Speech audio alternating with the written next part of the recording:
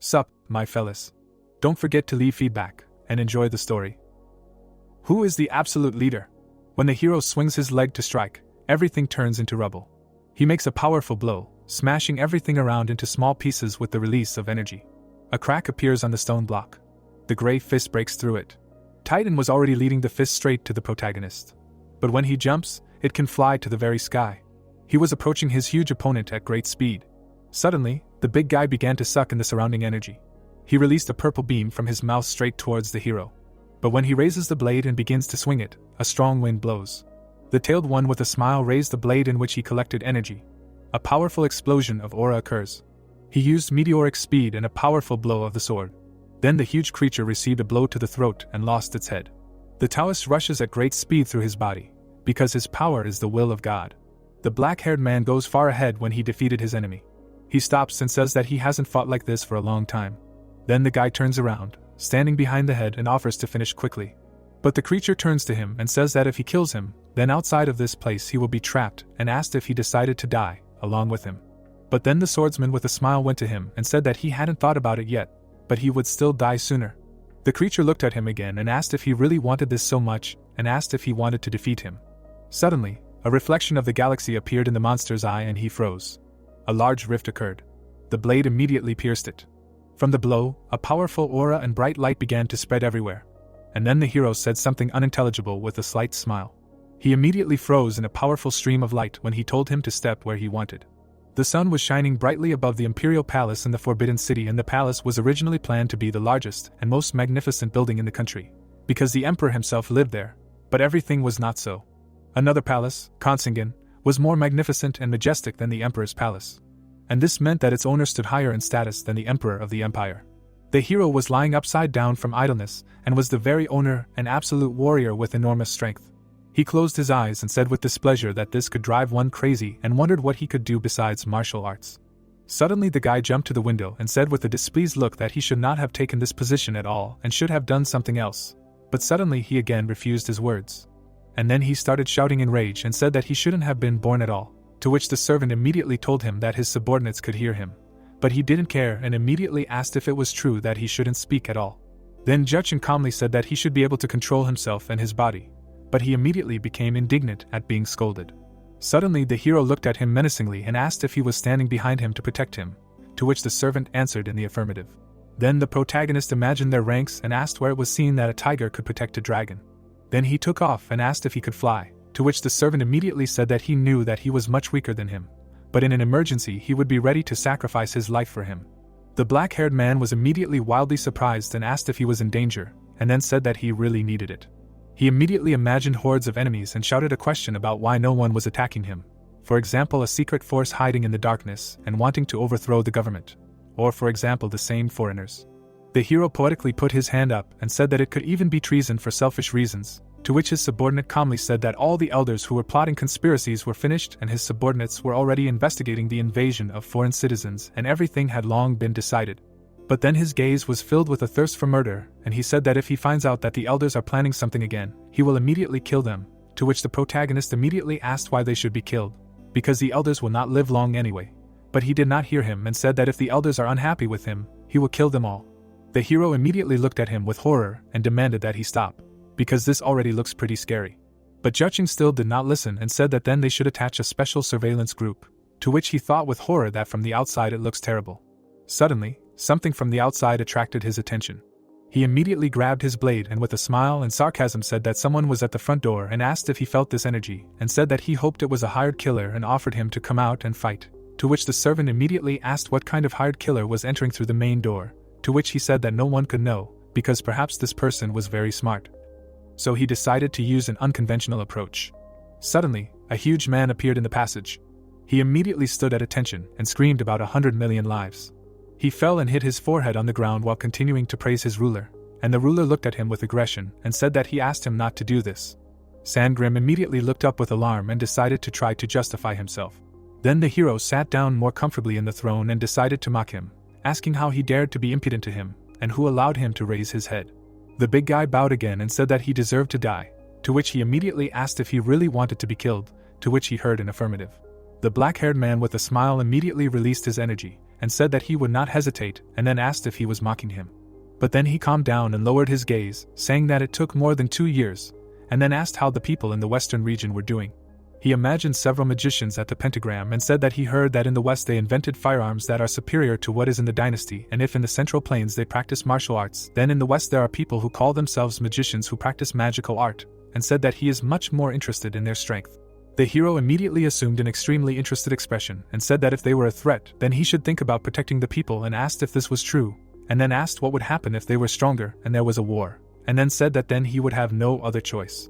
But then the unexpected guest became embarrassed and said that they were in the west, and it was somehow inconvenient, to which the protagonist immediately got furious and asked why he didn't tell him right away. But then Juching decided to intervene and said that the leader wanted him to speak informally, clearly and factually. Then the big guy looked at him with a little surprise and meaningfully remained silent. Then he even strained his neck and shouted that it was just awful. They continued to have a friendly conversation for some time. Then the hero lowered his head with regret and exhaled and asked if it was true that they had managed to subjugate 70% of the leaders of the magic faction, and then said that he had asked them not to arrange random skirmishes. But then the red-eyed man looked away with some regret and said that they were using dark power. He remembered how he stood on the mountain in front of the tied-up magicians and said that they had refrained from bloodshed as much as they could, and he immediately asked if they were really that weak. To which his general again recalled the past battle with the magicians and said that their abilities were excellent, but it seemed that their magic had turned into some kind of skill and not a technique, and something like calling rain, thunder or lightning at great distances. Then the hero leaned back and exhaled with regret. Suddenly, a book and a crystal were handed to him. He raised his head a little and asked what it was.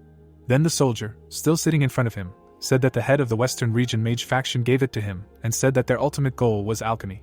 He imagined many flasks and vessels, saying that they said that this was a technique that combined lower-level materials to create high-level materials, such as making gold from stones.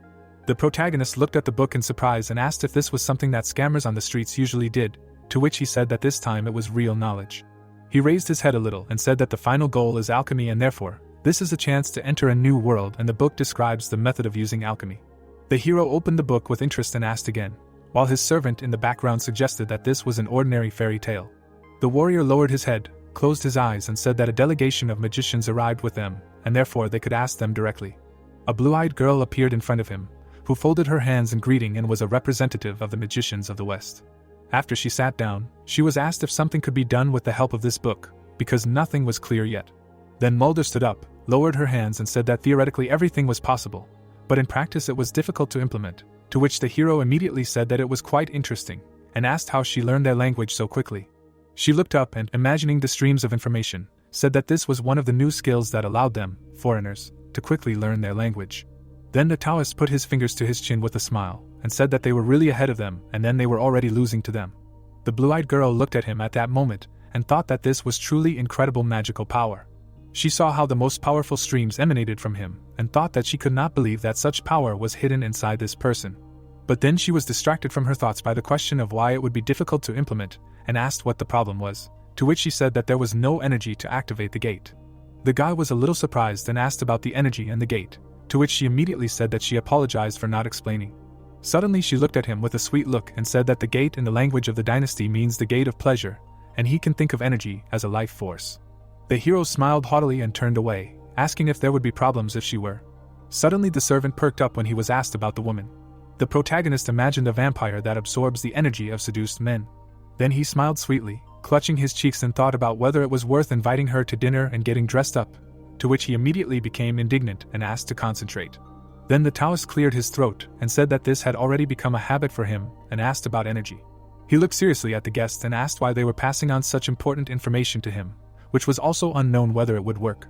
She looked up and said that there was something else, but the records were over 100 years old. The triplets once tried to open the gate, and they say that they combined their magical energy, thanks to which they were able to open it halfway, but the total amount of energy must be collected from magicians with the same mana, and therefore nothing worked. She immediately spread her hands and said that the problem is that the nature of power is different for everyone, to which the tailed one immediately asked if it was due to an imperfect combination, to which she immediately said that this is true, and if the 5 great magicians exist, then this will be possible. The protagonist majestically sat in his throne and focused his attention on the words that a huge amount of magical power is needed in order to open the gate, and it must be of the same type. He immediately smiled slyly and thought. The guy made his servant bow and carry out the given order. The hero raised his hand and said that it is necessary to lead the people out so that no one is left in the area, to which he answered in the affirmative. Then the Taoist closed his eyes and concentrated. There were remnants of particles floating around the castle around him. Afterwards, he began to study the surroundings with his ability and checked the training hall. Afterwards, he checked the well and it was also empty. His eyes were shining brightly and he offered to take a look. When he finished, he looked at the beauty and said that now there were only the two of them here, to which she immediately thought that he checked everything within a radius of 330 yards for people. The gray-eyed man smiled softly and asked if it was worth starting. She was very surprised and wondered if he was joking, and agreed. The Taoist began to release an aura and offered to take a closer look, because this was all the energy he had. The guest was immediately enveloped in a huge flow of energy that made his eyes bulge. She was confused and wondered how one person could have so much magical power, because an ordinary person's body would simply be torn apart. Afterwards, the hero continued to press and said that at some point he felt uncomfortable with such power, but later he got used to it and moreover, his energy does not evaporate naturally, and this happens because of the binding force. The magician had already fallen to the ground, and he continued and said that because of this, he has to compress it and hide it well in his body, because otherwise the consequences will be dire. He looked as majestic as possible, and said that then the people next to him will simply die. Afterwards, he began to compress his energy back and asked how she was. He smiled arrogantly and asked if they had enough energy to open the gate. The white-haired girl looked at him in horror and thought that she now understands that before this energy was released, it seemed like only a remnant of the power that was used to open the gate. She immediately started crying and not thinking that it was a wild waste to use her like that, just to show her. She immediately hit her forehead on the floor and said that she understood her master. The guy immediately became embarrassed, asking why she suddenly bowed her head to him, because he heard that magicians do not bow to anyone. But she, crying on the floor, said that she wanted to devote herself to the palace of the heavenly demon, to which he immediately asked why she wanted to do this. The hero looked at her with disgust, after saying that she had no choice, because it was obvious where he got such power and strength from.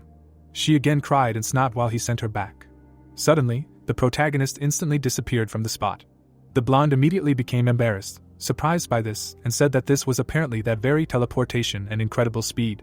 A year later, they finished the stone, and a question was heard nearby about whether it was a gate, to which the answer was heard that they were created by magicians from the society. The Taoist immediately began to check it by poking his finger, and said that it was just a precious stone.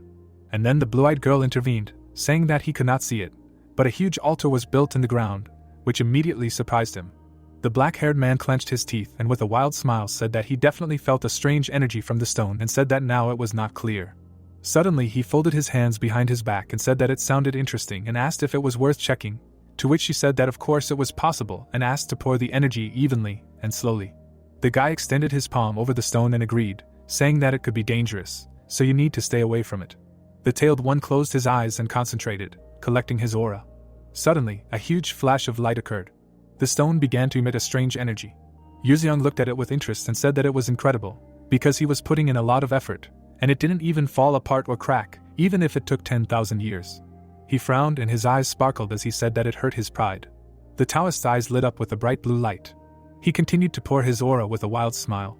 The magicians tried to cover themselves with shields so as not to get hurt, and their leader at that moment thought that he couldn't believe that such powerful energy was needed to open it.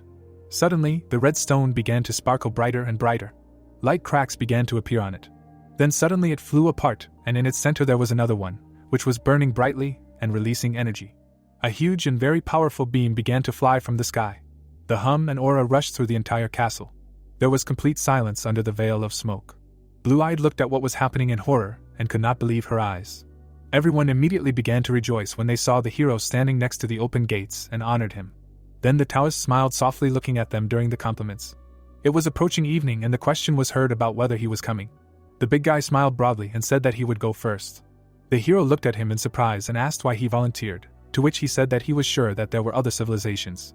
Then the black-haired one became worried and asked if it was worth finding someone else, because it could be dangerous. But he only laughed loudly and said that a lot of time had passed since he was in the West, and now he was bored. Then he folded his hands in a sign of respect and said that he would go first and find out about that world. He smiled broadly and said that if something bad happened to him, the Lord would save him, and just like it always was. Then the hero softly exhaled with a slight smile and agreed. But when the red-eyed man entered the portal, since he does not abuse his power, the members of the heavenly palace respect him, and the three leaders who were with the Lord until the end. The general walked through without any hesitation, and when the protagonist saw his back, he thought that he would return home safely. But even after 10 years, he did not return. The members of the palace tried to go after him, but Yuxiang forbade them, because if it was really dangerous there, then people of lower power had no business there. The hero began to drink heavily and thought that it was pointless. He sat on the ground and thought that after his commander left, everything became worse. He asked him if he remembered the times when they fought together, laughed, and cried. From that moment on, another 80 years passed in vain. The protagonist sat by the tombstone, among many others like it, and asked if there was anything urgent, since everyone had long since left him. He started bawling again and said that he understood that he was all alone, and that it was very lonely, and wondered what pleasure one could get from being alone. He threw the bottle on the ground and said that the number of tombstones was not increasing. The guy put his hands behind his back, standing in front of the portal, and said that they needed to create their own. He began to enter and said that it would not disappear and perhaps only some legends would circulate about it. Suddenly, energy began to envelop him and burst out of the portal. A spinning column of energy rose. Suddenly, the hero disappeared, and that day the heavenly palace of demons lost its owner. At that time, it was night at the Seoul station in South Korea. People heard a cough behind them and turned around in surprise. The protagonist was in the middle of the crowd and attracted attention, saying that the new world was quite interesting. But he immediately covered his nose with his hand, asking about the air here. He frowned and asked if there was a place to rest and said that he would go where there was more energy from people. The road led him to the bus station. He looked at the waiting area with wild joy and said that the guest house was really magnificent and spacious. He also looked at the homeless people, and happily called it the best place. Suddenly, the homeless people stood up and looked at him with disdain. The Taoist was embarrassed, and thought that a lot of time had passed since he began to receive so many wary glances and before he became the leader of the heavenly palace. One of the homeless people squatted down like a cool kid and turned to him. He grimaced and said something in an incomprehensible language. Then the tailed one propped his head up with his hand and said with a displeased look that he did not understand anything. Suddenly he remembered how the blue-eyed girl used information magic, and an idea came to him. His eyes immediately lit up, and the guy thought about trying the trick with mastering the language that Mulder taught him. At that moment, the tramp began to load. After that, the Taoist surprised him by saying that he could now speak. He immediately pointed his finger at him, and asked what was wrong and why he was ignoring him. Then the tramp scratched his head and said that his dialect had gotten better and asked where he was from. Then the protagonist also scratched his ear and said that he was from Koryo, to which he immediately understood that this was the name of the state, and asked what happened, to which our time traveler immediately said that he needed a place to spend the night. He immediately hugged him by the shoulder and said that they were very similar, and immediately introduced himself and offered to call him elder, to which the hero immediately said that he arrived here through the gate to check out the new world, but many years had passed since the same person as him came here, and about 100 years had passed. The homeless man looked away and did not understand what he was talking about, and then thought that he just looked like a young homeless man and apparently just went crazy. They approached Mr. Kang, who was sitting surrounded by his comrades, and asked if there were any seats. He raised his glass and said that there were seats, and then asked what they were for. Then they brought the hero and said that this guy had nowhere to sleep. Kwan began to twist his finger at his temple and quietly say that he was crazy, and the main one offered to take him to the police station. Then the protagonist lit his eyes again and thought about using his magic on them. Looking at their amazed faces, he thought that if he read their thoughts, he would quickly find a common language. The leader patted the floor next to him and said that they should understand each other and offered to sit next to each other. The Taoist folded his hands in a gesture of gratitude, but his companion was furious and said that he thought that they were fellow countrymen, but he deceived him. He got angry and said that judging by what he said, he was wandering back and forth, and if he made a noise, he would be immediately thrown out of the territory. After that, he began to move away and complained about his bad luck, but Kang immediately said not to pay attention to him and sit down next to him. The tailed one took his place and lowered his head, having exhaled before that, to which he immediately asked about the headache. Then the guy raised his hand and said that everything was fine and he just felt dizzy, and he himself thought that even the best magicians could only use magic for 2, to know the thoughts of 5 was very difficult. He immediately looked at his hand, trying to release energy, and thought with alarm that the problem was not in dizziness, but in fact, he spent a lot of strength. He immediately remembered their battle with a huge titan.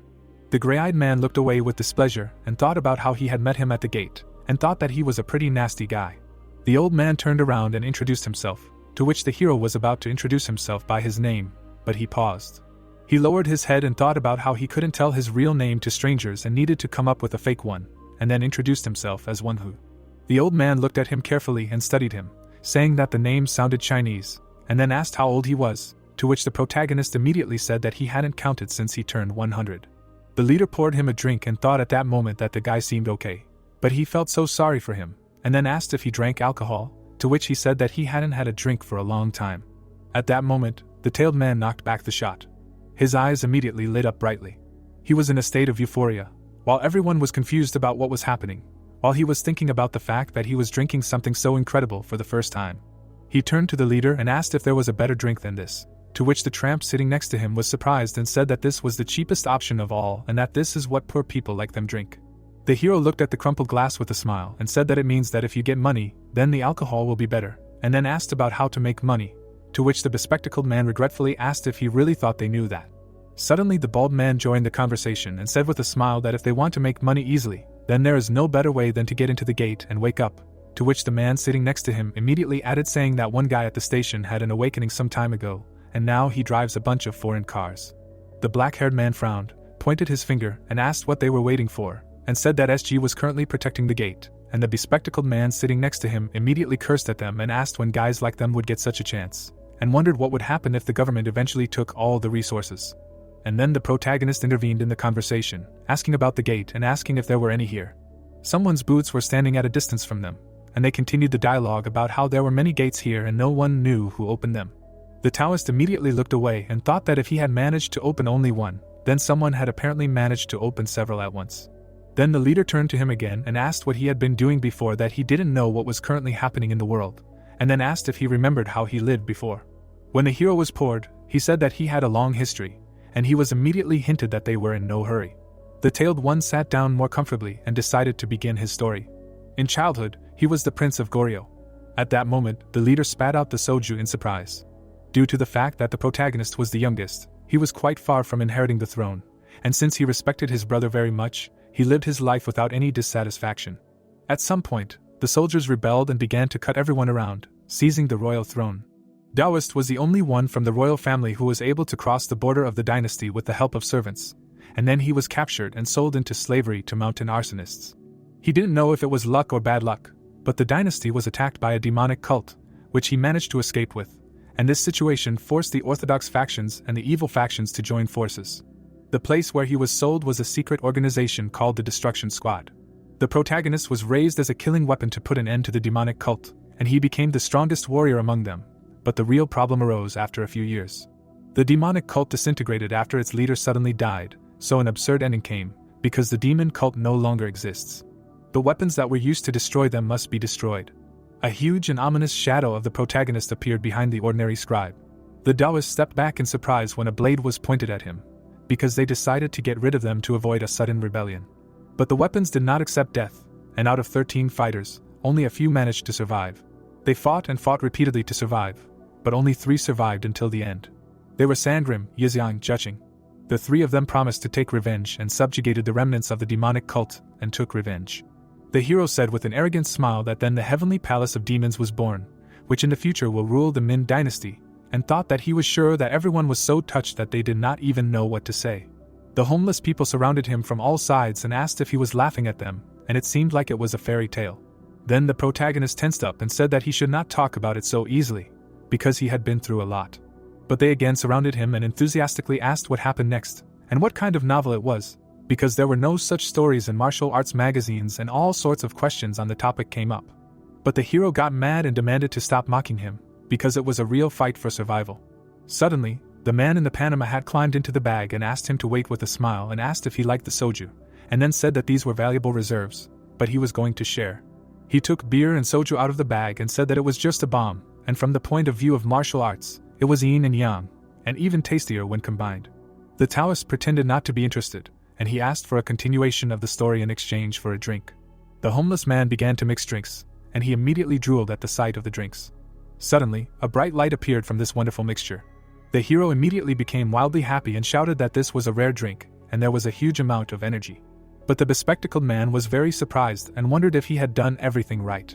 Suddenly the leader looked in front of him in horror, and shouted that he seemed to have gone too far and asked if it was really the gate to heaven. A bright light covered the entire station. The space around him suddenly changed dramatically. The protagonist put his hands behind his back and calmly asked what it was, because everyone who was nearby had disappeared. He stood calmly and said that it was an artificial plane, because he did not feel natural energy. The homeless were very surprised and sat with their mouths open in amazement, wondering if it was really the gate to heaven. But then the young man looked at the sky and shouted that this could not be and that something was clearly wrong. While he was worried, a figure was reflected in his glasses and he said that there was something in the air. People immediately noticed the person in the sky. The hero squinted looking at him and wondered if it was levitation. He hovered in the air and said that he was glad to meet them and that he was the administrator of D1, who would accompany them. He narrowed his eyes and said that they had been chosen as participants in the gate, and that they should accept sincere congratulations. In the SG of the Soul Branch, in the Control and Regulation Office, jumps were seen. The man in glasses stood behind the employees and demanded to report on the numbers of all gel. He stood calmly while they reported to him about the absence of anomalies in different areas. But suddenly one of the agents was very surprised when it came to Chung-ho.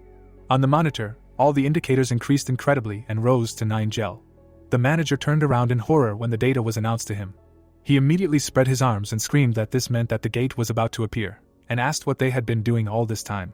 Suddenly, one of the employees looked ahead with alarm and said that everything was normal until the program recorded them. Suddenly, the slicked-back guy pointed at the agents and ordered them to turn on the cameras at Seoul Station, and asked about which of the awakened were nearby. Suddenly, a guy with glasses appeared on the monitor, and the agent reported that an awakened level A lived nearby. The leader folded his hands behind his back and ordered them to contact him immediately, because he had to participate in this mission, and then asked the level of the gate, to which he was told about the presumed level E or D.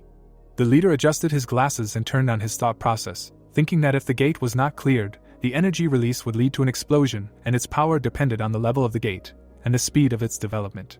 The explosion of the Seoul Gate would not only destroy the main roads, but also block traffic on lines 1, 2 at the airport and on the KTX route. If it was a level D gate, then the businesses and crowded places nearby would turn into mountains of ash. One of the agents continued searching and said that the appearance of the gate would harm the homeless people at the station in Seoul, subway workers and passers-by, and the second immediately said that there were 4 minutes left until the arrival of the awakened. Suddenly, one of the informants sweated heavily and said that there was news about the gate. The leader was in complete shock when he heard that the gate had already opened. The homeless were still looking at the creature. The creature examined them and introduced itself as the coordinator. People could not take their eyes off him while he was talking about how they were chosen as participants in the gate, and they needed to accept sincere congratulations, and the number of participants at the moment is 214 people. Kwang immediately went crazy and screamed to be released and refused to participate, and then asked what SG was doing at all. But when the sphere in the sky began to emit energy, the coordinator immediately said that they should unite to hold out here for 7 days. A lot of rays came out from the sphere and he continued, saying that he was scanning the system, and after the scan was complete, using the inventory, the status window. People were locked in the spheres, and he continued and said about skill windows, completing a quest and experience points, leveling up, stat distribution will be available. The head of the homeless looked at himself and said that since the formation of SG there have been no cases of ordinary people being pulled into the gate. He immediately called up the status window, which began to appear. He was level 1 and had average stats. He began to scroll through the icons and said that the indicators only slightly exceeded the stats of the average person. The hero immediately put his hand to his chin and thought. His status window sparked and did not start, and he asked what kind of nonsense this was. Then the tailed one scared the others, leisurely calling the coordinator. Everyone was in complete shock while the protagonist was acting like this. The men immediately tried to shut him up and asked him to be quiet. The homeless people began to scold him and surrounded him, saying that they shouldn't anger him and asked if he really didn't know such basic things. But then the Taoist again behaved like a redneck and shouted insults at the instructor, ordering him to go down. He only looked at it with alarm and meaningfully kept silent. He began to disappear and said that they had 10 minutes and could choose the desired items from the inventory, because in 10 minutes the attack would begin. When only particles remained, a voice was heard that told them to pray that God would grant them a chance to survive here. The homeless people surrounded the time traveler and breathed a sigh of relief, continuing to scold him. Everyone immediately began to call up the inventory. The hero did not understand what was happening and asked what it was. He looked at the inventory window with a distorted face and was offered to choose a weapon that could be used in battle, and if he did not do this within 10 minutes, he would not receive anything. But the tailed one immediately waved it off and said that he did not need it, and the refusal worked. Then the leader came up to him and asked why he talked to the leader like that, because if you do not follow the rules, you will die. But the Taoist looked at him with incomprehension and said that he just wanted to ask something, but the old man looked at him and said that he really was crazy. He grabbed his hand and told him to follow him. The homeless man pulled him along and told him not to leave him, because this is the only way to survive. The bald man approached him and asked if he was sure that he could protect him, to which the old man immediately asked if he was suggesting that he leave this kid to die. The hero immediately became embarrassed looking at him, and then he smiled with glowing eyes and said that of course, it would be safest to be near him and said not to worry, because he would definitely protect him, to which the old man sighed and said with displeasure that he had completely lost his mind. And then he spread his hands and asked him where his weapon was, to which he said that he simply did not need it. Khan immediately squeezed the baton and said that his weapon was a telescopic baton, and offered to take it, but the hero again refused, saying that he simply did not need it, but he insisted.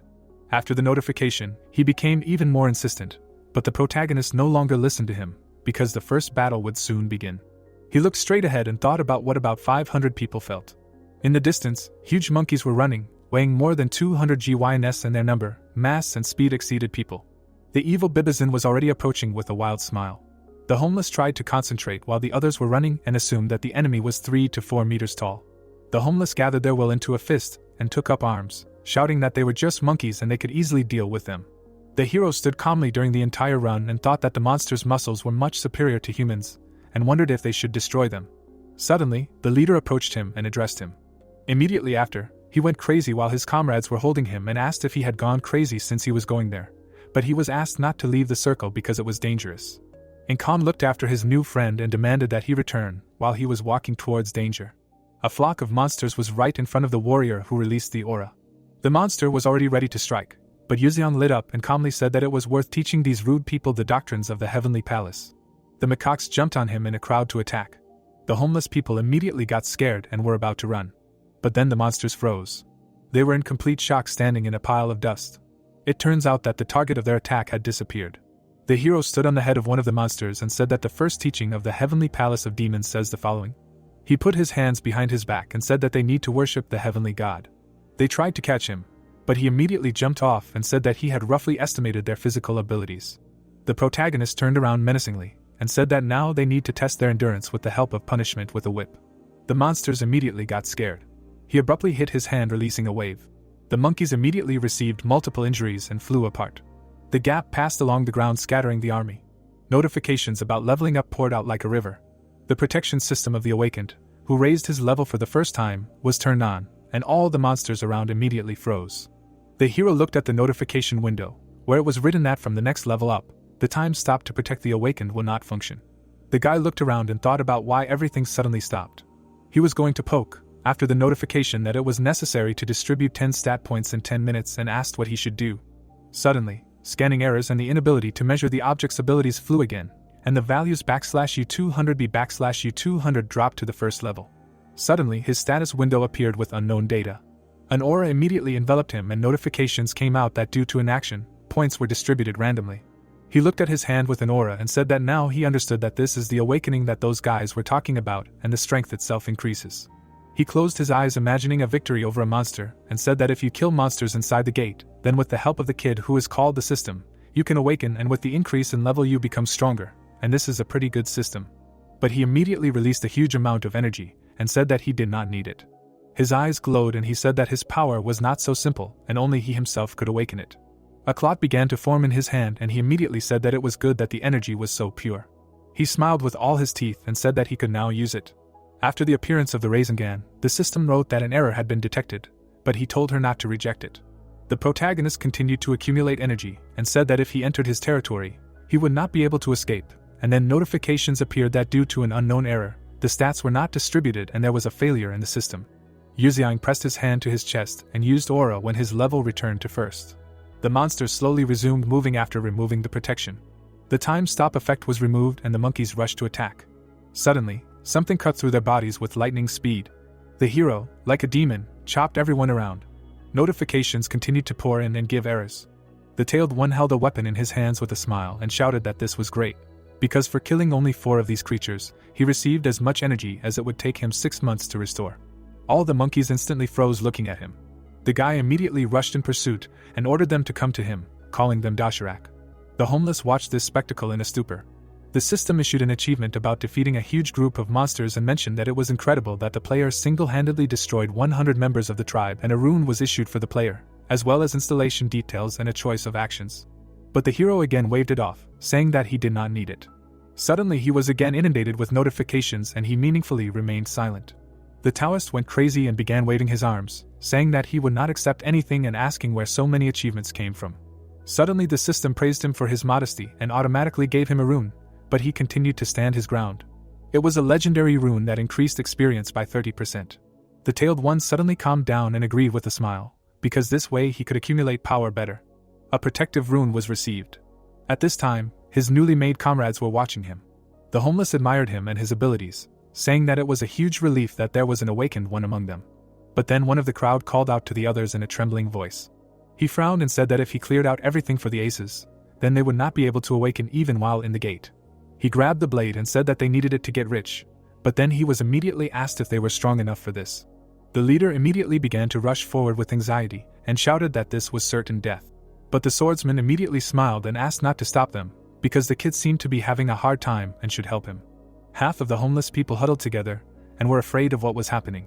The hero put his hands behind his back and asked if Khan had seen what had happened and reminded him that he had said that he would save him.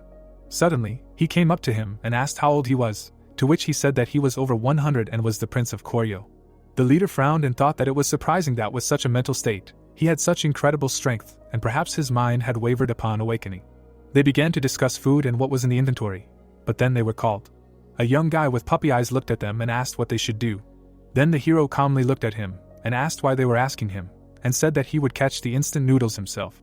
Everyone was surprised after these words, and the protagonist corrected himself by saying about monsters. Suddenly the employee raised his hand and said with concern that he was a subway worker and therefore was approximately familiar with the procedure for operating in the gate, which was proposed by SG and almost all of them civilians, and asked if it would be better if the mission was led by an awakened one. But then the protagonist looked at him with incomprehension and said that he was not awakened. And then the employee lost all his confidence when he saw what nonsense the hero was doing and realized that he was not from SG but was just talking about martial arts. And the old man held him by the shoulder and regretfully said that his friend was a little sick in the head. Yuziang immediately became indignant and asked what was wrong with his head and asked why he still did not believe him, to which he immediately asked how he got here, to which the hero immediately said that he created the gate. The leader immediately made a face and sarcastically pretended to believe him. But then the enraged protagonist asked him to stop and pointed his finger at the crowd. The guy with the scar put his hand to his chest and asked again in surprise. He was very surprised when he appointed him as the main one and asked why. But then the Taoist looked at him calmly and said that he heard everything, and he had no choice, because he was the only awakened one among them. All the homeless people immediately turned their gaze to him. The guy they pointed at suddenly lit up. He immediately got furious and asked how he found out. The protagonist frowned and answered that he simply felt the energy flowing in his body, although everything was visible in his eyes. The interlocutor closed his eyes and noted that the guy was more outstanding than he thought, after which he admitted that he was the awakened Kang Seryong. He frowned and explained that according to the convention, Lin has no right to act in the gates of another country, although he is a member of the Chinese CSG. Yuziang put his hand on his shoulder and asked him to do as he was told. He smiled menacingly, releasing some of his power, and said that he would die if he refused, and life was more important than some convention. The man sweated, looking at the hero's fingers, and he demanded that he do something about the people already.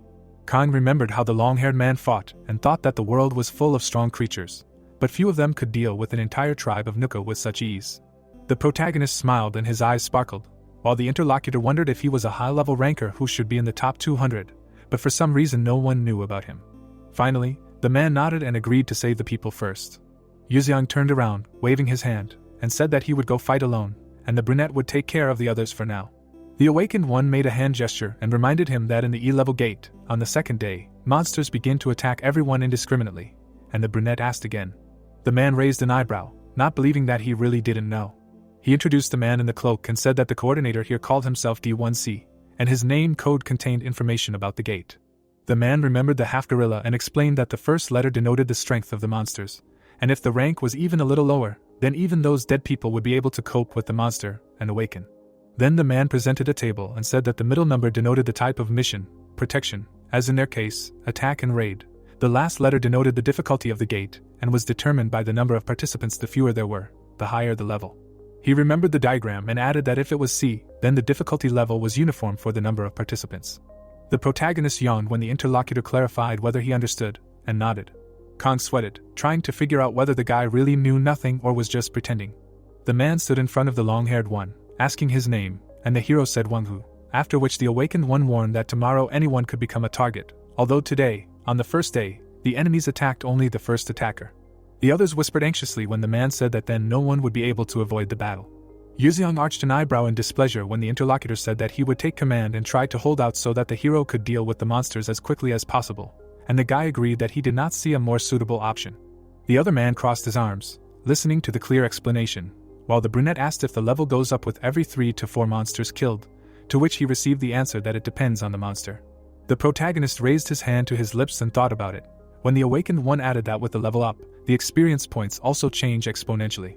Kong raised an eyebrow in confusion, thinking about the fact that for some reason the interlocutor continues to ask as if he knows nothing. 2 men approached the awakened one, asking how difficult the D level is, and he answered that it is very much so. He frowned and thought to himself that it is impossible for 2 awakened ones to clear it. The man looked at the hero, who was talking to another man, and noted that even if he showed incredible strength and killed everyone, most of the civilians would die. The news anchor looked into the camera and reported that 5 days had passed since the gate appeared at the station in Seoul, which is the center of logistics. His co-host frowned and added that scientists had always predicted the gates using the GL count, but they hadn't been able to detect this one, and it was the first time something like this had happened. The man with the mustache closed his eyes and said that according to SG's official statement, it was a D-level gate, and all the participants were civilians. The man looked at him and asked for the number, and he replied that they didn't know how many homeless people were there, so it was hard to give an exact number, but it was probably between 200 and 230. The people watched the screen, hearing that there was not a single awakened person among them. Jiho stood in front of the monitors as the voice said that the gate clearance rate was extremely low, and if they couldn't complete the mission within the next 48 hours, the gate would simply explode. The bespectacled man frowned and asked his subordinate how the evacuation of people from enterprises within a radius of 2 kilometers was going, and the interlocutor answered that there was no one left within a kilometer, but those further away refused to evacuate. Jiho adjusted his glasses and muttered that it was crazy, while the man added that previously, an explosion from the gate rarely went beyond 1 kilometer. The manager clenched his fist in displeasure and was indignant that they were worried about business when their lives were at stake, and after all, the managers would not go to work, unlike ordinary workers. He turned to the deputy and asked her to write that they insisted on evacuation, and in 2 hours reporters would come, they would be shown mail and calls, and they would write articles about how enterprises did not care about the safety of workers. The man looked at him and accepted the order, after which the boss asked if they had found out the identity of the homeless man. Was there any confirmation that he was Junior Lieutenant Kim Il-hang? There was a man in a cap in the photo, a 43-year-old police academy graduate. The bespectacled man remembered how he left, as he was demobilized due to his high sense of justice, although his comrades and he himself respected him as a sunbae. The branch manager frowned and muttered that it would be good if he took over the leadership and was able to clear the gate. The deputy looked at his interlocutor and reported that there was no information about the man in strange clothes who was standing next to him. He rubbed his neck and said guiltily that they hoped that the search would not be difficult due to his appearance. But nothing could be found, as if he appeared there out of nowhere, not even false information. In the picture from the camera, it was clear that the main character's face was covered by a bluish glow, and this alone aroused suspicion. Jiho put his hands in his pockets and replied that all the people who were nearby were caught in the gate, so there was no way to find out anything, and all that was left was to wait for the gate to open, which would happen in 2 days. He stood with his back to his interlocutor, adding that everyone might already be dead. Some time later there was filming from the station, where the reporter said that there were 2 hours left before the gate would close, and for safety reasons, the journalists were evacuated, so the broadcast was being conducted from cameras installed inside the station. Schoolchildren and a teacher were looking at the screen when a voice asked all residents to pray. In the browser, viewers wrote caustic comments under the broadcast that they wanted to specifically watch the explosion, and in the meantime, there were 5 minutes left before the closing. The journalist sweated, holding the microphone, and began counting. He opened his mouth and said loudly, 1. A bright light appeared above the building. Jiho nervously watched what was happening on the screens. He frowned and asked if the gate had really not exploded yet. A bluish-purple glow appeared, and the man assumed that the D-rank gate had been cleared. A powerful pillar of light shot out. All the homeless and other people came out onto the street, and the commentators were surprised that they survived. Khan frowned, thinking about how the hero almost single-handedly dealt with so many monsters, and then disappeared while exiting the gate. The man walked forward, dragging his comrade, wondering if he was dreaming all this. A helicopter appeared in the sky.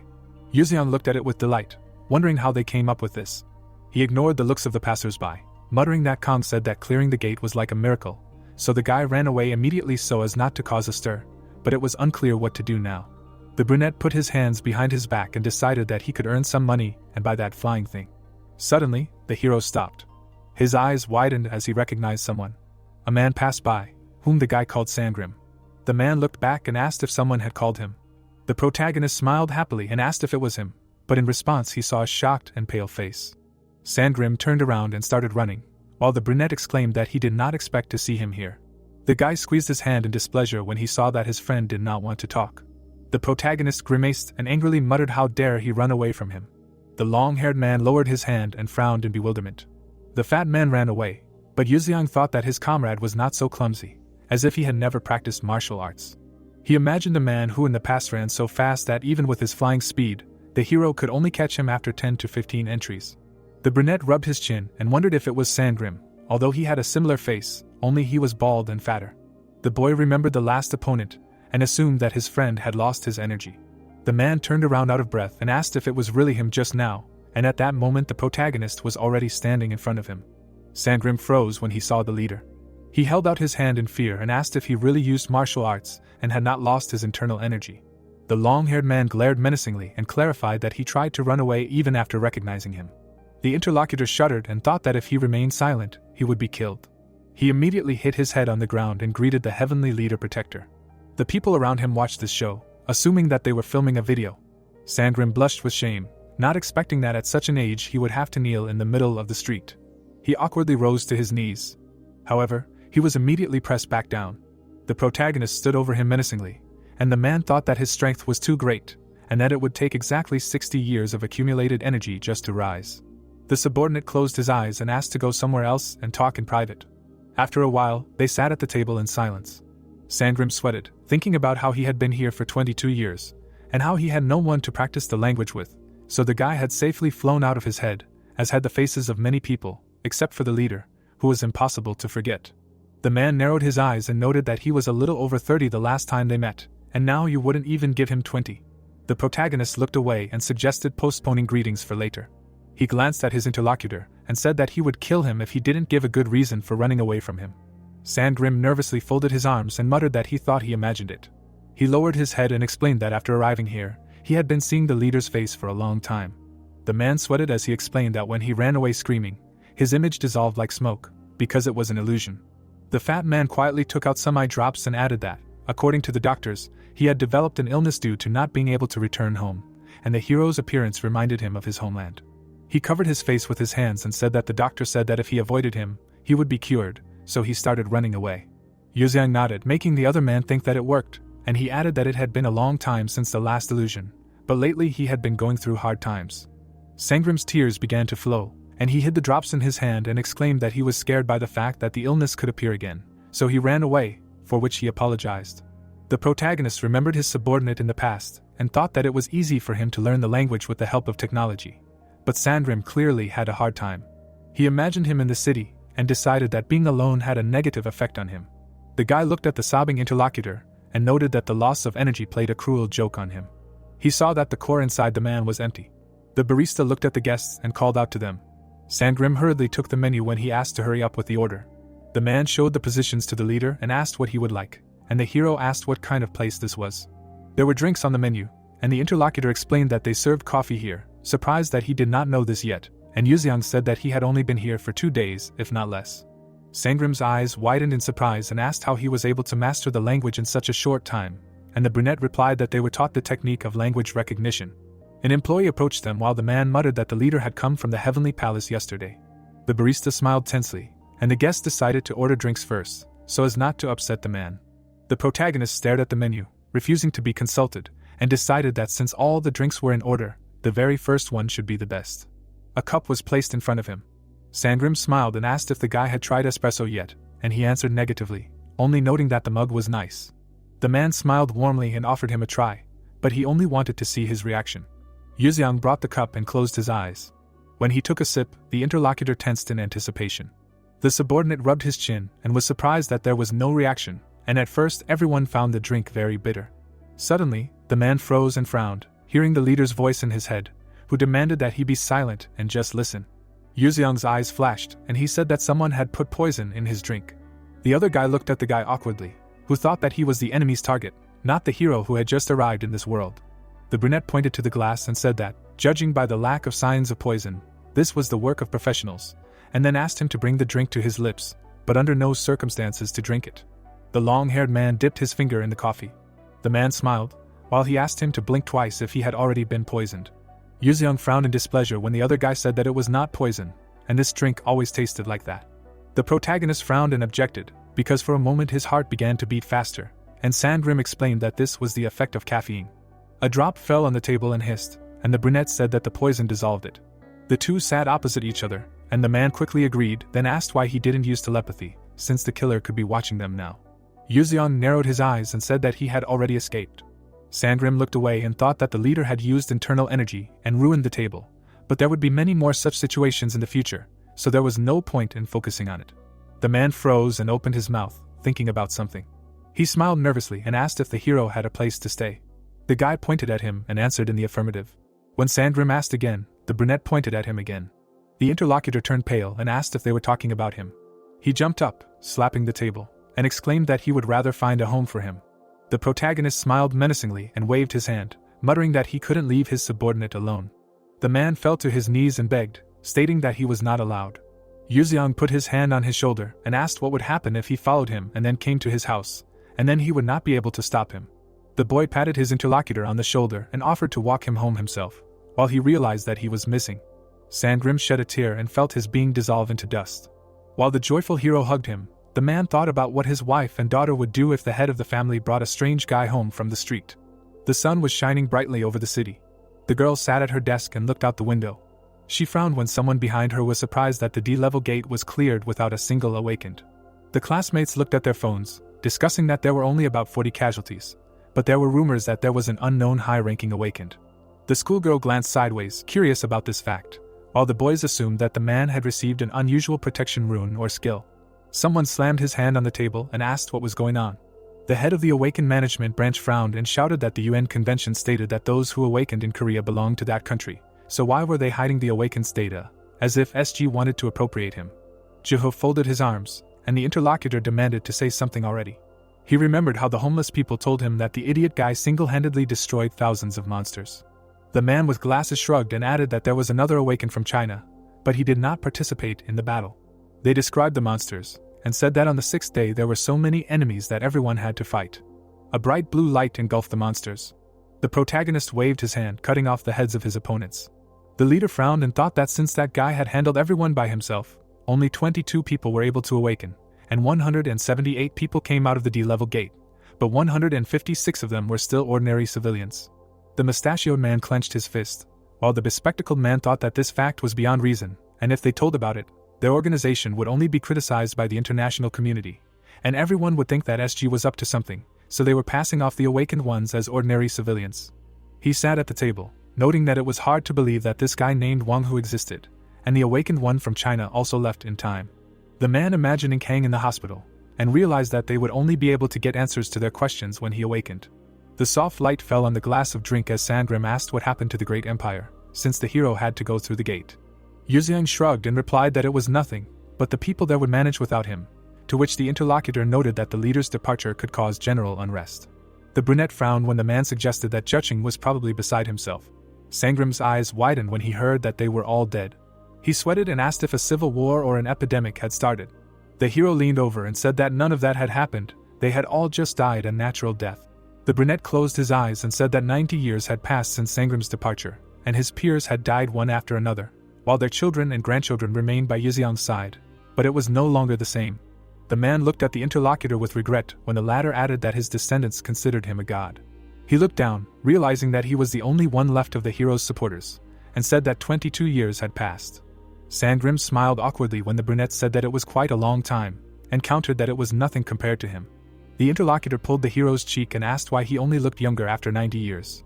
The long-haired man smiled menacingly at his actions and explained that he did not age after 2 reincarnations and 2 returns in time.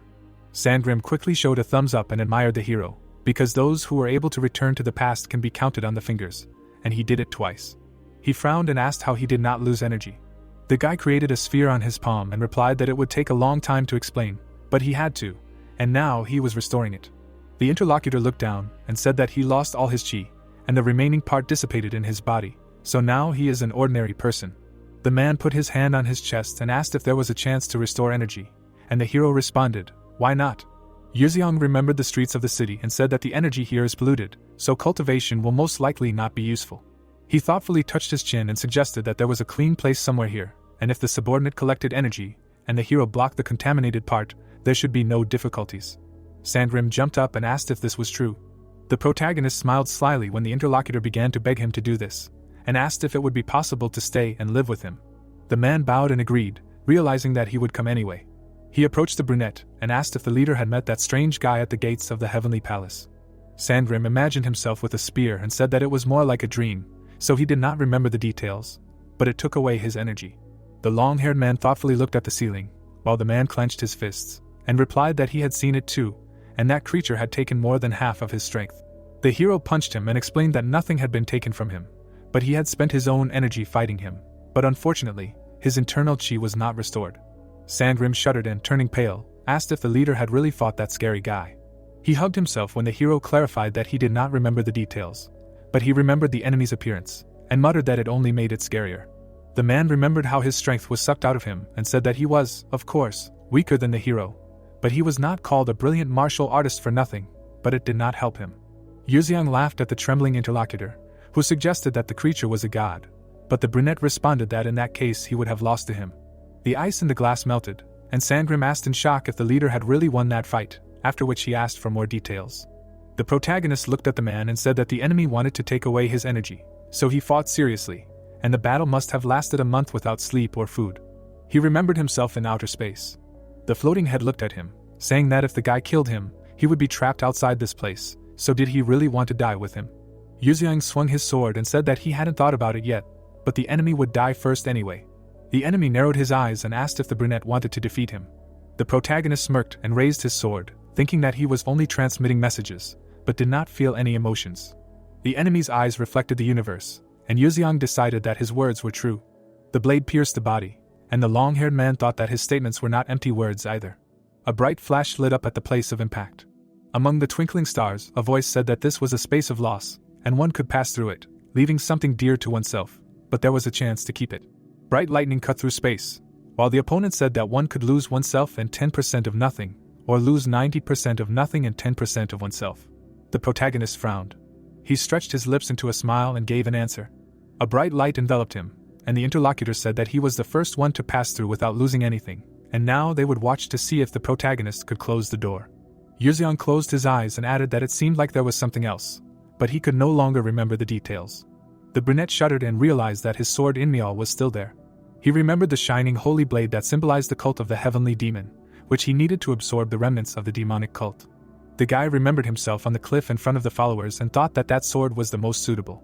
Yuxiang scratched his head and muttered that it was a pity, because the weapon was one of a kind, and the man noted that he was talking as if he was talking about a travel pass, not a sword, but without it, the guy would not be able to use Inmial's energy. The hero closed his eyes and replied that this was a secret technique, but with the 12 seconds of the first and second half technique, there would be no problem. Sandrim looked at him and clarified that the brunette had lost 90% from the sword and 10% from something else, and Yuxiang replied that he now realized that his core was almost empty, but the energy was not spent because of the battle. He put his hand on the table and added that he did not know what he was talking about 10%. The protagonist crossed his arms when the interlocutor suggested that it was not something trivial, since the leader did not choose energy, after which the guy asked if the interlocutor would want to protect him in such a situation. The man glanced at the bald spot and said that it was the thickness of his hair. There was a bald spot on the top of his head, and he asked if it would grow back if he got his energy back. Yuxiang stood up and stared at the back of his subordinate's head as he asked how the leader had regained his strength. The brunette remembered the fight with the monsters and said that he had simply killed the monsters at the gate at the station in Seoul. The man glanced at him in shock and wondered why he had cleared them out, and the long-haired man said with a smile that his energy had been restored with each level up, so it had taken some effort. Sandrim jumped up and exclaimed that they were in trouble and needed to go shopping urgently. The hero touched his temples, finding the necessary information about the new word, and asked why he needed it. The two men headed for the exit, and the man explained that such clothes were too conspicuous, and then asked if the guy had given his real name, but the brunette reassured him that he had used a fighting nickname. Sandrim looked back at him and exhaled, realizing that he was talking about Wanghu. The camera was pointed at them while the man was talking about not attracting the attention of SG or the government. The lens flashed ominously. The image showed warriors in gear, awakened ones, people who are superior to others in physical strength and have unusual skills, and they were chosen to fight evil. Before us is an image of a man next to a car, because such people are very valuable to the state, so the government and companies provide them with many privileges and a comfortable life, and the only thing awakened ones must do is follow the rules of the government and SG. The main character, a good man, but not compliant, just arched an eyebrow and said that he did not need to join SG. Several men in suits surrounded him, trying to negotiate by force, and the guy exclaimed that they did not even know what a real battle was. Sometime later, Yuxiang was already leaving behind a crowd of defeated opponents, because SG, of course, lost. Jihu leaned on his hands and glared because the next step was to put pressure on his relatives. Sandgrim sweated, realizing that this person would be made him. He looked around, thinking that he needed to protect the leader and his family. The man looked at the hero who had changed clothes and noted that this was much better. Yuxiang, with a new haircut, looked at the cardigan and said that the clothes here were made of an interesting material. The guy noticed the bag the man was carrying and asked if it was for him, but he replied that there were some things that his daughter asked for. The hero looked at it, and found out that her name was Soyeon. The man smiled sheepishly as the brunette imagined what she looked like and said that she must be very cute since she looked like him, and the subordinate agreed that she was very beautiful and many people told her to become an idol or compete for the title of Miss Korea. Sandgrim looked at the young man with bewilderment, while standing at the checkout, and asked why he was acting so nice, and the guy said that he was just proud that he was able to start a family and live a decent life despite being in an unfamiliar world without powers. The man was touched and looked at the leader with trepidation, while the latter asked if he had a job. The interlocutor grinned and said that he had achieved the post of president of a construction company, and the brunette noted that he had money. Sandgrim smugly took out a card and answered that he had enough for everything, after which he asked if the hero wanted anything. Yuxiang closed his eyes and asked if they could buy the computer that he had melted earlier. Some time ago, a cafe. The barista stared in shock at the equipment from which smoke was coming out, and the manager grabbed his head in rage. The laptop stood with a burned hole in the center, and no one understood how it could melt. The guy turned to the old man and muttered that there were marks on the other table too, and the man muttered that it was all because of the gate at Seoul Station.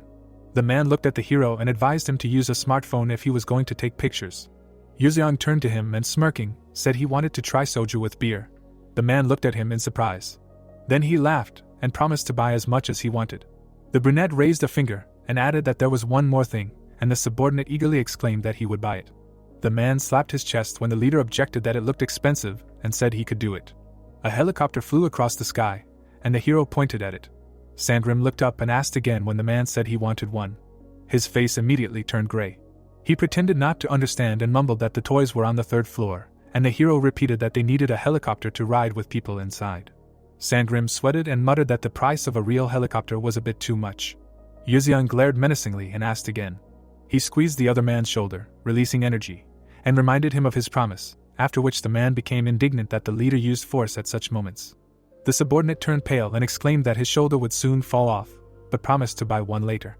The satisfied hero crossed his arms while the man rubbed his bruise and demanded that he remember this. Pedestrians were walking along the streets, and Sandgrim noted that they needed to go home first, to which the guy remembered that he still did not know anything about his life. The brunette looked at him when the man said that he would tell him on the way, and then reminded him that he needed a reason to bring him home. The car stopped near the fence. The driver nervously tapped his fingers on the steering wheel. Sandgrim sweated, thinking that he had strained all his brain to come up with a story for the leader, so everything should be fine. The brunette looked out the window and asked if this was his house, to which he received an affirmative answer. The light was on in the mansion. The protagonist looked in that direction and assumed that the subordinate had a small salary, since the house was so small. The man turned around with displeasure and exclaimed that there was no need to compare his house with the heavenly palace, and in this area, such a mansion was considered very large. Yuxiang arched an eyebrow and muttered that he understood everything, and there was no reason to be so angry. Sandgrim blushed with anger when the leader said that a small house was not a reason to be shy, you just need to put in more effort to move to a big one. The interlocutor sighed and offered to go inside, remembering that he was now his nephew, and you can't tell him or his wife anything. The protagonist frowned and reminded them that they were taught espionage and etiquette in the extermination group, so it would not be easy to expose him. The man smirked and thought that he was good at it, since he was famous not only in martial arts but also in other things, so he could rest assured. The guy crossed his arms when the interlocutor respectfully invited them to go inside, and said that they should address him informally. Sandgrim smiled, recognizing the leader, and called Yuxiang inside. The brunette followed him along the path, not noticing the sly grin on his companion's face.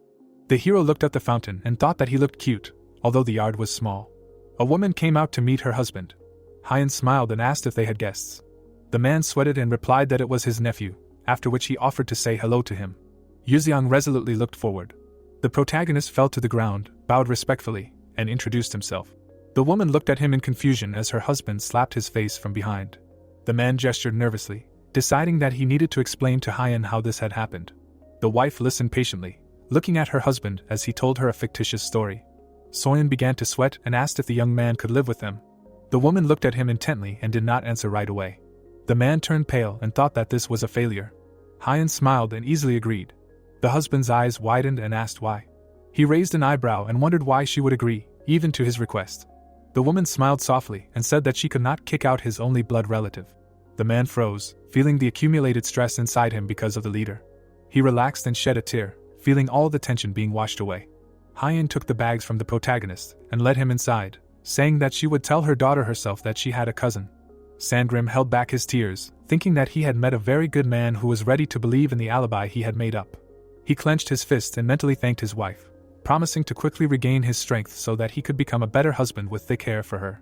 The woman glanced sideways at her jubilant husband and thought that she was not so stupid as to believe such a thing, but he was so naive that it was even cute. The men entered the house after the hostess, who asked how old her nephew was.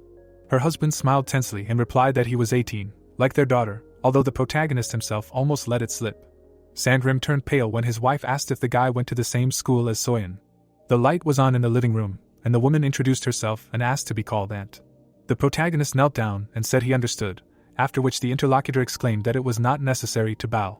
Sangrim helped the leader up, and the wife reminded him that their daughter would be arriving soon. She headed up the stairs. The man glared at the protagonist and was indignant that he was speaking so formally, to which the guy replied that it was normal, because she was his aunt. The subordinate looked at him in surprise and clarified if this was how they spoke at Yongwon, to which he received an affirmative answer. He shrugged and said that it was better to speak informally and not to use archaic words. The woman lowered her head and thought that her husband was telling her that he lost his entire family in a terrible accident. She frowned, trying to understand where he got a nephew from. Hyun remembered the young husband, who was an ordinary laborer when they first started dating. There was a time when he spat out coffee, calling it black water, and there were many things about him that confused her, and it seemed as if he was not from this world at all, and the culture of Korea was unfamiliar to him. One day, at the factory, workers were taken hostage by 3 low-ranking awakened ones who were at odds with SG. Then Sangrim decisively fought back. He defeated the villains with just a wooden stick. After that, the military arrived and took the criminals away. The woman looked at the man and asked how he dealt with them, to which she received the answer that the villains could not even use their own strength. The girl's eyes widened in surprise, and then began to closely watch him, as a result of which she managed to find out that her husband came from the north. Hyun looked down from the second floor. She looked at the protagonist and thought that at first she was worried about it, but later Sangrim broke off all ties with them and began to live for the sake of his family. The boy was sitting on the couch, talking to a subordinate, and the woman assumed that the child was an agent from the north, since they were too different for relatives. Yuzeong frowned and noted that it was strange that the head of the family had to get permission from his wife. The interlocutor looked at him and explained that the rules were a little different here. There were no kings or emperors. The boy raised an eyebrow and asked who ruled the country then, to which he received the answer that every few years, people voted to choose a new ruler. The hero smiled and noted that this was done for the sake of people's lives. Sangrim sweated and agreed, deciding that it would be too difficult to explain to him for now. The man made a gesture with his hand and said that a system where the opinions of others are respected is called democracy, and here it is widespread in many places, even in families. The woman watched their conversation from above. She was touched and shed tears, deciding that the young man was definitely from the north, since he did not know what democracy was. The guy turned to his interlocutor when he said that he had to warn him about something. The man made a stern face and demanded not to dare to think about his daughter, since she had taken after his wife, and nature had not deprived her of good looks. They looked at each other, and the brunette asked if the child really looked like his mother, and not his father. Yuzeong smiled and replied that this would not happen. The interlocutor frowned and thought that he had already seen such an impudent face. He remembered the armed soldiers. Then the leader on horseback said loudly that the leader of the demonic cult was destroying peace in this world. The main character stood on a cliff, and the intruder demanded that he obey the emperor's decree and fall to his knees. Then the hero grinned and asked again. Now the brunette had the same expression on his face when he promised not to touch Soyeon. Sangrim frowned, realizing that this was the face the guy made when he was trying not to laugh, and then he thought that his daughter received many business cards from companies even on the streets, and at school, guys even lined up for her. The man frowned and realized that the leader who came from Yongwon might not know this. Sangrim looked at the guy and said that his wife was a beauty, after which he asked if he really thought she was ugly. There was a pause, during which the interlocutor made a menacing face. The brunette coughed and replied that he did not judge people by their appearance. The interlocutors exchanged displeased glances, and the hero exclaimed that he was a little over 50, and he was poking, to which the man responded that it was good to be a 100-year-old monster, it was not far to the grave. Sangrim remembered the women of the past and said that his wife was very beautiful. It was just that here the standards were different, and the first girl and young one would be ugly here.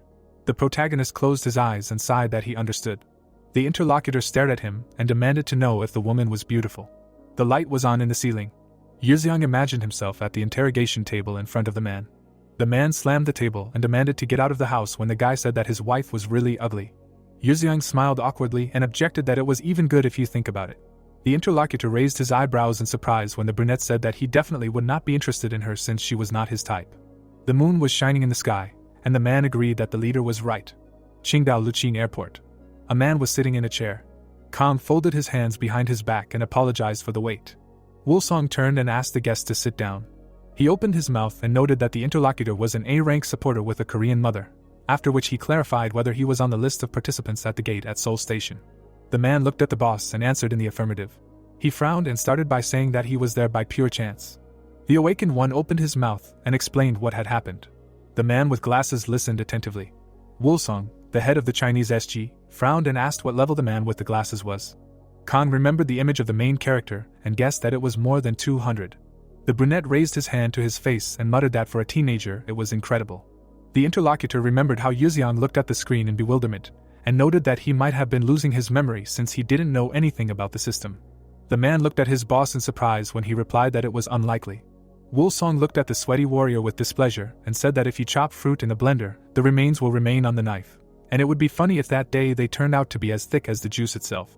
The leader put his hands on his knee and said that from today on, Khan would be working in the 5th Department for Citizen Security, but the team had not yet been formed, although it was only a matter of time. The interlocutor's eyes widened and he asked again. He imagined the people in suits, realizing that the duties of this department included covering up tracks, manipulation, intimidation, bribes, murder, and this was the most important position in the CSG. There was no place for an ordinary supporter. Wulsong looked at the man and said that the goal of Department Number 5 was to eliminate Wang Hu. The protagonist was sitting in front of the TV at that moment. He was enthusiastically staring at the moving pictures. The building stood in the open air. The girl was lying next to the man and talking to him. She got up and said that Yuxiang would have a hard time in the new house and offered to sleep with him, to which the interlocutor asked what she thought. The bearded man looked away and assumed that it would be better this way, thinking that there was no one kinder than her in the world. The man was walking up the stairs. He was holding a bag and knocking on the door. The guy opened the door for him and asked if he had come. They entered the room and the tenant asked if he knew he would come and if he had heard the conversation. The dark-haired man looked back and assumed that he thought he was being tactless, and said that he had opened the door when he felt a presence. The man looked forward and realized that the leader could recognize all sounds within a radius of 500 meters. The hero looked back and could recognize whispers. The ant was standing on the ground and the protagonist could also hear his steps. MC was sitting on a rock in the middle of nature and in order not to go crazy, he was training to control the flow of information. The bearded man looked at the guy and asked if he liked the room, thinking that it was unpleasant that the guy could hear whatever he wanted. Yuxiang looked to the side and said that this bed was very soft, to which he answered that it was because of the springs that were inside. The guy was introducing household appliances, and saying that this world is amazing because there are many things that make life easier. The man was standing in front of the bed, saying that instead of martial arts, people were developing in science, to which he replied that this is exactly what interests him. The hero folded his arms and asked why there were no martial arts here and whether all knowledge had been lost, to which he replied that most likely they were not here from the very beginning and asked if he liked this place. The protagonist looked at the interlocutor and said that this was the house of that, to which he received the answer that it was not even on the map. The capital of Goryeo was marked on the map. The bearded man raised his index finger up and said that in 1392, the country of Joseon was formed in its place, so in 1910, the Korean Empire and the Republic of Korea appeared. MC closed his eyes and meaningfully remained silent when he said that they were in Korea in 2022. Sangrim stood with a guy with beer in the technology side and he asked if they were in the future. The servant stood next to his wife and the annoying agent, and behind them was the negative side of the future, and he said that this place was too different from their home. The bearded man introduced the emperor and asked if he remembered the name of the founder, Zhuwenjiang. Yuxiang sat on the bed and asked that wasn't the first emperor Yuanzhang, to which he replied that among the princes there is no mention of his name, even in the royal family of the Jin clan. Two planets collided and he assumed that their worlds were created as twins. Sandrim became wary and said that one of them ran out of energy. The leader looked at the assistant and said that this was cool, to which he became embarrassed and asked what about the gates, because in them for raising the level they give something similar to internal energy. The hero left a comment in which he recommended the establishment, and listened, saying that no one knows the reason for the appearance of those gates.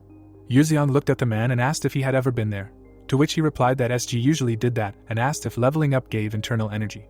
The hero showed 2 fingers and said that the characteristics he had received could be exchanged for it, and that it was possible if he had internal energy that had been stored in him for 120 years. Sangrim lowered his head and said that he did not have that much energy, to which the guy asked if he had tried practicing there.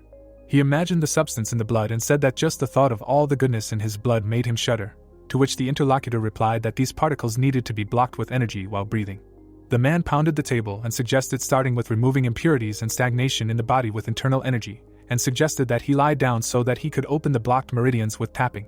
The man tensed up and asked again, to which he replied that first he needed to warm up the blood. He was worried and thought that Chungkwaho was a technique to get rid of blood clots by directly affecting the blood vessels, but after that he would feel like a beaten dog. Sangrim looked down and wanted to say that he needed to mentally prepare himself, but Yuzeong pressed on the pain points. The man went limp and lay down on the table. The hero sat in front of him, and he asked about the leader. The assistant's eyes rolled back and he thought that he was lost. The protagonist's fingers emitted magic and he asked that he ran away, seeing him, and asked about the old monster. The victim's body was covered in pain points and the guy said that he should have known that he was giving him poison and asked how he could ignore it. MC's hands touched the body, and he said that he was doing everything for the sake of it, while he assumed that they were taking revenge on him. The woman was lying in bed and Sandgrim thought he was vindictive. The hospital was illuminated by the sun. The man was lying in bed. He looked at the pop-up windows and said that it was not a dream and he really woke up. The door swung open and the figure apologized. The deputy head and the head were standing in front with a basket of fruits. The man with glasses looked ahead and said that they had not seen each other for a long time, introducing himself as a graduate of the police academy. The patient looked ahead and wondered why it was so dark and assumed that the light bulb had burned out. Jihu held out a basket of fruits, saying that he was currently the head of the SG branch and understood that he had no time for him now, but he needed to ask a few questions, to which he agreed and asked him to step aside. After a while, people stood outside the door and thought that this was true. Hyan Sang looked at his partner and assumed that the teenager had cleared the gate, to which he said yes. The man in the hat put his hand on his jaw and said that if you put their information and the story together, everything fits. The partner looked away and asked what he knew. The leader looked at the interlocutor, asking what he still didn't understand and what could be behind the disappearance of an awakened person of such a high rank, and added that he was also a hero. Yuzeong held a flag with a sword and he said that there was only one answer, those from the anti-SG. The deputy got angry and said that this was a person from the group. Jihu introduced the hero and assumed that he was their enemy, and that he could be a trump card. They looked at each other, and said that there was little information about him, and now everything fell into place, and many signs gave him away. The hero was having breakfast and scratching his ear, and everything said about him was a lie. The two men talked about how they should call that person's strength a goal, because the name confuses logic and imagination. Hyan Sang clenched his fists and happily said that this was expected from the leader, and said that he deserved respect, to which he asked not to relax. The man froze and said that now it was clear why he saved the civilians. Jihu looked away and said that in order to change the system, he must enlist the support of the citizens, and the fact that SG managed to cope with this became good advertising for them. The team stood behind their partners and they believed that this was only the beginning of the war, but everything was wrong. Hyan Sang held his shoulder and was scared by the fact that the company was destroyed. They received a call and they did not understand who it could be. The man stood next to the boss and said that they received valuable information about the target's dialect. They ran to the exit to get to the office faster. The building of the LF construction company was illuminated by the sun. The man stood next to the girl and said that the president had been looking very good lately and asked if he had started taking vitamins. The bearded man looked away and said that last time they said that he had grown taller, to which the gray-haired girl said that he had been simply shining lately. Sandrim looked away and asked if it was true. He looked up and thought that this was the effect of that procedure, because even his hair had grown. 10 days had passed since he began living in his house and he was sitting on a computer chair. Yuzeon looked at the monitor and at the moment he had sold his soul to television and the internet. A video was visible on the monitor and he had spent most of his time watching documentaries about nature. An assistant stood next to him and asked if this was not surprising, to which he said that he understood what an earthquake was and asked if this ritual was not useless.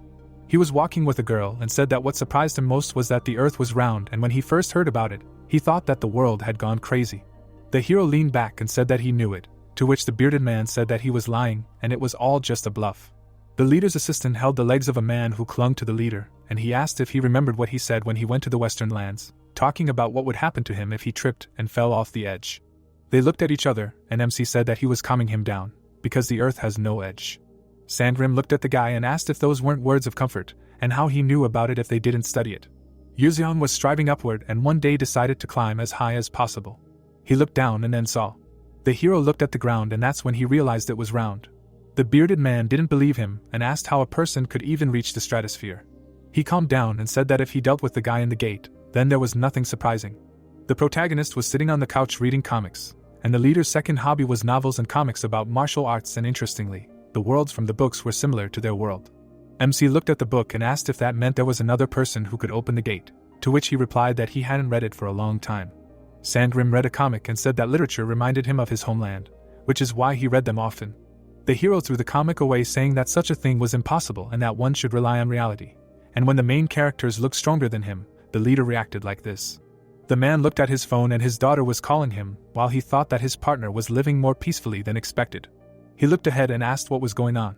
The girl was lying on the bed and saying that Yuzeong was making fun of her again. The bearded man was standing in the office asking what was going on this time. The daughter tried to take the remote control away from the guy, and they constantly fought over the TV. The girl watched as the guys fought over snacks, and they could clash several times a day. Sandrim held the phone in his hands and said that he would be back soon, while thinking that she would not do something like that. Soyeon held a plush toy in her hands and said that he irritated her. She stood in front of the refrigerator and did not understand how it was possible to eat 2 trays of ice cream and, saying that he was a pig, suggested that she could have left at least one. She looked ahead, saying that she understood that there was no such thing in the north. The daughter threw the toy at the wall and shouted that she still could not forgive him. The mother sat in front of her daughter and said that she should know something. The brown-eyed girl looked ahead and when he said that she should know who her dad really was, she asked if he was a spy. The girl froze after he said that her father and hero came from the north, and she did not believe him. The daughter remembered her father and thought that if she looked at his face, everything fit. The bald man held the phone in his hands and asked what happened. He tensed up and asked why she needed a DNA paternity test and wondered what he was doing. The girl looked in the mirror and said that the guy was neither his son nor his nephew and suggested that he was a friend of dad's from the north, and the DNA test did not show a match. The daughter was walking towards the exit and said that she was going for a walk with friends, to which she asked to come back for dinner. She passed by Yuzeong. She looked at him and thought that all he did all day was watch TV, play computer games and read comics and suggested that he did not have friends in Korea. She smiled and thought that he was cute and he reminded her of a hero, so perhaps she should treat him better. He watched a man take his first steps on the moon. The hero watched with interest. She looked at the guy and covered the TV with her body. The protagonist moved away and asked what was going on. The daughter put her hand on his jaw and thought that he couldn't look her in the eye and asked if she should buy him something on the way back. MC was watching TV and said that he didn't need it. Soyeon looked at him and thought that she had received more than 100 confessions and offers from companies before and asked herself if he thought that he was the first one to pretend that he wasn't interested in her. The girl shook her head and asked how her outfit was and said that she was going out with friends today. Yuzeong looked at her and said that she was a paksek and that he didn't like her. The brown-eyed girl was surprised and said that she was hearing such a compliment for the first time. She looked up the meaning of the word on her phone and realized that it wasn't a compliment. The daughter hit the guy and he didn't understand what was wrong with her, and that was the beginning of their war. The man was walking up the stairs and was silently expressive. He knocked on the door. Sandrim entered the room. He looked at the guy and asked why he was wasting his internal energy when he could open it himself. The hero closed his eyes and the bearded man asked him why he ate all the ice cream. The guy stood up and said that it was just lying there, so he ate it, because he thought she bought it for him, to which he asked why he was bragging like that. The protagonist sat on the bed while he was asked whether in that case he shouldn't have at least apologized, because he was older than her, and they could have given in. MC looked away and said that she didn't respect her elders and fought, and she should be taught a lesson. He folded his arms and said that since he was now in the body of a teenager, he punished her accordingly, to which he asked him to make peace with her. Yuzeong looked at the interlocutor and said that he would do it for the sake of his cohabitant, and asked if she was acting like a child, to which he replied that his daughter was a teenager. Sandrim held out the thing and asked to take it, to which he asked what it was. The hero was holding an ID card and the interlocutor said that it was a document that he would use. The protagonist was happy and asked when her birthday was. He froze after she said that it was September 14th, and they had a 10-day difference. He ran out of the room, saying that it was wonderful, and the tenant of the house called out to the leader. The girl was lying in bed. MC opened the door and asked to look closely. He showed the ID card and said that now by law he was older than her, and she should be more polite to him. Soyeon kicked him in the face and said that the guy should not forget about it either. The man looked at his wife and said that he was leaving, but she asked him to wait. She held out a glass and asked to drink juice before leaving. He kissed her and thanked her for her concern. The bearded man's face changed and noticed the leader. Yuzeong was sitting on the couch, and he was thinking about how he sat there all day and watched TV, and in this pose he looked like a penguin. He approached the hero and asked him not to sit at home and go for a walk. The dark-haired man looked ahead and repeated what he had said. Sandrim looked ahead and suggested going shopping and asked if he really didn't want to do anything. The penguin shook his head and asked again. The bearded man took money out of his wallet and asked him not to show his face at the station anyway. The protagonist looked at the tenant, who said that if he met a foreigner, he should use language learning. MC was flying on a plane through many countries, and he was talking about how if he went to high school, he would need proof that he had lived abroad, but the other guy didn't understand anything. Yuzeong scratched his head and asked if he had to go there and said that looking at his daughter, it was quite a hassle. Sandrim pointed up and said because that's how it is in Korea and it would be useful for him to understand basic things. He frowned and thought that he would stop asking to buy a helicopter. He handed over the money and said that in any case, they should go for a walk, and it was Saturday anyway. The sun was shining on the exit sign. People were walking through the Hongdae district. The hero walked forward and said that it sounded cool and didn't know what to buy first. He kept his hand on his jaw and said that there were many delicacies in different places and thought that there was something decent here too. The protagonist looked to the side and saw kebabs on a stick. The meat was impaled on skewers and lay on the grill. MC extended his hand and asked to give one. He took a couple of pieces. The guy froze and really liked the taste. People passed by and did not understand what it was. Yuzeong held the food in his hands and said that it was delicious and sweet chicken with a soft texture and thought that he had gone to heaven.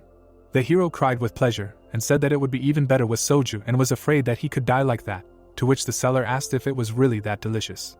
The men watched the guy quarreling with the seller and wanted to try it too. The cook gave a thumbs up, standing next to the line, and this place became so popular that it was mentioned in the news. The protagonist walked down the street and said that there was a place on Hongdae that sold such an incredible dish. He looked to the side. The men were standing next to each other, and one was saying that it was close, to which the other said that it was his turn. The guy swung and was about to hit. A powerful blow occurred. They were standing in front of a power meter and were saying that it was harder to get 950 points than he thought. They were standing next to each other, and one asked about the fact that if the graduates of the sports university could not, then who could, to which the other answered that it was just a scam. MC wiped his mouth and thought that this machine measures the force of a punch and displays it on the screen in the form of numbers. He put down a bill and asked if he could hit with all his strength. Yuzeong was standing next to athletes who said that he was very thin and asked if he wanted to try. The hero swung, thinking that they looked like people who did martial arts on their own, and thought that he could do it without problems. The students were shocked. The guy broke the machine. The protagonist looked down and thought what kind of machine was this that could not cope even with such a weak blow. The owner looked at the power meter and was disappointed. The man stood in front of the guy and said that awakened ones cannot use the power on the device, to which he replied that he was an ordinary person. The owner looked at him incredulously and asked if he was serious. They were standing at a shopping center, and he said that he would go and look at everything on the cameras and asked to leave him the contacts. Yuzeong walked down the street and said that the current guys were very weak and thought that everything would be fine, since those guys looked strong and hit with all their might. The hero looked at the animator who invited him to the most difficult quest. The man held a sign in his hands and said that if he escaped from a room of a difficult level in 30 minutes, he would receive 1 million won, but the participation fee was 20,000 won per person. The protagonist remembered the past and thought that even in the squad he was the best at escaping and deactivating various mechanisms. He turned to the worker and asked that it can be done by any means, to which he said that the guy would have to find the clues in 30 minutes and exit through the main door. He spread his hands and said that breaking everything is prohibited. MC smiled and asked that then it would be too easy. The sign for the quest was attached to the building. The employee ran into the room and called out to the participant. Yuzeong looked towards her and asked what happened. She asked what he was doing, to which she received the answer that he was breaking the mechanism. He opened the safe and asked why think when you can use force and get out, and the girl called the director. Sangrim sat on a chair and said that there was not even work. He sat in the sun and said that only recently the construction companies were busy thinking about how to restore the station, but since the leader cleared the gate, there was less work. The daughter appeared next to her father and said that the resident locked himself in the room again. The man looked at the girl and said that he would go for a walk, which she did not believe. She put her hand on her side and did not understand what was happening to him, and thought that she put on makeup to show him. The bearded man took off his glasses and asked what was annoying her too. Yasun looked at her dad in surprise, who said that in her eyes, he probably seemed narrow-minded. He frowned and said that he had no principles, he was rude and had a terrible character, arrogant, and sometimes he wanted to hit him. The director of the company smiled and asked that she was kind and asked to be patient a little longer, to which she said that he did not irritate her that much. A number appeared on the phone and Sandrim did not understand who it could be. He picked up the phone and was told that it was an escape room cafe. The man's face changed after he said that his son broke the lock and safe. He was upset and said that he would come now, asking her to write the address. The bearded man looked at the phone and an unfamiliar number called him again. He ran and people with complaints called his number. The daughter's father frowned and didn't understand what was going on while people kept calling him. Yuziang was running and having fun while the man was furious, but Yuziang didn't have a phone so the assistant couldn't find him. The man stood next to the girl and said that if he wasn't compensated in full, she would go straight to SG, to which the girl said that she should have said that to the awakened one personally. The gray-haired man looked away and asked if she had seen how scary he was. The door opened and the employee apologized, saying that they were closed for today and to come back tomorrow. She froze and was told that everything was fine. The two men looked at the girl and said that they came to have fun. The workers were scared and froze. The man was shaking and looking down. The people were standing in front of him, and the main one was sitting. The dark-haired man looked ahead and asked what his nephew had done wrong here. The quest owner thought about the scary face and mumbled. Sangrim folded his arms and asked how much the damaged item cost and promised to compensate for the losses. The man held out his hands and said that everything was fine because they had a lot of keys and safes in the warehouse, to which he replied that they were both businessmen and offered to solve this issue. The bearded man looked ahead and said that he worked in a construction company. The guy froze and repeated what was said in his head. The bald man looked at the storyteller, who was talking about a butcher shop. The man looked ahead and asked since when they had a butcher shop, to which the other asked that meat wasn't considered meat. They fell silent. The man turned and said that of course, while the gray-haired man thought about what they were talking about. The fat man leaned over to Sangrim and said that he could go, and they would figure it out themselves. He started to take out something from his suit, and said that since he said so. The man put the envelope on the table and said that this should be enough, to which he replied that everything was fine. He frowned and ordered him to take it. The envelope was on the head of the scared one and they said that he should not say a word about today, and this also applies to the workers, while the girl looked ahead and thought why the money was put on her head. The bearded man put his hand on his shoulder and said that if the journalists or SG found out about this, the director would visit their butcher shop. He cried and when asked if he understood, he said yes. The people left the building. Sangrim exhaled and thought that if he had just a little more, the others would have recognized that he was the hero of the Seoul Station Gate. The man looked ahead and said that everyone had tried well and offered to drink soju. The bandits looked at the bearded man, who said that he would pay them for a full day's work. The friendly managers were embarrassed and said that it was not necessary, because he always went out of his way to meet them. They surrounded the owner of the construction company, who said that he was sorry that the employees said that there was nothing to apologize for, because they were also polite, and one said that he wanted to go to acting classes. People were walking through the 81 district and Yuziang did not understand what kind of place it was. The hero walked forward and said that he went there without a specific goal, but he moved far away from the river. The dark-haired man remembered his partner and said that they need to use the language learning technique. He looked around and saw many non-locals and thought that this is what he needed. The protagonist looked at the girl. He walked in her direction and noticed that her gaze was very friendly. MC followed her and said that she had a pure soul and speech, so he should choose her. The blonde looked back. She smiled and asked what happened. He looked at her and asked what she was talking about and said that he had only heard it on TV, to which she said that she could not speak Korean. Yuziang looked forward, using the technique, and said that he did not understand what she was talking about, but he would borrow the language. The girl looked at him in surprise. Her eyes shone. The girl froze. She looked around and did not ask that she fell asleep standing up. The blonde was surprised and said that she had just talked to an Asian teenager. She held her head and could not understand the feeling. Her eyes shone and she said that someone was digging into her mind with a control skill. The doors in the building were closed, and she did not understand what it was. She held her head and tried to figure out what happened. Her hand shone and she thought that he did not harm her. Her eyes were closed and she noticed the duplication of the language. The lock was open, and to put it simply, it was just a language, but it was also the foundation on which the installations were built. She closed her mouth and realized that he would be able to understand the encryption, and she could not believe it. She stood in the room and asked if her opponent could be an awakened S rank and decided to quickly report to the others. People were walking along the night streets, and the guy thought that the night in Korea was very bright. He walked forward and asked how the street could be so busy and thought that he learned English with the help of technology. The guy with glasses was kicked and told that he was a loser.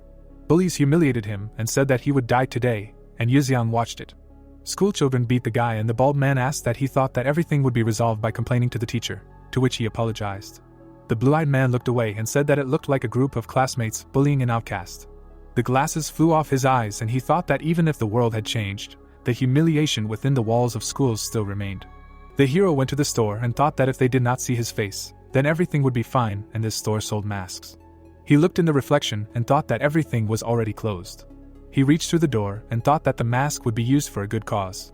The guys were bullying the schoolboy and one of them asked to hit him lighter, because he could really die. They looked back, hearing English speech. The guy was standing in the alley and asking how they could humiliate their friend.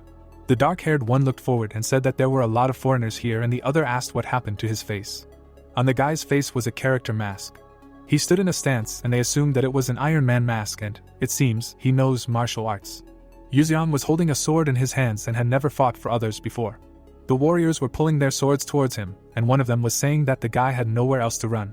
He closed his eyes and asked what it meant that this was his end. He threw sand towards them and asked what they thought he would say that.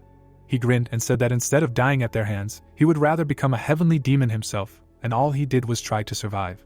He stood in a stance and thought that he had entered the battle out of justice and was incredibly cool, but Yuzeon was under the impression of martial arts novels. They looked ahead and asked if it was a hidden camera, to which the other said that if he was filming a blog, then most likely he had a video. The blonde man walked forward and said that all this was annoying and he would take the camera first. The guy looked at the hero and turned to the Iron Man. The hand reached for the mask and he asked to show his face. The shadow of the limb fell on the mask. The protagonist slapped the hand away and said that he did not want to. The fingers were broken and the boy did not understand what happened. The offender was lying on the floor and screaming in pain.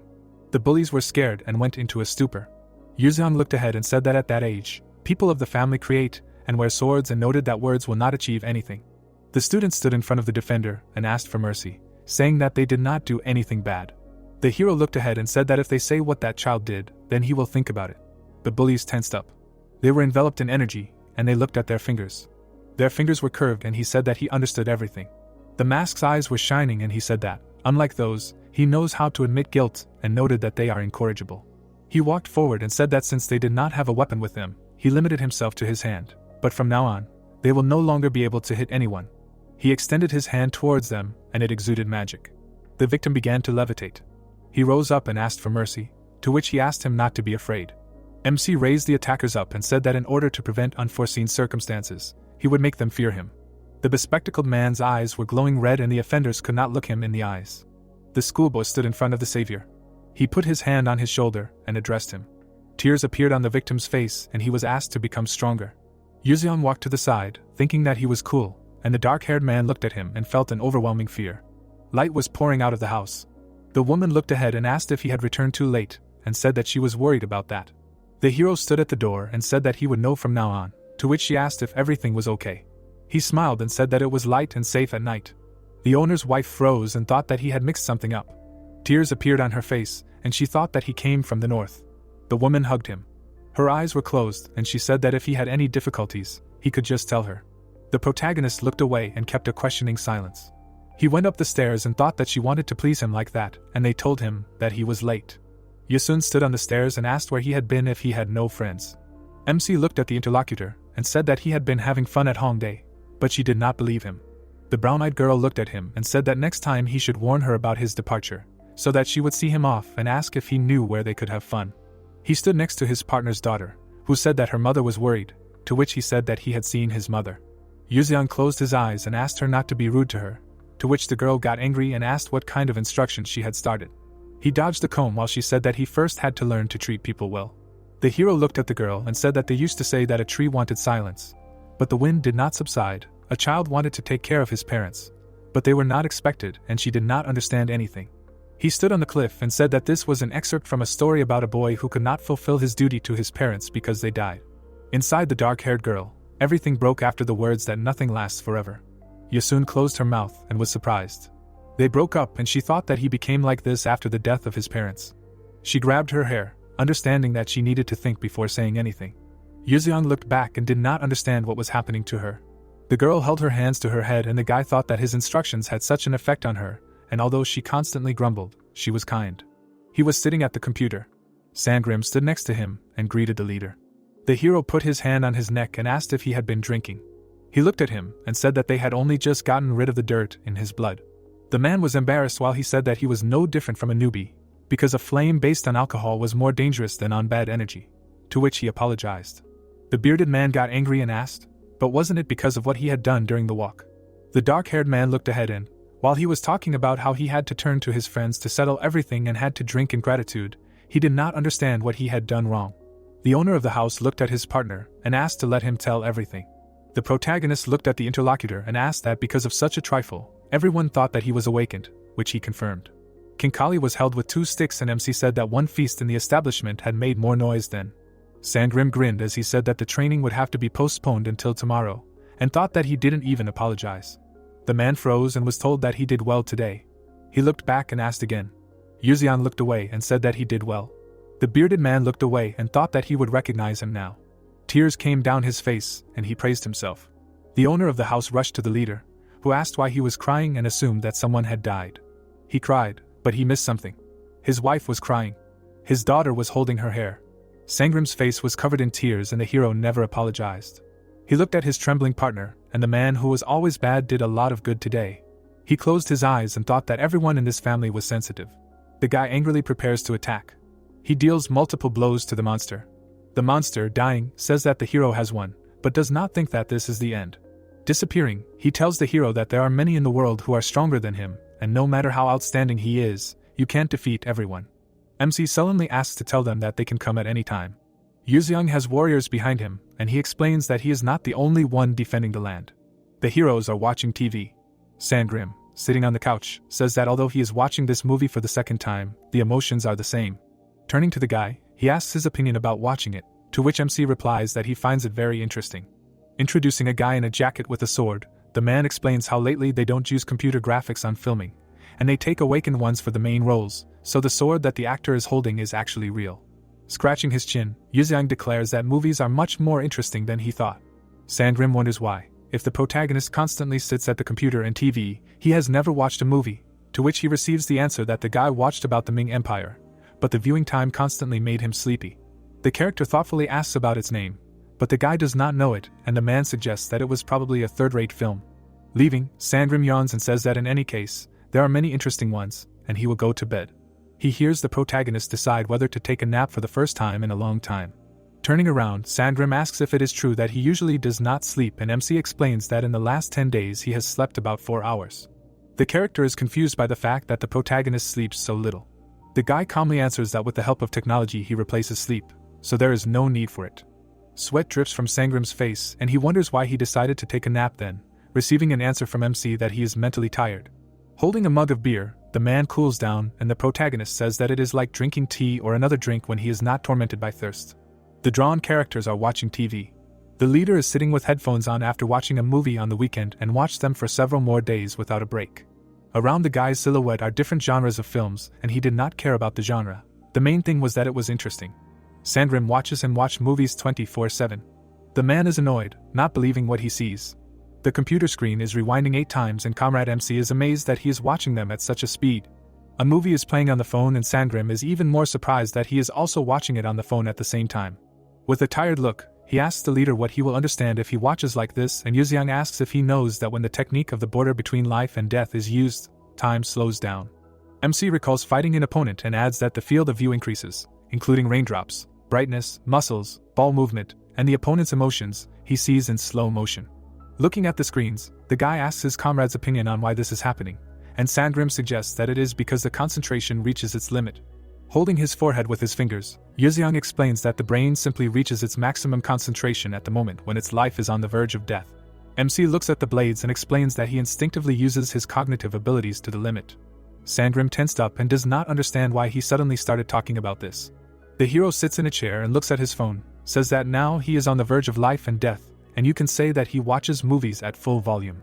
The man looks at the protagonist with concern, realizing that his speech has become strange due to frequent viewing and does not understand who even uses such a powerful technique for such nonsense. Imagining himself as a warrior, Sangrim believes that on the brink of life and death, it is a deep knowledge of martial arts that can only be achieved in the moment before death. He stands tensely next to him, thinking that the guy is wasting such a powerful technique to watch movies, and the protagonist asks him to write him a list of his favorites before leaving. Sangrim hands over the list. Looking at the paper, Yuziang says that he has already watched them all and asks if there are any more. The character warily holds the list and explains that among them are old films. The hero thought for a moment and said that he watched them too. Holding his head, Sangrim does not understand how he managed to do it if he started recently. He realizes that at the rate of 4 hours of sleep and 24 hours without food, he gets about 128 movies a day. MC shouts that he is bored, because there is nothing to watch, and his friend asks him to do something else. Sangrim suggests that the leader watch TV series, and he asks what it is. Showing the screen, he explains that these are multi-episode films in which episodes are released once a week, but their content is more interesting, and there are also series that have more than 100 episodes. Smiling, Sangrim adds that if you also watch foreign ones, it will take much more time. After saying these words, the man thinks that he shouldn't have said it. He thinks that the leader, who almost lost interest in films, has completely immersed himself in series. Soyeon offers to order food and asks the guy if he will too. The hero puts on a helmet and agrees to order delivery, and his comrade adds that, apart from the MC addiction, there were other side effects. The girl is shocked. The protagonist smiles in his helmet and imagines himself as a legendary firefighter. The heroine holds her head in irritation, calling the guy crazy. The leader stands on the balcony and repeats his favorite scenes from series, and Soyeon screams at him to stop. She shakes her father and asks him to do something with Yeseong. The man's ears are bleeding and he remembers how the guy recently repeated a scene from a movie using his internal energy and almost gave himself away, so he decides to talk to him. Sangrim knocks on the leader's door and asks if he's there. He is frightened when he hears strange sounds. Opening the door, the man calls out to the leader. MC is lying on the floor and calls out to Sangrim. He holds the protagonist in his arms and thinks that this is a side effect of the technique, since he asked not to use it. Opening his eye, Yeseong says that he was young and stupid. Tears are streaming from his eyes and he regrets that he realized this only now. Sweat is pouring down the man's face, and he asks the leader not to say anything and to quickly restore his internal energy. The guy cries and says that he watched all the movies and TV shows with high ratings, and this greatly surprises Sangrim. Reaching his hand towards the table, the hero explains that the rest of them are third-rate trash. The guy with glasses says that he loves her. Kneeling in front of the girl, he states that he came up with a name for their son during their first meeting, which will be called Juno. Holding out a bouquet, he proposes marriage to her to check if that is what their child will be called. The protagonist is disappointed with the script of the film. Sangrim is hysterical. Holding the boy in his arms, he desperately calls out for the leader, and after that, Yeseong watched the movies at normal speed. A man sits at the computer and does not understand whether he should like it or not. In the CSG, the 5th section of Civil Security, Deputy Head Kong Seryong is tense. Sweat runs down his face when he realizes that they have been looking for information about Prince for 2 months, but have not succeeded at all. Looking at the documents, the man does not want to kill the person who saved him, but he finds it strange that he has not appeared anywhere yet. He thinks very hard about how MC could just disappear and suggests that it was a hallucination. Crossing out what was written on the paper, Khan says that he must have spent a lot of time in the gate to get such power, so they should have immediately found the information by focusing on the gate, because Woolsong said the same thing. The hero scratches his head and thinks about what Prince is doing now. A scream is heard in the apartment that this is impossible. Awakened, who has the skill of psychological manipulation and ranks 9th in the world, Megan Amelia, reads in the documents about the FBI, CIA, SG, and even classified data. There is a red seal on the paper, and she says that she could not find the person who penetrated her mind. The heroine looks closely at the documents and adds that she even checked 200 people with the same skill as hers, but found nothing, receiving 0 information. She looks closely and realizes that she has one lead. In the photo of MC and Amelia, she cannot make out his face. Sangrim approaches the leader and calls him. The man asks if the guy remembers how he dealt with what they did on Hongdae. Lying on the phone on the bed, Yeseong answers in the affirmative, and his friend says that he managed to get the recordings from the surveillance cameras. Sangrim fearfully hopes that the hero's face is not visible there. He tremblingly hands the phone to the protagonist, asking him to look. Looking at the recordings from the cameras, MC recognizes the cafe with the quest, and it seems that it is noise, but in some places it looks like light. Pointing his finger at the screen, Yeseong wonders if it is because of the dust. The guy covers his mouth and nose and says that when he first came to Korea, there was a terrible situation with suspended particles, and Sangrim remembers his words about filtering the air with his internal energy. Pointing the phone at him, the man asks MC not to use this technique now, as he wants to check something. After taking a photo, he carefully looks at the screen. In the photo with the internal filtration turned on, the guy's face was not visible, but in the other photo with the filtration turned off, it was visible, and the character understands that the problem is his internal energy. Sangrim demands not to use this technique when it is necessary to take a photo, to which the guy agrees. The man looks at him in surprise. He stands tensely in front of the leader and thinks that in the past he would have definitely grimaced and asked why he needed to take a photo with strangers, but now he just agreed. Throwing up his hands, the hero asks the leader his opinion on why a photo might be needed, but he does not know. Sangrim menacingly spreads his arms and suggests that it is necessary during travel. The man's eyes are watering and he does not believe that the leader has socialized. He looks down when he hears from Yuzeong that it is usually at such moments that one of the MCs finds out that one of them is terminally ill. Holding his fist to his mouth, the hero explains that he is not sick, so he should capture his face. Turning his gaze to the side, the protagonist suggests that there is a chance that one of them was involved in crime. But this is not about him, and in that case he would not have left any traces. A man takes a photo of the couple behind him, and the guy thinks that the most likely case is a relationship with the rich man's daughter, and then they can be photographed by her father's secretary. The man hands over an envelope, saying that he tried hard and added a little, and the hero thinks that at such moments they usually give an envelope with money. Sandrim looks warily and understands that MC has well understood the mentality of Koreans from TV series and movies. Yuzeong looks at the helicopter in the sky and tells his friend that he realized that the helicopter cost quite a lot, and he asks if the leader realized it only now. Sandrim is dumbfounded by the protagonist's words that he may not buy him a helicopter. With tears of joy in his eyes, the hero believes that it makes no difference why the leader realized this. But the main thing is that he has changed. Introducing a horse, MC explains that he wants one instead. The man indignantly looked away and thinks that this is quite possible. Throwing up his hands, he explains to the guy that in most places he will not be able to ride a horse, and the hero treats this with understanding. Smiling, Sandrim suggests going to a ranch on the weekend, because he knows one like that. MC shows him his phone and says that he has already found a horse for himself. He sees a car with the inscription PRRI and says that it is a Ferrari, and they wanted to deceive him. Yuzeong threatens his friend with his fist, giving him a black eye and a bump, and the man mentions the leader, by local standards. The protagonist is surprised by the words that he is still 18 years old and cannot drive a car. With a bruised face, Sandrim says that classes will start soon. With his hands folded on the bed, the guy asks if he has to go there, to which he receives an affirmative answer, since this is the best way to hide his identity. The demon smiles maliciously, and the man explains that this will cover up for SG and no one will think that a high school student cleared the gate. Lying on the bed, the hero replies that there is nothing to be done about it then. Sandrim asks the leader why he wants to hide his identity. Because he can be revered here as well as in the past. With his eyes closed, the guy asks if his friend could live peacefully if he had a nuclear weapon at home. The girl's dress is pinned with bloody swords, and Yuzeong remembers how in that world he was on par with a god, and maintaining neutrality between countries was difficult for him, because one wrong move could lead to a holy war, and he also had great influence over others, so he had to lock himself in the heavenly palace. MC lies with his eyes closed and shares his fears that if they find out about his powers here, the situation will repeat itself and he will have to become a heavenly demon again. The man sadly hears the leader's words that he does not want to live like this anymore. He asks with excitement what the protagonist wants. The hero wants to do something and his comrade clarifies what exactly. The guy turned on his side, saying that he does not know what to do, to which Sandrim replies that he cannot put off the question of his future. Yuzeong adds that if he has nothing to do, he will start catching monsters in the gate, but the man says that MC wanted to keep his identity a secret. He angrily turned around and asked if there was anything more important in the world than sleep and food, to which Sandrim agreed. The man held a yellow ball and the protagonist said that being awakened was a good job because you had status in society and a lot of money. Rolling his eyes, the character remembered something. Beads of sweat were running down his forehead, and he remembered how the leader cleared the gate, almost single-handedly, meaning he was the only one who received the rewards. Sandrim confusedly asked the leader if he could open the inventory, and the guy wondered if it could be used from the outside and why. The icon showed a backpack and Comrade MC replied that he wanted to check something, so he asked to take a look, and the hero let him look. Scrolling through the system, Sandrim wondered why there were so many and asked what about the magic stones. The man became very worried. He shouted throughout the house that Yuzeong had 24 kilograms of magic stones. Sitting up on the bed, the protagonist did not understand what his comrade was so surprised about. A multicolored stone glows in space and explains that on average, you can get 10 to 14 G of stone from a Tier F gate, and the starting price is 180,000 won per gram.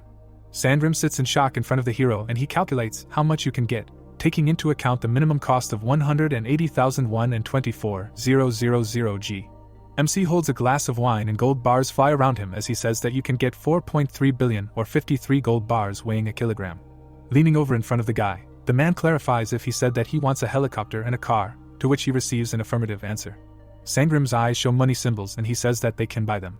Yuzeong, lying on the bed, asks if the magic stones are that expensive and receives an answer from a friend that since he is not registered, MC will need the help of a legal broker, and even if they do not sell them for full price, they will make a fortune. The hero thinks about his offer for half and answers that they can sell not only magic fireplaces, but also items, protective runes, skill books and more. Showing two fingers, Sandrim says that it won't work right now, because they first need to find brokers and agents, and also open accounts in foreign banks. The man imagines a helicopter and a car and adds that although it will take some time, then they will be able to buy at least 1 million helicopters. He stands in a daze when he hears that the guy does not understand why he needs to sell his items and also share with him. The hero points at him with 2 fingers and reminds him that he made a promise. Slapping his chest, Sandgrim shouts that without him, MC will not be able to sell them, because it is not that easy to do. Yuzeong puts out his palm and offers his friend 15% of the profits, and he can do with this money what he wants. Looking at the yawning protagonist, he asks to give him 20% and the hero agrees. MC slaps Sandgrim in the face when he wanted to ask for 30%. The lights are on in the mansion and the man asks the guy if he will close the gate now. They are standing by the railing and the protagonist assumes that this is true and says that he spent too much internal energy, so it needs to be restored. Drawn birds fly around the heroes and Sandgrim asks if the leader spent energy watching TV shows and movies, using the technique between life and death, and the guy replies that it is not because of that. The man with a tired look asks how MC will get into the gate. The protagonist explains that they use the powers of civilization. Showing a phone with geolocation, Yuzeong explains that this is a map of the gate, through which one can receive information about their location in real time to avoid a disaster, and his friend asks if this is an advertisement. Holding onto the railing, Sandgrim says that in this case, he knows one good place, and the hero asks where it is. He seriously replies that it is a very muddy and dirty place. Night above the northern province of Gyeongsan, the city of Gyeongsang. Gyeongsan Sungrim Reservoir is a well-known place among fishermen, but after the appearance of magical stones that collect water, the reservoir disappeared. A portal opens above the water and the character explains that the locals wanted to clean the gate, but SG forbade it due to the intervention of the mayor of Gyeongsan. Mayor Park Tae-gil sits with his hands clenched. The water rises up and when the gate that appeared on the water explodes, then with a 90% probability a hot spring appears at this place, and the mayor wants to use it to attract tourists to strengthen his influence. The guy types on his phone and says that then the mayor will be able to run for a second time, and he hopes that the media will tell the whole country about it. The hero clenches his teeth in anger, and hopes that then there will be less injustice. He sends the text. The man drinks from a bottle. The character holds his hand to his mouth and coughs.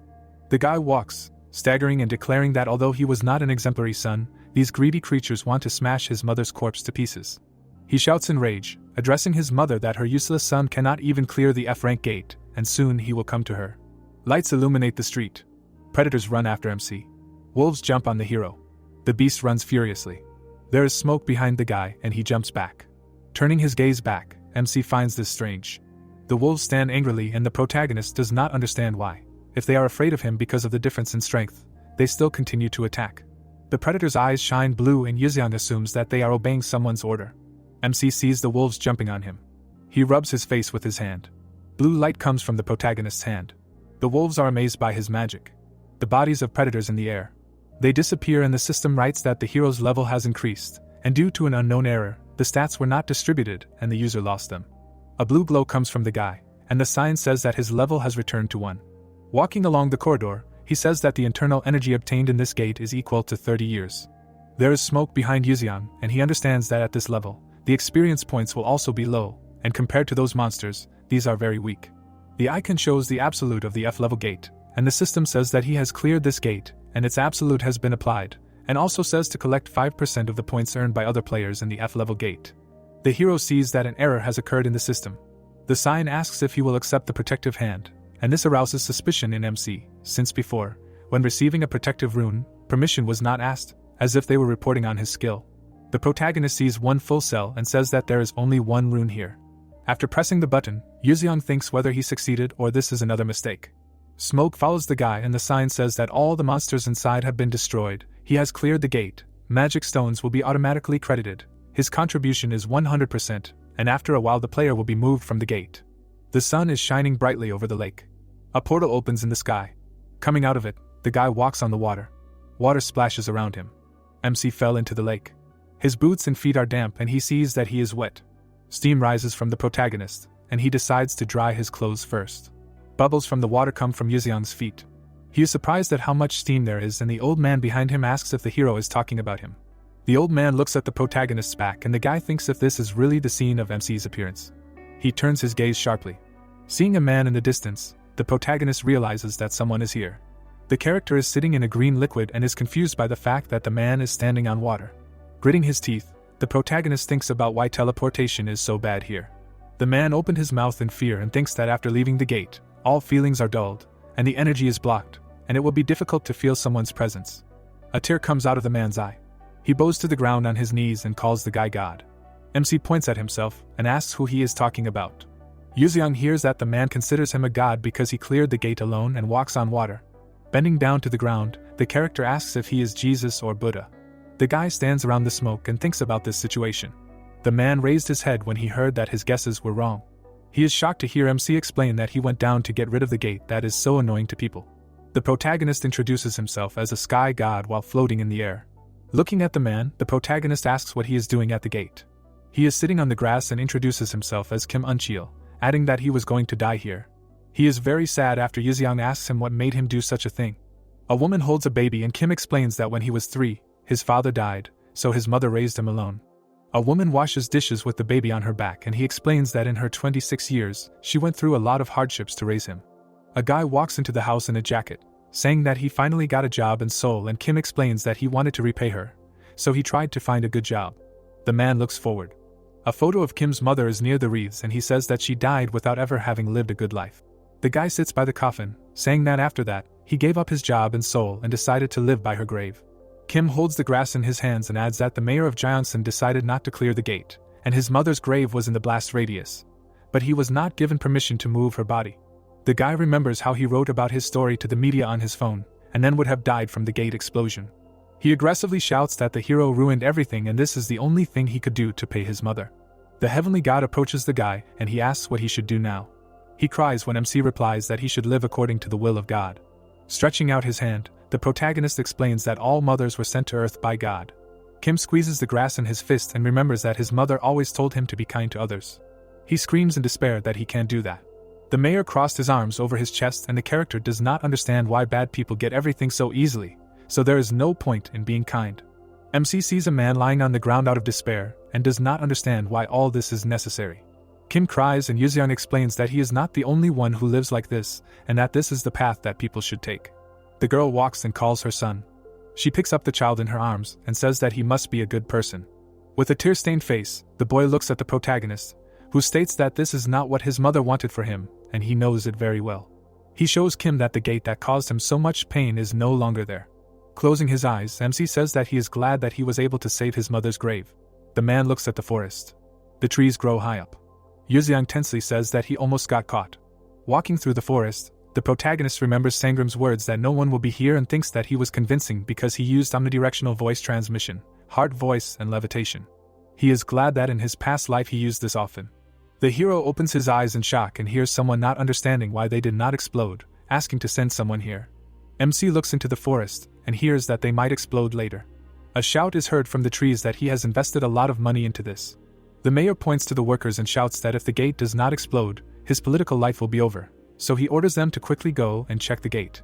The guy sighs tiredly as he says that he did not even have to look for him, and he is disgusted by the mayor's manners, because he does not even respect the dead.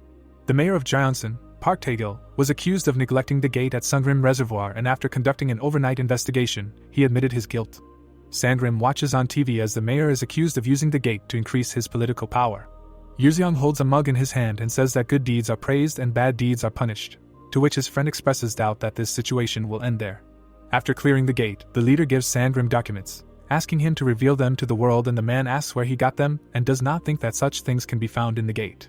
At first, he refused, as he thought that these documents would not help in any way. Despite the evidence, the politicians will not let the people know about them, and placing his hand on the folder, he thinks that this is impossible. Putting his hands on his hips, the leader asks him to try anyway.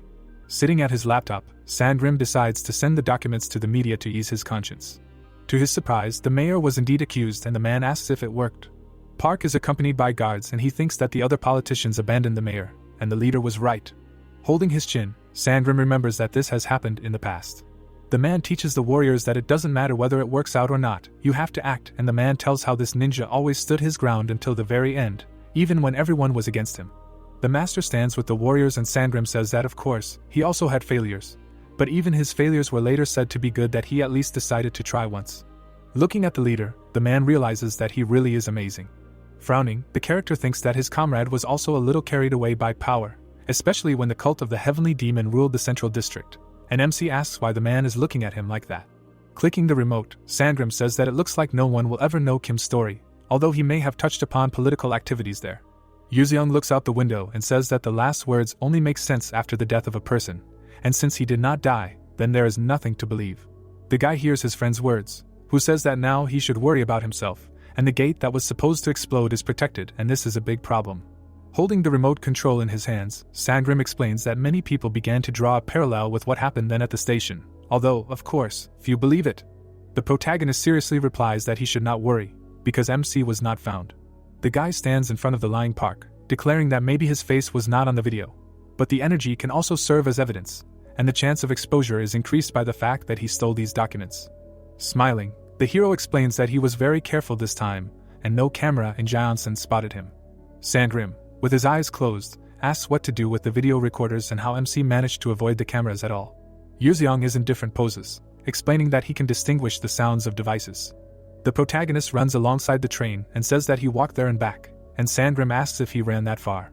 MC flies among the rocks and asks what his friend means, adding that the road to Hibuksong took much more strength. Sangrim thinks about it and asks if he was in the Forbidden City, whether it could be compared in length to the Korean peninsula, and also thinks that he used to be able to run such distances. Smiling, the guys enjoy pleasant nostalgia. Sangrim warily asks in this case to return him the money for transportation that he gave him. Rolling his eyes, Yuzeong asks why. Sangrim grabbed the guy and shouts for him to return his money, and MC replies that he deliberately decided to save on the train so he could keep it for himself. The leader sits on Sangrim when he asks what he will spend it on, and receives the answer that since the man promised to buy him a horse, he will spend it on a helicopter. The character's eyes are streaming with tears and he thinks that the leader is only so bad to him, and wants Kim to meet his heavenly god now. The guy buttons his jacket, and Sangrim says that Kim Unshil, who met the heavenly god, gave up on death and began to live, carving the words of the heavenly god and his mother into his heart. The man adjusts his sleeves. Yuzeong hears his friend's suggestion about his wife's request to go somewhere together, and he asks if it will be a family trip. The guy smiles when Sangrim explains that she wanted to go before his studies started, and he agrees with the proposal. The sun shines brightly over the sea and the man says that then they will go to a place with clean air. The skyscraper is illuminated by the sun. The man groans in bed in pain. There is a green glow around his arm. Amelia is healing a patient with magic. She watches intently. She tells the man that she is finished, and he asks about the patient's condition. Looking at the character in the bed, she explains that the man did not lie. Butensly says that this is indeed the target of Honam province, and Amelia thinks he can be trusted, adding that she used psychometry, memory divisions, and even the scales of truth. The picture shows MC and the man asks if the face from the homeless man's memories matches the portrait. Putting her hand on her heart, the heroine cannot know this and answers that she only knows the memories of the target. Imagining Chief Boo with different faces, she explains that if she uses her skill on 100 people who have already seen him, then the same number of different faces will come out. Looking at the homeless man, Amelia says that in his memories, the clothes and lips of the target are clearly visible, and she also sees only what the homeless man himself was focused on, and although the appearance matches, she should not rely on it too much. The head of the CSG comes from behind and Boo says that he is having a hard time. SG and the government stand opposite each other, and the chief explains that SG and the National Awakened Department have equal rights and powers, and if the government gets ahead of them and gets him first, the balance of power will be completely upset. Woolsong seriously says that it doesn't matter which of them kills him first, but they should be the ones to recruit him. The girl frowns and says that even though her skill is not perfect, there is nothing she cannot find out, and even though they are in the same organization, she cannot share information about the password with him. Amelia imagines a blurry image of MC and believes that if you put it all together, the one who invaded her consciousness should look something like this. The heroine is very tense when she realizes that a person dared to steal the password on which the fate of humanity depends and there is too little information about him. Shaking hands with the leader, she apologizes for not being able to help, but he says that Amelia Megan helped them a lot. The car drives quickly. Boo is driving and says that Yuzeong has already cleared the gate anyway and there is a high probability that it was someone else. Woolsong replies from the car that they have done a thorough investigation of all the foreign passengers caught on camera at the entrance to Jaeonsan. The chief suggests that it was most likely one of the unregistered awakened from the province itself who decided to clear the gate. The CSG leader asks grimly if his partner thinks it was an awakened from the Seoul station, which he doubts. He adds that of course they can claim it, but he clearly had a reason for going all the way. Boo doesn't believe what he is about to say. The leader says that he is not from Honam province, and the agent explains that this confirms their suspicions.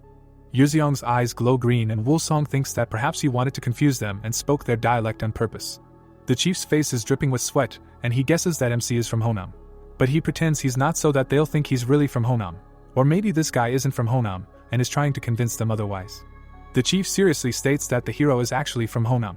But he pretends he isn't so that they'll think he's not from Honam, considering it an incredible information warfare technique and his good strategist. Bu gets angry and calls the guy a nasty guy, and Woolsong asks him to drive more carefully. Sunlight falls on the car. The family is driving in the car and Hyan asks her husband how much longer it is to Sakcho and hands him his favorite cookies. Chewing on a cookie, Sandrim thinks they're getting close. MC hears his girlfriend being surprised by how fast the ride is. Looking out the window at the craters, the guy asks what those huge holes are. Soyeon is on the phone and says that these are traces of the triplets gates and that earlier in Sakcho 3 gates appeared at the same time, but no one cleared them. Water flows into one of the gate traces and he asks if some politician contributed to this, to which the girl denies this and says that if someone had fallen into the gate, the explosion from them could have affected the second one, which would have led to large losses. The hero looks out the window, and Sandrim explains that thanks to the explosion, the local ecosystem was able to fully recover. They drive under the sign and the man adds that now this place is a favorite attraction of all tourists. The guy continues to look out the window and it seems strange to him. If this really happened without the influence of people, the energy between heaven and earth should have also cleared. Soyeon asks if he goes to school next week. The girl gets irritated by his words that as long as there are white clothes and wind, he can go anywhere, and she asks what series this is from, and also, if he continues in the same spirit, he will become an outcast.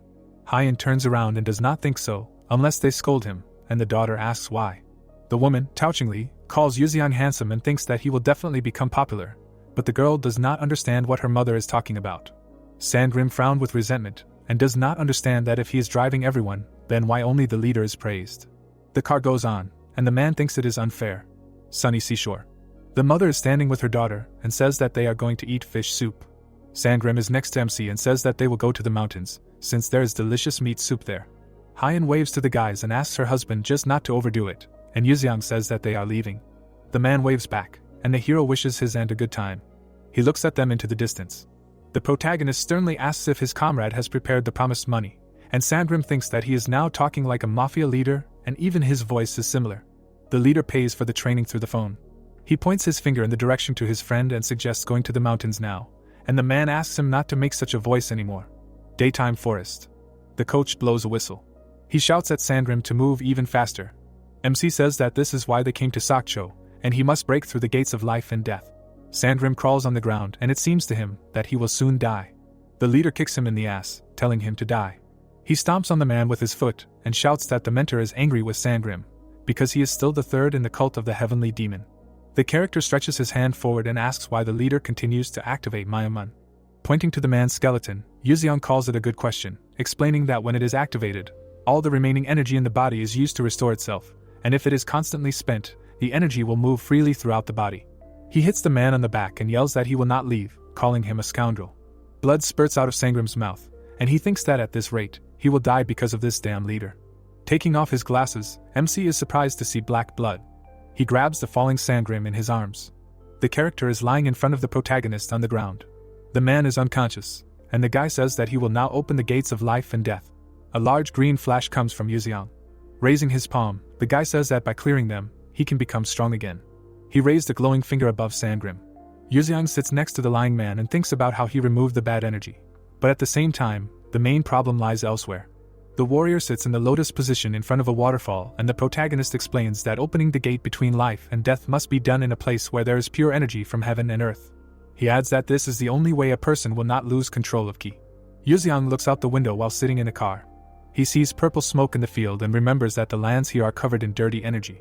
Sangrim lies unconscious on the path while the protagonist thinks about how the moment the body is opened, dirty energy can enter inside.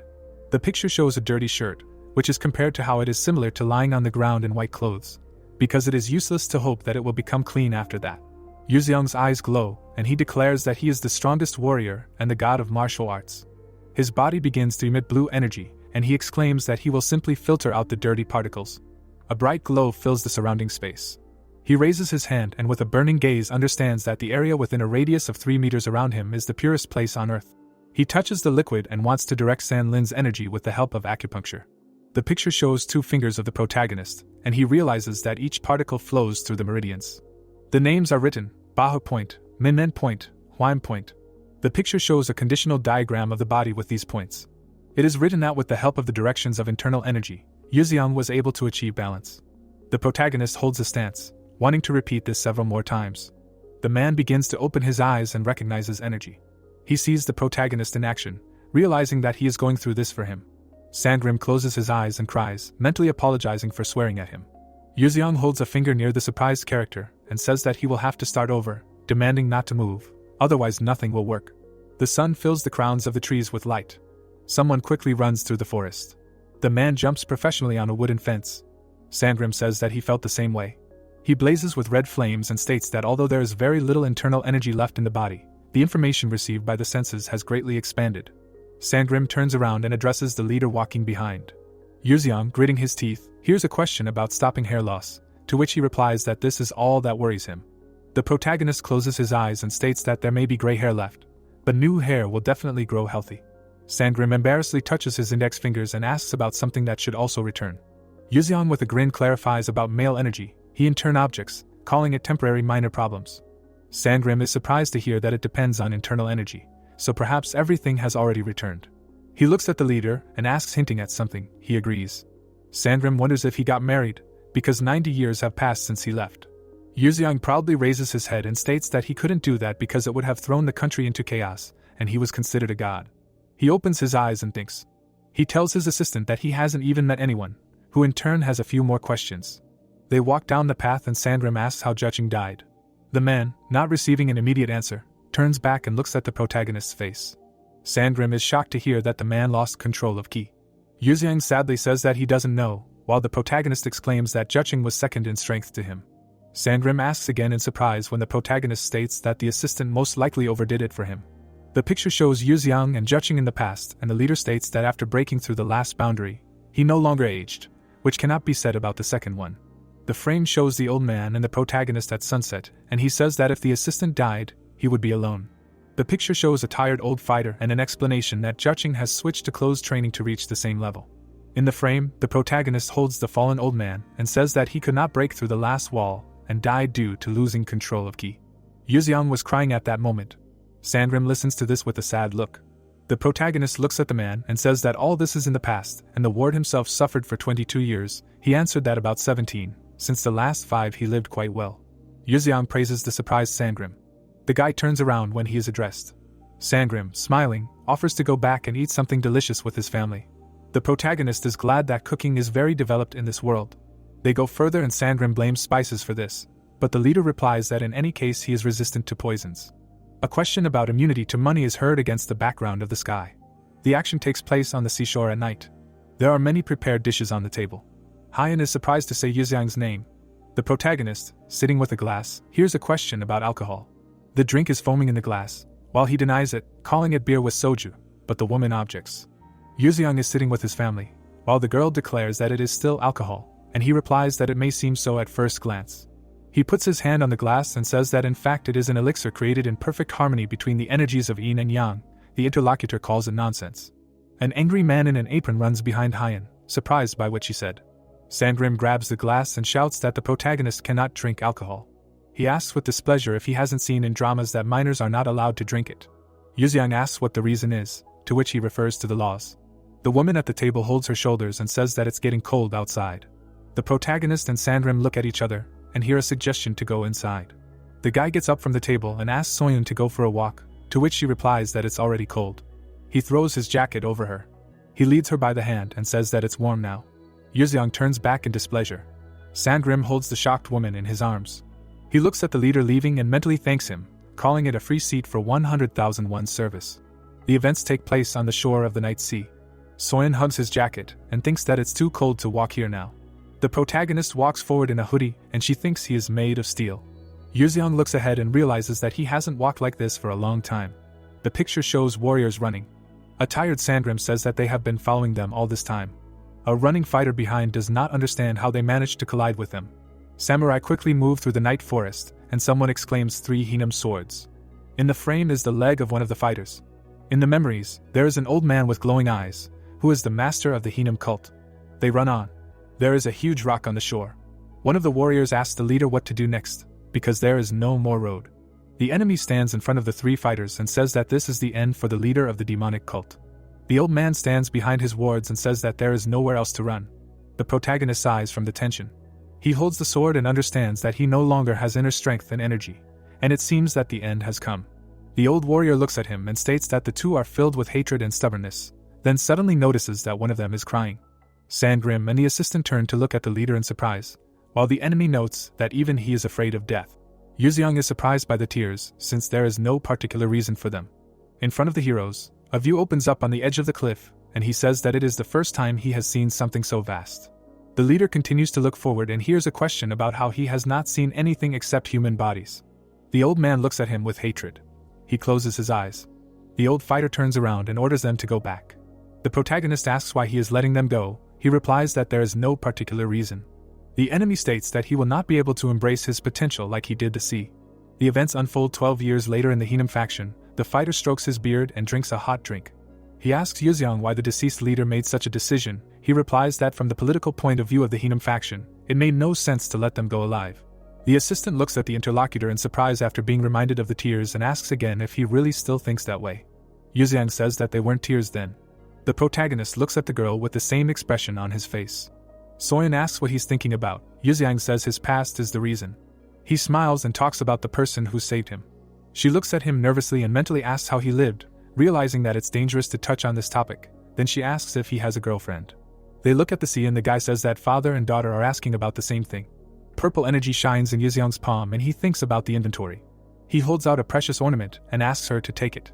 The picture shows stones and threads, and the hero explains, a gold thread made from whale tendons, intertwined with celestial silk, soaked in gold, boiled for 1,000 days, and a bracelet with the 7 rarest diamonds in the world, but he understands that it is better not to tell her about it. Soyeon looks at it in delight, and asks if it is his. He sadly says that it was given to him by a girl named Hayami. The frame shows the image of the beautiful third princess of the Ming Empire. The main character at that moment stood in front of him and said that he was worth more than a castle, and she replied that if he owned it, no one would think of taking it away. It is written that she loved only him with all her heart. Hayami said that a meteor appears in the sky for only a moment, but Yuzeong lives forever. The main character realized how beautiful her heart was and could no longer control his emotions. He closed his eyes and stated that he was not immortal, explaining that he simply lived a little longer than others. He knew that if he chose her, the power of the Ju family would be limitless. She holds the protagonist's hand and says if he lives after her death. She sadly suggests that he remember her, looking at the bracelet. Yuzeong looked into her eyes and said that he would try. In the picture, their hands are holding each other, and the protagonist explains that she knew this too and that is why she stopped coming to him after her 20th birthday. They look at each other lovingly and Yuzeong states that from that moment on, he began to watch her. The picture shows only the protagonist, and half of the picture where she was burned down. The room is blazing with a bright fire and someone laughs. The girl is lying on the floor and the man states that she is still not suitable for the role of empress, and it is better to pass the title to him. The character stands in front of the lying girl with a crazy laugh. He declared that he is now the emperor of the great Ming Empire. At this moment someone asks who decided this. The protagonist quickly moves towards him, who recognizes him as the leader of the cult. Furious, Yuzeong claims that he never gave him permission. It is raining and he remembers that if he had accepted her feelings immediately, she could have lived, but he was angry at himself and his half-brother who started a rebellion. The protagonist holds the dead Hayami and remembers that he was overwhelmed with emotions. He holds her in his arms against the backdrop of lightning, while someone asks for mercy on them. The protagonist remembers that he left her to suffer in this hell. The warriors kneel and offer to bring the heads of the Ju family members who tried to start a rebellion. A distraught Yuzeong asks them again. The warrior with tears in his eyes calls him a god and asks for some time to take revenge. He asks to moderate his ardor. The warriors continue to bow and pray to him. Their images are terribly distorted. The protagonist with crazy eyes hears and sees all this. Someone exclaims that he is thinking again. Soyeon stands in front of him and asks about his girlfriend named Hayami. She looks at him and asks how he is living with them and if there are any inconveniences. Yuzeong says that everything is fine. She asks what exactly. The sea continues to splash calmly, while the protagonist declares that he likes everything. A star falls in the sky. He thinks about how no one knows him here and he can do whatever he wants, because he even met Sandgrim and does not need to hide his emotions. He says with a smile that he likes both his uncle and aunt, and her. The girl looks at him in surprise. They continue walking on the sand and a happy Soyeon notices that he speaks like an old man, and he suggests going inside because it is cold. They walk near the sea. The girl reminds him that she asked him to take his jacket, to which he replies that he does not need it. The car drives along a busy street. The war turns to the leader. Sandgrim holds the steering wheel and asks if the protagonist knows how he succeeded. The guy sitting there remarks that he's probably overtaking the best and getting rid of the worst. The angry driver asks him to stop talking nonsense, and Yuzeong yells that he doesn't know. Sandrim turns around and starts talking about his time. The destroyed buildings are burning, and the man explains that there was no SG and the awakened were not enough, both in strength and in numbers, and besides, the gel device that predicts the appearance of the gate was not invented and the world was plunged into chaos. The city is burning and the hero continues to explain that in Korea it was a little better, but in general this was the case everywhere. People cover their faces from the light, while the narrator makes it clear that there was someone who did not lose hope. The man clenches his fist, almost saying a name. The character with the beard is almost shown. Sandrim sweetly declares that it was him. The protagonist silently looks at him. The driver turns around and asks not to make such a face and to listen to the end. He calmly states that he did not look at the situation from a pessimistic perspective. Yuziang asks why. The background shows warriors who fought in the past, and Sandrim states that he studied martial arts and believed in the strength that was contained within a person. The characters use various abilities, and the man understood that over time, there would be more awakened ones and new inventions would be made, and gradually they would become stronger. The picture shows bags of gold, and the narrator explains that for this reason, he sold the property he had accumulated, as well as jewelry, and then started his own business. The frame of a building is shown, and Sandrim states that the only direction of the business was to eliminate the consequences of the explosion, and he built the first complex on the site of the destruction in Korea. The picture shows a city, and he says that later in the area damaged by the explosion, he built mansions, and although at the time it was said that where the gate was, there was a high probability of reappearance, everyone around said that he was crazy. Sandrim, with tears in his eyes, held the piles of money and understood that thanks to the research that said the explosion site was the safest, the business immediately succeeded. The driver, with a serious face, continues to tell that money appeared and now he lives in that rich area, where now, besides him, people playing an important role are gathered. The protagonist, with a grin, watches and listens to what he is saying, because it concerns his school life too. The frame shows many happy rich guys and the driver explains that school children have not mature enough thoughts because of their good life, and they do not even think about how to earn money and throw parties in honor of their friends' birthdays, and even rent entire villas for this. A businessman gives orders to his subordinates with an important look, while Sandrim explains that the real problem lies in the parents, and their mere appearance at school leads to unrest, while the narrator lists the prime minister, the vice minister, the president of large corporations, members of the government, and so on. The protagonist thinks and hears that there is a hierarchy within the walls of the school, perhaps because they are still children and appearance is important to them. Yuziang notes that high school has always been such a place.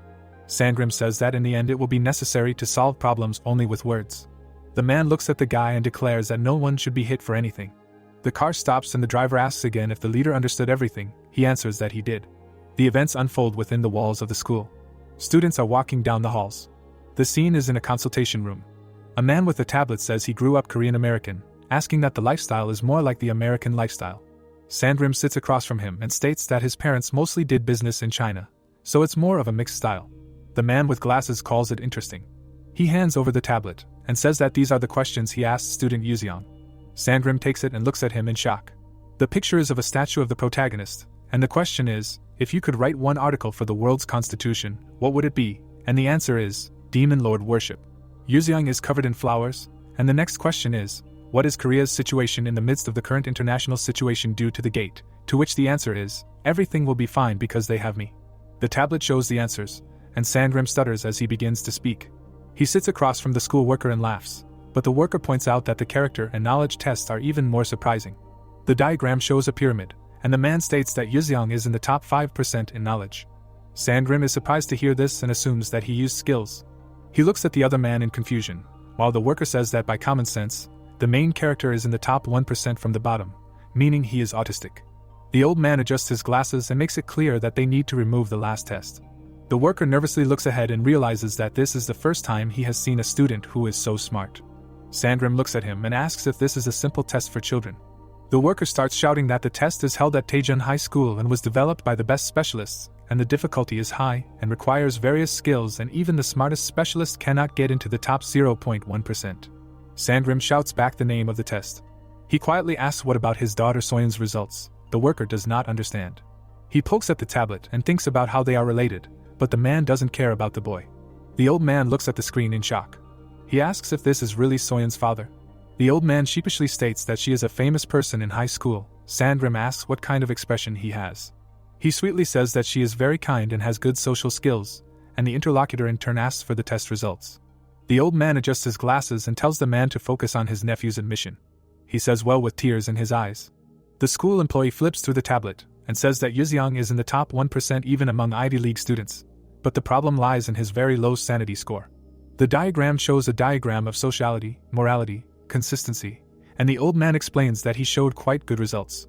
In the picture, a kid in a Superman costume is standing on the ground, while the school employee says that he generally understands the morality of society and his actions are consistent. The old man holds a paper with his other hand and says that this is different from those diagnosed with autism and that perhaps the lack of common sense is not due to psychological problems, but due to lack of study. Sangrim looks at the paper and hears that starting next year, they plan to open classes for additional education for graduating classes that lack academic achievement. He happily signs, stating that since he does not know, he should study. A rock falls on Sangrim's head after he says that it would not hurt Soyeon to go through this too. The protagonist, with his hands in his pockets, walks through the school grounds. He turns around and thinks that it is much more spacious than what he has seen in TV series and that it is impressive.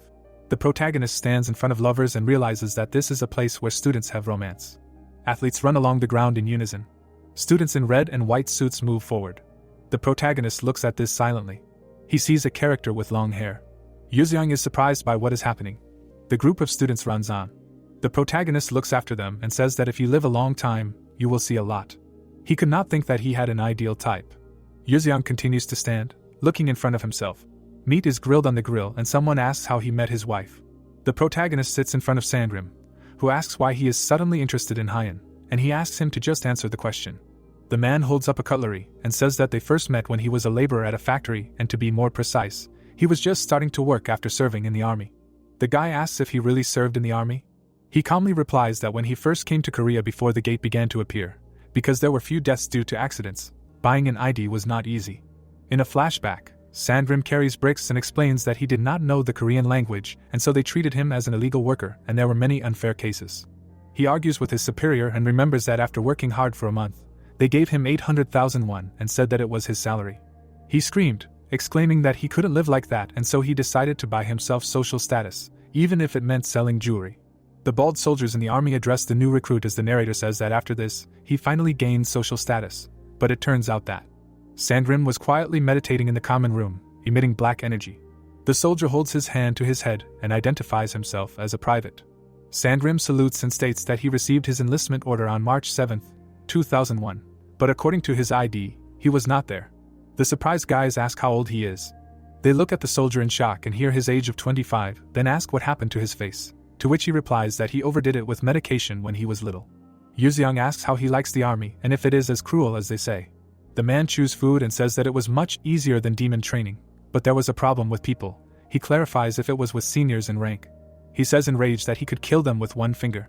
The guy opposite was shocked. He holds meat with chopsticks and asks how he met his wife.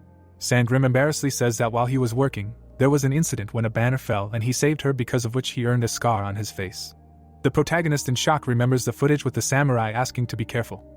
Sangrim with a sweet look says that at that time his wife went to university and they often saw each other, so he plucked up courage and invited her for a cup of coffee. Yuxiang eats and realizes that they often saw each other. The man with a smirk asks why he is interested and if he has fallen in love. He answers that he has. Sangrim admiringly asks who she is. The flashback shows the heroine's hair and Yuxiang states that she is incredibly beautiful and ran in gym class.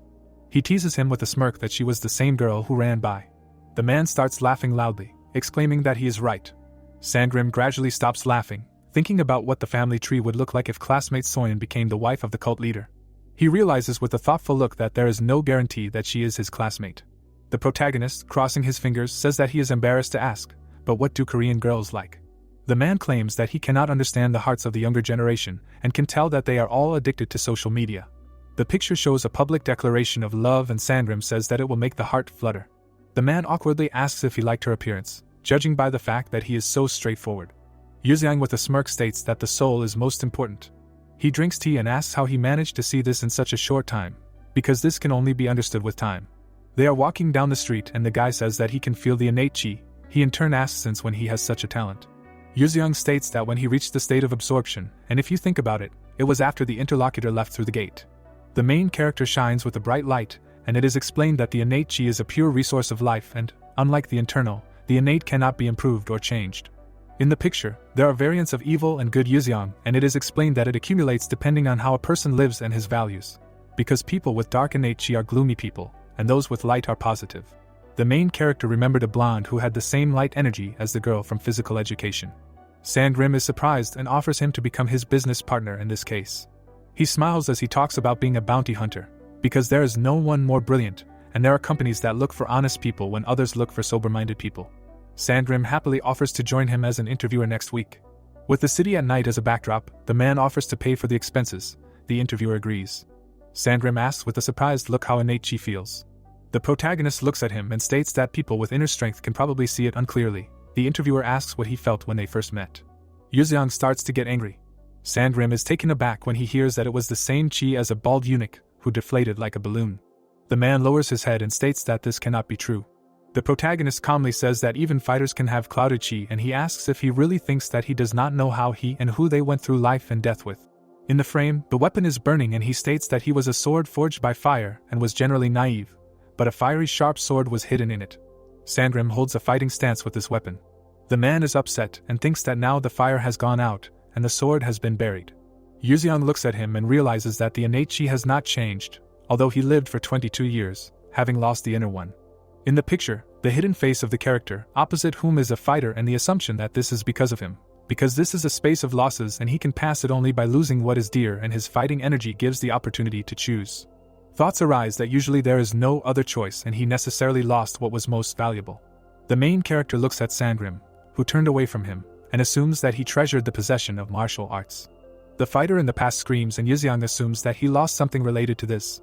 The man opens the car door and asks if the leader will go with him, while the leader wonders what he saved in that case. Sandgrim looks at him and doesn't understand why he's silent, while the leader realizes that he saved 90% of something. He stands in the middle of the street, not understanding what it is, and no matter how much he thinks, he can't remember. The guy with glasses presses some keys and introduces himself as Sangdang, a popular author in the fantasy novel genre. He looks at the monitor and the narrator says that when he's bored, he goes to Q&A forums, and then one of the questions catches his eye. On the screen, he sees a message from a user named His Majesty, who came from another world. It so happened that I have to go to school, but I don't know what they do there. Anyone who knows, please contact me. He smirks and says that some writer is having a crisis, while understanding the situation. The protagonist starts typing a message on the keyboard, wanting to give some advice, while realizing that even though he is now a famous writer, he has faced crises in the past. He sees a student and thinks that His Majesty is going to school, an obvious cliché. The writer looks at the monitor and says that it is normal for a newbie to start with a cliché. He types a message about how school is much calmer than it seems and that it is worth focusing on the students, while thinking that he can turn the plot around later. The protagonist looks at the monitor and notices that he has already been answered. The writer smirks and says that since the absolute being is going to school, the first thing they should do is this, and the monologue is interrupted. The protagonist seriously memorizes the advice, realizing that it is important. Rockefeller stood alone under a beam of dim light. Slightly raising his head, the man said that children of the awakened with abilities would soon appear. A blond man in a mask approached him and was happy about the good news, because the second phase was already close. He tilted his head slightly to the side when the interlocutor added that something strange was happening in a small country in East Asia. Standing in front of the man, the blonde asked if he was talking about Korea, because fortunately, this country was best adapted to the system. Imagining a cloud of energy in the sky above Seoul, the man said that a gate had appeared in that place without any prerequisites for this, and most likely, the monster boss was trying to awaken. Suddenly, a dark-haired guy approached them and said that the man reasoned just like a person. Rockefeller replied that working in SG made itself felt, but now he would switch to the dialect of monsters. He lowered his head and said that such heroes had not appeared in the tribe for 500 years. The guys turned to him. The dark-haired man noted that he remembered that the hero's name was Lin Kok, and the blonde asked if the system had decided to deviate from the norm due to the awakening of the monster, and whether this meant that the gate exploded. The man immediately looked up at them and replied that this was not so, because the gate was cleared. The guys staggered in surprise and simultaneously exclaimed, not believing their ears. The dark-haired man looked at Rockefeller and asked if there were really many awakened nearby, to which he replied that this was not so, because so far no one could find the one who cleared them. The man touched his chin and added that this was definitely the work of one person, although he left no traces behind. The dark-haired guy lowered his gaze and asked if it was worth getting so hung up on this incident, because no matter how you look at it, he is just a person. Raising his head, the man noted that sometimes insignificant things lead to huge disasters. He imagined the main character and asked his comrades if they had forgotten about that absolute being, because he was also a human. The guys looked at him. The dark-haired boy said that they were no exception, and the blonde asked if he understood correctly that if the gate was cleared, then the filter monster should also be alive. Through a smiling mask, he looked at his comrades and suggested filtering Linkok. The dark-haired man looked at him and asked if this was the second part of the plan. The blonde replied that it was time for them to speed up the first a little. Smiling widely through his mask, he noted that there were still many strong awakened in Korea.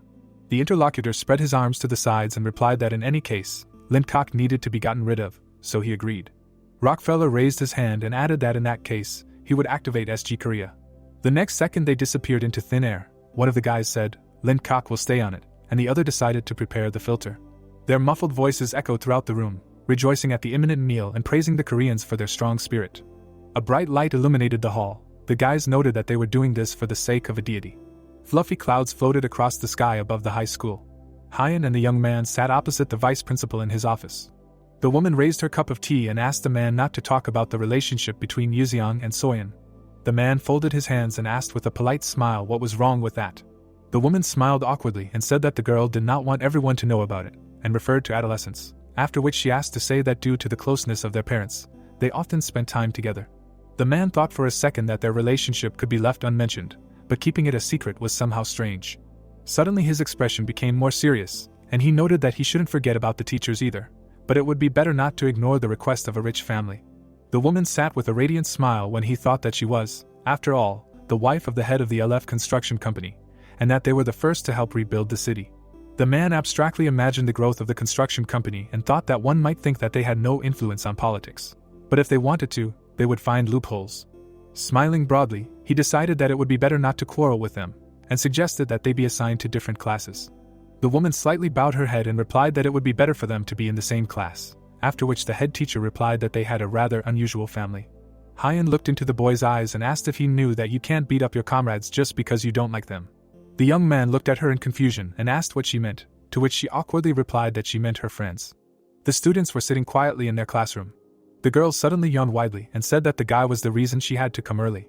The man entered the classroom and greeted the class. She looked at the teacher and wondered where the guy had gone, since her mother had said that they would be in the same class. Taking the phone in her hand, she thought that she should ask her. Suddenly, a stern-looking Yuseong appeared in the doorway. The students and the teacher looked at him in shock. The guy greeted the best class in the world with a menacing look. The girl dropped the phone on the desk in surprise. She jumped up from her seat, pointed her finger at the guy and asked if he had gone crazy. Yuseong, without changing his expression, looked into her eyes. The girl suddenly asked what he was talking about. The teacher looked at her and asked what was going on. The entire class looked at her as she awkwardly waved her hands and said that Yuseong had lost a bet with her yesterday, so she jokingly told him to do it, but she didn't think he would actually listen to her. Raising her eyebrows, the girl laughed sheepishly. Suddenly, the students' faces widened into smiles and they started talking about how she had rather unusual taste. With a dumbfounded expression, the girl thought that this was to be expected, since their school was full of psychos. That the sun was shining through the windows of the stairwell, Soyeon asked the guy there if he did as it was written on the internet. The guys were standing next to the school building. The girl asked with an irritated look, did he really believe in this nonsense? The guy frowned in irritation and asked that even animals build a hierarchy when a new member appears in the pack. The girl was outraged that he was comparing them to humans. She tried to hit him, but he dodged. When she said that if he was going to do something like that, he should wait until the teacher came out, he replied that he wouldn't do it again. Soyeon held her head and thought about how she knew that dramas would affect him, but were all the people in the north like that? He noticed her inner thoughts and thought that arguing with her would be more expensive for him. Imagining little Sandrim wiping his face, he thought that the first battle for the championship among the orphans and homeless in the cult of demonic killers was his. Yuseong and Jechung were beaten and sitting next to each other. He noticed that he seemed to be in 10th place. At this time, the darkness dispersed along with the wind. The boy suddenly noticed this and looked back. Looking at the birds flying by, he wondered what kind of strange energy was in that direction. His brows furrowed involuntarily as he thought that it was like his first day on Earth, and reminded him of the gate at Seoul Station. The girl noticed that the boy did not take his eyes off the sky, while he thought that the wave was coming from exactly the same place, and no matter how excellent his perception was, he would not make it to the station. Remembering the energy flows of the gate, the boy thought that his comrade said that the gate never appears in the same place twice, which means that it is even stronger than the previous one. Soyeon raised her eyebrows in surprise and noticed that it will start raining soon. Looking back at the boy to call him to eat, she noticed that he was no longer nearby. The hero was flying over the city at high speed towards the station, while the girl wondered where he had suddenly disappeared to. Sandrim touched his head in irritation and thought that today was the boy's first day of school. Tapping his finger on the table, he hoped that everything would be fine with the young man. Suddenly, a notification from the hero came to his phone. The man was shocked to read the message that the boy was going to enter the gate. Sangrim asked the hero why he suddenly decided to enter it, to which he replied that they appeared nearby. The man asked this if the gate appeared at the school. He was stunned for a second when he saw that the guy wrote that the gate appeared at Seoul Station, after which he wondered if it was necessary to go there at all, because there were other awakened in Korea. At this time, the young man flew over the city at high speed. The man thought that if this was a gate for survival or for capturing territory, it would take 7 days to pass through it. Yuzeong walked confidently towards the station. The man noted that he had just arrived at the school and it would be strange if he disappeared so suddenly. The young man thought that his comrade was right, but there were some nuances. Stopping for a second, he looked into the darkness and noted that he could not simply close his eyes to the deaths of people. Suddenly, he remembered how he sprayed blood of his opponents. The wounded guy collapsed to the ground in front of him when the young man cursed at his group. He stood among the bodies of the dead opponents, saying that no matter how ruthless the bandits were, kidnapping people was a terrible act. Looking back at the frightened woman who thanked him, he said that he did not need their payment, so they could not worry. The young warrior approached him and said that they were unlikely to catch up with the bandits, because yesterday they dealt with a tiger that attacked doctors, and today with bandits kidnapping civilians. The hero frowned tensely when the boy asked him why they were doing this at all, since it was dangerous for them to stick their heads out like that. The hero looked up and said with confidence that they were doing it because they could, and since he could do it, he didn't want to stand aside. The balloons held up a banner welcoming the UNSG Chief of Staff to Korea. A crowd of men walked quickly along the road. So-hyuk walked in the center of the crowd. The policemen stood at attention and addressed the awakened ones, asking for their attention. The boys raised their hands and, on command, released multicolored beams into the air. Bright fireworks immediately sparkled in the sky. Passers-by watched with joy. Officials in formal suits began to applaud what they saw. Jiho frowned, not understanding what they were doing. He noticed the angry crowd of people and thought that the SG and Korean factions had gathered in this place. Then he looked at So-hyuk's face and noticed that the SG was an organization focused on establishing peace on Earth. Then he looked at the satisfied Jong Myong and thought that the Korean faction was an organization focused on their own republic. Imagining the two men standing in boxing poses, he thought that the awakened usually didn't care about this division, and it happened because of the politicians' quarrels. Clenching his fist with all his might, the man noticed that thanks to this childish fight, he was able to gather about 90 of the strongest awakened. Looking at the UNSG Chief of Staff, he thought that now the Korean faction would try to hide behind a test. So-hyuk stepped forward. The man thought that the SG wanted to prove their military superiority. So-hyuk and Jong Myong frowned and simultaneously thought about why they had to do this. The man thought that he thought they were ashamed of their organizations. Suddenly, the boys felt a strong pressure. So-hyuk activated his shield and took a stance. Jong Myong grabbed the hilt of his blade and released his aura. The man watched the events between them. Jiho looked at them in shock, surprised that they had already grabbed their weapons and wondered if they were going to start a mutiny. Suddenly, the boys looked back and addressed the awakened ones, ordering them to prepare for the gate to appear. The men raised their heads and noticed in shock that the gate was opening again at Seoul Station. Frightened people ran away from the scene. A powerful energy beam hit the ground. The selection had begun. Jong Myong shielded himself from the squall wind and noticed that he was not selected. Looking back at the men standing nearby, he ordered a count of the people. 2 guys approached him and said that 47 people were selected and all of them were awakened. The young man was immediately shocked when he heard these words and wondered why only the awakened were selected when there were so many people around. The hero continued to quickly approach his goal. Suddenly, he landed on one of the buildings, emitting steam. He looked down and noticed that he was a little late, after which he said that he heard about the selection too late, and there was no chance to enter. The young man remembered how he meditated in the cave and thought that energy comes from a particle of nature. It can be hot, cold, cool, but has no clear purpose. Looking at the energy raging in the sky, the guy thought that from this gate he only feels evil, so this energy was either awakened by bad intentions or it was directed in a negative direction. He looked away and noted that he would need a sword this time, no matter what. Suddenly, something interesting caught his eye. The hero noticed Jong Myong's blade and noted that this would be a great option for him.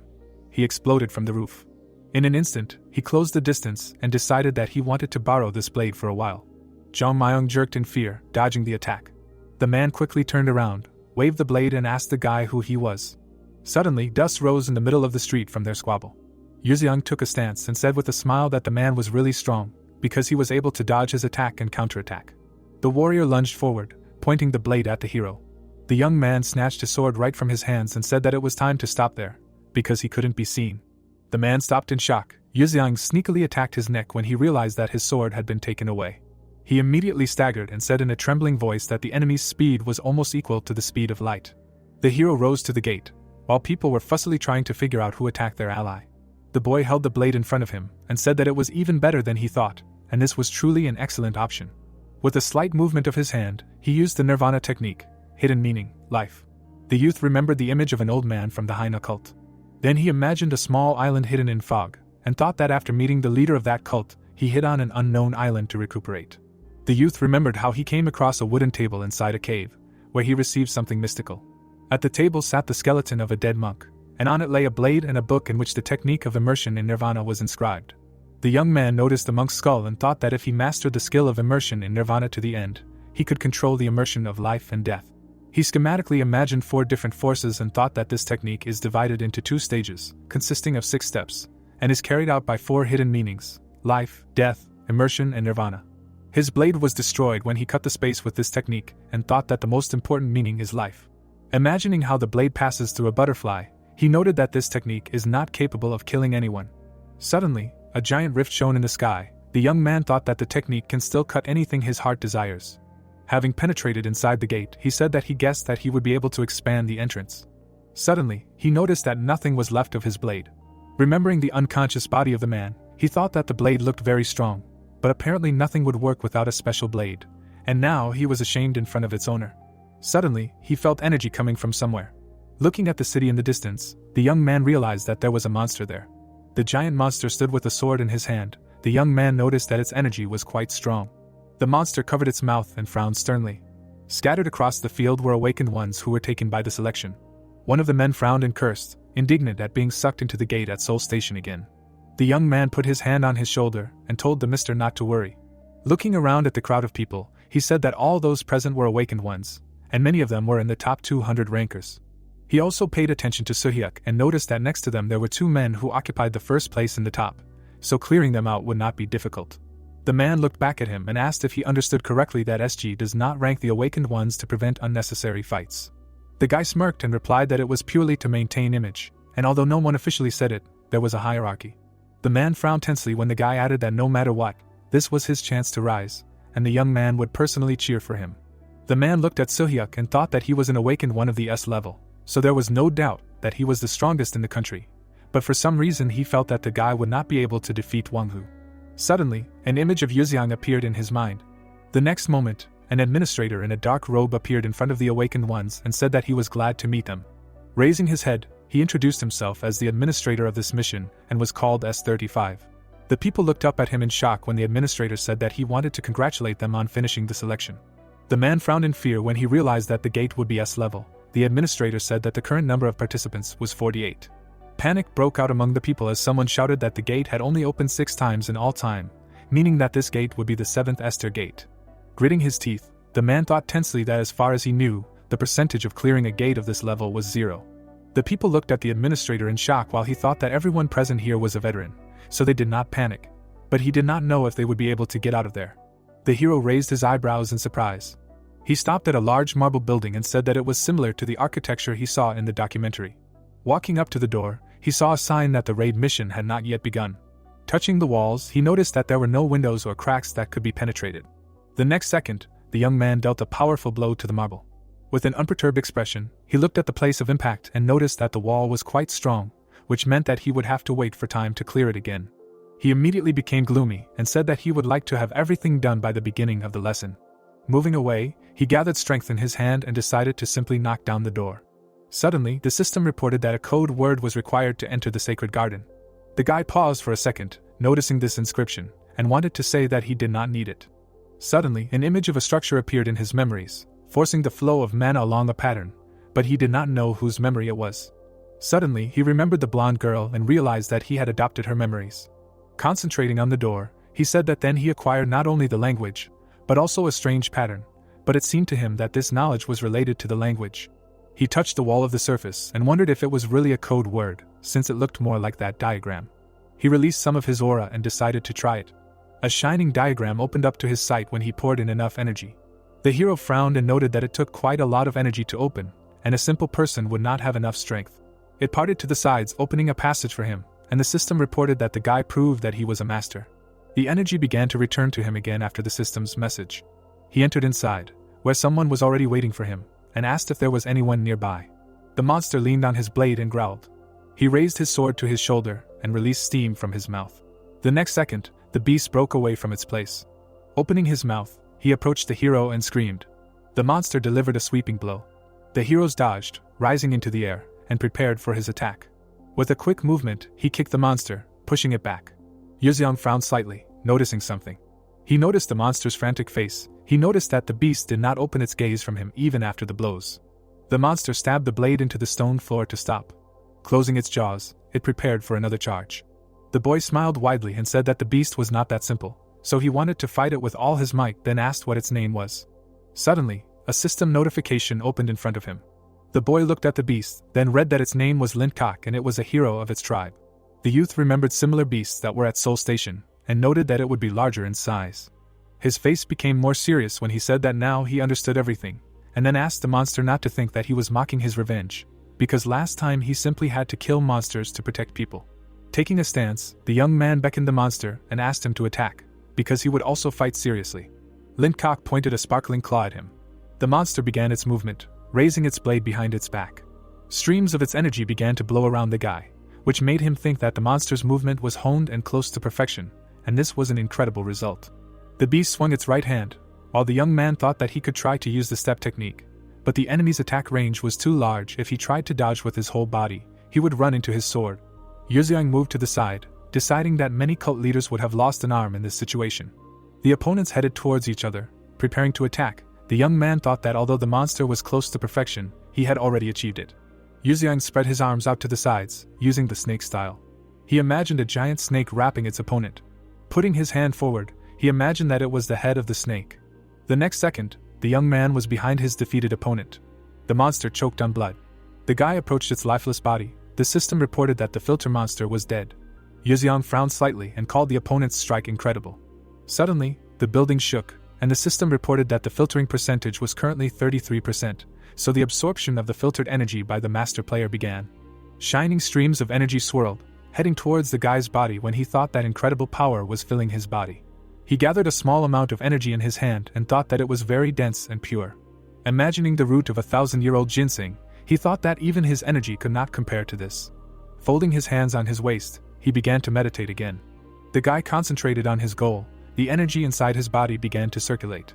Opening his eyes, he decided that there was too much energy, and an ordinary person would have died in his place. Clenching a fist filled with energy, he decided that he had restored 30% of the energy from just one gate.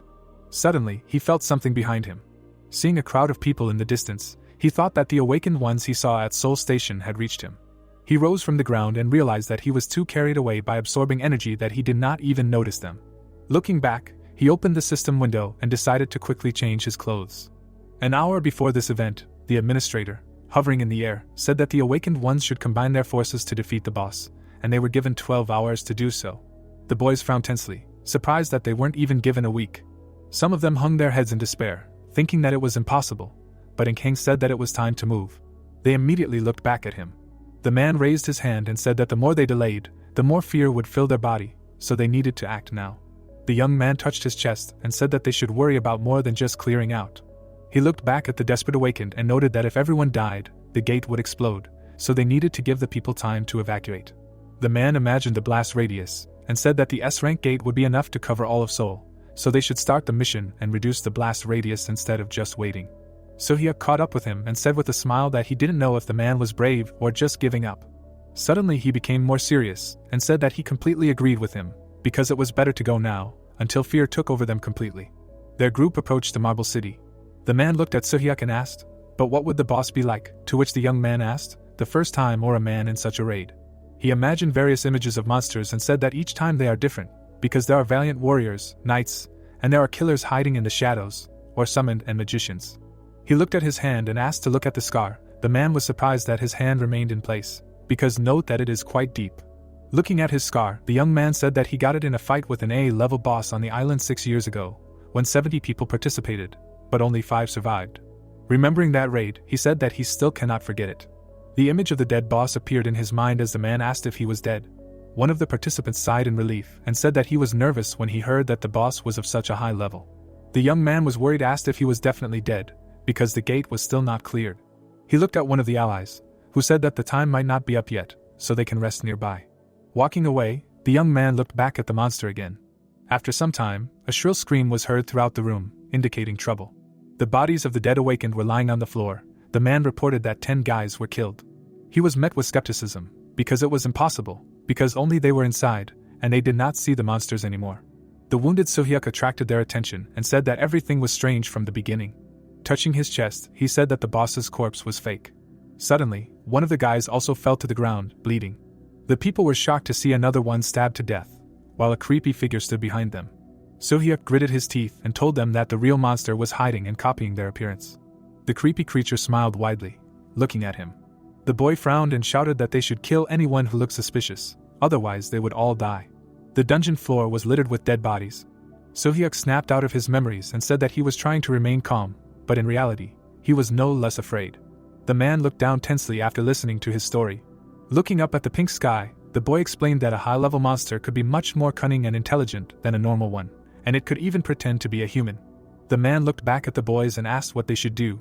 Sohyuk pointed to his shield and said that they needed to believe in its protection.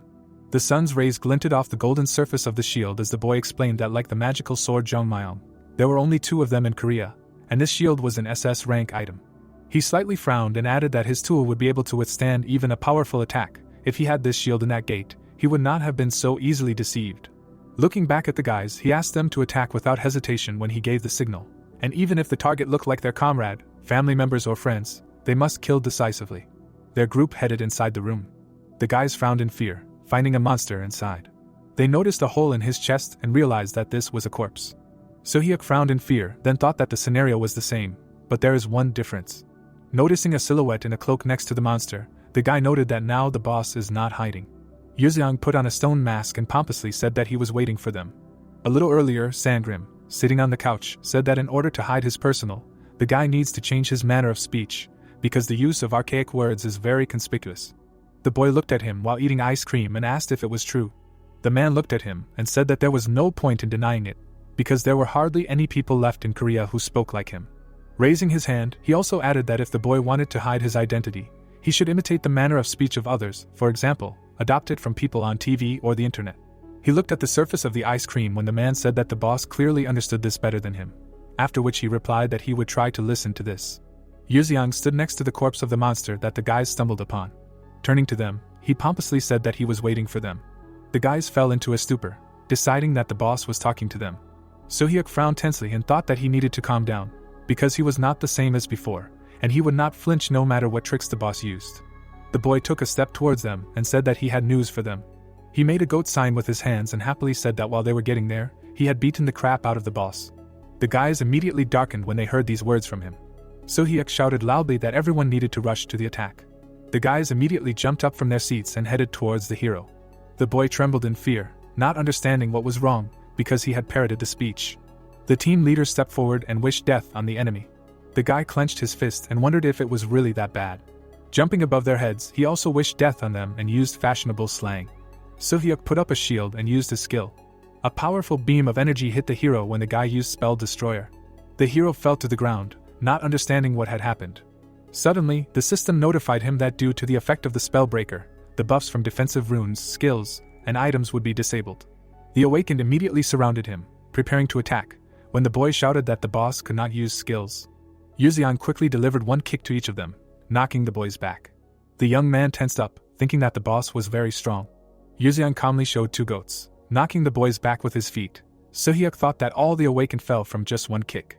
He tensely clenched his teeth and, being someone who does not watch TV, thought about what kind of skill this was and why the spell breaker did not work on him. Yuzeong repeated his phrase again and punched one of the awakened in the face. The young man immediately fell to his knees in front of him. Looking around, he realized that everyone was unconscious. Quickly turning to the leader of the group, he tried to joke and said that just one hit from him was enough to knock him out. Sohyuk frowned in fear as he looked at him. The boy slammed his shield on the ground and said that he was powerless that time on the island. Releasing a large amount of energy, he also added that 6 years of grueling training were not in vain. Yuzeong thought that he failed to joke again. The young man put up a shield and said that the boss would watch the attack of the combination of defense and offense. A bright light immediately blinded the hero. Suddenly, a giant image of Buddha appeared in front of him. Inkang was shocked, but looked back and said that this is a power that can repel any attack.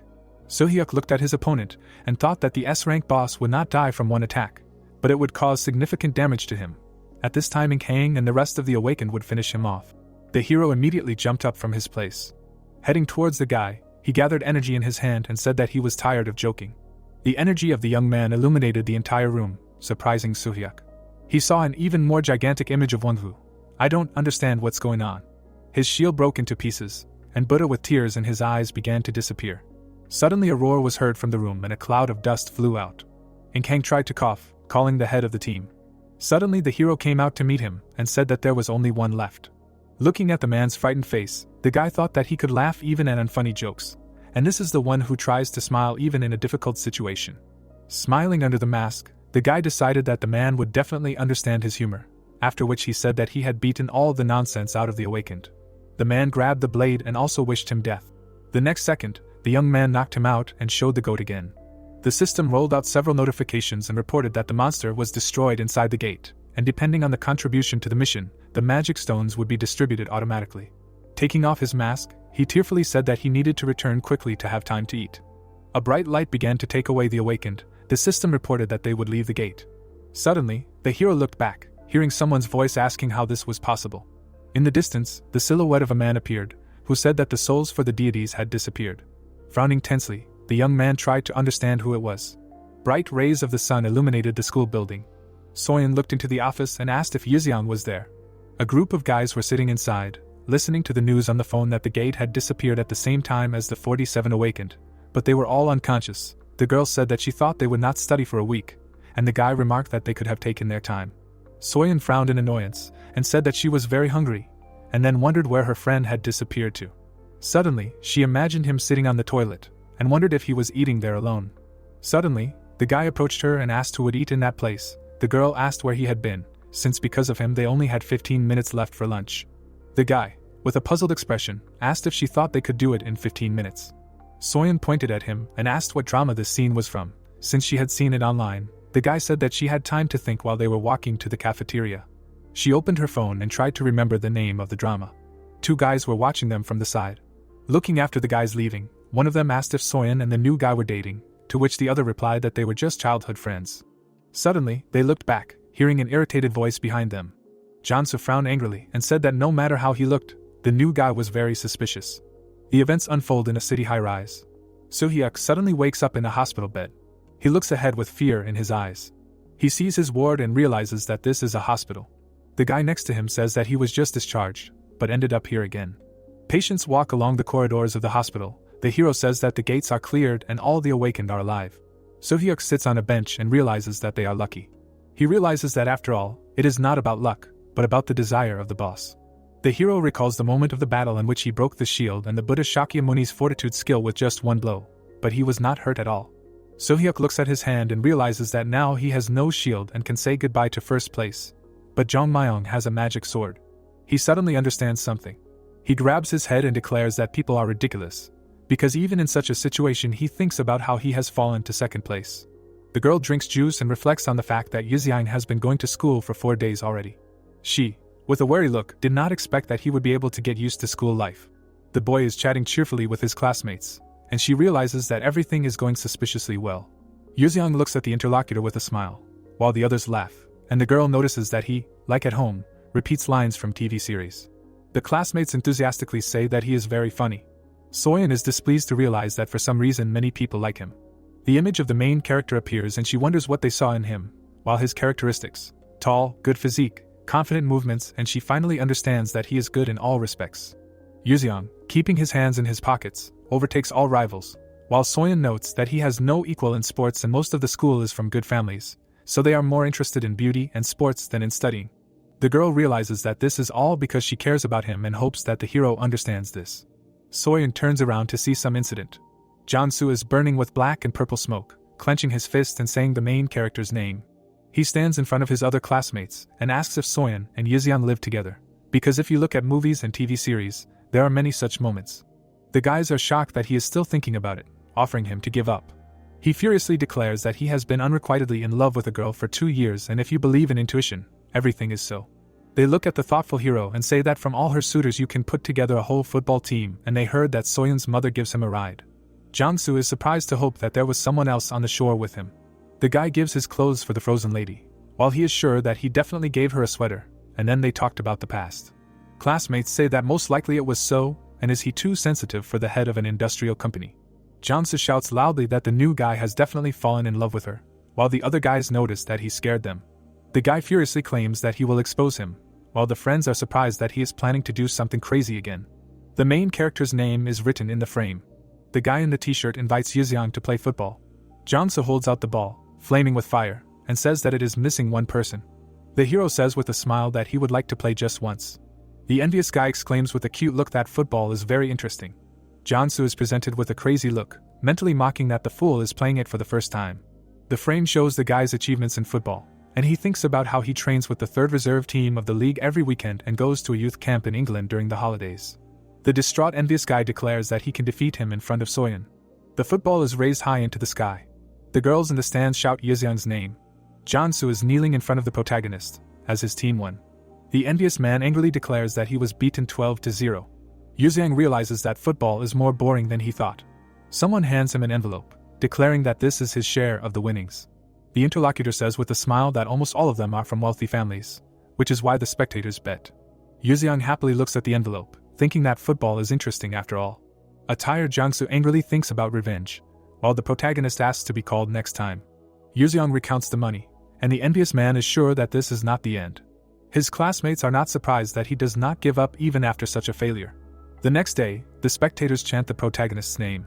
Jansu's team is confidently preparing for the match again. They are the main participants of the Korea U18 national team. The scoundrel looks at Yuzyang and mentally asks her to come over. He clenches his teeth and furiously thinks that he will show everything that the coach taught him, realizing that he has good reflexes. But his mind is a strong point, so he should focus on blocking. The game has started and the participant runs with the ball.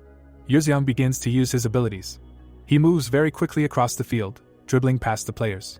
Jansu is surprised by his strength, because he broke through so easily. The protagonist goes with the ball to the opponent's goal.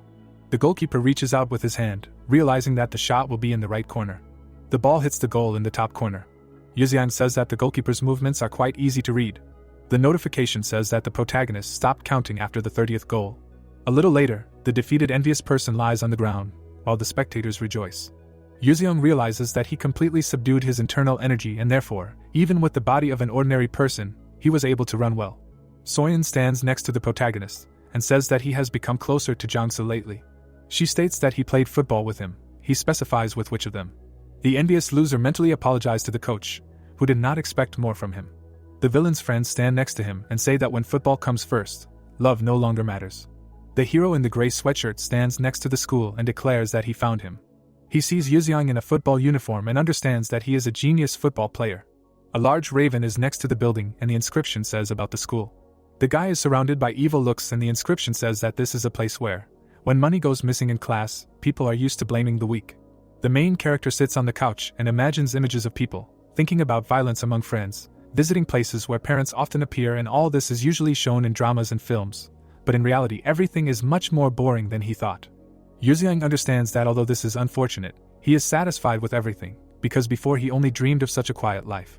There is an envelope in his pocket. He reflects on how playing sports is quite fun and an abundant source of happiness. The participants play football, while the protagonist realizes that he has a conscience and therefore did not use his inner energy and will during football. He stands in sportswear and holds an envelope in his hands, realizing that by limiting these two abilities, he realized a new truth in the use of the body. In the frame, an older version of Yuzyang is said to have not used his physical strength due to his overwhelming inner strength and will. The protagonist is sitting on the couch in the lotus position, realizing that by using his abilities correctly, he has become slightly stronger, and due to the improvement of his abilities, his martial arts literally have no limits. Soyeon interrupts his meditation and shouts that if he is going to school, he should get in the car. They walk down the hallway together and the girl asks how he likes her today. Yuzyang says with a smirk that she is ugly, as always. She shyly states that she has already gotten used to his words. Students stand smiling in front of a school, and a voice claims that this is a place where all the elite of the Republic of Korea are gathered. A man holds a wallet and asks if they are trying to bribe him, because he is a coach of the national team, and the narrator claims that in accordance with this, a project for talents in the field of sports was launched. The picture shows suitcases with money, and it is written that those who have power and money made every effort to turn the high school into a youth sports club. People gathered at a round table. The narrator says that the coaches of the national teams have gathered at the school. One of them slams the table, exclaiming the word therefore. He shouts that Yuzyang should play football, asking if everyone knows what the main talent of a football player is. A colleague calls tax evasion. He in turn shouts in rage that some baseball coach has no right to say such things. The interlocutor furiously asks what he means by the phrase some.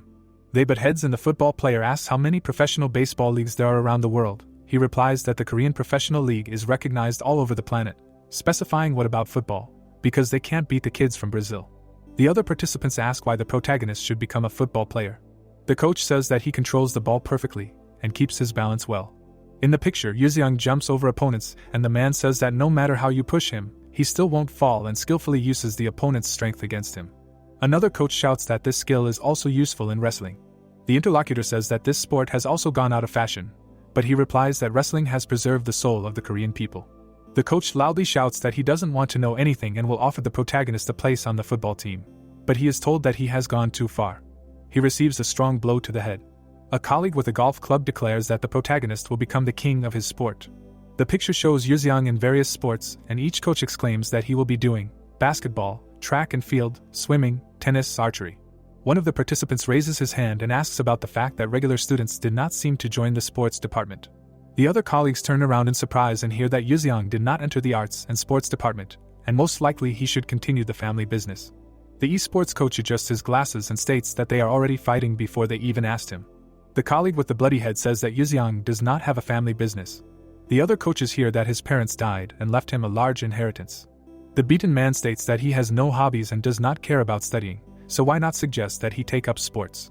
A loud suggestion is heard in the room to ask him directly and find out what sport he is most interested in. Yuzyang stands next to Soyeon and clarifies if he is really being asked to join the sports department to train.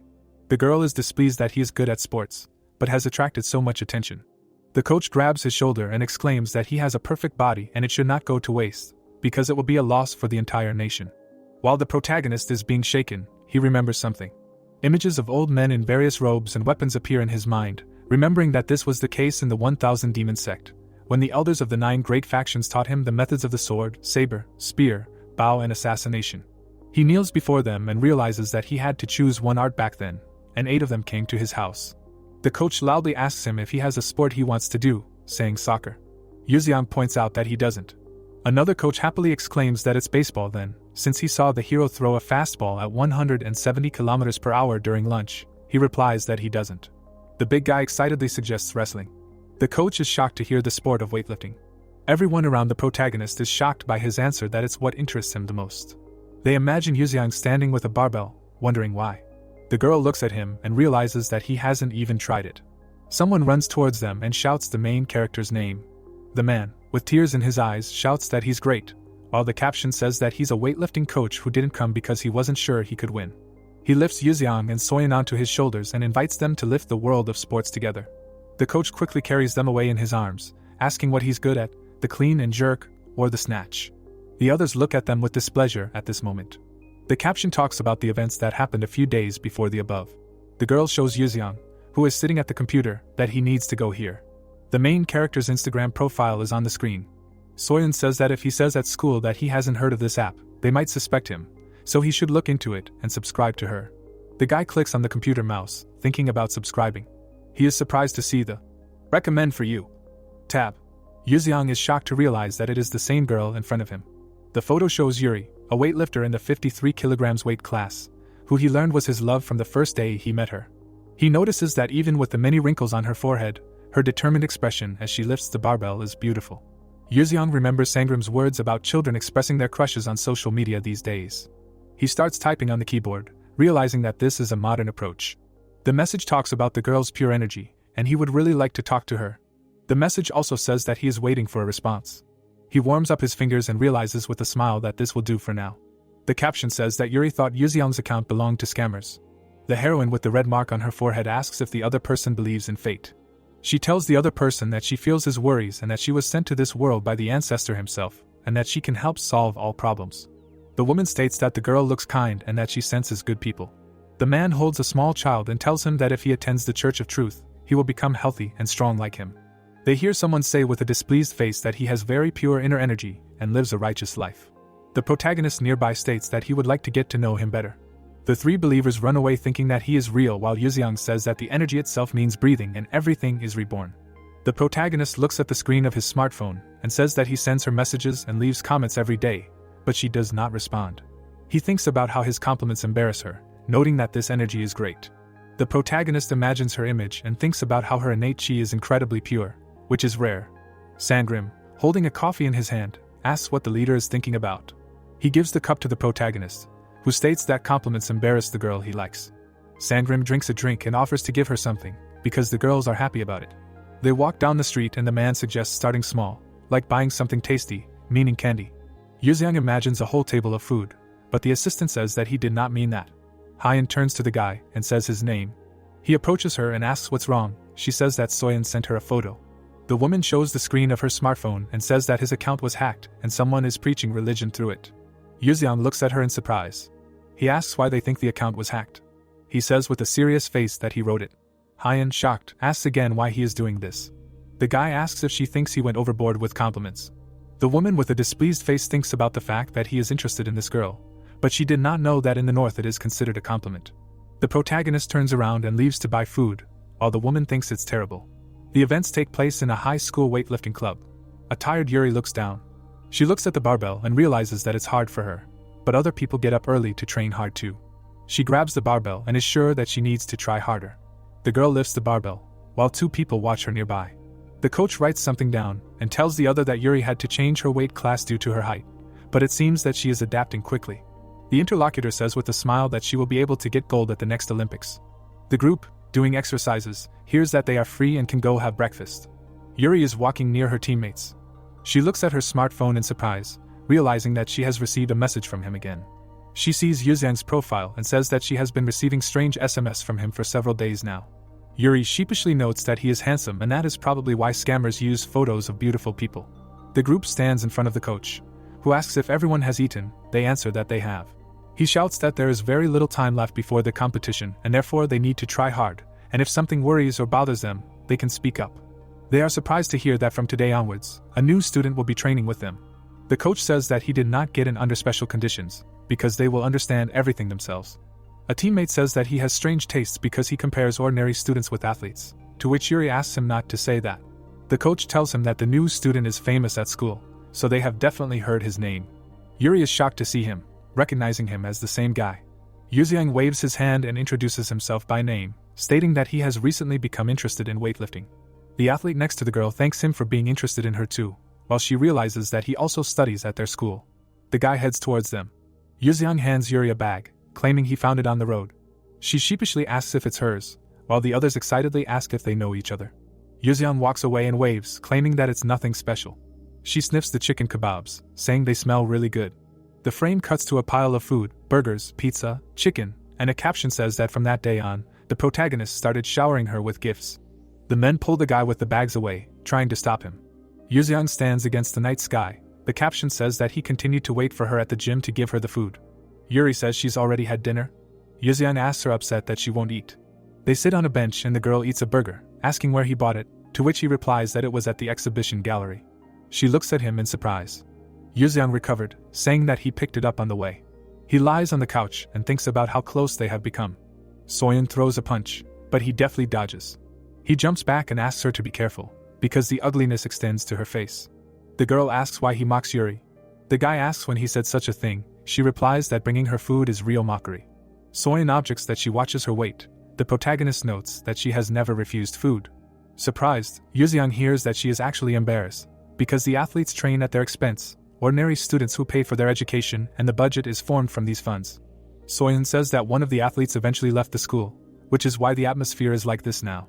With a displeased face, she asks why he is buying Yuri food. He replies that he wanted to bribe her. The girl in shock asks why. As he leaves, he says that she is bright, beautiful, and attractive. The protagonist thanks her for her words. She asks him to wait. She silently watches as Yuzyang leaves the room.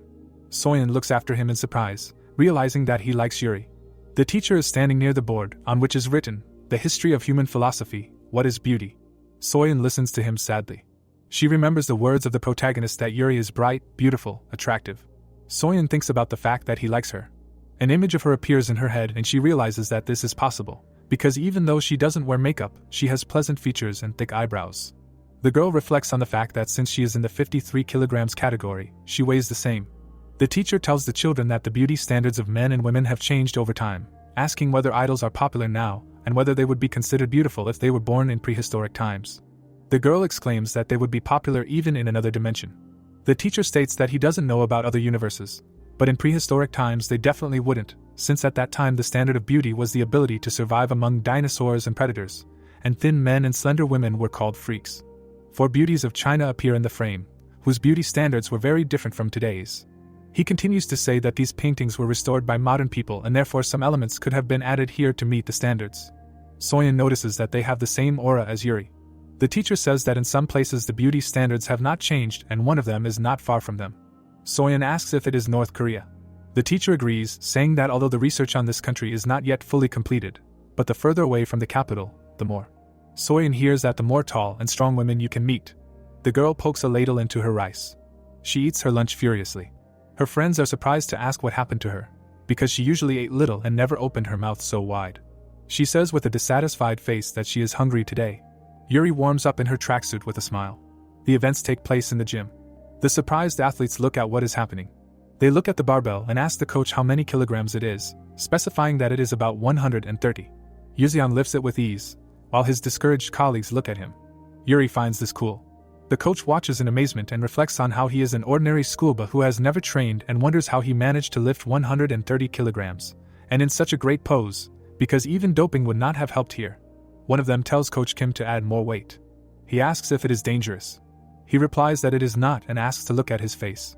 Yuzeong calmly holds the barbell while they say that he does not look like a man who has given it his all. Kim writes down on a sheet and asks how much he should add. He replies that 20. The barbell is loaded with weights and someone wonders if he is awakened. The coach thinks about how absolutely all high school students want to become them, and if this happened, he would already be shouting about it left and right. He introduces his charges with medals and declares that Yuri will become a national representative in the 53 kilograms weight class, and Yuzeong's 70 kilograms. The coach wipes away his tears and is confident that he is looking at the weightlifting masters. The protagonist sits on a bench and thinks that this is a good sport and a good workout for the body. Yuri is still working out nearby and he notices that she has been doing it for 2 hours longer than the others. He smiles and is confident that her willpower matches such pure energy. Yuri turns around in surprise. Yuzeong stands in front of her and says that since he has become familiar with this sport, he wants to share something with her. She asks again. The protagonist thinks about this answer. When you lift the barbell, you do not exhale completely, but exhalation for a person is energy, and this word has many meanings. But in martial arts it primarily means breathing. Masters of external arts are not just people who have brought their body to perfection, but those who have learned to use less energy when moving the body, and therefore they train to use a lot of force in one inhalation-exhalation. Training and controlling internal energy is aimed at constantly increasing strength, while external energy is aimed at releasing energy in a short period of time. But Yuzeong only said, "Try to inhale half and lift." Yuri asks in surprise in what sense, to which he suggests trying to reduce the volume of inhalation. She takes the barbell. The girl hears the advice not to hold her breath, but just slowly inhale, half of the usual. Yuzeong looks at her and realizes that she does not understand him and nothing can be done about it. He touches her back and wants to stimulate the points that control breathing. The athlete throws the barbell onto her shoulders. She takes a step and easily lifts it above herself. Yuzeong asks if it is more difficult for her. She replies that it is the same. He throws on a weight plate and says that he will add 20 kilograms. She takes the barbell and hears the advice to try closing her eyes. He takes her by the shoulder and says that she can lift 200 kilograms in one breath. She just didn't breathe correctly before. They are standing in the middle of the forest, and he advises to take a deep breath and then exhale, but not through the mouth and nose, but through the arms, shoulders and back. Yuri lifts the barbell. She holds it high above herself. The girl asks in surprise if 100 kilograms has always been so easy. She can hardly hold it after he said that it is actually 115. Yuzeong helps the girl, who does not believe that she has just broken her own record of 105 kilograms. They look at each other happily. The protagonist feels someone's presence at the other end of the gym. The boy says his name with tears in his eyes. Jansu punches the wall and doesn't understand why he quit football for weightlifting. The envious guy bangs his head against the wall, saying that he had a beautiful dribble, strong shots, and was it all a joke. His friends at this point are sure that he has completely lost his mind. The boy shouts in rage that he tried to focus on sports, completely immersed himself in games, and even secretly drank wine in his father's warehouse. He sees himself hugging the main character with tears in his eyes and says that he will never forget their game together. One of the friends says he has an idea. The other asks what it is. The boy says that he will bet on a short sale when Jansu inherits his father's business. The other calls him a bastard. The picture shows Yuri hugging the main character and the caption says that in the next chapter there will be a heavenly demon who does not want to fall in love. Yuzyang holds the girl's hand on his chest. He tells her straight to her eyes that inside him there is only her. The guy understands with a smirk that this is the perfect plan. He walks down the street and says that now they have become closer and this is the right time to get her number. He is surprised to hear congratulations addressed to Yuri. He looks at the crowd, where a man offers her to go first, because they will soon join too. Her teammates discuss with her what about school. One of them says that in front of the power of high school, normal classes are nothing. Yuri asks them about Yuzyang. The guy drops the bag after hearing a question about how to tell him something. The athlete sits next to the bag in front of the lockers. She is wearing sports shoes and thinks that she is not stupid and understands everything. She realizes that the main character is clearly interested in her. Yuri remembers their conversation and understands that thanks to these meetings, her dull days have become brighter. There is a bag next to her, and she realizes that she was able to enter the national team.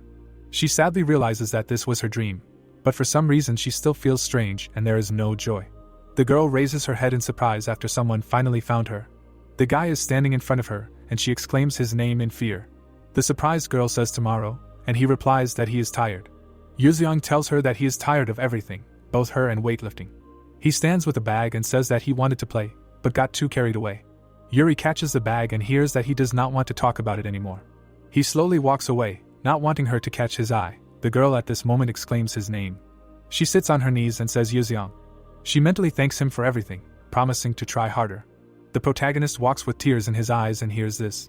Soyeon sits discontentedly in class. She sees the protagonist's profile with photos of Yuri and insults him. Soyeon looks at the screen and asks if he is going to study, since all he does is go on dates. She does not understand why she is angry, citing the fact that he started dating first. The girl sees her correspondence with a blind date, and wants to find a boyfriend too. Soyeon looks at the screen in shock and does not understand what it is. In the profile, there is a photo with a caption that the protagonist sometimes cries. The girl notices that he deleted all the photos with Yuri. She is shocked to see this and says this. Other students see Soyeon quietly giggling in class. She points her finger and mockingly asks if he was dumped. In the correspondence, she indicated that she will not go to the meeting and thinks that her sister will definitely console him. There is a plate of fried delicious rice on the table. Sangrim says with a smile that she cooks excellently. He starts eating and hears a scolding with questions about why the hero behaves like that at school. Soyeon grabs him by the hair and demands that he stop making his stupid jokes and says that the slower you go, the further you will get. The family is all gathered at the table, and the mother tells the girl that at the next exam she should follow this advice. The main character laughs at this moment. Yuzyang looks at her and asks what is the point of beauty, because at least knowledge will stay with her for life, while she is ready to bet that she will pass the exam better than him. Sangrim eats rice and thinks that his daughter looked a little sad these days, but now everything is apparently fine. The family walks along the embankment, and the man realizes that with the appearance of Yuzyang, the atmosphere in the house has changed and everyone has become more energetic. Soyeon discontentedly demands that he stop joking at school, because his phrases from TV series are of no interest to anyone. Yuzyang objects that girls like it. She angrily replies that they faint from his sigh, and how is he going to survive in a harsh world if he doesn't even understand that? The protagonist smiles after Hyun's question about how the world is harsh, and that's why her daughter is in last place. Yuzyang looks forward in shock. He sits silently with a plate of food. He looks away and doesn't understand what's happening. The family is sitting at the table, but the protagonist has a bad feeling, as if someone has snuck into the house. An image of an old man appears in the picture and Yuzyang is sure that judging by the energy, he is at the level of a master and such people can catch even minor sounds, be it the movement of insects or leaves, and also receive information from them. A green leaf flies into the frame and Yuzyang begins to talk about how some of them can masterfully hide their presence. A hidden warrior with a blade flies against the background of the leaf. A bloody insect lies on a branch while the protagonist says that they will do this until they rip the heart out of the victim's body.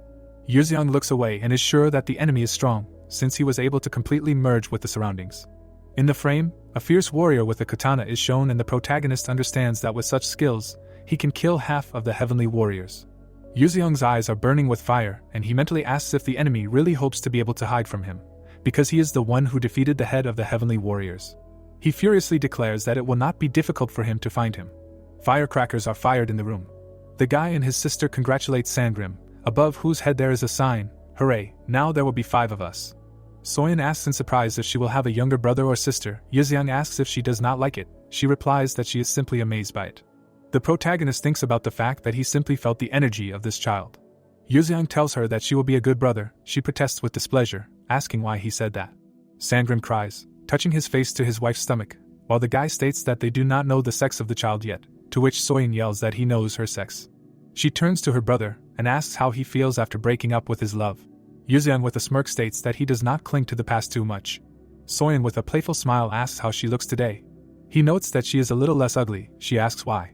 The protagonist stands in front of him and declares that he decided to give her bonus points in honor of the holiday. She gives him the middle finger, calling him an idiot, until her mother asks him not to do it in front of the child. The school building, a sunny day. The teacher looked at the class and reminded them that exams are in 2 weeks.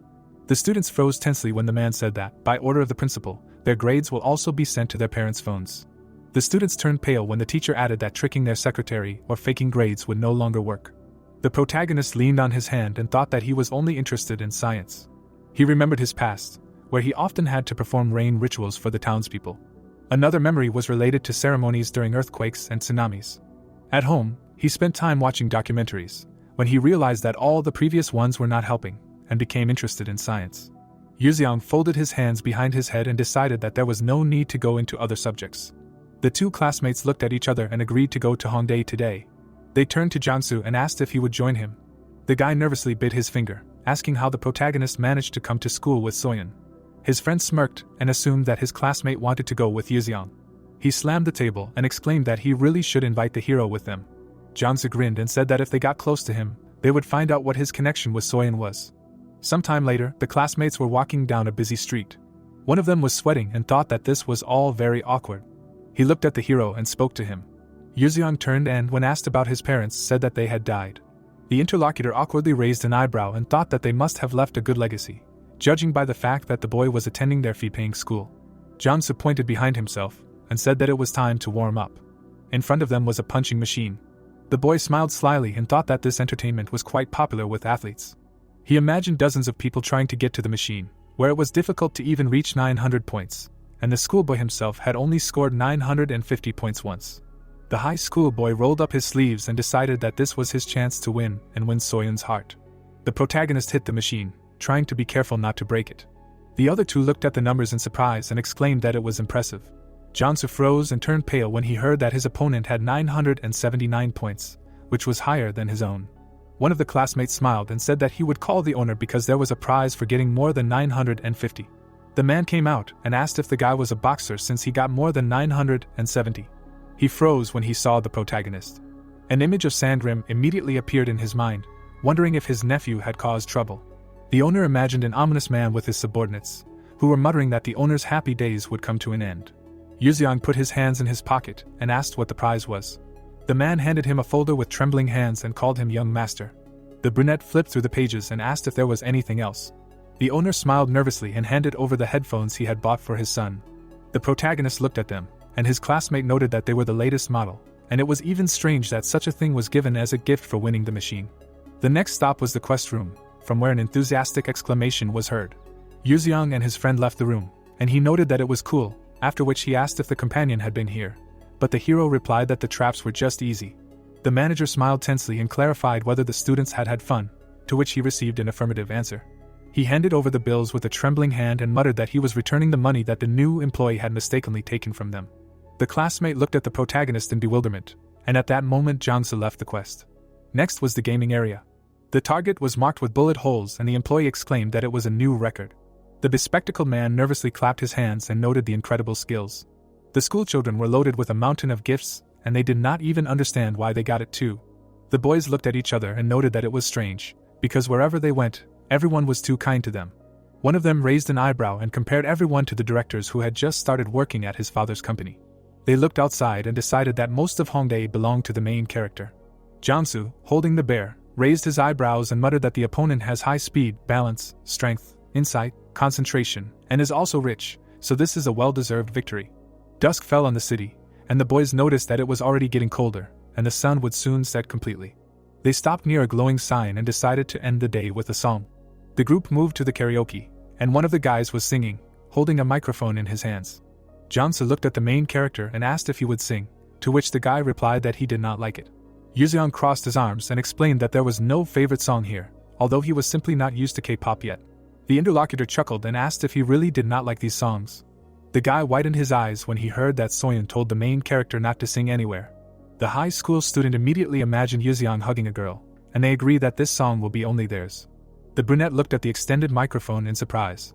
The classmate doomedly sat down on his knees and asked to sing to recognize this song.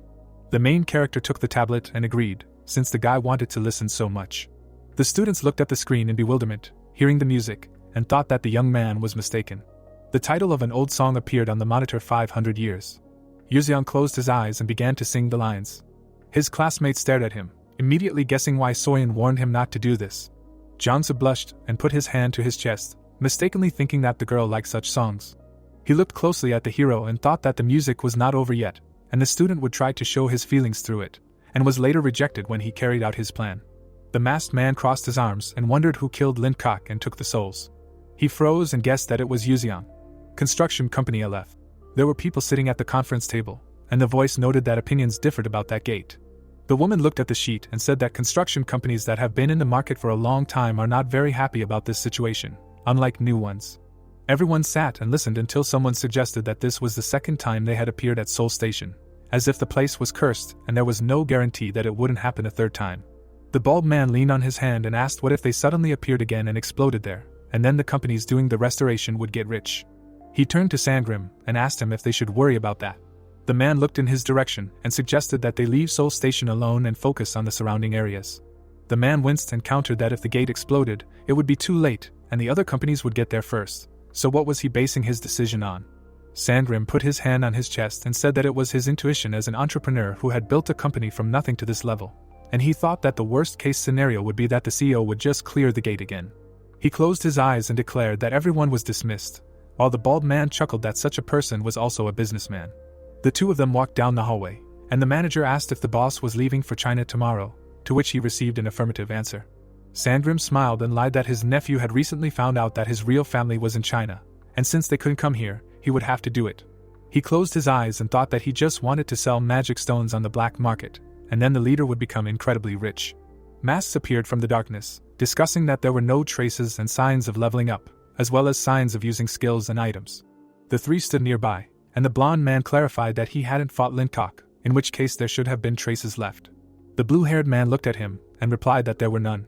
The man with the smiling mask leaned forward and exclaimed that it was impossible, because Lin Kok had become much stronger after entering the gate, and even they would have difficulty leaving unnoticed. The second one leaned forward slightly and said that what was more important was that this unknown person had stolen a soul that had passed the filter. The interlocutors stared at him and asked again in shock, and everyone concluded that he knew the password. The red-haired man spread his hands and noted that it was impossible for a human to fulfill all the conditions. The men looked at each other, assuming that a divine being had appeared, but there were none on Earth, because they had checked. The interlocutors stood opposite each other, and the voice asked if Rockefeller was sure that no one had appeared. The blue-haired man remembered looking into the hall and finding that there was no divine soul. He nodded and replied that he was sure, and besides, the strongest person among the participants barely reached the usual S level. The red-haired man shuddered when he heard that his colleague was worried about something. He introduced the main character, and added that he was a man from Yungwon. The masked man looked at the audience and expressed concern that the famous master might have entered the gate. The other members looked at him and said that it was possible and that he needed to be careful, but that together they could defeat him. Rockefeller squinted and said that he would personally check on the main character. A dim light penetrated the dark corridor, and the man asked them to prepare for the second phase for now. Safe Gate, Seoul Branch. Jong Myong, the overall ranker of Korea in first place, crossed his legs and muttered discontentedly that he was unlucky to have met him. Soo-hyuk, first place and national ranker, crossed his arms and kept silent, closing his eyes. A man entered the office and apologized for being late. The head of the SG Seoul Branch, Juhu, frowned and explained that urgent matters had come up. The people present looked at him, and the brunette asked why they were called. The leader stood in front of him and decided to ask them a question first. He adjusted his glasses with a graceful movement. The man squinted and asked if they felt like they were being watched, like spied on or eavesdropped on. The interlocutors leaned forward, and Jong Myung said that maybe their reputation had been undermined after the gate at Seoul Station, but they were still awake in level S, and the second added that there was definitely no surveillance. But he was not sure about wiretapping, so more likely no than yes. The bespectacled man put his hand in his pocket and asked if they had been contacted by people from the anti-SG. The brunette frowned and clarified if it was something like CSG. Juhu squinted and countered that CSG was an organization created for the awakened from China, and they had no intention of overthrowing SG. He pulled out the documents from the folder and said that they were the first to see it after Hyan Sang. The man glanced at the report, and the bespectacled man noted that he couldn't trust anyone right now. So-hyuk looked at the sheet and asked if he trusted them. The leader narrowed his eyes and replied that he wanted to believe, but about 80%. The brunette stared at the document, while Juho said that if they had ended up on the anti-SG side, he would have already lost. Jong Myung frowned and asked if the Aegis shield and sword were destroyed because of the conflict between the SG and Korean factions. The interlocutor turned to him and answered in the affirmative, adding that the anti-SG was a small but well-prepared organization, and they could gain the upper hand over both of them, but not control them. He turned around and said that the enemies wanted to weaken the organization through the conflict. The man took their hands. The leader dropped to one knee and expressed his hope that they could unite to protect their country. Jiho closed his eyes and explained that they just needed to reach the SS level. Only they could stop this confrontation. The brunette pulled his hand away and noted that it was difficult to reach such a level. The bespectacled man smiled and agreed, but added that it might work if they shared their know-how. The men exchanged silent glances. For a while, they stubbornly looked in different directions and thought about it. The brunette frowned and thought that they needed to reach the SS level. He imagined a large number of warriors and noted that now, of course, he is in first place in Korea. But if we take into account the criteria of other countries, then this is about 3 to 5 places, because the peculiarities of the awakened in this country are that there is a high average level of awakened, which is why it is more difficult to break through, and there are no SS level people. The man imagined his opponent laughing at him, and thought that he could also level up and surpass him in the future. He turned to So-hyuk, who said that there was something he had realized while using the shield. Jong Myung's eyes widened in surprise and his mouth opened. The man's hand turned gold and he said that skills did not have a specific numerical formula, and if you forgot about it, you could reach a new level. The man looked at the light in his palm and added that he would not be able to use his left hand now, but even without a shield, he could have the fortitude of Buddha Shakyamuni. Jong Myung looked at him in shock, thinking that this was not just know-how, so why was he sharing it with him? The man smiled and said that the monster they met at the gate was awakened, and if he really wanted to destroy SG, then they were not his opponents now, that was the truth.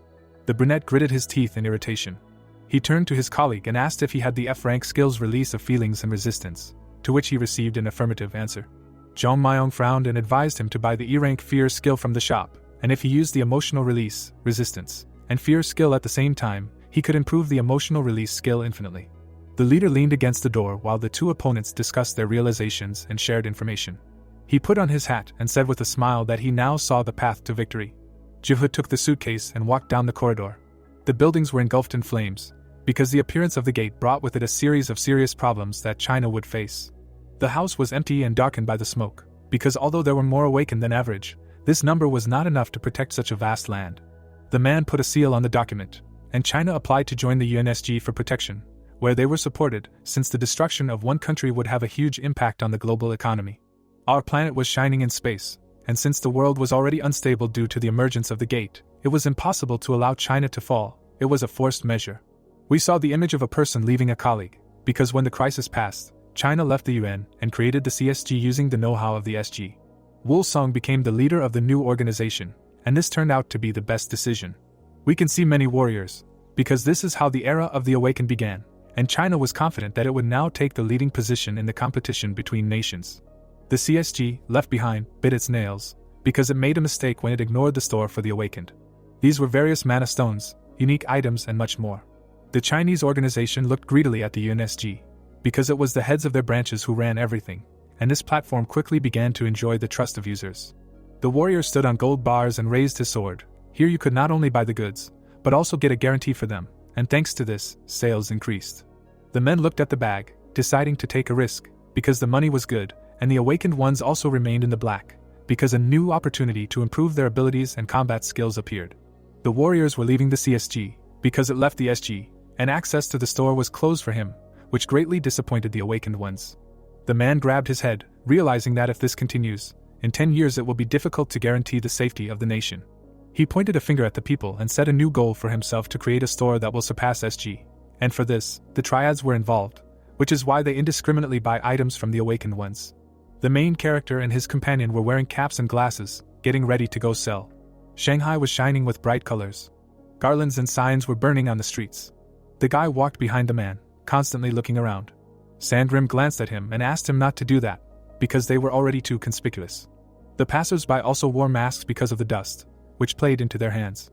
The companions looked around, and the man noted that they were lucky. Yuziang stopped on the embankment and stared at the city. He remembered how in his time he also looked ahead, only then it was an ordinary village for fishermen. The long-haired man put his hands behind his back and muttered that, apparently, the place was called the Sangi sect, but even he had not heard of this cult. The brunette frowned and noted that he did not expect them to want to fight him, because he had recently lost a close friend, so now he was in no mood for jokes. The man respectfully folded his hands and asked if the hero would listen to his request if he could cut off the hem of his robe. Yuxiang closed his eyes and agreed. The opponent drew his sword. His eyes flashed, and he made a quick lunge. The man gritted his teeth and began to deliver sharp slashes. His face hardened. The protagonist looked at him and mentally noted that this man's energy and martial art were very pure and bright. The opponent jumped up and pointed his sword at the brunette, while he was surprised that a follower of some small sect was not inferior in strength to the great leaders. The guy leaned back and remembered with a smile that he did not even ask what he wanted. The opponent took a fighting stance and released energy. His hair turned white, and his eyes sparkled, like his whole body. Yuxiang looked at him puzzled and asked if he really decided to die in this fight, since he burned his internal energy. The opponent crouched and prepared to attack. He quickly jumped up from his place and rushed past the hero. The man stopped, and the mana around him disappeared. The opponents stood with their backs to each other. The brunette did not turn around, but asked what his request was. The man smirked and asked if the hero would listen to him, with blood flowing from his mouth. Yuxiang didn't move, and the rival noticed that he didn't even touch him. There was only one boat on the water, and the man said that the eastern shore was often attacked by strangers, which caused ordinary people to suffer, and he asked the hero to deal with them. The brunette looked at the man and asked why he didn't ask the people responsible for this. Drops of blood stained the grass when the man replied that he couldn't think of anything better. Yuxiang closed his eyes and assumed that those people simply ignored his request, and if the head of Sangui didn't want to help, then there was no other choice. The protagonist turned around and swore on his name that he would personally deal with this. The man smiled and thanked him. Then he closed his eyes and collapsed to the ground. The blade of his sword glinted in the grass. Clouds were slowly floating in the sky. The protagonist lifted the man up and muttered that after losing his close friends, his will had weakened, and even this magnificent warrior had fallen because of him, and then thanked the defeated man for opening his eyes. Yuxiang took off his glasses and wondered if the leader of the Sangui cult was watching him from the sky, because although their history was different, their culture was similar. The tall buildings shone in the night, and the guy guessed that the village had also changed greatly. Sandgrim turned to the leader and said that they had come to a trading place. In front of them stood a dilapidated building. The bald man with scars squinted and asked how they knew about this place. The interlocutor stood in front of the table and replied that he was from Kyuchan in Beijing, and the administrator, recognizing them as guests from Korea, asked them to go down to the basement to the very last room. The protagonist looked at the man and whispered if he wanted to thank him. He spread his arms and motioned for them to lift their head and take a look. The man's bald head was shining, and Yuxiang noted that this was the fate that Sandgrim had avoided. The subordinate covered his mouth and sobbed under the stranger's puzzled gaze. An old abandoned building. A direct supplier of goods, Broker J, is sitting next to the guy and asks if they came here on a tip from Ryuchan. The men are shaking with fear and say that everything is correct. Pointing at the guy, the supplier explains that he identifies items of the awakened and they can consider him an appraiser. Signs appeared in front of the assistant, and MC and J adds that there is nothing difficult about it, and that they just need to show him the contents of the inventory, and he will then assign a price for each item. The guy is confused. The supplier is amazed to see 34 kilograms of magic stones. He clarifies with the assistant if he looked at the volume correctly. Sweat drips down the character's forehead, and he thinks that with SG's current prices, he would have to pay $148.80 for one, but since they are buying it at 45%, it ends up being $66.96 per piece. A lot of money is shining, and the supplier realizes that even so, if he buys all these stones, it will come to $2,260,000. Jay watches tensely and thinks that magic stones are expensive everywhere, so there should be no difference. Looking at Yuxiang, he thinks that if he has so many of them, then how many other items does he have? The man at the table tremblingly asks to share his inventory list with him too. Standing in the corner of the room, the supplier sees the Janara shield, which is effective against humanoid monsters, the vampiric dagger, which absorbs the enemy's HP and turns it into mana, and even the Ogatonic spear, which can change its size. Looking at the system, the man is shocked that the Janara shield is very rare, but their vendor has as many as 9 pieces, and a bunch of S-rank items. He frowns at MC and thinks that a person is responsible for this. The assistant suggests that if you buy all the magic stones and items above B rank, it will cost at least $30 million. Jay thinks about the figure of 30 million, and realizes that it is not they who are paying for this, but CSG. His eye shines red and he decides that if they take all the items from the protagonist, they can get a good deal. The man is shaking. The vendor sees him shaking. Sitting at the table, the hero thinks that the guy in front of him is not awakened. He stands up and stares at Sangrim. Jay seriously explains that they have a lot of items, and they need to see how much they can give them for them. The man is shaking and agrees with him. The vendor and the man walk out the door. Sangrim is sitting and laughing. He yells at the leader, asking why he continues to make him laugh and talk nonsense through telepathy. Yuzeong turns to his comrade and says that he could have let it go, and the man asks why he was pushing the issue. Sangrim says that their customers can undercut the price, to which he replies that he can pay the rest, but the man thinks that's nonsense. The guy looks at his friend when he asks why the leader was making him laugh, and he replies that he simply had nothing better to do. Sangrim laughs in front of the supplier when MC asks him to look up at what he managed to avoid. A gleam reflects off Jay's head, and the protagonist notices how shiny it is. While the supplier was examining the system, the guy told his friend that the fate he avoided was 15 degrees to the left. Beads of sweat are dripping from the man's forehead, and the protagonist also notices them. Sangrim can hardly contain his laughter when MC jokes that they were able to find water on deserted land, which is a miracle, and he calls the leader crazy. A lamp is shining behind the vendor, and Yuzeong calls it a total solar eclipse. Sangrim coughs from laughing. He holds his stomach when Jay says that they need to see how much they can get for their items, and the man agrees. The vendor and his assistant are standing in the hallway. Turning towards the door, the character asks what his partner thinks about this. The store manager thinks that out of the two of them, only the young guy is awakened. The partner agrees with him, explaining that MC probably doesn't understand the full value of the goods, but they shouldn't jump to conclusions and they will assume that both heroes are awakened. Jay looks at him seriously and asks his partner's opinion on their rank. The man thinks about it and suggests S, since SS rankers have no need to use the black market, but for an A rank, he has too many items. Standing in the hallway, the store manager suggests stopping at S rank, and is also sure that the protagonist is a telepath, because he shared the inventory list without saying a word. Smirking, Jay says that these people are not strong in combat, so they win. He imagines a dead goose and tells his comrade that killing is not allowed, and as he already knows, items can only be transferred by the will of the owner. The supplier walks along rubbing his hands and explains that they can be easily obtained through drugs or torture, so he asks the guy to focus on catching them, and he obeys him. The girls come out with food and papers, because Jay ordered to send them snacks and the most beautiful girls for now, so that they would explain in more detail about the price of the items. The man frowns when the assistant asks if he should send him food, and he replies that it is better not to risk it. The staff talks to the heroes when Jay said to address them formally. MC waves goodbye to the girls leaving. The fighters are standing at the door. One sees how the other points in the direction with his fingers. He pulls the pin on the grenade. The explosive device breaks the glass. The heroes are illuminated by a flash grenade. The troops throw tear gas at the window. A bright flash in front of the soldiers. They open the door with a kick. The leader orders to fire the air gun. Frowning ahead, Jay calls the heroes idiots and asks if they thought they could fool them if they were S rank. Thick smoke appears in front of the soldiers. The supplier looks sullenly ahead. Yuzeong asks from the fog if this is all. He disperses the fog around him. Reaching out to Jay, he tells him to come here and that he will now show him the difference in their strength. Sangrim indignantly declares that his friend did not help him. The books are on the table, because the heavenly demon who united the Central Plains took the war records from the old school followers as tribute, but they were unusual. MC reads these annals, which told about the art of long-range combat of the Shaolin Temple, about the skill of the sword that slays the son of the Jiamcheng faction, and about the sword of the Plum Blossom of the Manhwa faction, so Yuzeong mastered the main techniques of each faction. He reads the book with interest, because he liked the sword skill of Manhwa the most. The guy lowered his head, saying that there is no point in showing something outstanding. He throws the object forward. A flash comes from the protagonist. He gets into a fighting stance, pulling out his sword. The warriors see how he uses his power. Doing magic with the sword, MC explains that it is not that the other skills were less effective. Swinging the sword and creating magic, because the real Tai Chi is a large wave consisting of many small ones. A yellow light comes from the hero's sword, because only Yuzeong managed to unlock the potential of this technique.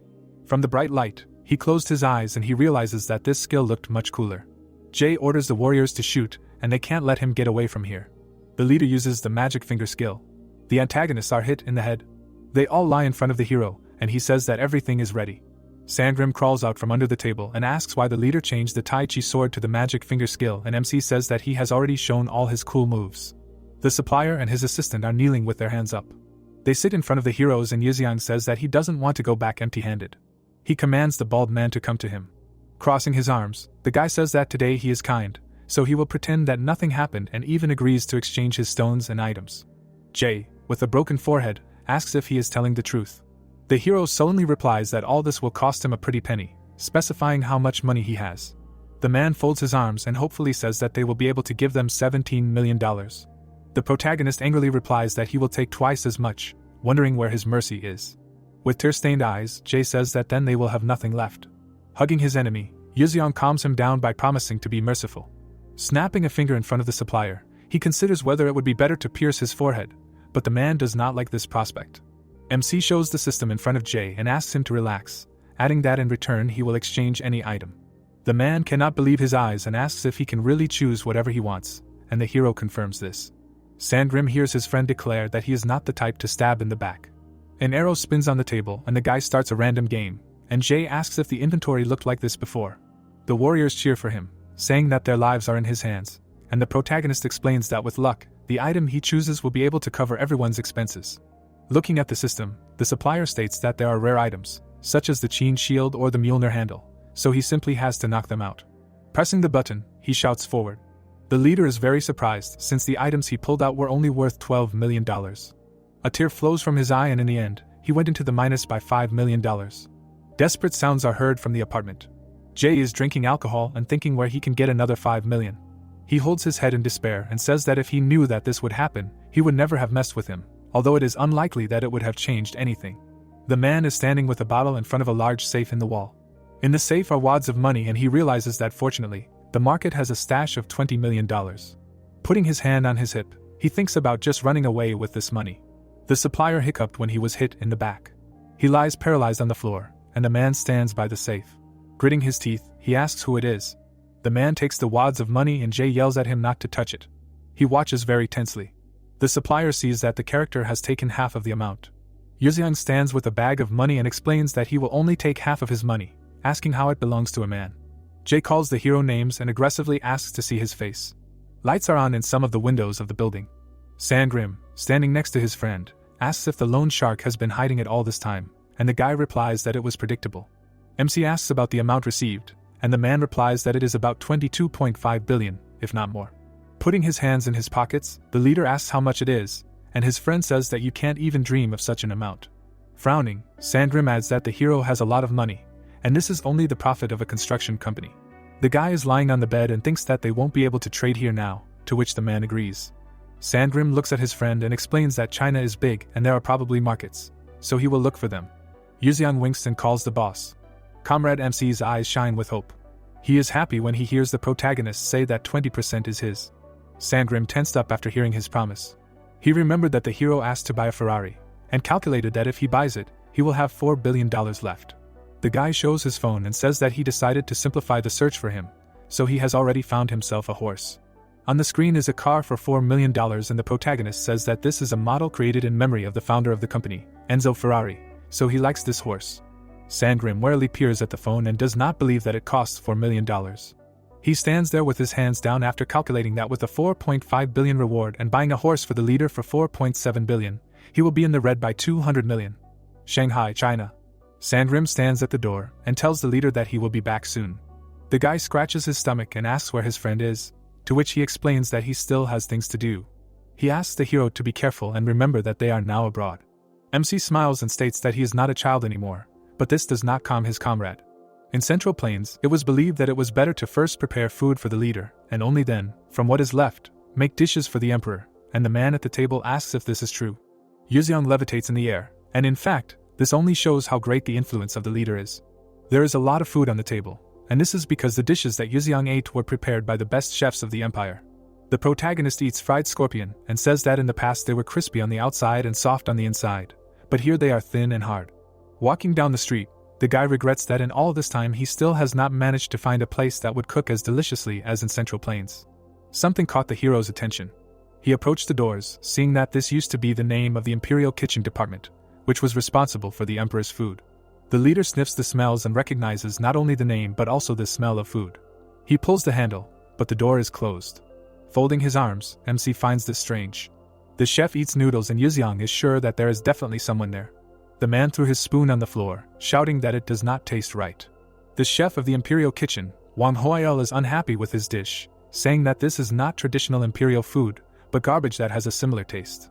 The chefs stand in front of the doors of the establishment, and he believes that they, as descendants of the Imperial chefs, were obliged to continue their business. One stands by the cracked walls, realizing that his father did not have time to pass on the cooking technology, and so all the recipes were lost.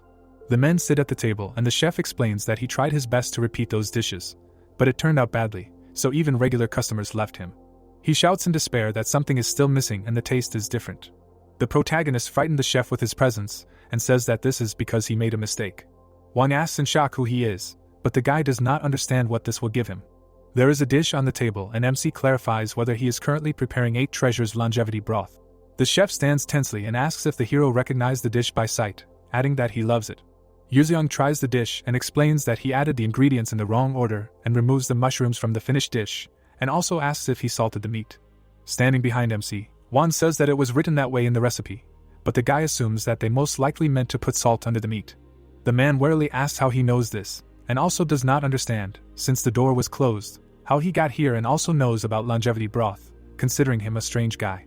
The leader looks at the cook and asks him to try to do as he said. Wan cuts the meat since he decided that it definitely can't get any worse. He cooks on the stove.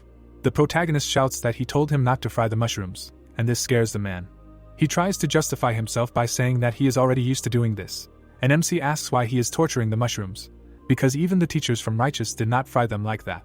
Sometimes this guy even gave good advice, although he was not always confident in his words, and Wang asks how to put salt under meat, but the protagonist does not know and offers to try frying it.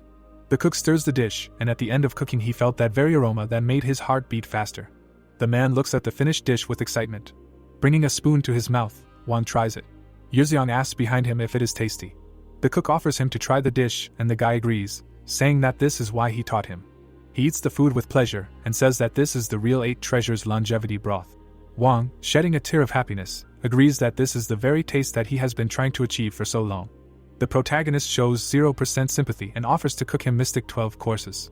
Wiping tears from his eyes, the chef shares that he can't make the 12 courses shrimp either, and Yuzeong angrily asks what's wrong with him, to which Wang replies that his father died in an accident and didn't have time to pass on the recipes.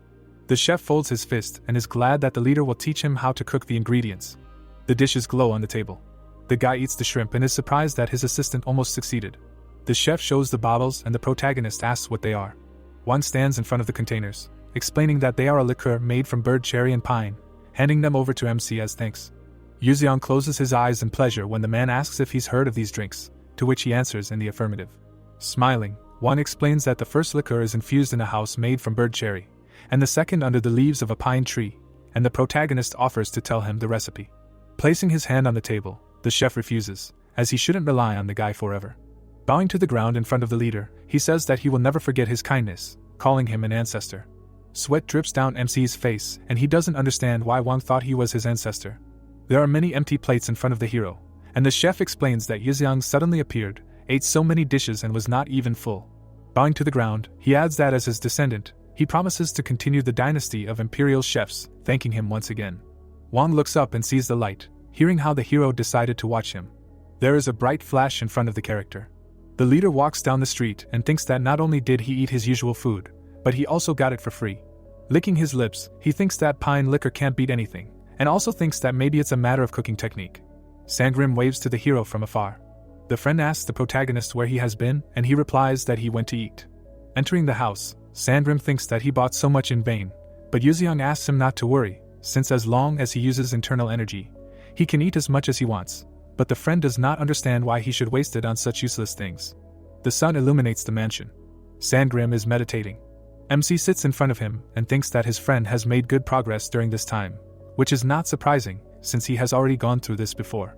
Closing his eye, the man asks the leader what he is thinking about. The guy, putting his hand to his head, explains that he met one awakened at the station and is thinking which of them is stronger.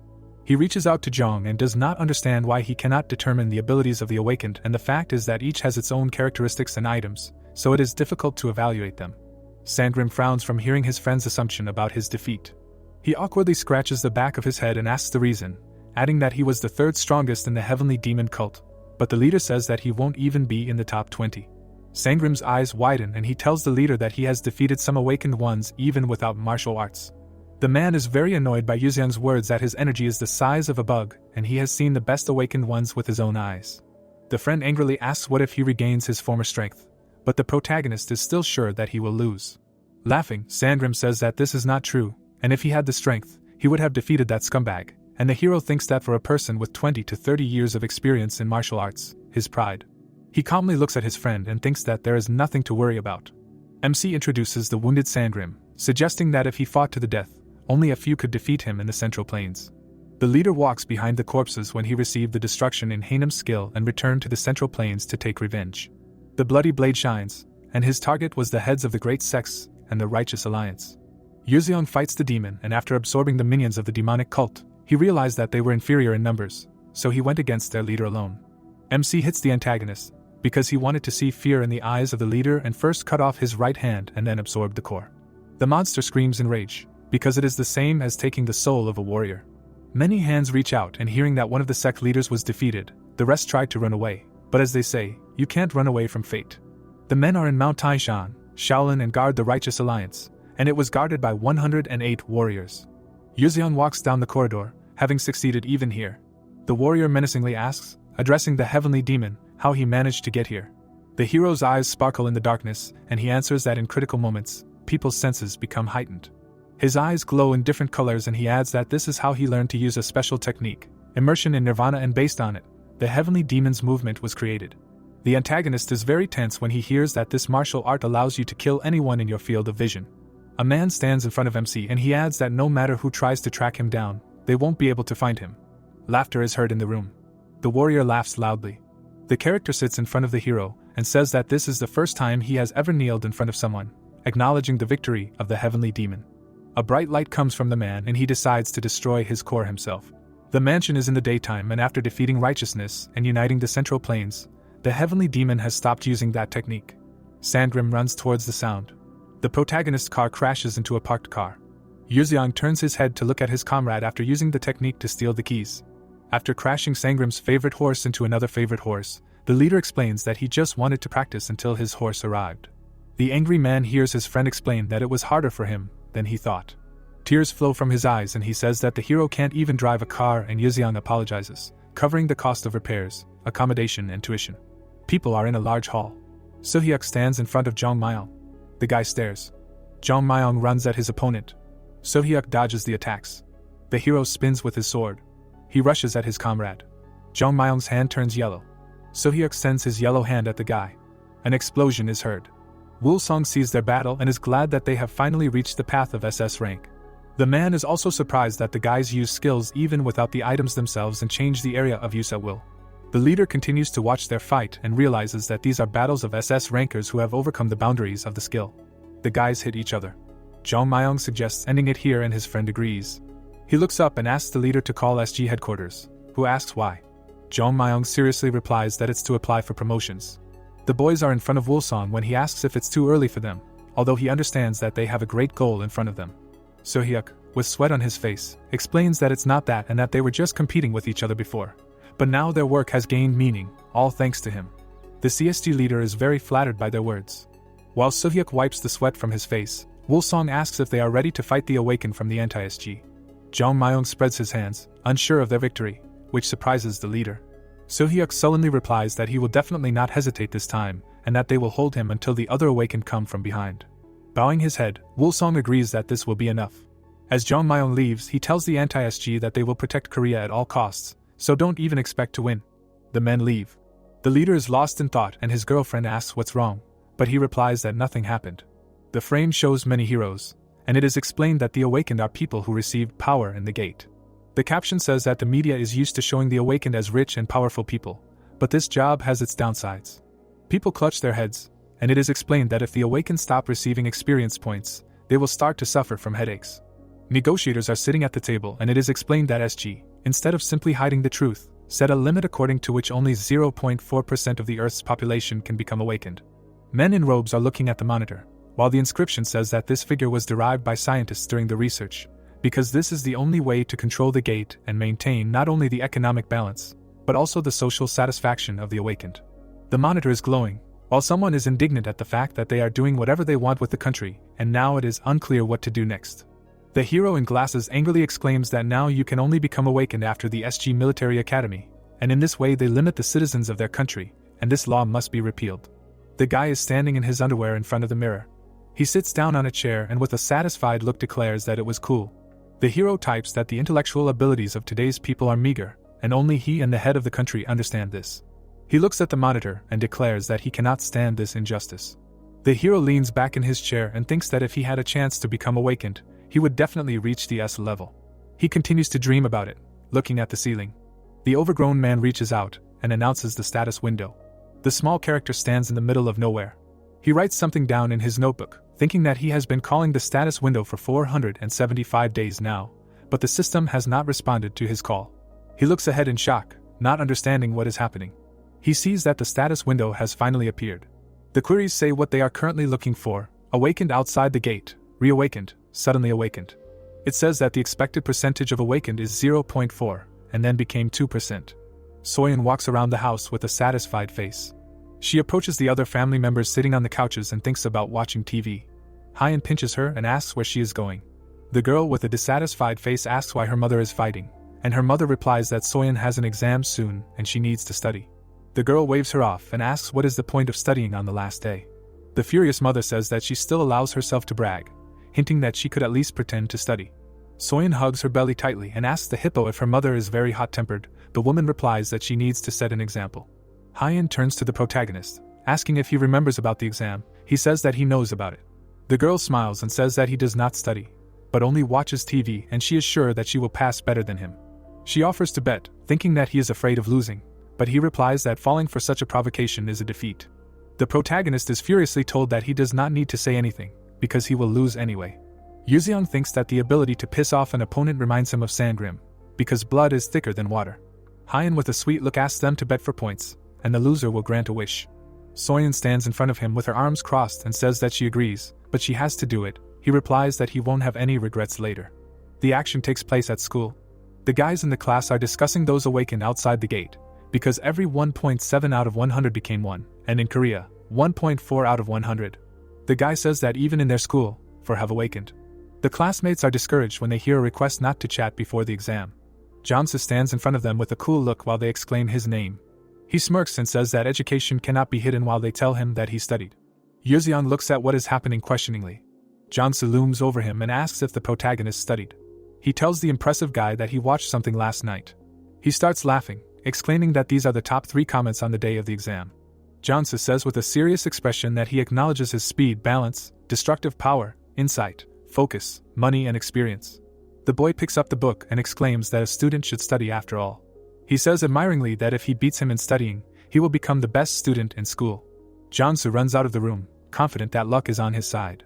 Yuseong sits at his desk and realizes that Soyeon and the others are very excited. There are sheets of paper with examples posted on the board. The protagonist is diligently writing something.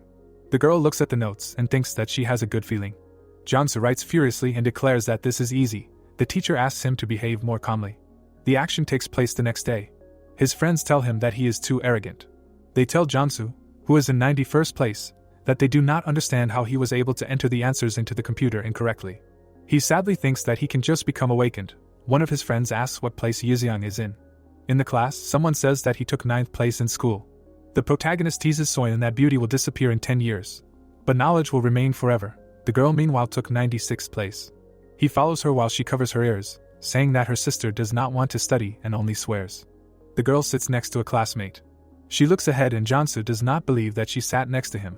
The guy talks to the girl and the protagonist, who asks how it was possible to fail such an easy exam. Meanwhile she conveys these words to the last place. Jansu took it as humiliation. Friends talk about the fact that the exams are finally over. Someone asks Yuseong if he is going to go somewhere on vacation. He answers that he is. The protagonist and Soyeon are simultaneously called the Czech Republic. They look at them in surprise and ask if they are going together. The girl awkwardly states that her mom said it would be great to take Yuseong along. Jansu is furious thinking about a romantic trip while she yells that mom and dad are going too. An image of the protagonist and the girl's wedding appears above Soyeon.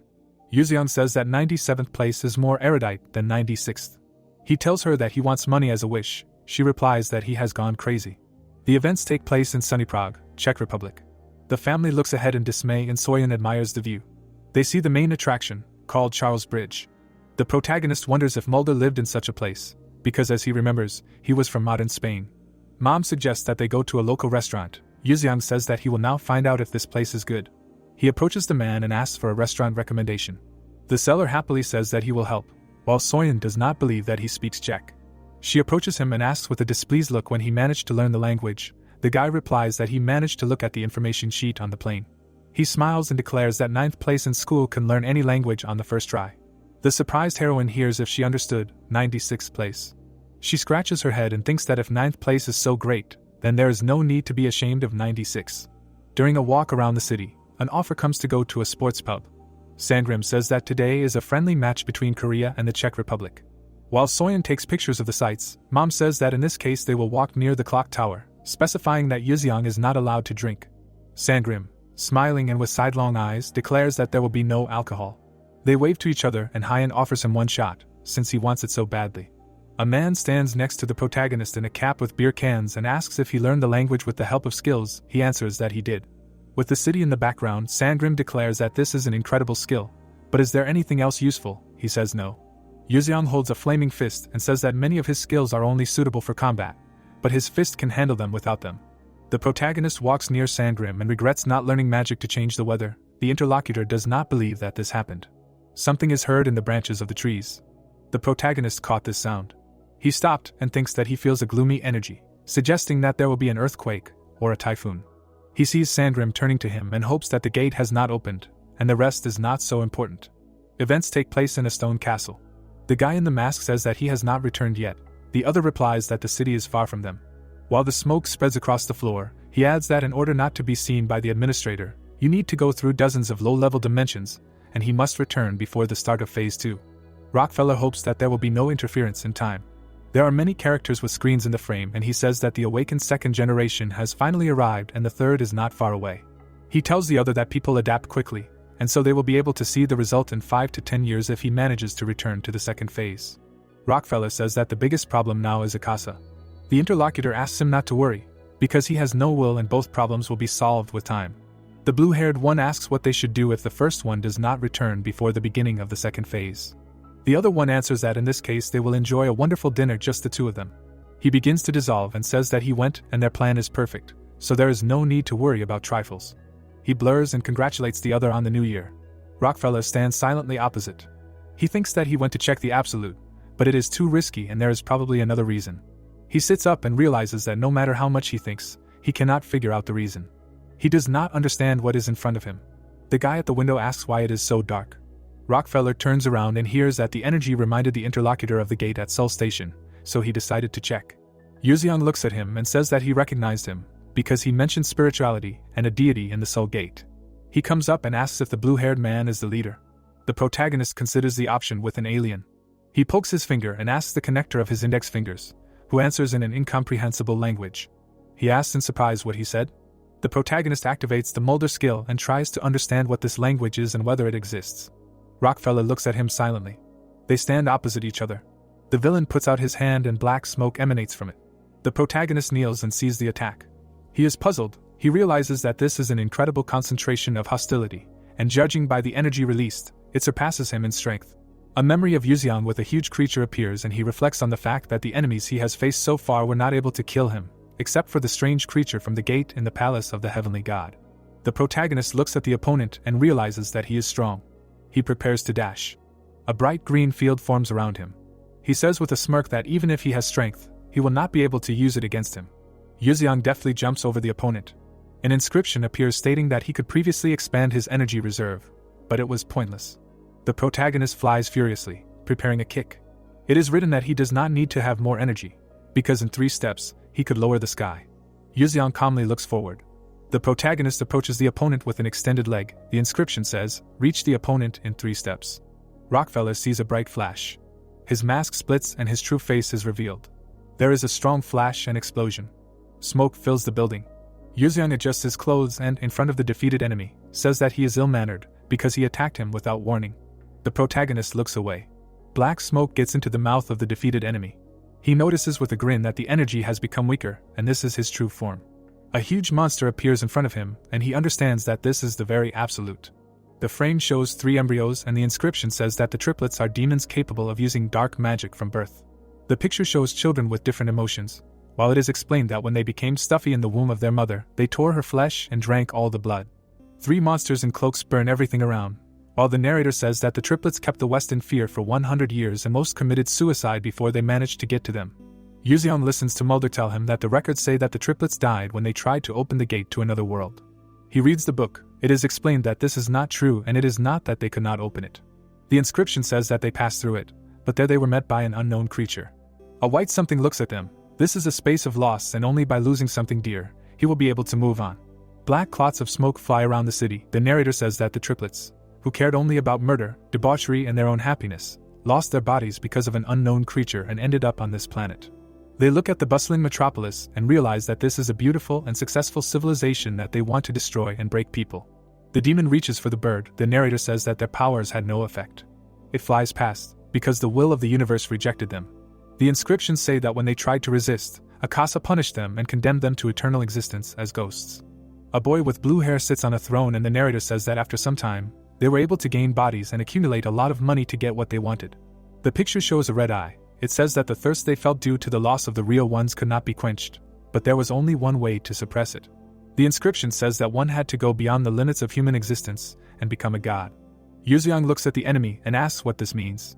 The ferocious monster watches the protagonist, who notices that his aura is different. The penguin answers where exactly, when asked about what he lost in the space of loss. He throws his head to the other side and asks what it is, in response to the question of why he crossed the gate. The monster looks at him and thinks about how annoying he has always been. Yuzeong watches him with his arms crossed and asks him to answer his question first. Who is he?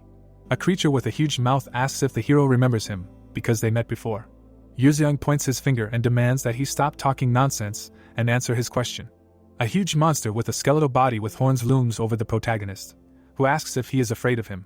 He shouts in rage that Yuzeong is not answering questions. The protagonist notices that the interlocutor is stalling again. The huge monster declares that the enemy only defeated a weakling and there is no need to be arrogant.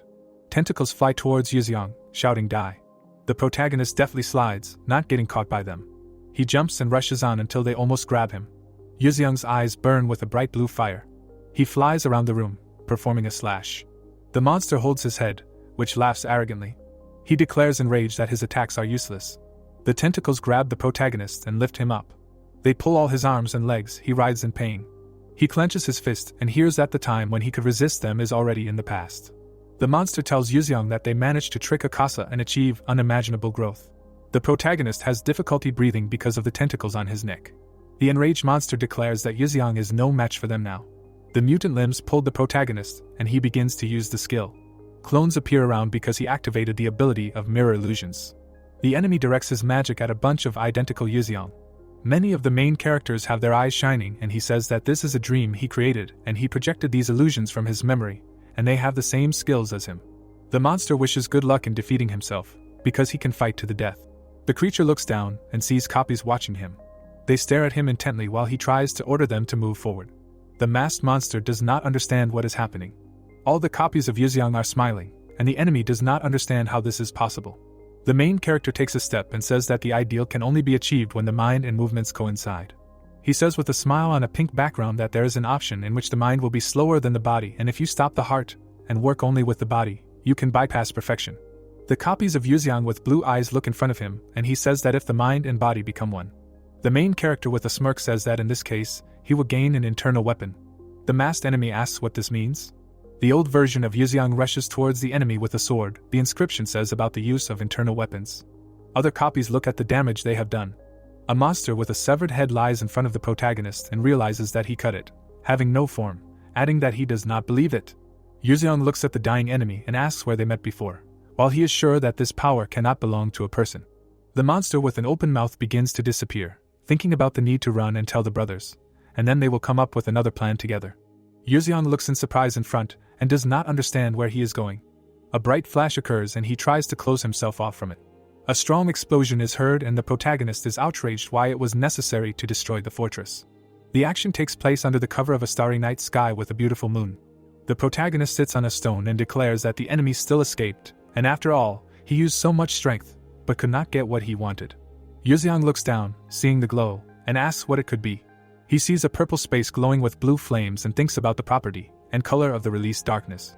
The protagonist sits around the glowing stones and is sure that it is changing. An airplane was visible against the clouds. It was rising higher and higher. The girl opened her mouth wide, calling for her mother. The instructor behind her reminded her that she was 4,000 meters below. She replied that she knew about it. Sandrim watched as they jumped out of the plane. After that, he and the instructor walked to the edge, thinking that he now understands how high it is, and also wondering how the leader manages to jump from such a great height. He told the men behind that it was their turn now. After the open doors, Yuxiang stood, and the instructor asked him if he was scared. Calmly, looking down, he answered that he was not. Then he jumped out of the plane, not even letting the instructor finish speaking.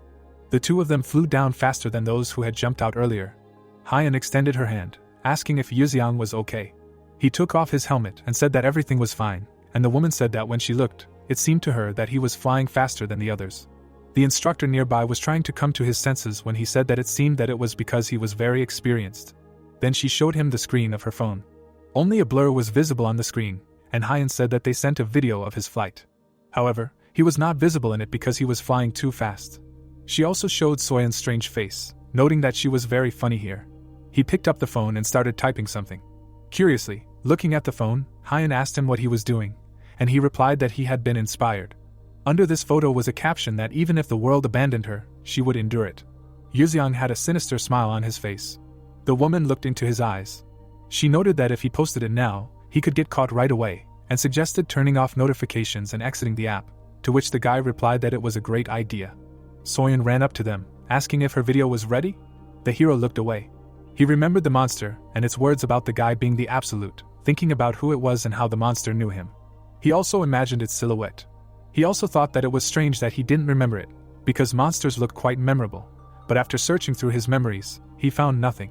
Putting his hand to his face, he also thought that, judging by the monster's words, he was there, which meant that he was in the space of loss too. Moving his hand away, he also thought that thanks to him, he was able to absorb the enormous energy of Qi. Yuxiang imagined himself sitting in meditation, reasoning that first he had to cleanse the dark energy and turn it into natural. Clenching his fist, the guy said that they would probably meet soon. The real one next to Soyeon clarified whether he was talking about the instructor. Lowering his head, Rockefeller asked the hero how the man could harm him. Adjusting his tie, he noted that he was definitely stronger than him. The guy with a crazy look held a fork in his hand, reasoning that he took his energy, which would take at least a few years to restore. He imagined him behind the man, coming to the conclusion that he killed Lin Gok. Looking forward, Rockefeller worried that his brothers might find out that he had become weaker. Then he imagined himself standing next to them, thinking that if they joined forces, he would achieve victory. His brothers had sinister masks, but he was not sure that they would now cooperate with him. After that, he imagined his head in the hands of one of them, coming to the conclusion that they would rather kill him and use him to become gods. The spirit put a mask on his face, deciding that now that the balance was destroyed, he must kill Yuxiang and return the holy energy. His eye shone brightly, thinking that although his brothers had their trump cards, his trump cards surpassed them all. A dark aura surrounded him, reasoning that no matter what happened, the moment the curtain fell, he would be on top. The moon illuminated the rooftops. Soyeon kicked open the door. There were several comments under the post, and she asked the guy if he posted it on her page. Sitting on the couch, Yuxiang clarified what she was talking about, but the girl noticed that he was drinking. The hero took a sip when Soyeon said that she would tell Dad everything. But he looked at her when he heard that she would also tell her mother everything, and replied that it was already bad. The girl, confused, looked at him when he offered to join in. Pouring the drink into a glass, Yuxiang said that this was an unusual beer, because every drop was a work of art. A little embarrassed, Soyeon looked into the filled glass, and when asked if she felt a pleasant aroma, she replied that it was similar to the smell of fruits. Taking it in her hands when the guy offered to try it, she, if she did not like it, can complain, and agreed to take one sip. Through the glass, Yuxiang's funny smile was visible when he offered to drink to a Happy New Year. Both clinked their glasses. There was an empty bottle on the table. Several more were added to it. As if beaming, Soyeon said that it was incredibly delicious. Then Yuxiang introduced the drinking man, saying that she really was the daughter of that drunkard. Suddenly, he had an idea. He started to leave the room, and when asked where he was going, he replied that he was going to the restroom. Looking at her phone, Soyeon remembered that her mom and dad were supposed to come after 10, and by the time they got there, it would be 10:30, which meant there were still 30 minutes left. But she was scared when she heard her name. She saw her mom and dad in front of her, and the woman said that she had a minute to explain. Soyeon sat in front of them like a little child, answering that she didn't want to drink, but Yuxiang insisted. There was no one in the restroom, and noticing this, they asked her why he wasn't there. The adults turned around, seeing him behind them, hearing the question of what they were doing there. Putting his hand to the guy's head, he heard the question of where he had been, and answered that he had been running by the river. Then, standing behind him, he thoughtfully asked why it smelled of alcohol here, and had Soyeon really been drinking? The whole street was filled with shouts and questions about what the girl would say in her defense, and the guy also added that she was a bad student and also drank. She looked at the smiling hero with displeasure. Many floors were visible in one of the department stores in the Czech Republic. Soyeon looked very angry. Yuziang looked at her carefully, listening to the offer to go shopping. Looking at the woman, he replied that he would go alone. Raising his hands, he refused the offered card, saying that he had money. Looking questioningly, Hyun thought that he might have saved it. Soyeon was as if surrounded by a dark level, and the woman said that they would see each other later. Looking to the side, the hero thought about where Sangrim went, because he wanted something from him. The man was sitting in the toilet, saying that he most likely ate something wrong. There were many different clothes hanging on the counter. Touching them with his hand, Yuziang thought that the clothes in this world were very beautiful. Remembering his previous self, he noted that he began to laugh that he had spent a long time choosing what to buy. The gold card glittered in his hand as he thought about Sangrim transferring him 1.5 billion. While paying for various purchases, he decided to take full advantage of the name. Yuziang noticed a bag nearby. At that moment, he remembered Soyeon getting angry and saying that she would not talk to him anymore. Taking it in his hands, he decided that he needed something on it to apologize for that time, and asked him to pay. Later, all three were shocked. The hero was standing next to a mountain of purchases, and when asked what he bought, he replied that it was this. Everyone picked up the bags when she told them that they were their gifts. The lights of the mall were bright, and he told them that he was going to the restroom. Hyun and Soyeon looked at each other, simultaneously asking where the guy got such a large amount of money. The girls looked at the worried Sangrim. The man frowned as he thought about how to explain it, and when he thought about it being from his parents' insurance, he decided that it didn't fit with their story, and if he said it was an inheritance from them, then it was strange that he had only just received it now. He suddenly raised his finger, thinking that he could tell them that they had gone to Shanghai to find his relatives. Sangrim raised his hand to his mouth, about to say something. He awkwardly told them that the money was an inheritance. Looking away, and the woman asked, "What was wrong?"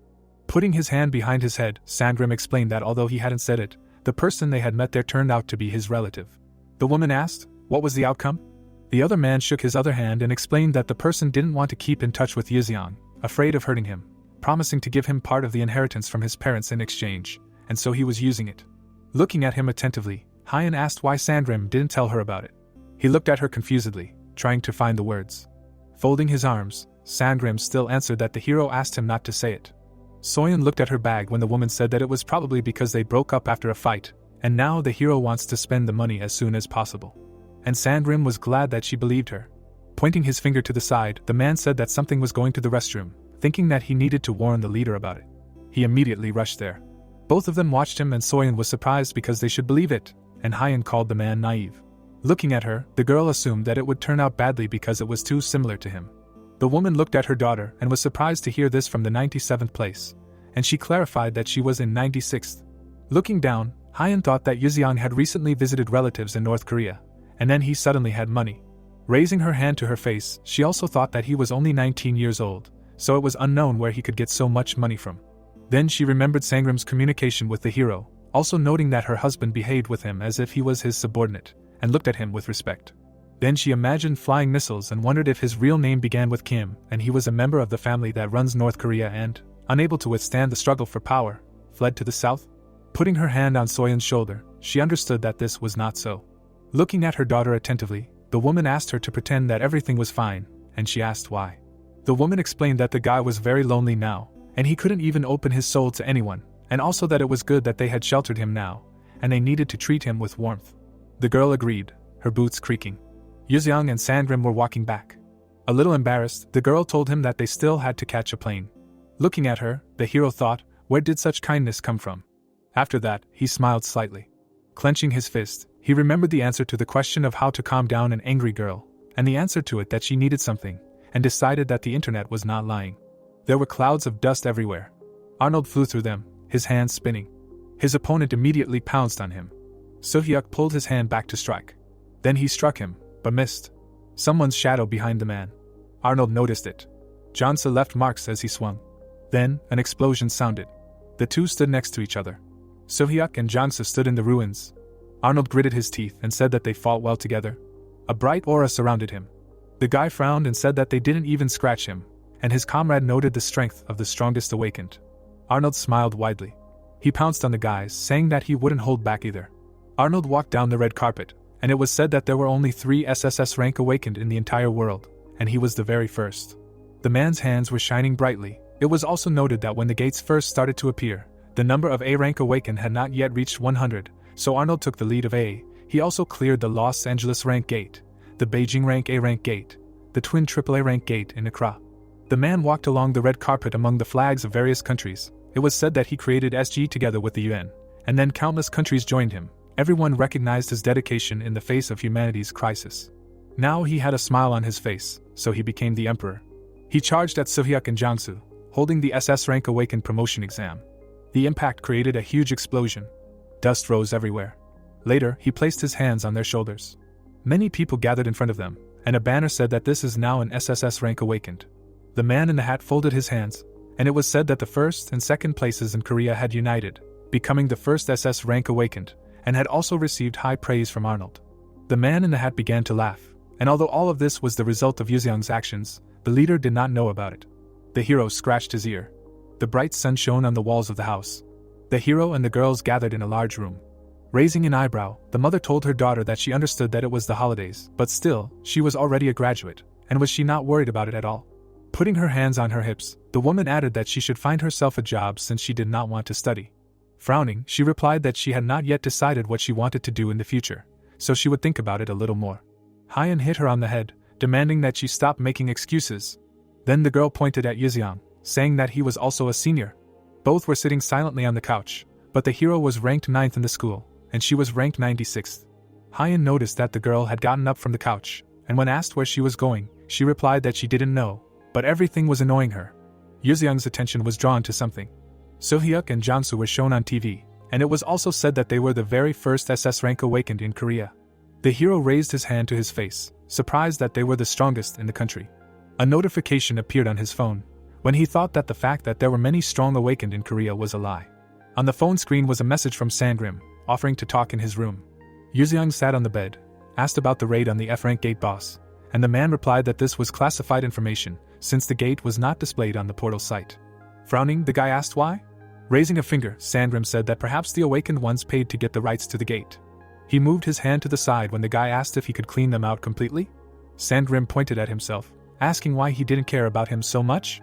The man waved his arms, explaining that the interlocutor cared about the awakened ones he had never seen, but not about him. Menacingly, looking at him, the hero reminded him that he restored his hair and energy, offering to take it all. Then Sangrim put his hand behind his head when he wanted to call it a joke, but the guy asked again, "Does he look like someone who jokes?" The interlocutor smiled confusedly, and only said that there was no need to worry about the awakened ones, because they did not deserve this. Yuseong folded his arms and the man said that because of them there are many disagreements in society. Looking intently at his interlocutor, the hero asked about the awakened ones acting like hooligans. Clenching his fist, he replied that young masters do not think about the consequences at all. Then the guy remembered his past comrades, thought about how he had never met young people, because in the past all his acquaintances were already over 40, and replied that it was time to teach them a lesson. Getting out of bed, he called it interesting. Turning to Sangrim, Yuseong asked how long it would take to get to Cheonan and then clarified whether he was talking about a car. Looking at the hero, the man heard that he wanted to run, and replied that if it took him 2 hours to Johnson, then this way is about 40 minutes. In short, the guy noted that it was close. Watching him leave, Sangrim asked him to watch his speech. Smiling slightly, the guy replied that they were using a different dialect this time. He imagined several beasts attacking Arnold, saying that such awakened ones carry out high-ranking raids. He introduced the guy sitting on the gold, noting that there were many awakened who only went to low-level dungeons to get the trophies of F-rank bosses. The two people shook hands, and although it was a secret to many, low-level gates were secretly bought out. Several awakened had a dark aura around them, and from these agreements between groups, a fight for the gate arose, and the rights to clear it were given to BB rank awakened. The man with SG written on his face was upset, because he did not like the awakened gathering in groups, but he could not do anything about it, since everyone knew each other. Several people were heading forward, and it was noted that they were just walking in a group, bragging about their ranks, as well as chatting with the rich and having fun. One of the guys turned to another, saying that an F-rank boss dropped an S-rank artifact. Another guy came up to them and said that 3 or 4 A-rank artifacts could be sold for more. He gestured and added that if they cashed in right away, they could get even more. Several groups gathered outside and the guy said that the gate would open soon, so they needed to get ready. He looked tired, reminding them of the large debts, which is why he noted that they needed to defeat the A-rank boss first and have fun afterwards. Several guys were standing nearby. One of them said that it was his first time hunting him, but his comrades supported him, saying that the boss was an F-rank. A bright glow appeared nearby. Pointing at the gate, the guy said that it was time to go inside. People headed inside. Suddenly, some sound appeared. The guy called everyone and hurried inside. Only one remained. Shocked, he raised his hand and said that there was no way the gate would close. His eyes widened as he remembered what he had been told, that at least 22 people would be able to do this. The hero watched the group of people below. Smiling ominously, he said that it was time to teach them a lesson. The cloaked figures froze above the people, saying that he was the administrator who would be leading this mission. His eyes lit up brighter, saying that he would first like to congratulate them on the end of the selection, and the current number of participants was 22 people. The people sat down on the ground, but one of them told everyone to stand up and prepare for battle. He looked at the group carefully. Afterwards, he turned to one of the awakened ones, asking where Jiho was, who replied that he didn't know and hadn't seen him. Raising his hand to his face, the guy remembered the words about 22 people being selected. Well, turning to the side, he still decided that they didn't have time for this. It was time for them to move out, also thinking that this was an F-level raid anyway. The group headed along the road. In front of them, they saw a huge building. A message appeared in front of the guy that the boss of this location was destroyed. The participants were shocked, thinking that Jiho could do this. Another asked if he could do it alone. Their leader gritted his teeth, thinking that if someone did not return Tony's treasure, they would not be able to pay off the debt. The rest rushed forward for their money. Running inside, he asked where the treasure was, but he only looked forward in confusion. The man in the hat asked them about their desire for his treasure and offered to get it. He put his hand forward, adding that he left everything in one place. They looked at each other in confusion, thinking that it was a humanoid monster. The unknown man dealt a powerful blow. One of the awakened, frowning, said that the straw hat, and this is his real body. But the guy hit him, said that he was wrong. After that, he began to spin quickly. So, the man in the straw hat struck several blows at once. The other guy fired a magic pellet. The enemy returned from the field, saying that it was slow. He opened his mouth in shock, noticing that he had dodged a blow that was not inferior in strength, but in rank. A bright glow appeared around the unknown man. With a burst of energy, he scattered several people, saying that if they wanted treasure, they must find it. The contenders fell to the ground. One of them was trembling, saying that he was scared. Footsteps were heard. Sitting on one knee, the guy asked who he was. Tut smiled widely. Pointing at himself, he introduced himself as the Pirate King. Closing his eyes, he replied that this could not be. After that, he fell to the ground. Taking off his hat, Yuziang thought that this was not bad. His attention was drawn to something. He noticed the weapons lying on the ground, thinking about what Sandrim had said about them. Looking down carefully, he also noted that although they hadn't done anything terrible, they were worth teaching a lesson. Picking up one of the blades, he didn't understand why he would carry such expensive items if he was going to lose anyway. Well, looking up, he noticed that something was wrong here. Remembering the defeated monster, he also noted that he had killed the boss and completed the mission 10 minutes ago, but there was still no message, and he didn't think about what could have changed. Walking towards the door, he thought that maybe it was because he entered through an open door this time. His hand touched it. A magic circle appeared around it, and he decided to use his internal energy.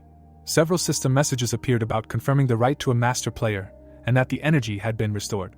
Standing at the door, the hero also saw a question about whether to start filtering the Albion monster, and that the filtering was currently at 7%.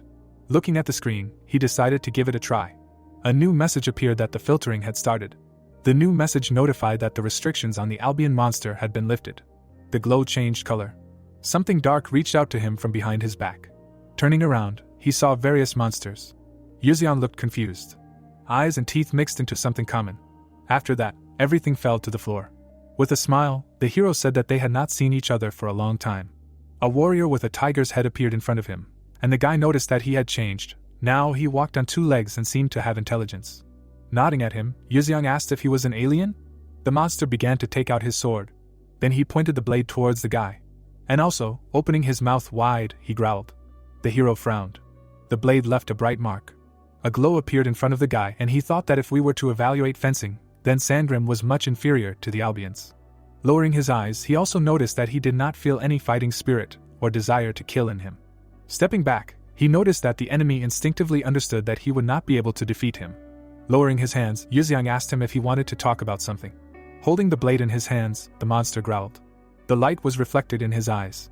Taking the sword in his hands, the guy thought that he saw in his eyes the determination of a warrior ready for death, and that perhaps he wanted to die in a sword fight. The hero, taking the sword in his hands, said that he would make every effort to do so. The monster rushed towards him.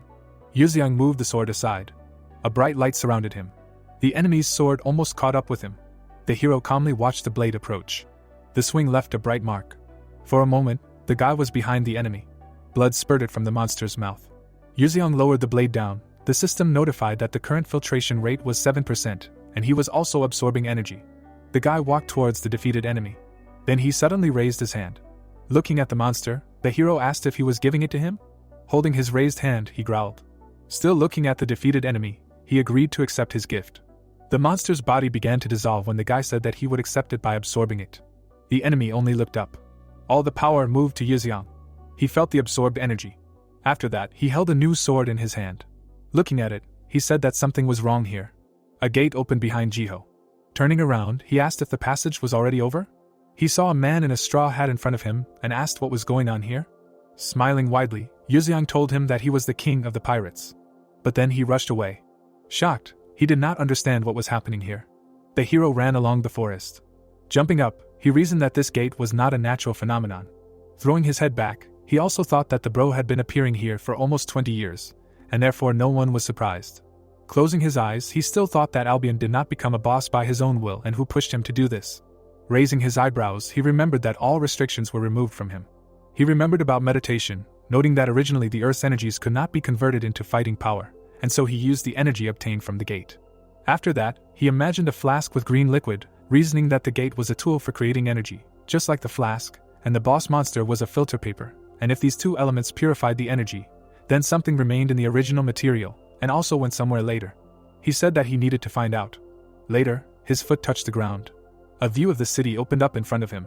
Smiling, looking at it, he remembered how he looked at the central areas from here, and now the whole city, and he liked it even more. A blue window appeared near his hand. Holding his hand in front of him, he thought that everything would be fine now. About 10 minutes later, he was already in a crowded subway. Frowning, he decided to take back his words about liking this world more. There were many lit-up windows in the house. Entering, he told them that he had returned. Hyen came out to him, asking if the guy had eaten, and he replied that he had. Soyeon beckoned him with a gesture, saying that he had finally arrived, but the guy reminded her that she should be respectful with adults. Frowning, the girl asked if he was talking about himself.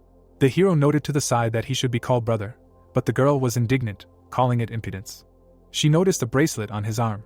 Leaving the girl from North Korea, Soyeon thought about her name being Haemi. She was the daughter of rich people, and she also wondered if she was beautiful, and thought that Yuzeong had vision problems. Soyeon looked both embarrassed and upset. Looking at the girl, Yuzeong asked why she was looking at him like that, and she replied that John had called, asking why he wasn't answering. Soyeon was surprised to hear that the guy had simply turned off his phone for a while, and told him that her friend was currently in England and wanted the hero to come see him. Looking at his phone, Yuzeong asked why he needed to go there, and the girl replied that she didn't know, since John hadn't given a reason. Dissatisfied, the hero raised his head and noted that he wasn't an errand boy. Then, raising her finger, Soyeon remembered that her friend would pay for all the tickets, hotel, and transportation. Yuzeong was already standing, ready to fly, surprised that the girl hadn't said it right away, and she was surprised that he had time. An airplane was visible in the sky. The hero went out to the airport. John was holding a sign in his hands, addressing him. Sighing, Yuzeong called him very noisy, and he wondered why he was sighing. There were many people on the street. The heroes were having lunch at the table, thinking that the food in England was really tasteless. John sat opposite him, asking if he was listening to him. Then he introduced the football players, answering that his father sent him here to play football, and he was discriminated against, although he was not inferior in skills. He slammed the table, saying that the Koreans would not be idle. He imagined himself in front of the flag of his country, saying that the hero must show what Korean football is. The waiter brought more food, answering that they were different things, and thought that here he needed to learn British English. He remembered Amelia, wondering how she knew the password to the gate, and perhaps she was somehow connected. In his mind, he imagined himself standing at the door, thinking that she had a rare, innate talent, and it was hard to believe that even such people could do evil. John slammed the table again. Clenching his fist, he demanded to be heard. Looking calmly, but not wanting to deviate, Yuzeong asked if his comrade wanted him to score as many goals as possible. The guy picked up his chair and replied that that was exactly it. Looking away, the hero said that he had read on the internet that football players were paid for scoring goals. Then he remembered that Yuzeong had flown here business class, and was staying in a nice hotel, and that it had cost him his pocket money. Then Yuzeong remembered himself in the past, thinking that warriors who used chi energy often neglected the people, as did governments that considered education a special right, and in order to eradicate this discrimination, he united the Murim and the ruling family. The hero folded his hands and agreed to do the favor. He stood up from the table and offered to go. White clouds floated across the sky above a youth football camp in the suburbs of London. The bright sun illuminated the football field. Young players of the league gathered here to demonstrate their skills to newcomers, and master classes were also held for those wishing to take part, and all this was financed under the pretext of developing youth football in England, although in fact it was just business as usual. Glasses shone brightly on one of the men. The camp was almost coming to an end, so the participants were now being gathered in London to find the most promising players for the first team. People in suits shook hands with each other. It seemed to the hero that John's father had also donated a huge amount to this camp, so it was likely that from next year he would become an official sponsor, and therefore it was not difficult for his friend to get into this camp. The two of them went out onto the field. The coach told the hero that he had joined late, so he would go to the regular group, and he would be with the others and would not see them at the joint match. Walking towards the other guys, he asked if this group was for beginners. Someone caught everyone's attention. The man said that he would first show them a few moves, and the guys should slowly repeat them. The instructor skillfully controlled the ball, after which it hit the goal. The whole group was delighted. Raising his hand to his face, Yuziang noticed that this was different from school football. Approaching the group, he asked them if everything was clear, and they answered that it was. Then he smiled and told them to start, and he would watch. Yuziang kicked the ball. He easily did difficult moves. The other guys looked at him in surprise, saying that he was good. The instructor, shocked, opened her mouth, thinking that this was impossible, because this was not such a simple move, but the guy did it with ease. It seemed to strike him that people achieve such mastery for years, since it requires the ability to work with the center of gravity. While the hero continued to perform complex movements, he also noted that the guy was doing these exercises with incredible speed and at the same time maintaining balance. The man clenched his fist. Coming up, he asked Yuziang if he had been taught somewhere. Holding the ball on his knee, the guy did not answer, saying that the instructor himself had just shown it. The instructor clarified that he had just learned it, and heard that this was true. Sweat literally poured down the coach's face when he again clarified that the hero was doing this for the first time. Yuziang put the sword on the ground, and when asked what team he was from, he answered that he was from none. Clenching his fist again, the coach thought that he should invite this guy and raise him as an athlete, and then he would definitely become a world star.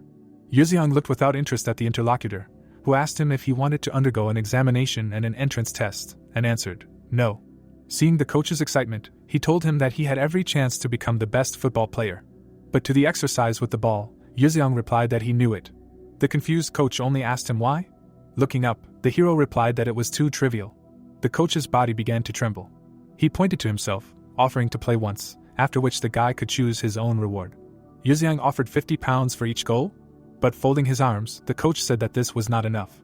He extended his hand forward, offering £100. Raising his hands, Yuziang said that this would ruin him. Opening his mouth wide, the coach offered in exchange this. If Yuziang scored less than 3 goals in 90 minutes, he would undergo a medical examination of their team. Folding his arms, the guy agreed. The coach pointed to him, asking him to sign the contract and wait. The hero silently watched the running man. Frowning, he thought about how he did not really want to take money from an ordinary citizen. Yuziang loved to argue, but he was worried that the coach might go broke. The football team stood opposite each other. The coach blew the whistle and told them to start. Johnson looked at his friend and said that the ones he was talking about were numbers 34 and 47. The guy with number 47 waved his hand and told his friend that that was the rich crybaby who lost to them. His comrade said that he seemed to be a friend of those Asians. The guys' faces showed predatory smiles. The first one suggested crushing his friend this time. The second one said that they would regret coming. The men stood in the stands watching. The coach looked ahead with a frown. He looked at Yuziang with number 10 and thought that he would finally be able to see the skills in all their glory. What would he do now? The hero stood while the others played. At first no one passed to Yuziang, since they did not want this rich Asian to take away the coach's attention from them. The boy looked ahead, thinking he understood now. And he suddenly started running. The men in the stands were surprised. The opponents turned around when Yuziang stole the ball from them. The man in dark glasses asked if his eyes were deceiving him. Why was he so fast? The sweaty coach thought that his speed was incredible. Others could not compare to him. No wonder he stood out. The opponents ran towards the guy. One of them stretched his foot towards the ball, shouting that no one could get around this interception. Holding his hands behind his back, Yuziang jumped up.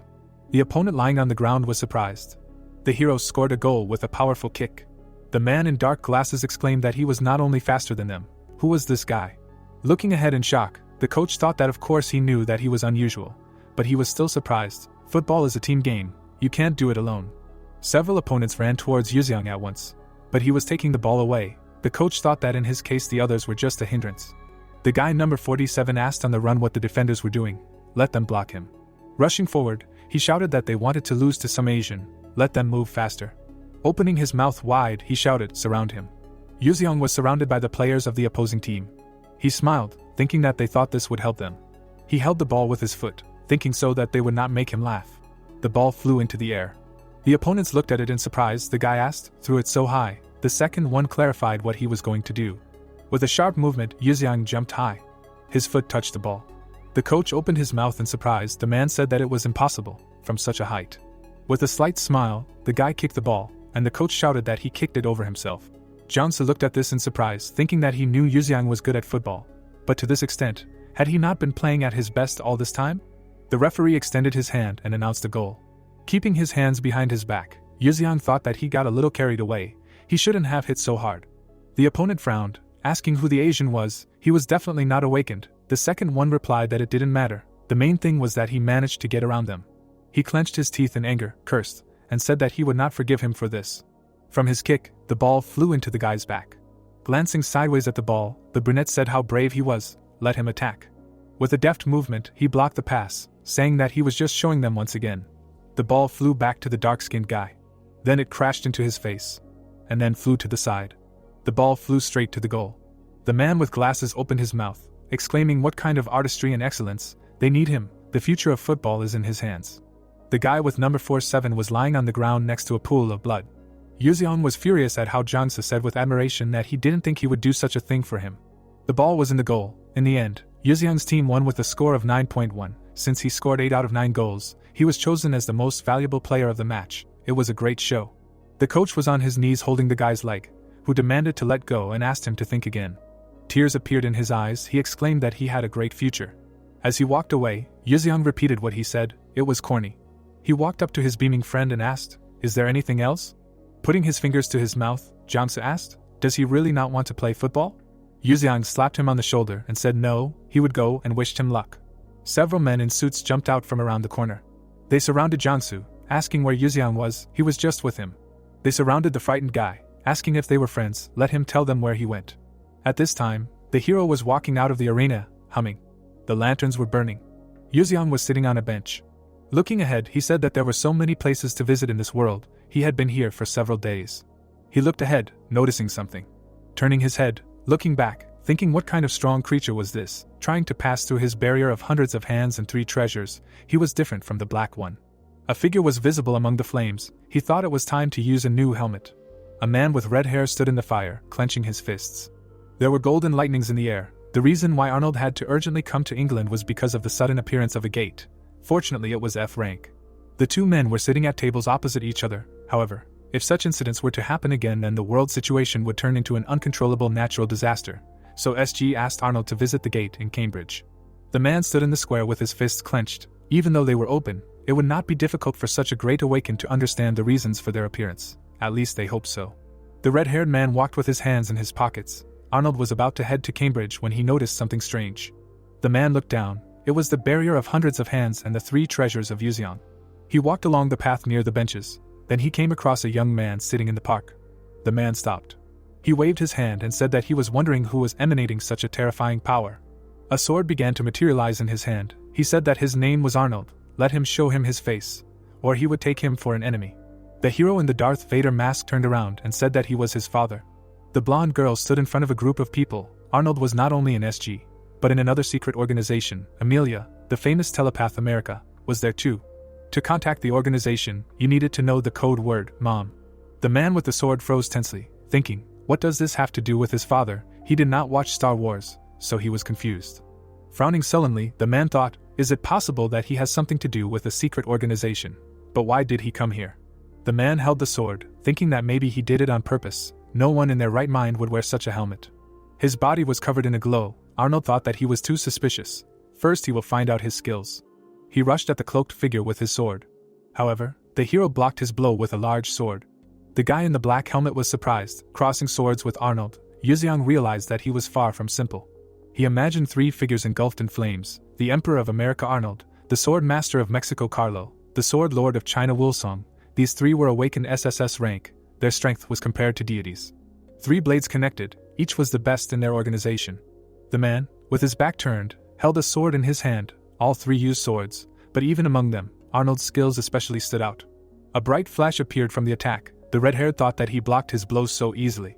Swinging his sword, he mentally asked what he would say to this. Many golden rays from the enraged sword's skill flew forward.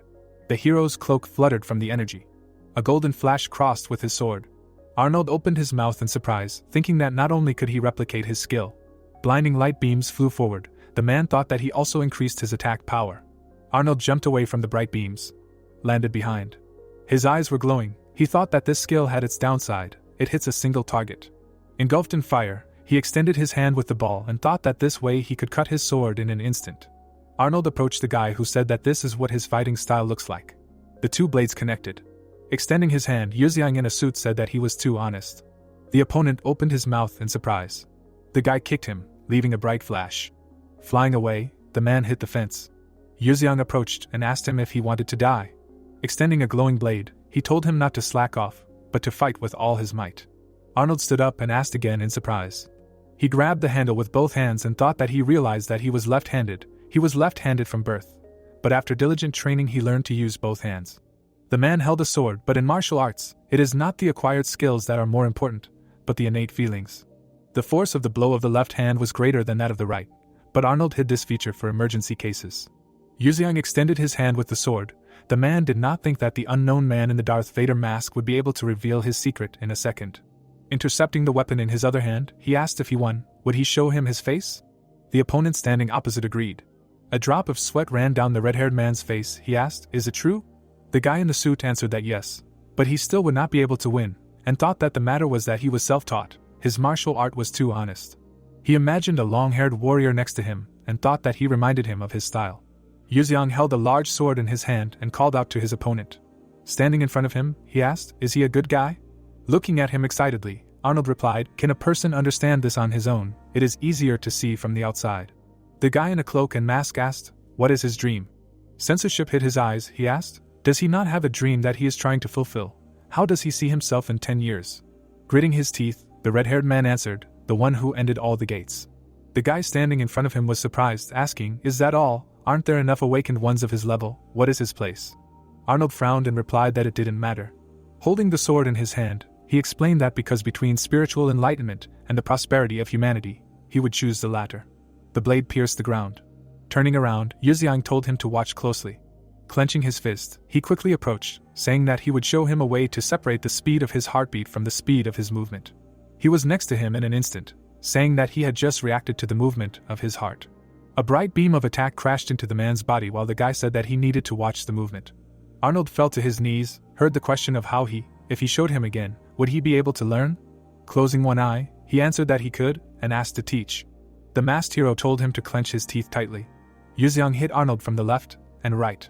He fell to his knees, and the guy asked if he understood the general idea, to which he received a negative answer. The hero crossed his arms and said that this would not do and that he should experience it for himself. Pulling the blade out of the ground, he said that they would try another way then. Extending his hand with the weapon, Yuxiang ordered the sword to be raised. And he rushed to attack, saying that he was attacking from the right. Arnold's mouth opened in shock. A bright glow appeared next to him. He thought that he only saw an attack from the left. The man closed his eyes, deciding that it did not matter. The movement of the sword left a bright trace. The blades crossed. Arnold's eyes widened in surprise. The guy in the Darth Vader helmet replied that this was great, and now. He moved his hands very quickly, saying that he would not hold back. Looking at him, the enemy thought that now it seemed to him as if he had 6 arms. He closed his eyes again and mentally told himself to concentrate. The man swung his sword at the attacking hero. A bright flash appeared. Arnold leaned on one knee and breathed heavily. Yuxiang, who was standing next to him, said that it was not bad and told him to practice attacking. The red-haired man bowed, saying words of gratitude. Touching his chin, the boy introduced the warrior and thought that the way he spent his talent and followed his principles reminded him very much of Manju, and he thought that it was not in vain that he taught him this technique. Putting his hands behind his back, Arnold said that unfortunately, he had nothing to give in return except for the usual gratitude. The hero replied that he had one close friend who was always grumbling. The boy introduced Sandrim, who was angrily squeezing his fists, and said that he would be better than him. He raised the surprised man's head and said that it was a pleasure to teach him, since he grasped everything quickly. There were beads of sweat on Arnold's face. He said that he was afraid of seeming rude, but he would ask again who he was. With his hands behind his back, Yuxiang asked if he was a famous awakened, to which he heard an affirmative answer, SSS rank. Arnold's cheeks turned red. He said that he leads the SG and is called the Emperor.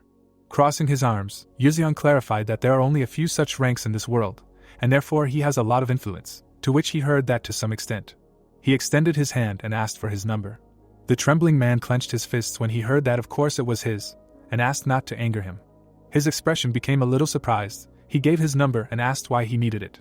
Crossing his arms, Yuzeong said that he would not give him his, so he should not ask, and thought that perhaps he could help him solve the issue with the army. He imagined a map and people running to the gate, and thought that Sangrim said that the chance of unification was small, but with his help he would be able to avoid the army. He would better protect the gate. Yuzeong asked if he could call him if he needed to, and he agreed. Arnold continued to clench his fists, hearing the boy call out to him. Yuzeong waved his hand, saying that when he learned to control his heartbeat, he should think about how to make it tangible, and he heard him ask what he meant. The sword in the boy's hand was covered in a blue glow. He replied that it was something like this. The figure of a warrior was inside a glowing head. Yuzeong did not have high expectations for Arnold, but he believed that if he put in a little effort, he could surpass himself. Imagining a man surrounded by a glow in a meditative pose, he thought about the unification of heartbeats. This is intent, and intent is a sword. The man looked at him carefully, asking again about the lightsaber, and the boy thought that he should not reveal himself. Holding the shining blade, the guy in the Darth Vader helmet said that the Force will be with him. He started walking away and the man called out to stop him. Yuzeong turned around and Arnold asked him how he could become as strong as him, and asked him to teach him. The hero turned around and said he needed to do 100 push-ups, 100 sit-ups, 100 squats and run 10 kilometers every day. He turned away, telling him not to skip a single day, and now he was leaving. The man's mouth opened in surprise. The masked man was sitting in a chair by the bookcase. He clenched his fist, surrounded by a glow, and thought that in order to prepare for the holy day, he needed to kill the Supreme Being and extract its spiritual essence. But how he could do this, he stood in front of the red door, thinking that he had several guesses. The man's face was hidden by a mask. He thought that if he thought about the fact that he was from the Central Plains, then what came to mind? He imagined a man walking among the bodies and continued to think that this was Wulsong, the head of the CSG. Geographically, the Central Plains and China are similar. At one time he also appeared out of nowhere. Standing next to the purple flash, Rockefeller said he would watch him. The purple flash glowed brightly. The guy, like a spirit, hovered above the men at the conference table. A sharp spike appeared in Rockefeller's hand. He said he would test it first. The beam flew towards the man at the table. A bright blot crashed into the floor nearby. The masked guy watched this and mentally said no. A dark haze surrounded the spike. He thought that if the Lopraxanthus catalyst was stopped, it would explode, and the only way to avoid it would be if Wulsong was an absolute. He would notice his attack. The haze hid Rockefeller's body, who thought that then there was only one place left. He imagined the monster swinging, thinking that this was Seoul Station, where Lin Kok was killed and his spirituality was stolen, and the same fate awaited the F-rank boss in the gate, which was also in Korea. A purple sphere hovered in the air, and words were heard that it remained to prepare a good bait. The glow disappeared, leaving a small spark. Wulsong frowned in that direction. Wulsong, smiling, sits in a chair with a yellow pack in her hands. She is happily eating something. A dark cloud of smoke hovers near him. He frowns and says that it irritates him. The masked man descends from the portal and notices that he is eating something tasteless again. Wulsong asks since when the interlocutor is interested in people's food preferences. He smirks. The villain says with a smile that since he had a body, the first and third preferred the fresh meat of young ladies, and he enjoyed men in old age. Wulsong notes that he has interesting tastes. The interlocutor notes that bitter medicine works better. The young man says that a few days ago his younger brother came to him. The blonde in the mask grins and does not believe that the third just left. He in turn notes that he wanted to check whether they would notice him or not, and the villain managed to release a strange arrow. The villain says that it was the catalyst of Ropolizantis, because Rockefeller likes technicians, since their names are similar. Wulsong, sitting in a chair, notes that this is not true at all. The interlocutor says that it is similar in their language. The guy in the suit says that he wanted to fight, but he was lazy, so he let him go, and besides, they agreed. The masked villain asks if he could defeat him. He asks not to talk nonsense, but rather to say when they will start acting. The second says that first they need to find out what trump cards the first and third have. Wulsong demands that he not show up until he decides on a date, because he has indigestion due to his black aura. The guy in the mask stands in front of him, radiating dark energy. He raises his hands and says that he likes his name, because it means to surpass a star, and this is very similar to the blonde's desire. The guy in the chair notes that he looks more like a third-rate actor who tells everyone about his dreams. The villain replies that he has lived too long and needs a person who will understand him, which is why he comes to him so often. Wulsong, frowning, asks if he has not thought about starting to pay him for this. The portal begins to glow with a bright purple light, and the villain states that first he needs to surpass the Earth and the star. A small purple dot remains in its place, opposite which sits Wolsong. He clenches his fists and declares that there are only fools around him. His eyes begin to glow, and he is sure that sooner or later he will definitely deal with them. The action takes place on the coast. Yuxiang and Sandrim walk through the city. The guy asks what happened, that he decided to call him in England and whether the triads appeared. He answers that this time Yakuza is in Japan. The protagonist asks why they only meet with gangsters. Because in Korea there are none at all, although you can't tell from the movies. Sandrim says that they destroyed all the gangs, because the Attorney General and the Secretary declared war on crime. The man turns to the leader and says that they plan to make 7 deals and the first will be in Busan, and the next one's in Seoul. He in turn is surprised by the number. He looks at the interlocutor with a serious face and asks that they want to cut the stomach of a goose that lays golden eggs and he wants to go this way to lose the customer like last time. Sandrim notes that although the leader plays the fool, in fact, he is very insightful and reasonable. The protagonist hits his ward on the head with his fist. Sandrim holds his head and asks why. He notices a lot of disrespectful thoughts in his head. The man turns away, not understanding how he manages to do this. He notes that he is thinking about something again. Sandrim put on a cap and a medical mask, declaring that they are close and it is necessary to prepare. 2 heroes are sitting at a business meeting. A man shakes hands with another. The inscription says that the deal was successful and Yakuza did everything quickly and accurately. He just checked the list and goods and immediately gave all the money. The car rushes along the road.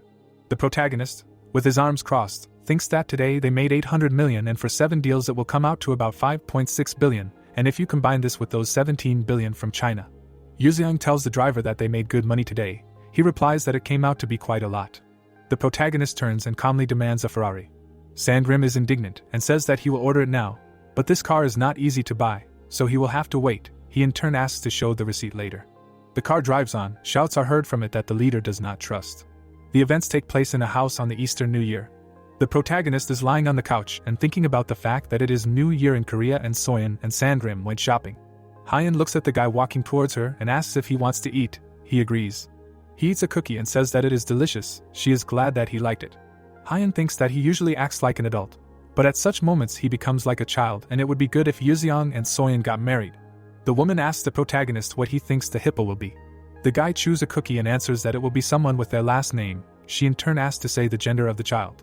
Yuxiang looks at her and says that in this case it will be a boy. She asks again. The woman asks why he thinks so. He seriously says that he just feels, and besides, she calls him a hippo, which is not suitable for a girl.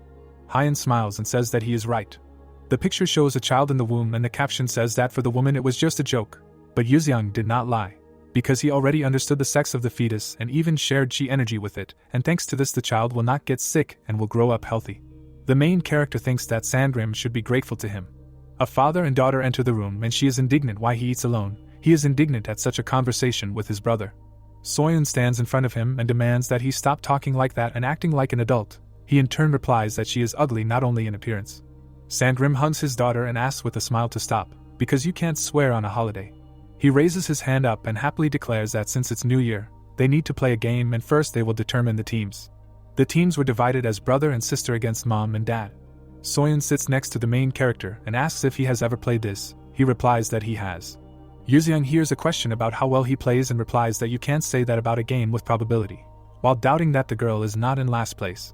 She loudly exclaims, while the last place's ear is itching, that it is actually Jiangsu. Hyeon raises his finger and says that it is more interesting to play with bets. Soyeon loudly shouts that he is betting 200,000 won. His mother replies that in that case she needs to promise not to ask her dad for money if she loses. The girl says that she actually has pride and promises not to use her pocket money. Soyeon stands up and declares that they will decide everything in one round and hears in response a demand not to ask for more pocket money. The protagonist at the same time notices that she looks like a shaman. Hyeon raises both hands and wants to go first. The girl notices that she is having fun. Soyeon opens his mouth wide in surprise. A combination has fallen out, with which he can make another move. Hyeon holds the chopsticks and says that he will take it as a compliment. The daughter is indignant, calling it a scam. The woman throws the chopsticks and shouts that it is just talent. The girl realizes that her mother took 4 steps forward for another throw. She looks at the chopsticks and says that only a steak fell out. The latter is surprised that both a yut and a steak fell out, calling her a liar. The protagonist takes the chopsticks and thinks about the throw. Sandrim, with his arms crossed, does not want the leader to use chi energy. The latter in turn is indignant at whom he takes him for. The man with the fiery gaze thinks that he will keep an eye on him. They look at each other and Sandrim intends to cancel the reservation of the Ferrari car at the slightest hint of using energy. Yuzeong holds the chopsticks and says that he understands everything. He smirks, saying, however. Yuzeong smiles and asks if he is only good at using chi and the power of thoughts. He grips the sticks and thinks that he has already memorized the weight of the sticks and has achieved perfect control over them. The protagonist throws them up and declares that there is nothing in this world that he cannot do.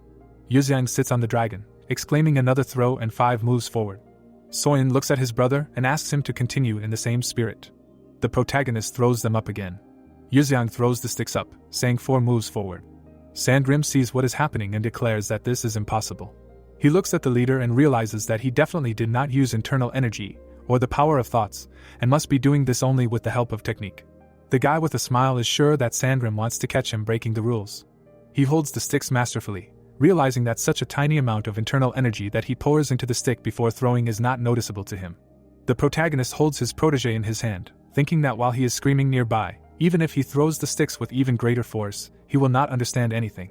Yuzeong holds back a smile and thinks about the 4 types of pleasure that lead a person to nirvana. He sits opposite the evil Sandrim with a grin and mentally says that he was wrong about one more thing, about the pleasure he feels when teasing his protege. Then the guy says that it is his turn. The man takes the sticks and realizes that the leader is using some kind of trick. The events unfold in the SG branch in Korea. An employee approaches the director about the random appearance of a gate, who asks what is wrong with it. The director hears with fear that this is an S-rank gate. The frame shows defeated warriors and he understands that no one has managed to clear a gate of this rank. The director understands that they are in this place. The TV opposite says that an S-rank gate is expected on Doto Island. Sandrim mentally asks the leader why he is not focused on the game. He answers that he can concentrate on several tasks at once. The picture shows a turn-based game and he thinks that the outcome of the game is already predetermined and there is no point in straining himself. Yuzeong looks down and realizes that it is time to finish. He looks at the disgruntled ward with a smirk and can't wait to see Sangrim's face when he loses. The woman takes the chopsticks and declares that this is not the end. She deftly throws them up in the air. Her image is depicted against the background of an angry tiger, and she shouts that they have just begun. Hyen holds the chopsticks and wants to try again. The ferocious tiger looks forward. She shouts about the 2nd time in a row. Surprised, Soyeon sees that it is a double MO. The guy thinks that something is wrong here. He excitedly thinks that it may not be just a matter of technique. Hyen dances near the tiger cubs and declares a 3rd MO in a row. Sandrim hugs her, confessing his love, not understanding what he would do without her. She replies that this is just the beginning. Soyeon is horrified, saying that this is impossible. She is indignant that her mother does not use both chips and then this is a scam, which the girl will not accept. The protagonist watches closely, thinking that if this happens, they will be in danger, while not understanding where such luck comes from. He looks at Hyen and suspects that it is because of the energy he poured into the child, but energy cannot have such an effect. The girl shakes the protagonist and asks him to do something, because she only has 200,000 won left for pocket money.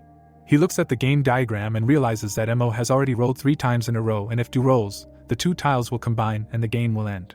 An excited Yuzeong looks at Hyen and states that the probability of this happening is extremely low but not zero, and given the current pace and flow, such an outcome is quite possible. Mom holds the chopsticks in her hands while the protagonist thinks of the only way to prevent this. Yuzeong's finger lights up and he thinks of manipulating the sticks, releasing a ball of energy. The woman smiles and gets ready to throw them. The protagonist's eyes shine and he realizes that he needs to act now. His finger lights up with a bright blue light. Sandrim, crossing his arms, says that the leader has been caught. He looks at the excited guy and mentally asks if he was going to release the energy right now. An enraged Sandrim hears that a man should not act like this and that this never happened. The angry man looks at the dejected guy, not understanding how one can be so cowardly. He grabs his head and says that he is disappointed in him, asking what about his words earlier. Yuzeong looks down anxiously, stating that he cannot believe it. He sees an angry man in front of him and thinks about raising a tiger cub named Sandrim. Yuzeong clenches his fist, realizing his guilt. The sad protagonist sits next to an angry girl who throws the game aside and a couple in love. The inscription says that the ball went off course and as a result they lost, and the girl lost all the money she had left for February. Yuzeong stands in front of his angry ward. He tells the leader that today's deception cannot be ignored and he will immediately cancel the order for the Ferrari. The guy nervously says that it is impossible to go that far. Sandrim slams the table and states that he cannot watch the authority of the head of the heavenly demon cult fall. He wipes his face and says that tears of disappointment are clouding his vision. The protagonist understands his concern for the cult. He clenches his fist and thinks that he can't just leave it like that. Yuzeong stands in front of him and says that he doesn't want to bring this up. He looks at his charge and states that he can help the child grow up healthy and ensure that Hyan has a safe birth. Surprised, Sangrim hears the question of what he will say to this. The protagonist looks at him and thinks that now he is not just a warrior, but also a father and a husband. The worried man swallows. He sadly apologizes for going too far and he offers to pretend that it didn't happen. The guy thinks with a smile that this is what needed to be proven. The protagonist turns around and raises his finger up and declares that this time he will give in and now they will go eat. Sandrim angrily realizes that he cannot defeat this stingy man. The events take place some time later on February 14th. The father approaches his daughter and asks what she is doing in the kitchen. He looks at her in surprise and asks if it is chocolate. Soyeon, holding a plate, declares that it is Valentine's Day. Sandrim is annoyed to realize that his daughter is like her mother and enjoys cooking and treating others, but the taste of her dishes leaves much to be desired. He begins to feel sick at the memory of the taste of food that was inedible, and he clearly remembers how he fought the urge to vomit. Sandrim turns around and leaves when asked if he wants to try it. Soyeon, with a displeased look, declares that she knows she can't cook and the chocolate is store-bought. Yuseong approaches her and notices that the aroma is sweet and asks what kind of liquid it is. The girl asks if he watched the historical drama yesterday. The protagonist stands in front of him and demands an answer. She says that he is a burden to her life. Yuseong looks ahead with displeasure. He tries the chocolate and hears her indignation. The girl exclaims that she is not finished yet. The guy remarks that it is delicious, while she screams that she will not give it to him. The protagonist leaves with an important look, demanding to serve this dish for the evening meal. The girl asks if he can hear her. At this time, in Jangsu's house, the guy is lying on the bed and thinking about how scouts tormented him in England, and how his father bothers him with his studies in Korea. He looks at the ringing phone. He picks up the receiver and thinks what she wants from him. Jangsu exclaims, not believing that the girl wants to give him chocolate. He kneels down, birds and cupids fly around and the protagonist cannot believe that this is happening to him. Jangsu looks forward with a serious face. He grabs his head and understands that he has Soyeon and this is certainly cool, but it would be better to refuse her. After a while, the guy is sitting at the table. The girl with a basket opposite him says that he came quickly. Jangsu apologizes to Sihi. She is surprised. The guy says that he considers them friends and cannot accept her feelings. The girl looks at him silently. She holds out a candy in her palm and says that it is for him. The discouraged hero hears that this basket is to be given to him. Sihi embarrassedly says that she does not know where Yuseong lives, and besides, it is vacation now, so she thought that they are close and decided to pass it on through him. Jangsu is horrified to hear that he should not be afraid, because she will keep what happened a secret. The protagonist calmly walks around the city. He chews chocolate and wonders why this guy called him. He goes into a coffee shop. Yuseong looks at a large basket of sweets and asks the enraged Jangsu about his decision to brag in front of him. The guy holds the candies with annoyance and declares that it is for him. Surprised, Yuseong asks again. He thinks about the fact that on this day, girls give chocolate to the guys they like, asking why he is giving it to him. Jangsu with a sad face declares that he likes the protagonist. Yuseong is struck by lightning and is shocked by it. The guy says that he doesn't need it, but the guy objects that it was done with love. Jangsu hands the basket to the hero, who yells that he doesn't need it. The annoyed guy notices that this is a bad guy. Jangsu opens his mouth wide, noticing something. The protagonist stands with chocolate and is asked who gave it to him. He answers that Soyeon did. The football player clutches the basket in rage. He is on fire and screams loudly. The fire rages around him. Veins appear on his face, and his teeth have turned into fangs. Yuseong is very shocked at this moment. The protagonist looks ahead excitedly and the caption says that he felt such a strong fear for the first time. He turned and started to run away, while the guy demands to take the sweets back.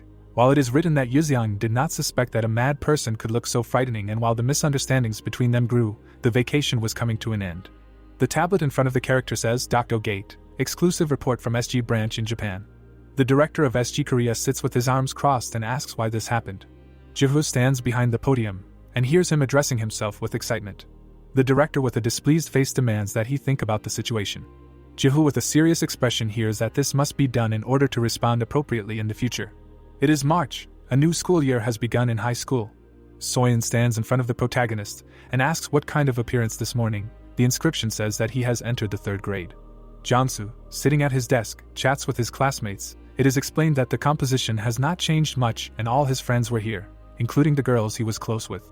Soyeon with a displeased expression asks Yuseong if he is ignoring her, while it is written that this explains the uniqueness of the school. A schoolboy is walking, with his wealthy parents in the background, and at the bottom it is explained that the students who attend this school are those with wealthy and supportive parents, which led to constant lobbying and requests that formalized this practice. There is a diagram in the picture that explains that the close-knit group that formed in the first grade continued to stay together in the second and third years of high school, but not all requests were taken into account and more influential parents were given priority. Yuzeong looks forward with a displeased look, and it is said that he also participated in this. This was due to the fact that Hyan asked first, and he chose the two. There is a happy family in the frame. It is explained that the protagonist wanted to be in the same class with Soyeon, and they got so used to each other, and it would be right for the happiness and safety of the Sangrim family. Jansu is screaming in anger in the frame. It is said that Yuzeong did not want to be in the same class with him, and although they cleared up the misunderstanding on the holiday, Soyeon did not like his emotionality. The boy watches the main character with displeasure. The caption says that Jansu had a rich father who allowed his son to stay in this class. He is unperturbed and confident that he will find out what kind of relationship the main character has with Soyeon. The friends stand nearby and say that didn't he want to study in the same class with Yuzeong. The man at the lectern introduces himself as Kahun and says that from today on he will be the new homeroom teacher. The teacher announces that this morning he will be holding individual consultations on career guidance. The class unanimously agrees. Soyeon asks his brother if he is going to go to university. He thinks about it and says I don't know. The guy looks at the girl and asks what her plans are. She replies that she should probably go. Soyeon shyly talks about cases when people find themselves after entering university. The main character recalls Confucius and his quote that 50 is the age of understanding the command of heaven. The picture shows a sage. Yuzeong reflects on the fact that at 60, a person finds harmony and can understand simply by listening to others. At 70, his faith knows no bounds, which allows him to act in accordance with his desires. He thinks with a grin that he is well over 70, but he still hasn't figured out what he wants to do, because people are very funny creatures. The girl with a dissatisfied face asks what he is going to do anyway. He replies that he will think about the university later, but for now he will focus on the entrance exams. She understands him with a smile and says that it's time to start preparing. Soyeon leaves and the guy wonders if this is all she wanted to ask. The protagonist remembers Hyan and thinks that they are similar to her daughter, and it is not entirely clear what is on their minds. Yuzeong looks out the window.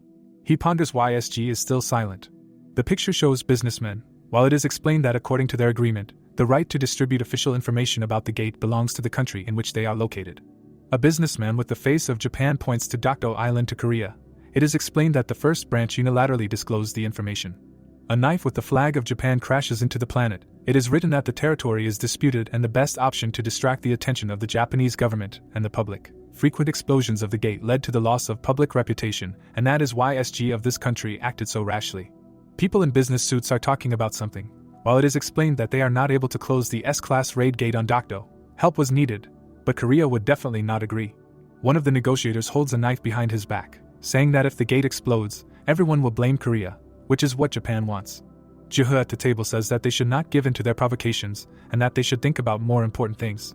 The director asks if he agrees if SG Japan offers to cooperate. The man in glasses says that this is their bluff, because even though they are talking about helping, they know that the gate will be rejected and they want to stay on the sidelines in order to raise their status in the international community.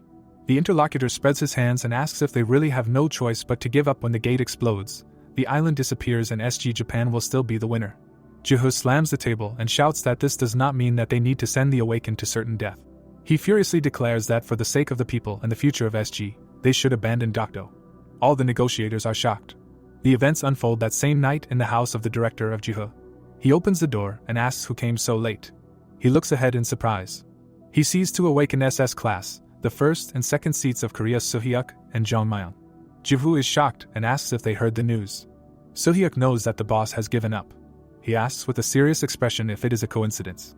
He smirks and says that the moment they received the SS rank, the gate opened on Dokdo. Jiho excitedly asks to talk inside. They sit opposite each other. The boss says that insubordination is a serious crime and they should know this. Sohyuk holds up an envelope and says that they have a lot of money while Jongmyeon claims that it will not be a crime if the boss intervenes. Jiho asks what happens next if that is the case. Sohyuk pulls out the envelope and says that money is everything and he should take a look at this. The boss is shocked to read on it that there is a 99-man squad. Jongmyeon sits next to his partner and states that this is the name of their team and if their country does not cooperate, they will do everything themselves. Jiho fearfully says that it may be a useless death. Jongmyeon states that this is why the leader must help them at all costs. Sohyuk enthusiastically exclaims that Arnold said that he would lend them his items since he could not participate in the operation due to SG's fierce opposition. The picture shows a shining armor. The inscription says that there are 7 guardians, 7 guards protecting the emperor, 2 swords, a shield, a cape, armor, chains and beads, all of which refer to the 7 SSS class items that Arnold owns. Jiho thinks that if he lends them and the awakened ones personally express their desire to participate, the government will have no reason to stop them, and the support from the guys and concern for public opinion can be a good help in maintaining a strong relationship between the country, SG, and the awakened ones. One of them extends his hand to the leader. Sohyuk asks him to join them. They stand in front of him, and the hero states that they are not going to die. They will just clear the gate beautifully and return. Jiho starts talking about them with a smile.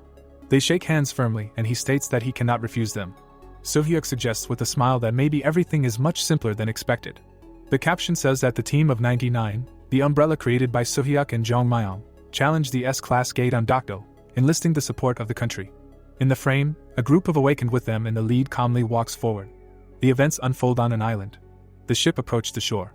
A member notices that the guys from the SG branch in Japan did not even come. Another advises to leave them alone. They look ahead in surprise and say that this is a good opportunity for awakened and people to think again about SG, because they are all independent in their own way. The guy turns to the others and asks if they clean it up themselves. It will be a big deal. The other says that reporters will come and the whole world will broadcast it live, and they should get ready to become famous. Sohyuk turns around with displeasure and notices that something is wrong, and it seems like there is someone else on the island besides them. He seriously thinks about some energy. He excitedly thinks that maybe it is the unknown awakened he met. In the memory, the hero sees a character in a mask and does not understand why he decided to reveal himself. The protagonist in a gray mask asks if someone has become stronger, because he can feel it from his energy, and the baby has grown so much, and it is impressive. The other awakened ones ask who it is and how he appeared so suddenly, noting that he must be strong. Sohyuk displeasedly tries to find out who he is. Yuzyang in a mask snaps his fingers and declares that he is Zien Man. The others look at him silently. They watch in surprise and do not understand if they can trust him, and what made him reveal himself. Sohyuk excitedly thinks that he is not only strong, but will also be higher than Arnold. The fighter asks why he is here, because he looks suspicious. The protagonist, crossing his arms, asks why, because he did not harm any of them. He awkwardly remembers that something like that did happen. Yuzyang spreads his hands and says that it was a small misunderstanding then, and he would not destroy SG. Sohyuk with an angry look realizes that he simply knocked them out, and did not kill them. The protagonist looks at them furiously and gets a question why he revealed himself, because with such skills he could have continued to hide. Sohyuk, clenching his fists, stands in front of them and hears that he really liked them, and that is why he decided to help, because he appreciates their willingness to die for the country. The fighter asks what his goal is and why he wants to clear the gate. The protagonist states that he can do it, and secondly, he points at himself, surrounded by all the famous landmarks and people of the country, and says that he is also from Korea. Sohyuk looks at him silently. Someone holds out a chain and says welcome to the umbrella. The protagonist, with a gold chain around his neck, thinks that he is technically from another place. But it does not matter. Sohyuk stands in front of him, and wants to know his rank. He asks again. The awakened look up in response to the exclamation of the signs of the gate. Purple energy shines over the island. The protagonist raises a finger and says that he saw it on TV, clarifying if the interlocutor is SS rank. Dark energy rages around, and Yuzyang says that he is SSSSSSSSSSSSS rank. All the awakened try to block the bright light. Sohyuk looks in front of him. Bats fly out of the lava and he realizes that this is an S-rank gate. He looks around at the blazing surroundings and realizes that the area is incredibly dangerous, and one wrong step will lead to death. He turns around excitedly. There is a huge snake sitting on a tree, and the fighter claims that even at this distance it is gigantic, and it is unclear how dangerous. The snake hisses furiously, looking at him. The awakened see this and try to figure out if it is the boss, but another says that it is usually inside the temple. A barrier surrounds the fighters around fiery lava and fires.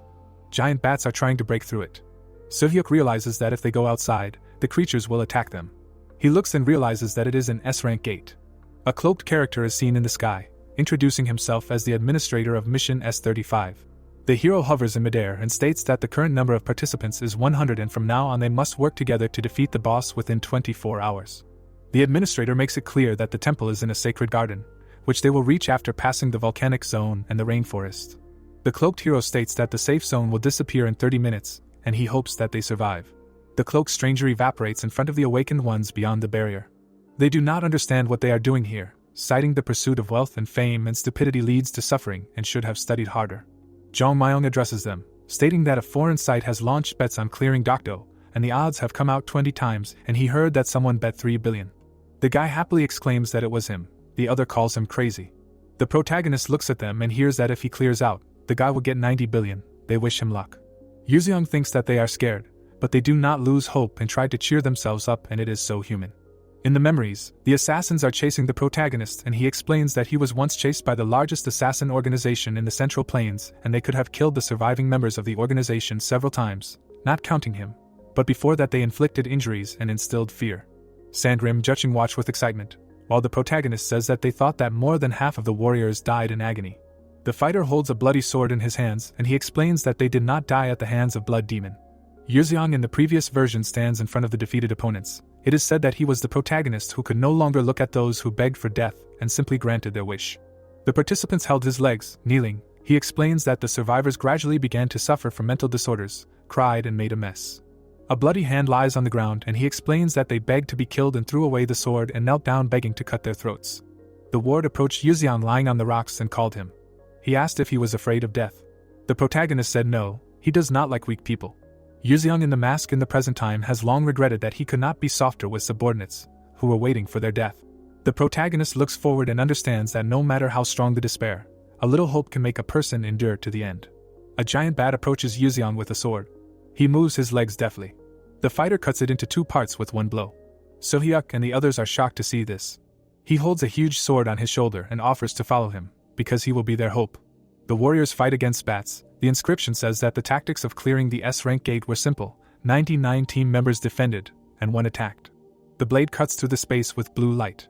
The protagonist cuts a path with a sword. It is explained that it was he who attacked, and at the moment of swinging, countless monsters disappeared with a scream. The monsters attacked the rest. It is written that this did not mean that the awakened ones calmly followed him, because they also fell away from the incessant attacks. Hellish flames blaze around. A fiery whirlwind swirls. A huge worm tries to bite the awakened one. He does not understand what kind of monster is in front of him. Tentacles grab his leg.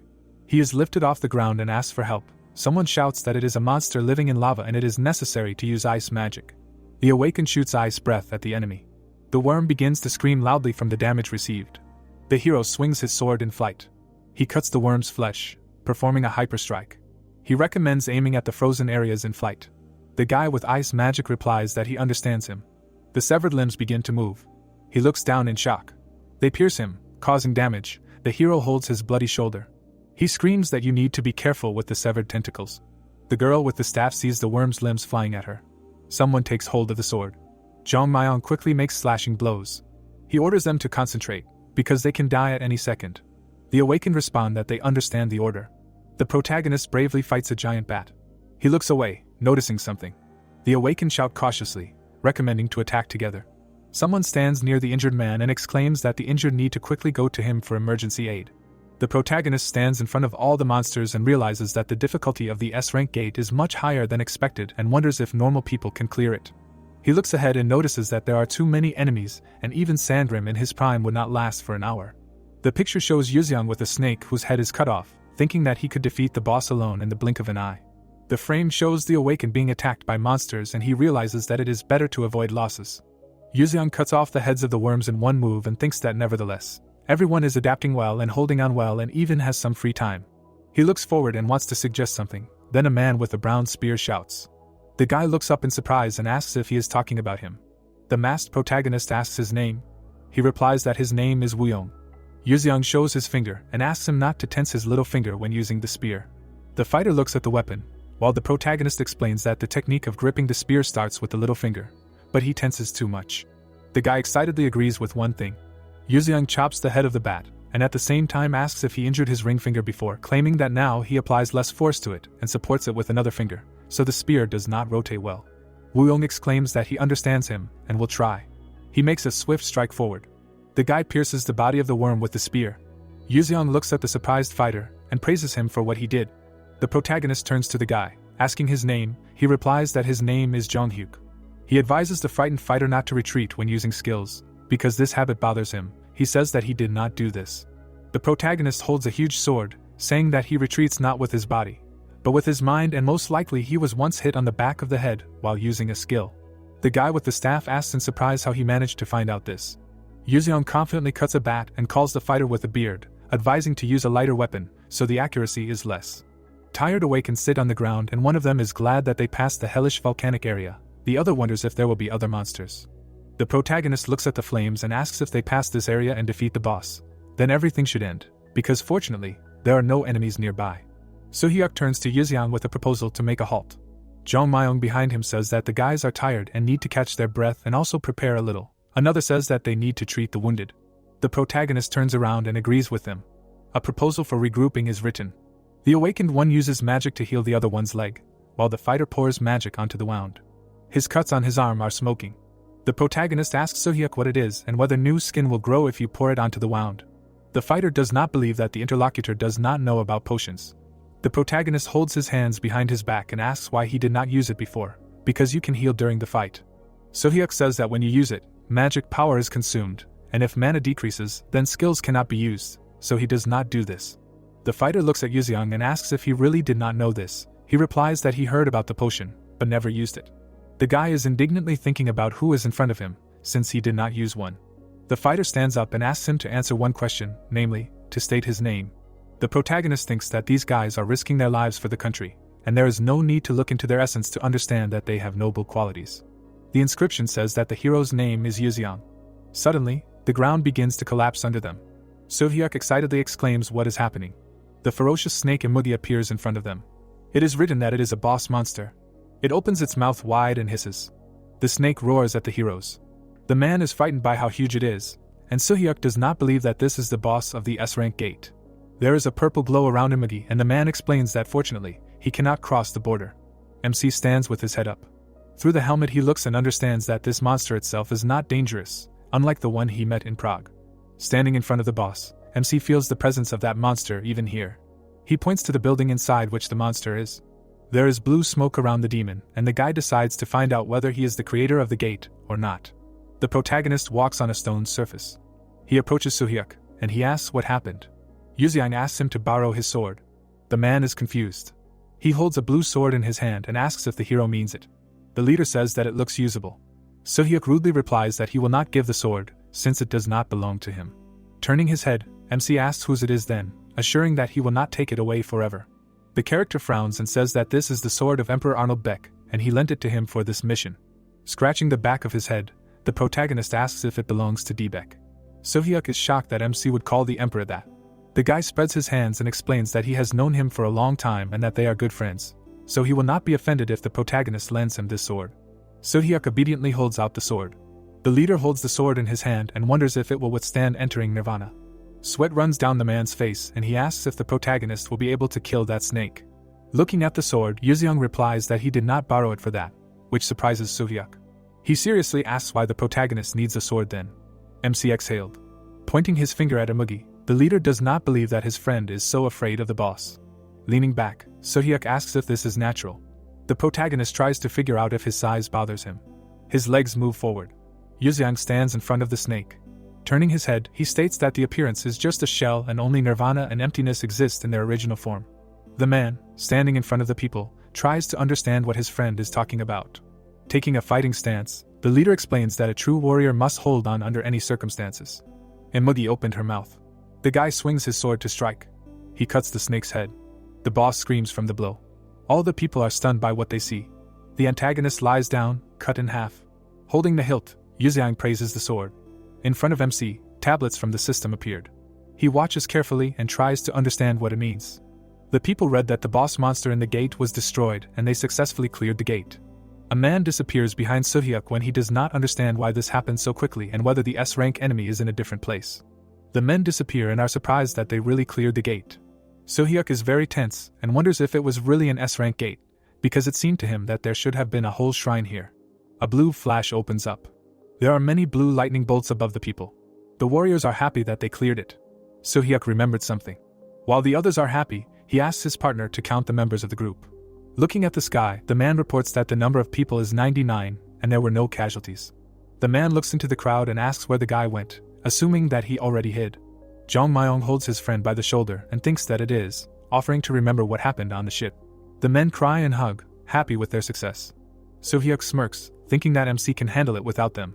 While everyone is rejoicing, he thinks about how good it is that even though it was an S-rank gate, there was no shrine or strong boss and everyone returned alive.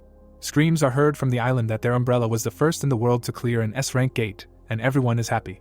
Yuzeong is in the same place, realizing that the clearing status window did not appear only for him. Walking away from the defeated boss, MC thinks that this is why he did not move with the others. He stands in thought, thinking about what to do then. Green flames come from the bushes and the hero decides to return to the original plan. A long blue light remains from the swing of the sword. Flames come from MC's sword and his hand. Fire comes from the protagonist, and he says that he will answer his invitation. The guy walks on the ground. Yuxiang, standing in front of the house, looks at the system as it welcomes him to the Divine Garden and warns him that entering it does not guarantee survival, asks if he wants to show his skills as a master player, and also that entering is not recommended, as there is an entity that wishes him harm. Putting his hand on the door, the leader feels someone calling him there, but the system advises against going. A magical light comes from his hand and the hero thinks that it seems that the one behind the system and the one hiding behind the black entity are different beings. He closed his eyes. When the protagonist opened them, they glowed blue. MC found himself in front of buildings. He looks around and realizes that he is in the backyard of a heavenly palace. Rockefeller asks Yuxiang if he likes this nostalgic landscape. The protagonist hits the demon with all his might. The character flies back. The antagonist gets up and does not understand what the hell is this. MC stands with his fist outstretched and replies that he started it, calling the demon a blackie. The enemy sadly replies that his name is Rockefeller. Standing in a fighting stance, the guy asks to attack him. Getting up, the demon asks if MC has any questions for him. Looking at his enemy, the leader asks why he called him here, to which he clarifies whether the protagonist was at the gate at Seoul Station.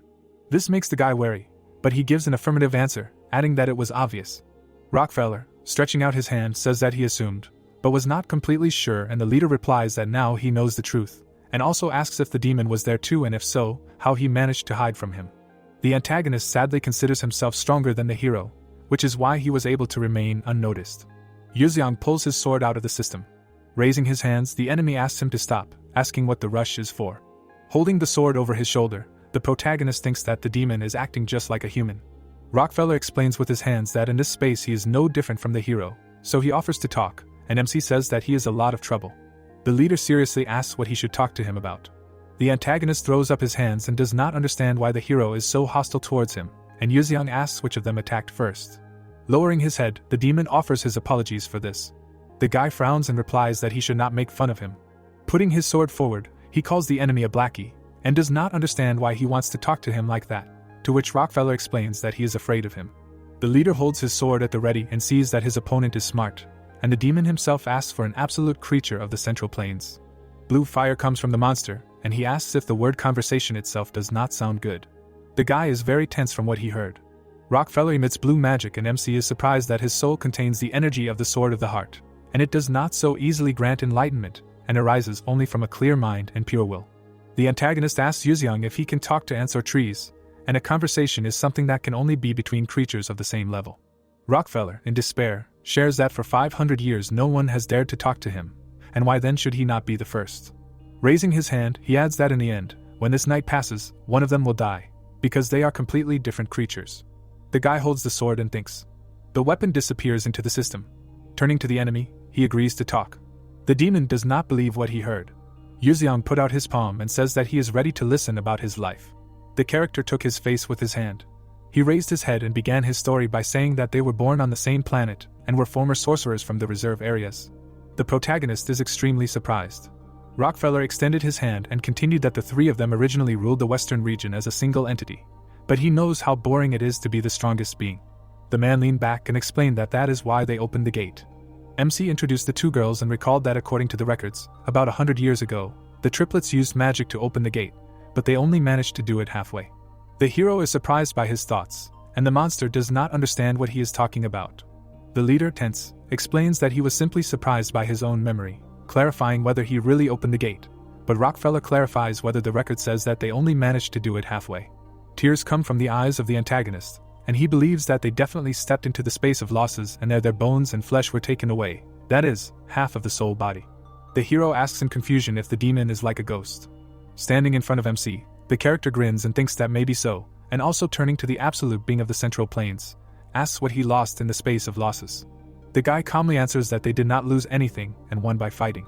The demon put his palms forward and suggests that MC is not one of those who can be defeated easily, and it is impossible to leave the space without leaving something in return. The protagonist points a finger at the enemy, explaining that it's all about skills, but the demon replies that even so, it will still absorb his memories.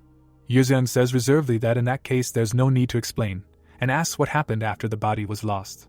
Demons are circling the earth, and Rockefeller says that they, having lost both bones and flesh, became phantoms, and because of the earth's Akashic, they could not influence the world. MC put his hands behind his back and does not understand what it is, but the enemy says that it is difficult to explain to a being that is not a mage, so let's just imagine that this is the planet's defense system. The antagonist adds that this is how they ended up in danger of extinction, but oddly enough, someone extended a helping hand to them, and also that in stories, the villain always tells the hero about his plan when he is trapped, and before he thought it was funny, but now he has a different opinion. The guy doesn't understand what kind of nonsense his interlocutor is talking about and thinks about hitting him. Rockefeller throws up his hands and replies that this is how it will all end, regardless of whether the villain or the protagonist dies, so they tell everything, and also that a great plan is a plan that no one knows about, but in this case it cannot be considered perfect. Yuxiang, irritated, yells at him to stop jumping from topic to topic, asking him to tell him already who helped them. The demon points to the hero and says that it is him, and thanks to the gate that he opened, they were able to go this far. MC is puzzled.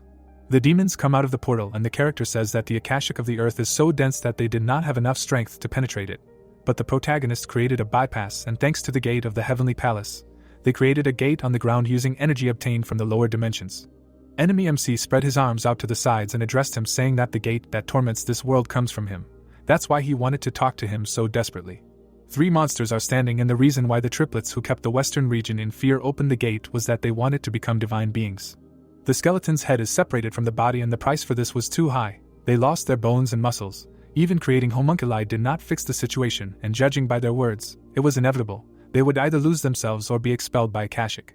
The demon cast a spell on the child, and they could only absorb human spirituality to gain limitless power, that is, the totality of resources that people are born with. The triplets are standing at the table, and they plan to steal the essence that makes up humanity to increase their own status. But there was a problem with deceiving the gaze of Akashic, because it is an absolute space that contains the cosmic will. The silhouette of the girl is behind the planet, and it strives for the prosperity of humanity, and rejects any energy that harms it. The hand throws people out, because this will has already rejected the energies of other races that harmed humanity, and if the triplets used force against Akashic, the absolute space would not recognize them as part of the material world, that is, it would destroy them. The triplets pondered this question for more than 100 years, and even the eldest of them did not find a loophole in Akashic. The demon looks at the mages and explains that Akashic did not reject the energies of other races unconditionally, otherwise, all sudden mutations would also disappear, but there were still those in the world who used magic or had weak psychic abilities, but since their power was insignificant, they could only create a small sect.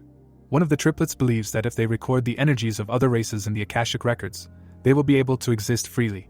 Rockefeller stands next to his friend and asks how they can change these records if they cannot even resist the will of Akashic, to which he replies that in order to use power, you need to change the records, but for this you need power, and it turns out to be a vicious circle.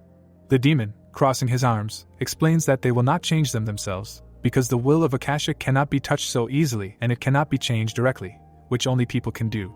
The Akashic records contain all the information about the world, and everything that people experience from birth to death, what contributed to the development of humanity, all people associated with events, but only those few who are able to concentrate their minds have access to them, although even they could do this only for a moment. Even this is enough to make a great discovery, as a result of which humanity achieved nuclear fusion and went into space. German chemist Friedrich Kekulé deciphered the structure of benzene, which led to significant advances in organic chemistry. A man writes on a sheet of paper, imagining a snake, because when he dozed off, pondering the structure of an atom, he saw it in the form of a snake biting its own tail, and when he woke up, he immediately wrote down what he saw, revealing the structure of benzene. The professors ponder, and Kekulé's example shows how scientists, concentrating on their tasks, accidentally gained access to the Akashic records. However, this does not mean that they are omniscient, and although all the information is stored in them, it should not be forgotten that this is only a reflection of the past and only exceptional scientists could extract clues from them and make great discoveries.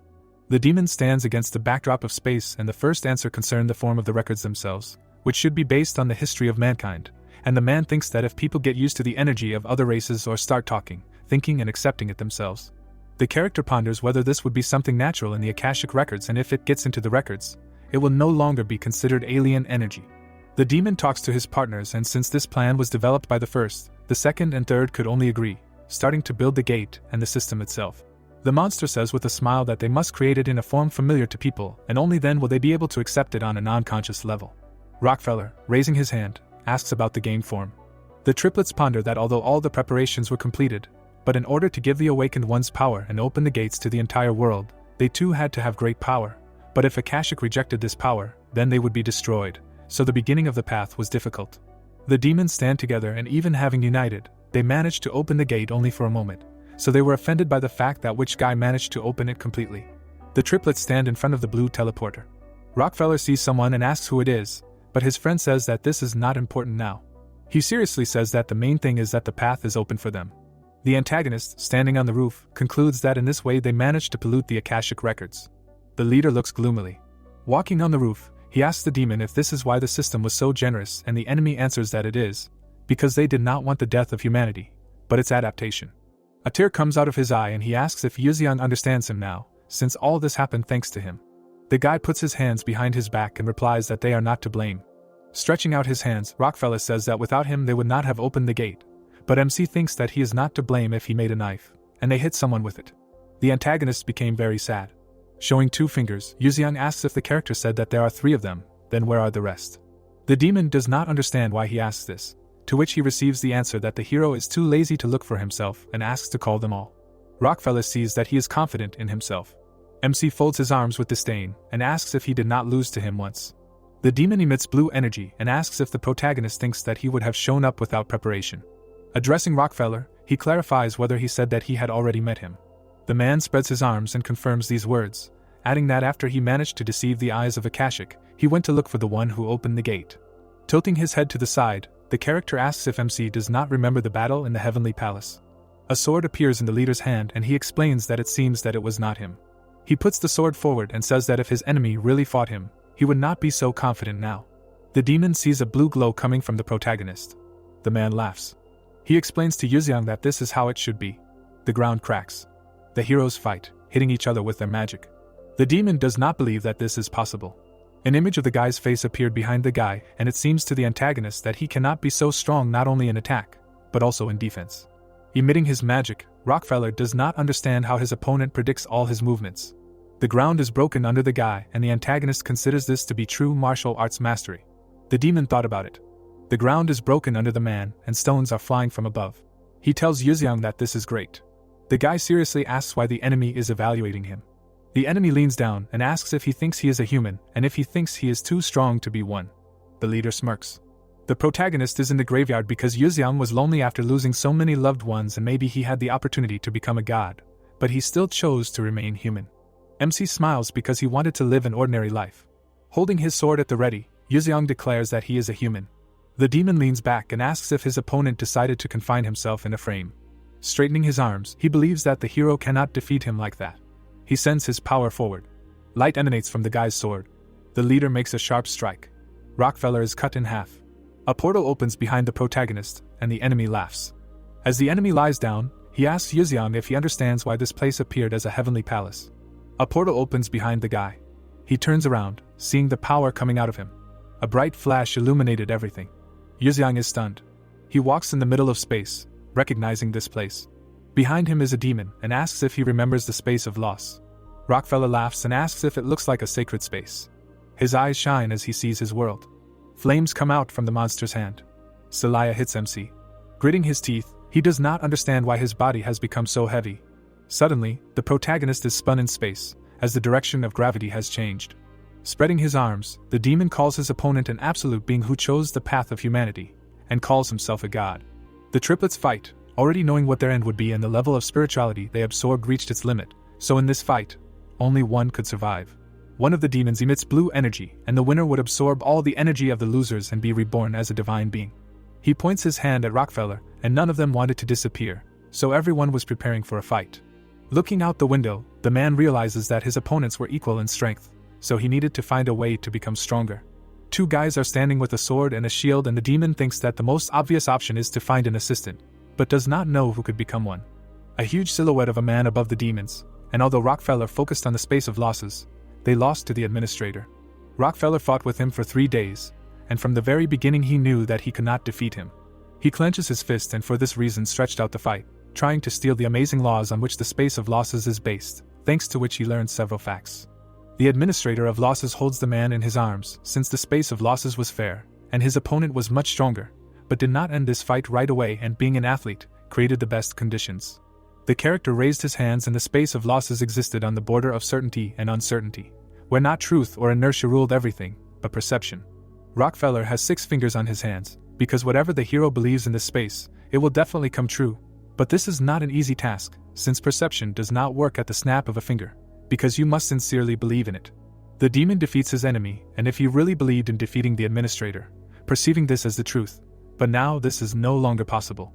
Rockefeller is trying to defeat his opponents, since after falling to the ground, he studied the space of losses for hundreds of years, trying to reproduce it, being convinced that this way he will be able to destroy his twin brothers. The man stands in thought in front of the portal, due to the fact that it turned out to be more difficult to implement in life, because the laws of the space of losses could be reproduced, but the source from which it consists could not. The antagonist understood that the problem was not in the amount of energy, but in its nature, which remained a mystery. But one day before the gate opened, he had an opportunity. People worshipped Rockefeller because he was able to use their faith and direct this power to his advantage, which he did successfully. Emitting energy into a doll, turning the former faith based on Catholicism into a cult worshipping the spirit of death called Loa, and thus the famous voodoo was born. The character lies sadly on the bed, since the spirits and Loa that the followers of voodoo worshipped were in fact the incarnations of Rockefeller, and having millions of believers, he tried to use their faith for his own purposes, but did not achieve much success. He looks at the glowing hand and then a brilliant idea came to his mind. People worship the demon and the source of the space of losses is the spiritual energy of believers, so there was little left to do. Rockefeller floats in front of the people, creating countless cults around the world, and then began to collect their spiritual energy to create a sacred space that imitates the space of loss. There is little energy in his hands, because in fact his nature turned out to be completely different, because this place did not depend on perception and everything here was determined by Rockefeller's will. The demon hits the administrator because uncertainty and certainty coexisted, cause and effect relationships were established according to his plan, and even Yuzeong's victory in the space of loss did not matter at all, because here even Rockefeller could defeat the administrator.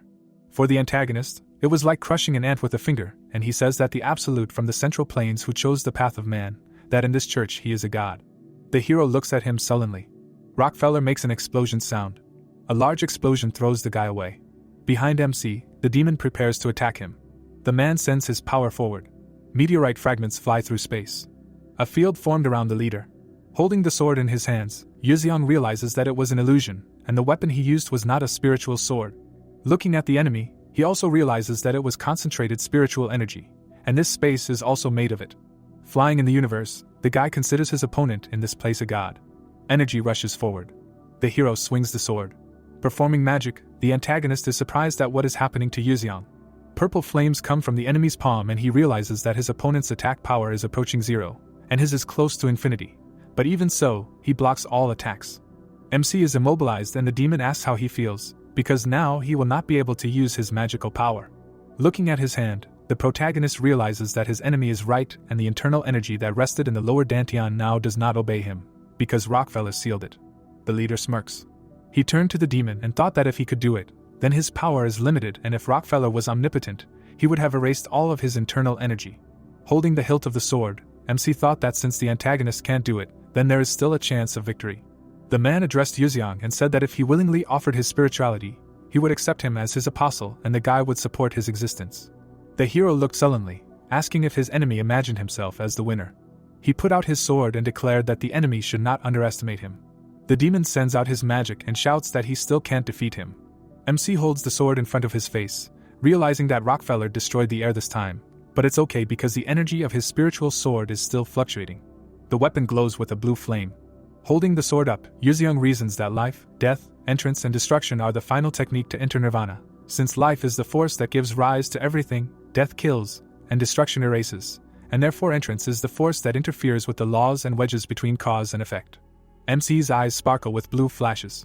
Cutting Rockefeller, the protagonist uses the technique of entering nirvana, finding himself in it. He cuts the demon in half. The antagonist is torn in two. All the energy comes out of him. The leader coughs up blood. He sits in zero gravity. The hero squeezes the handle and realizes that he was able to use this technique thanks to just one idea, but control over the power has returned.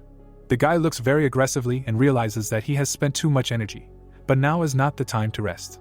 Red rays come from the demon. The protagonist tightly squeezes the handle. Blood sprays out of Rockefeller. The leader swings his arm and screams. His eyes widen in shock. Yuzeong hits the enemy with all his might. The enemy screams the hero's name in rage. A dark streak flashes from the demon. Blood spurts on MC. The wounded man screams that it's a curse. He looks at his bloody hand and thinks, Is there really no other way to defeat this guy? He imagines the other demons, realizing that if they spend too much power, they won't be able to absorb his spirit, and will become easy prey for the brothers. Rockefeller tries to recover, because he doesn't want to let the guy win. He stretches out his hand, realizing that his life is on the line. The antagonist, enraged, decides to stop MC. Yuzeong looks at the enemy as he says that in this place, cut off from the central plains, he is no longer the leader. The demon's face became terrifying, and he adds that he cannot defeat him. Blood spurts out of the demon, and he states that those with divine power cannot be here, ordering that all who are not gods be banished from the sacred space. His face turned black and red, and he shouts to do it now. A bright blue flame emanates from the protagonist's sword. Sweat runs down MC's face, and he is very tense. Holding his stomach, he feels that his energy has disappeared.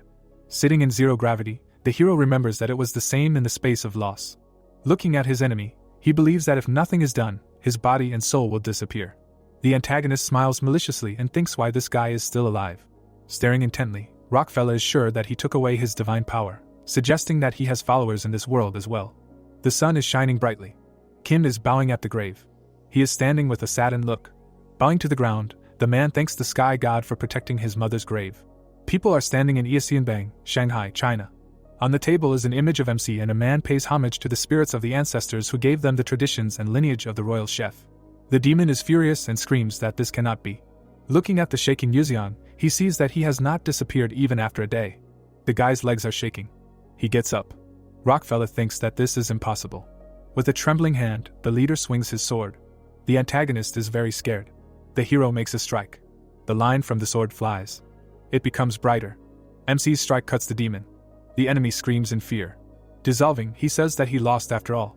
Yuzeong is in a fighting stance, and the opponent wants to know how he was able to withstand it. The silhouette of the opponent disappears, and he says that he has already experienced the pressure of divine power and the loss of internal energy. The protagonist seriously replies that it's all about his confidence, and if he follows his will, it will no longer be a question of variables. The enemy almost disappeared, and the guy adds that any effort is rewarded sooner or later. Looking at Rockefeller, he says that at least he believes in it. A small black spot remains from the demon. Before dying, he manages to say that MC had everything, but he decided to take the path of a man, and in the end, you can't run away from fate. Almost disappearing, he pins his hopes on becoming part of another god. Yuzeong is among the debris in zero gravity. He calmly says that he is a man, calling the antagonist impudent. The hero looked up, and his attention was attracted by something. A large blue energy emanates from the guy. Holding the power in his fist, he does not understand what kind of energy it is and believes that with such power he will be able to use the technique of entering nirvana once again, and martial arts are truly endless. Closing his eyes, he tries another energy. His eyes widened in shock. Smiling, MC is glad that he received the enemy's knowledge of the gate and the Akashic Chronicles, wondering how such a smart guy can have such a terrible character. The blade cuts through the space. The protagonist comes out of the portal. He looks at his sword and cannot believe that he can now pass through any gate, which confirmed his qualification as a master player, calling it a good ability. With his eyes closed, he ponders whether he has not yet rebuilt, or there is dust in this place too. The protagonist sees a message from Soyeon. Where are you, and will you spend the night at home? Yuzeong reads another notice from Sangrim. The news says that the gate has been cleared, and he said that they are staying at a friend's place tonight, while asking to come back in the morning, not at dawn, and that they need to come up with the friend's name themselves.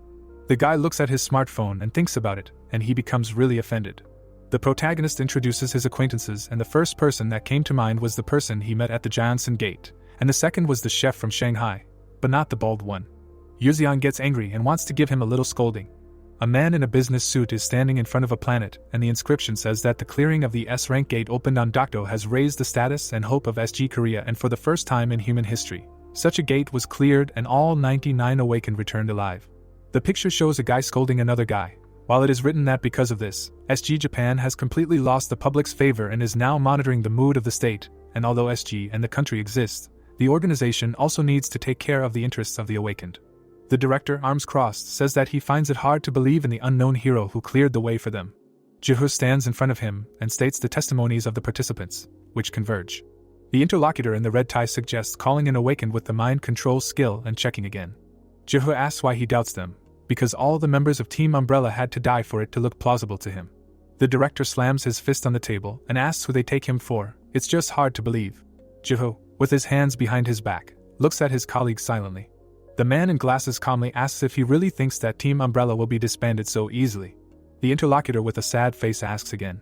Jihu importantly states that, if you omit the formalities, the awakened are freelancers hired by SG, which has a contract with the state. He continues to talk about the participants who went against everyone solely for the sake of justice. The man in glasses solemnly declares that they are no longer just awakened, but comrades who have overcome adversity together, and will become the company's weapon in the future. The director in the red tie objects, mentioning Korea and SG, which do not recognize private fighter organizations. Jihu raises his hand and says that they only avoid political organizations, and how they can prevent people from uniting through personal connections. He points to the interlocutor and asks what if Team Umbrella boycotts the director. The director, shocked, asks again. Jihu refers to a common example, continuing to talk about the director who wants to play on the feelings of the innocent. The man in the business suit listens to him silently. He puts his hands on the table and understands everything. Jihu carefully closes the door behind him. He thinks about Soo-hyuk, who spoke of a blessing and a person who not only saved them, but also taught them an important lesson. The fighter next to his partner said that in the future, all members of Team Umbrella will become high-ranking awakened, all thanks to him. Soo-hyuk expressed his desire to repay this person. Jihu moves on, wondering who it could be and what kind of person trained and saved the 99 awakened. The protagonist sits on a chair with a calm expression. The homeroom teacher asks Yuzeong, who is sitting next to him, why he infiltrated the freshmen's class. He says with a smart expression that in the movie, the seniors pretended to be freshmen, and it was very funny. The teacher loudly asks if their school is a military base. Yuzeong looks at him and asks if he served in the army. He is excited about the possibility of going, but then an illness ruined everything. The protagonist sits opposite him with a smile and invites him to join him next time, promising that it will be a lot of fun. He sighs and asks to talk about his future. The homeroom teacher holds up a piece of paper and asks if he is going to go to college. He in turn replies that he is not sure about success, but he will try. The teacher is indignant and says that with such carelessness he will not get into a good university. Suddenly he is interrupted. The homeroom teacher looks at the tablet in shock and does not believe that the student is in 9th place in the entire school, remembering the huge amounts of money students spend on tutors, because they exceed the salaries of the heads of large corporations. Taking such a place is like getting the highest score in the country. He excitedly holds the tablet and turns to the interlocutor with a question whether Yuzeong dreams of anything. The protagonist loudly shouts about his desire for world peace. The tired teacher sits on a chair and declares that he has a good dream and can go. The protagonist, with his hands in his pockets, walks calmly down the street. He thinks about the 3 twins who opened the gate by deceiving Akasa to exploit spirituality. The protagonist holds his hands behind his back and reflects on humanity, which is not so easy to get. In addition to this, there are side effects. The lifeless corpse screams while the character in the background casts a spell with his hand, while Yuzeong is convinced that in the martial arts world, there is a technique called soul absorption that allows one to take away the innate energy of others, but its users will eventually go crazy because the other person's life energy will inevitably invade their own self. The protagonist puts his fingers on his chin and realizes that this is why they chose the filter monster to avoid side effects. The picture shows palms, above which a monster and a man. The guy is thinking about placing human spirituality in a flask called a gate and filtering everything that could affect them through filtering monsters, adding that Lincock lost a part of himself, since the alien self invaded by 33%, and Albion only by 7%, so he retained his mind. Yuzeong is thinking about dangerous creatures that need to be dealt with quickly. Someone is standing behind the walking hero, who wonders how he can find them, because they are unlikely to come to him themselves and all that remains is to go to all the dungeons and this will be an endurance battle. Soyeon jokingly hits his brother, exclaiming his name. The girl suddenly stumbles on level ground. Yuzeong grabs her by the waist, advising her to be careful. She looks ahead embarrassedly. The main character asks what she wanted from him. She replies that she wanted to know how the night went. The girl, embarrassed, talks about her mother's terrible toxicosis, so she went out to buy her something. The guy imagines ice cream and thinks that it is too cold, and therefore will not do. The protagonist suddenly realizes that he is now seriously worried about the child in someone else's womb. The image shows an image of an older version of Yuzeong, and he mentally declares that he is a heavenly demon from the Central Plains and at the same time takes care of someone, finding it strange. The protagonist sighs and realizes that he is now a human. The girl looks at him with displeasure and asks why he is laughing. He replies that the reason is because of her. A third observer watches the couple's dialogue, in which the guy advises her not to get angry, because it will make her look even worse. Jiangsu, in tears, says the protagonist's name, while the caption says he got it all wrong again. 2 swords loudly hit each other. Sandrim holds one of them and writhes in pain. The protagonist, holding the blade, flies towards him and demands that he not retreat. Sandrim, in a tracksuit and with a weapon in his hands, prepares to take blows. Suddenly, Yuzeong goes around him and says that he is behind him. Sandrim receives a sudden blow to the head. The man with the sword in his hands falls face down, while the protagonist calmly watches what is happening. The guy thinks about Soyeon and notices that she falls in the same way. Sangrim holds his head and asks why he always hits him on the back of the head at the end of the fight, because he could have hit him harder. Yuzeong with crazy eyes says that there is a certain fun in it, and it would be better if he was bald, because his hair gets in the way anyway. The ward with a sad look denies this. The protagonist watches as Sangrim squats with glasses all over his body. The man is sure that the leader is mocking him under the pretext of training, but in fact due to his absence from the list of people who believe in him. The man sadly realizes that this is absurd, because Yuzeong is a human, and if he were a god, he would not be so naive, thoughtless and impulsive, not to mention cruel. The guy hits Sangrim on the head and asks if that is why he is stronger than an ordinary person. The man kneels and asks if it was really written all over his face. The protagonist looks forward and asks if he has become stronger. The man in the tracksuit answers that the height of a mountain can only be determined by climbing to its top. It is impossible to do this at the foot. Sangrim clarifies why he is interested in this. The protagonist calmly declares that he has reached a level where he can use the highest technique of destruction with the pure power of thought. But if you remember his past life, the difference seems to be small. Sangrim thinks about it and talks about the reasons in the high level of the leader. Because there is a difference between 1 and 2, but as the number increases, the line becomes very blurry. He in turn wonders if he really thinks so. Sangrim looks at him and asks him to evaluate his level. The protagonist says that his martial arts are beyond praise, but his mastery is worse, because there is no harmony between the body and mind, and his internal strength is not enough to achieve enlightenment. The warriors are depicted in the picture. Yuzeong explains about Mugan, the study of martial arts, more precisely about the state of enlightenment, stating that martial power is the power that can be displayed through techniques, but they are not particularly proportional. The fighter falls into the abyss. The protagonist thinks about the strongest martial artist who will lose his dantian. He will still be at the peak of his mastery, because enlightenment will not go anywhere. But without martial energy, the power that can be displayed is no different from an ordinary warrior. The athletic warrior is blazing with flames. Yuzeong ponders that Sangrim's martial arts have reached an extraordinary peak and he has regained his former strength. But his combat power is still low and needs to be raised to an extraordinary level. The protagonist realizes that he needs to do this to be prepared for the brothers to appear, while asking if the protagonist understands this. Sangrim asks with a dissatisfied face what the probability is that they will target their family. The man is happy after being told that the probability of such an outcome is low, because their family does not live inside the gate. The protagonist silently looks down. He sees the powerful warrior in the past and the current Sangrim, thinking that the sword that was reborn as the third commander of the demonic sect has become dull and bald after surviving the Tower of Destruction. Yuzeong realizes that in the space of loss, he left the very essence of martial arts. The boy clenched his fist. He suddenly hits the man on the back of the head again. The man grabs his head and loudly asks why he did this, because this time he had no impure thoughts. The man replies that he needs to raise his fighting spirit. Sangrim shouts in rage that he is no longer bald and not a eunuch, wanting to show. The leader runs after the happy man, wanting to hit him on the head with a rock. The events unfold in the training center of the Awakened in Seoul, Korea. The warriors dodge various attacks. Jong Myung stands behind Sohyuk and admires the level of the Awakened. The brunette thinks about them and says that in just a month, 7 people have surpassed the initial ranks and 2 of them are already S-class.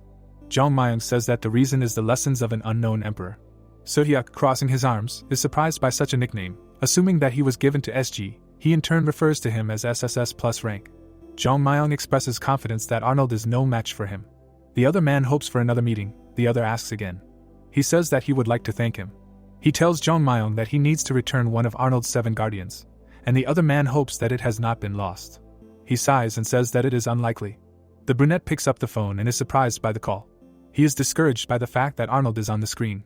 Jong Myung looks at the screen in surprise and asks if he asked for his item back and what he should do. The other man replies that he needs to tell the truth. Sohyuk says on the phone that the first guardian will not return and that he is very sorry. The fighter is surprised to hear that he will be coming to Korea next month. The ward is surprised and asks if something happened. The other man expresses a desire to find him himself. The red-haired hero calmly talks about an unknown emperor. The action takes place in a house. The hero puts out a lot of food on the kitchen table. Soyeon approaches her brother and asks what he is doing in the kitchen. He replies that he wants to cook something. She says with a displeased face that her mother has been sick since the morning and asks if he is sure that he should cook right now. Yuzeong looks ahead in surprise. He clenches his fist and says that sometimes Soyeon says the right things.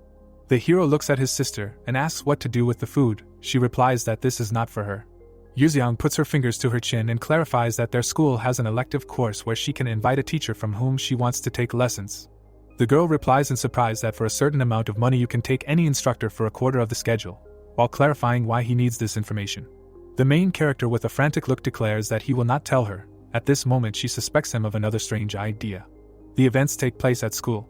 The teacher points to the board with a picture of a dish on it, and explains that today they will be making beef and radish soup, which they learned last time. Yuseong stands in an apron next to Soyeon while the teacher explains the cooking procedure, first washing and preparing the ingredients. The girl asks him seriously if he really wanted to take up cooking all this time. The protagonist washes the ingredients, and says that this class is quite popular at their school. He asks the furious girl with a smirk why he comes here if he can't cook. Yuseong calmly states that everyone in their house knows this. The girl picks up a sharp knife and looks at it while Jongsu stands next to him. The boy is shocked to see that the protagonist used the phrase, "we have." The girl turns around and denies it, saying that their families just get along well. Soyeon asks with a smile how Jongsu got there, because he was into soccer. The guy opens his mouth wide and says that it looked fun and that he and Yuseong were just rivals. The girl looks at the embarrassed guy and says that she understands everything. The main character looks at them with displeasure and says that this is expected from first and second from last place. Yuseong is holding a very sharp cleaver in his hands. He sees his reflection in it. The main character swings. He deftly chops the product into tiny pieces. The girl watches what is happening in surprise. A knife is stuck into the board, an onion is lying nearby, and Soyeon cannot believe how quickly he chopped so much onion. The teacher is discouraged and asks who this student is, because he cuts at the level of a chef. She opens her mouth in surprise. Yuseong is holding another product in her hands and she understands that he is going to cut such a huge radish, and with a Chinese knife at that. The teacher notices that she did not give them away, realizing that he most likely brought it with him. In the memories, the protagonist looks at the smartphone screen with headphones. The caption says that she was right, because Yuseong loves to cook, but he likes some things more. The video shows chopping a product. It is written that he likes cooking shows and that is how he got into it. The protagonist watches what is happening with a surprised look. It is said that he would also like to participate in such a competition. The guy puts a radish on a cutting board. With quick movements, he skillfully cuts it into tiny pieces. It flies in a stack into a pre-prepared bowl. Jongsu is displeased to realize that the protagonist is good even at cooking. The guy confidently looks forward, while the girl thinks if there is something he can't do. She watches him in surprise and wonders if he is overacting too much, and what will happen if his identity is revealed. She stands in front of him with a smile. Soyeon opens his mouth wide and exclaims, not understanding what it is. The protagonist quickly moves to the pot on the stove and declares that each ingredient is cooked differently. The evil sister yells at the guy, asking who he is to meddle in her dish. He in response asks what will happen if you eat chocolate first, and then an apple. The girl with a displeased face says that it will not taste good. The protagonist with a spoon in his hands and an unperturbed look declares that if his dish is chocolate and hers is an apple, it will taste murderously good. Soyeon, not understanding, raises a finger, looking at the satisfied Yuseong, who tastes the soup. He suddenly starts spitting. The guy with a displeased look says that someone added poison to the dish, while addressing Jongsu. The guy starts stirring the soup with a spoon. The girl enraged shouts that he was not given the right to do this either. Jongsu carefully tastes the dish she prepared. Holding back a grimace, he says with a smile that Soyeon's turned out very tasty. She asks him not to lie. The girl lifts the lid, while the protagonist is thinking about how much Jongsu loves her, which means delicious food. She at this time offers to try his dish. She lifts the lid, there is cooked food inside, and she exclaims that this is not radish soup at all. Yuseong with a scary grin stands behind and offers her to try it. Because she's still lost, she replies that he scared her. The teacher approaches the pot with a smile and asks if he cooks something else and if it can be tried. He says yes. The cooking teacher happily tastes it. Her face turns into something completely different. She screams loudly. The abbreviation IDV exceptionally outstanding taste is written at the bottom. She does not understand what it is, adding that she has never tried anything like it. With all this, the teacher notices that between the layers of green onions, beef is laid, tied with onions to make it convenient to eat, and the broth has a rich aroma. She falls to her knees and realizes that her cooking is not even close to his, while the students exclaim her name questioningly. Yuseong looks at her with a satisfied face and understands that this cannot help but shock, because this is a royal dish that does not exist in this world and it is called beef and green onions. Soyeon and Jongsu happily eat it, and the girl exclaims that it is really very delicious. Yuseong triumphantly raises his head and asks if she feels a difference in their levels. At this moment she sighs angrily. He realizes that he still lacks something. A gorgeous castle with beautiful green fields and ponds appears in the frame, and the main character wonders if he is missing something, perhaps because he is trying to adapt the cuisine of the Central Plains to Korean. The girl is peacefully sweeping the stoves. Suddenly, a sparkling blue portal appears in front of her, from which lightning bursts out. There is a splash of energy that hits the surprised girl with a broom. The villain comes out of the portal in front of the bloody girl lying on the ground. The villain in the mask asks if they have arrived. A brunette with a hidden face and a monster hand says that it took too long. People were looking out of different portals, and it was said that the 3 triplet sorcerers were able to travel between the Earth and the Central Plains, but not in the usual way, but by passing through the subspace connected to the Earth. They encountered the subspace of the Heavenly Realm, which is connected to the Central Plains, which allowed them to move there. The masked man stood near such a portal. It was noted that although this process took a long time due to randomness, it still allowed to avoid losing space. The silhouette of the spaceman looked at the guy. So, in fact, one had already entered there alone once, and when the manager was offered something valuable, the thought arose that perhaps now they could use it without restrictions. Looking at the guy, this spaceman said that this place, the space of loss, and in order to pass through it, he must leave the most valuable thing here. He, looking at him, replied that he had already lost it, and did he really need to make another sacrifice? Frowning, the administrator replied that loss meant complete disappearance, and there should be no trace of its existence, and what he was talking about now was not actually lost, because it never existed. Extending his hand to the guy, he said that, and he still needed to lose the most valuable thing. He put his hand on the mask, saying that the absolute loss that the administrator spoke of meant that there would be no recognition of the loss, nor any trace of its absence. Then he looked at his hand. A dark aura surrounded him, and he replied that he would be the first to break this rule, and prove himself worthy of becoming a god. Looking at him intently, the interlocutor noted that even in this case, he would not be able to become the first. Still holding his hand in front of him, the guy asked again what he had done, and thought that this rule had already been broken by the absolute being of the Central Plains. Slightly lowering his head, he also wondered if she was on the ground now, although he had definitely fought with him during the preparation of the gate incident. Then he opened a portal next to him, deciding that he had nothing to do here, and just needed to find the heavenly kingdom through the lower dimensions, and go to the Central Plains. A bright flash appeared among the stars. The masked guy walked down the street, thinking about how much time had passed since he left the Earth, noting that traveling between dimensions was inconvenient, and he did not know how much time had passed in the Central Plains and on the Earth. Something caught his attention. He fell to his knees. He grabbed his heart area with his hand. He sat there silently for a while. Then, getting up, he said that Rockefeller was dead. Standing up to his full height, he said that it was because of the absolute being of the Central Plains Yixiang. The ground cracked under his foot. The guy looked ahead. The blade of the ball was shining brightly, with the words that they ran away with their tails between their legs. The hero directed the ball forward, asking why there was only one person back here. The masked man, looking at him, asked if it was him or just a part of him. The bright sun illuminated the walls of the houses. The girl turned her attention to the sitting hero. With her hands on her hips, she asked him why he hadn't come to cooking class, and he replied that he wouldn't do it anymore. Frowning, Soyeon asked why. Yixiang remembered how those lessons went, saying that he lost interest because he was constantly being forbidden. Looking closely at her interlocutor, the girl noted that he had simply overdone it, believing in himself too much. Then Yixiang opened his mouth wide, wanting to object. He introduced cooking, saying that it wasn't just about taste, but execution and decoration. You look shocked, MMM. The girl realized what the problem was, asking who was putting on a show at school with tuna cutting and fire? With his arms folded, the guy replied that he thought that everything could be done here for money. Ida clarified that it wasn't about that. Jansu sat down next to him, offering to open a restaurant and cook there, and Soyeon was surprised when he came. Smiling broadly, Jansu said that there was a suitable building near the school. Yixiang raised his hand to his face and called it good advice, and the girl noticed that the guy liked the hero's food. Then the guy, embarrassed, put his hand behind his head, answering that he only thought that it would be nice if the other guys could try it. Looking at him, Yixiang still agreed that it was a good idea. After that, he took out his phone. Putting it to his ear, he told the other guy that he heard that a restaurant had opened opposite the school and demanded to buy it. A little confused, Soyeon, and looking at him, asked if this was a joke or was he serious. The ticking of a clock could be heard on the wall, so a week passed. It was not time for school lunch. One of the students stood next to Soyeon, who asked what was on the menu today. I answered that she did not know, but thought something delicious. Jansu came up to them and suggested that they eat at a snack bar. Ida thought that it was a good idea.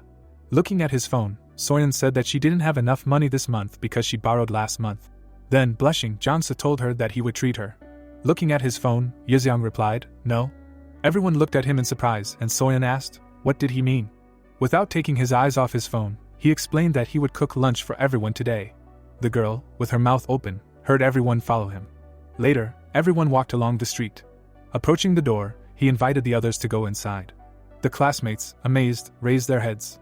Looking around, Jansu was surprised that the hero actually bought the building he talked about last time, and he replied that it was so. Shocked, he noted that if it was next to their school, it must be worth at least several billion, and asked how he bought it. Yixiang, looking at his comrade, also heard the question of why and did not understand it. He pointed to the door, saying that he bought it to cook. These words shocked his classmates. Jansu looked at his comrade, saying that he heard that his parents left the hero a large inheritance. Lost in thought, the other guy raised his hand to his face, reasoning that if he bought such a building, it means he has a lot of money, and asked what is the name of the foundation managing the inheritance. Raising an eyebrow, Jansu noticed that there was no signboard, and asked the hero what he named the store. Folding his arms, Yuzeong replied that he did not plan to do business, so they would just hang up a signboard with the name of the heavenly demon sect. This shocked his comrades, and Jansu, thinking that this couldn't be true, seemed to understand why he was acting so strangely. The boy imagined the hero in a special outfit, thinking that he was simply the heir to a huge religious organization. The students gathered around the table. Looking ahead, the girl noted that this was originally an elite Chinese restaurant, asking if that was perhaps why it was so beautiful. Frowning, Soyeon thought that no matter how much she thought about it, it seemed like Yuzeong really did bring a subordinate from North Korea. Was this how he decided to show his loyalty? She imagined the leader of North Korea, thinking that their conversation with her mother was true. The three boys sat next to each other. One of them said that it was hard to believe that Yuzeong bought an entire restaurant for his hobby, and Jansu also remembered the heavenly demon sect. Loud music began to come from the speakers. Yuzeong appeared in the kitchen. Looking at him, Jansu noted that he was standing too high, because you can't even see what and how he was cooking. Yuzeong's eyes were shining brightly, saying that his comrade should sit down, because if he stood up, he would be expelled. He lowered his head and agreed. During the day, the girl sitting next to Soyeon was interested in how well the guy cooked, since he needed such preparations. The hero took a knife in his hand. Then she threw vegetables. Jansu opened his mouth wide, surprised that he wanted to do everything at once. The hero frowned. There were bright marks near the carrots. All the vegetables were cut. The guys were shocked. Yuzeong held out the knife forward. Throwing his head back, he said that he had long dreamed of this. The girls watched what was happening. Soyeon noted that this was already more like a show, and her friend thought that there was definitely some kind of catch here, and that the table was not installed so high for nothing. The two boys raised their eyebrows in surprise. One of them pointed out the speaker and laser, saying that he was sure that there were some devices installed there. But Jansu remembered how Yuzeong played soccer too, thinking that from what he saw, it was real. Watching the hero continue to cook, he also thought that he was capable of something even more. A smile appeared on Yuzeong's face. Fire surrounded him. The comrades were surprised by this, noticing the phoenix. The girls also opened their eyes wide. One of them suggested that they imagined it. Raising her hands, Soyeon was sure that this was definitely a trick, and there were many different devices on the table. The guy sitting next to her frowned, wondering if Yuzeong was so good at this that he could compete with professional magicians. Ito replied that he could do anything, and probably decided to put on a show. Bursting, Jansu sighed. He folded his hands and said that Soyeon was right and suggested that they just enjoy the moment.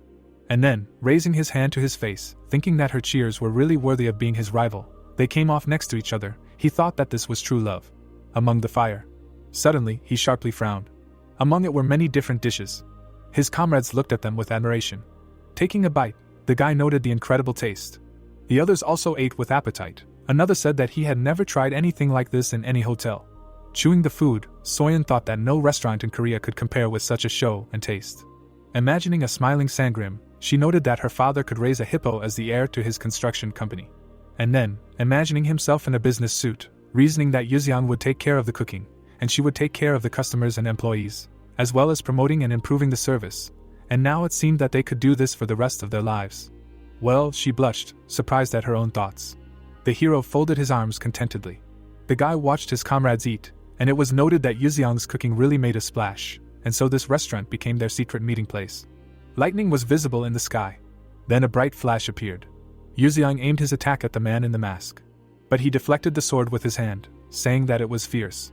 The hero looked at him in surprise, noting that his opponent had become stronger. Then, with a wave of his hand, he threw the guy away. So he looked at his hand, surprised that this was the power of the Central Plains. A whirlwind appeared in his palm, and he called it amazing. Stones scattered around him. Looking at this, the game asked him if he was being cunning again. But looking at him closely, he told him that it was still impossible to block his sword. A bright flash appeared. Energy of different colors went towards each other. But the blade of the blade seemed to be the ears of the masked man. Holding the sword in front of him, Yuzeong asked him about how he had not yet shown his full power. He noted that this also applies to the hero. A bright aura appeared around the guy when he was indignant at the fact that he dared to judge him. He cut off the head from his shoulders. The falling head began to disappear. The masked man appeared behind him again, asking the hero if he was Yuzeong or what was left of him. A bright glow appeared again when he answered that he was him. Incredible power appeared in his hand with the words that the opponent can see for himself. Bright sparks began to fly past him, and he called it the Sword of the Heart. Yuziang held the sword in his hand. The hero looked at the sword from the energy he had received when the man in front of him asked, "Is this the power of the absolute being of the Central Plains?" Yuziang raised the blades above his head. The masked man was surprised, asking, "What is this?" Looking at his opponent, the guy asked him, "Can a fake have such power?" The masked man, a little worried, thought that there was some truth in these words, but still, if you think about it, there were some things that didn't add up. He remembered the administrator, thinking that Yuziang had left the space of loss, because their bodies were left in the western region, which meant they were still in this world. He also imagined the hero in two projections, reasoning that if he left part of his power there, it also ended up in the central plane, and wondered how strong he was if his energy could not dissipate into nature. Now, seeing Yuziang in front of him, he also thought about whether it was himself or his martial art, and was it really not a fake? Now he dodged the attack. The masked man looked at the hero, asking what he was planning to continue fighting, although they could talk. Taking the blade behind his back, he replied that only people equal to each other can conduct a conversation. In new cases, only he has the right to ask questions. After Yuziang struck. Looking at this, his opponent said that it was arrogant. A glow appeared in his hand, but Yuziang pierced the guy with the sword. Frowning, he said, "I told him that I did not think that he would fall for such petty tricks." A smile was visible under the cracked mask.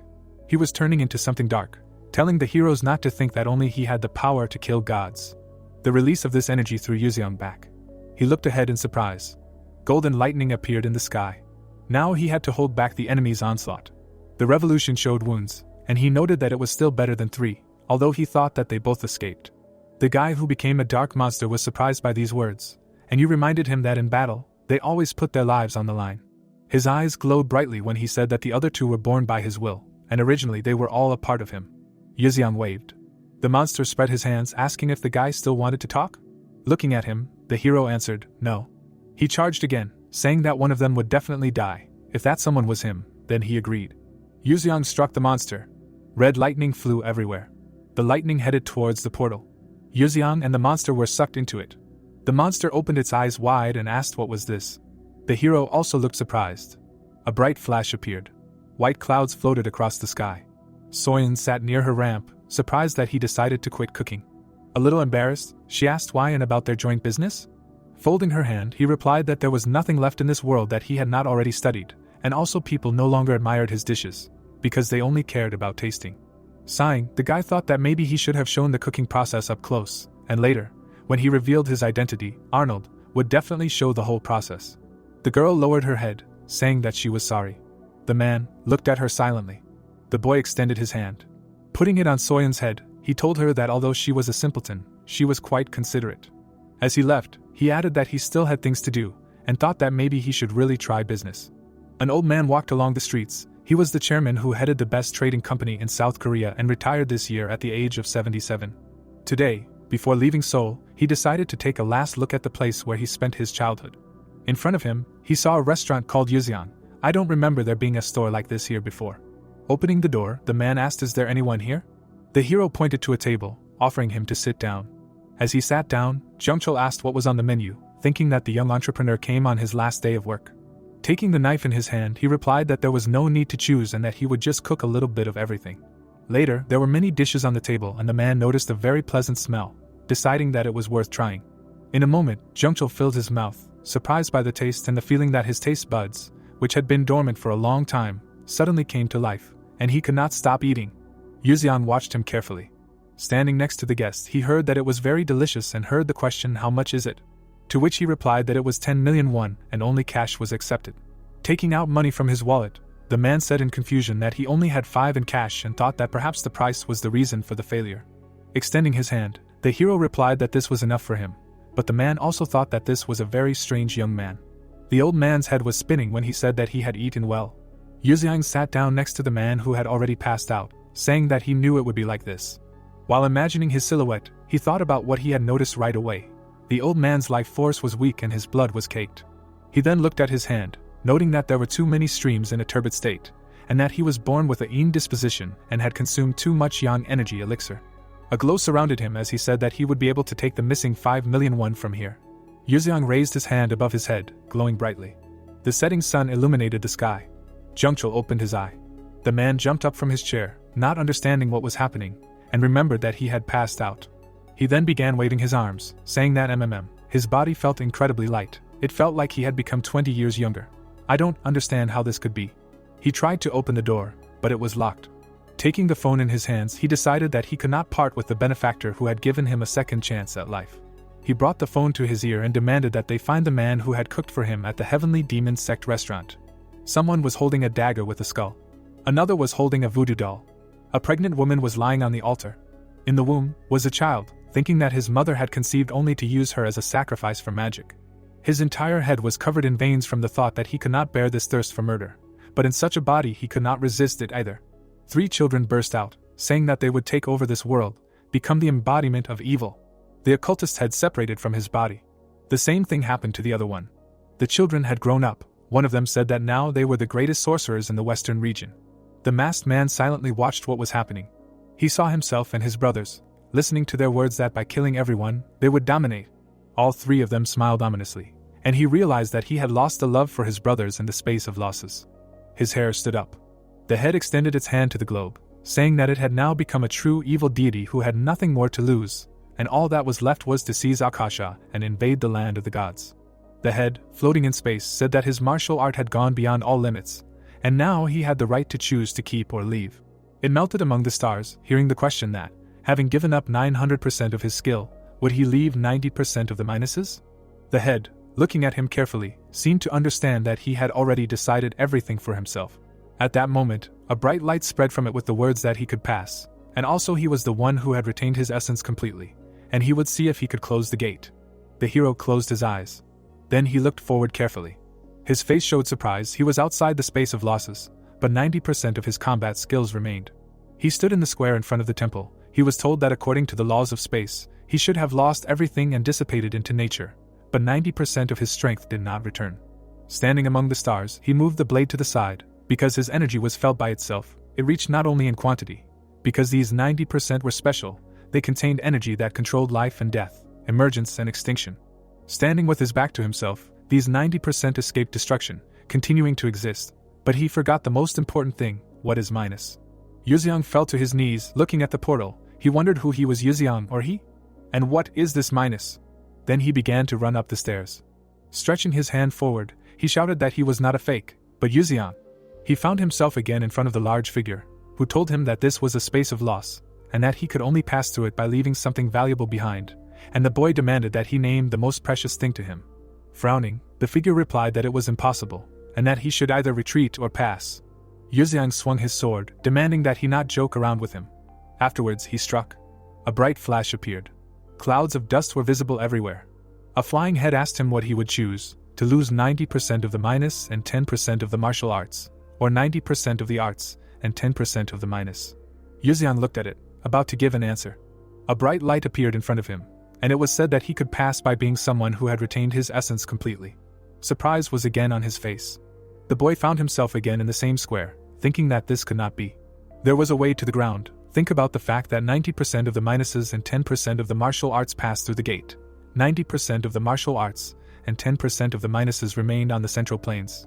Putting his hands on his head, Yuxiang thought about that. In other words, from the 90% of the martial arts that the hero left behind, he emerged, the one who was locked in the central planes.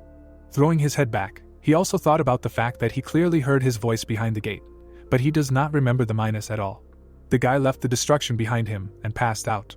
The blade trembled in his hand. Taking a deep breath, he also thought about the fact that with each passage through the gate, he loses 90% of the minus. Standing in the square, Yuxiang reasoned that he had 10% of the minus left by the earthly hero left, but seeing the gate again, he lost 90%. Looking completely confused, he thought about how he only had a fraction of 1% of what the earth Yuxiang was left, and wondered if he had become an independent being. A glow appeared in his eyes, saying that if he destroyed the Yuxiang outside the gate, he might become completely free. A bright light began to appear around him. The man behind him walked out of the portal. Yuxiang lowered his head, having heard that it seemed like they were both connected to the gate, so such a strange phenomenon was possible. Bill agreed, saying that it seemed like they had a lot in common. The masked man moved his hand to the side, asking if he had lost his emotions, and the guy replied that no, because his joys and sorrows were still with him, nothing had changed. Looking at him carefully, he thought that it was amazing that maybe the earth Yuxiang only retained 10% of his strength, and even so, he managed to defeat Rockefeller. Clenching his fist, he also thought that since he was fighting in the space of loss, the memories of the process were not absorbed.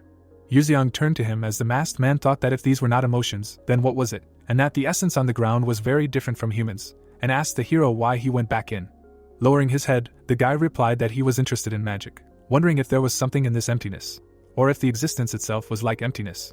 Fear was visible in his eyes as he said that he was not a fake, not a copy, and the flaw they just needed to remove everything related to the minus. Folding his hands, his interlocutor noted that this was the case and offered to negotiate. Looking at him, Yuziang asked to take him to the ground. A bright blade appeared in the hero's hand again as he said that he wanted to destroy that Yuziang in order to gain independence. The masked man covered his face with his hand. Looking at the guy, he noted that, at the moment, their goals coincided, and this would be interesting. Near the neck of Yuziang there was a bright mark. Wulsong put the blade in the sheath. Looking at the falling body, he said that this creature in the body of a teenager. Then he began to leave. A man nearby, putting his hand forward, told Team 5 to put it away. Without turning around, he asked him about the fact that this was already 4, and he answered that it was.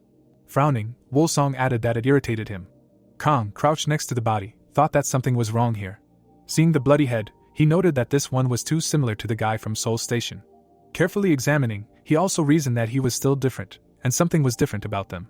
The bright sun illuminated the Chinese city of Hainan.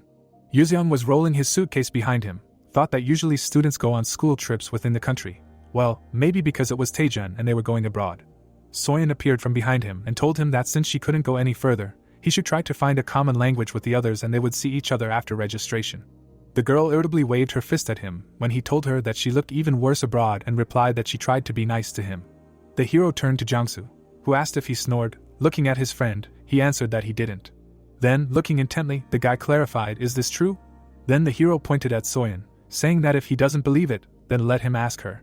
Indignantly, Jangsu asked how she knew this. Raising her hands in fear, Soyeon explained that he slept on the sofa when he came to them, and sometimes fell asleep while watching TV.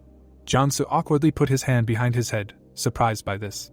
People were relaxing in the pool. It was noted that the excursion schedule was very relaxed. The students visited famous tourist places, then had fun. But this schedule was only in the morning, and after the roll call at 1400, there was free time.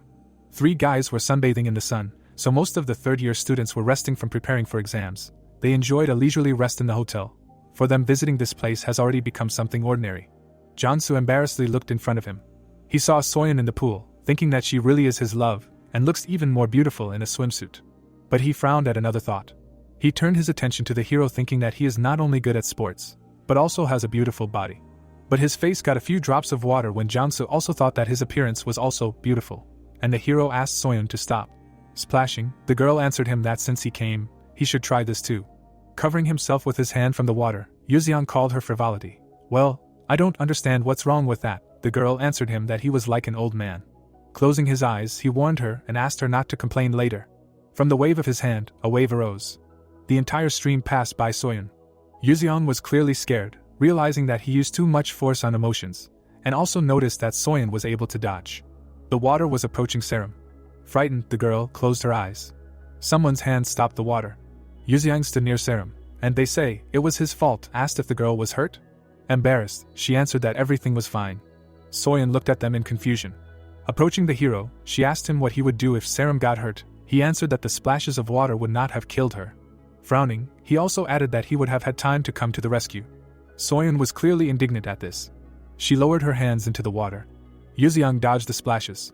Making a funny face, he told the girl that she did not get hit, did not ask if she would be angry. Serum looked at him thoughtfully, noting that he was frivolous. Soyeon clenched her fist in irritation. Turning away from Yuziang, she told him to take care of himself. The hero remembered her earlier, reasoning that perhaps he overdid it, and that in Prague it was the same, and knowing that she would be offended for a long time. Jangsu watched them, indignant that even here they were having a lover's quarrel. But suddenly he raised his eyebrows, realizing that this was his chance. Because he hadn't just been watching all this time, he had been learning, and if there was a conflict in a relationship, it was a good excuse to ruin it. Clutching the flag, the guy remembered that alcohol was ideal at such a moment, and he thought, where can I find it abroad? The friend holding the phone in his hand said that the students from the 2nd grade wanted to make a basketball bet 4-on-4. Turning to his friend, he asked what was at stake. Looking at the phone screen, he said, about that thing, there are relatives here, so, as an option, it could be alcohol. With a confident smile, Jangsu replied that he was in, thinking that everything fits together. Jangsu went down to the pool to Yuziang, continuing to arrange a basketball match with Class 2. Looking at his friend seriously, he heard that the opponents said that if they won, they would buy them a drink, and he demanded to take him there. The bright sun illuminated the basketball hoop. Jansu stood next to Dohun, who called his opponents cunning. Opposite them stood a tall guy. He said that the opponents called athletes for the game. But Jansu, moving his hand to the side, was surprised that his friend still doubted. With a crazy smile, he looked forward. The ball bounced off the ground. Oh, Yuziang scored it in the basket. Joyfully clenching his fist, Jansu said that if something is at stake, then the hero is invincible. The man was holding an award. He, Yu-chan, a health teacher recently appointed to the high school, and surprisingly, he belongs to the elite. He even has a medical license.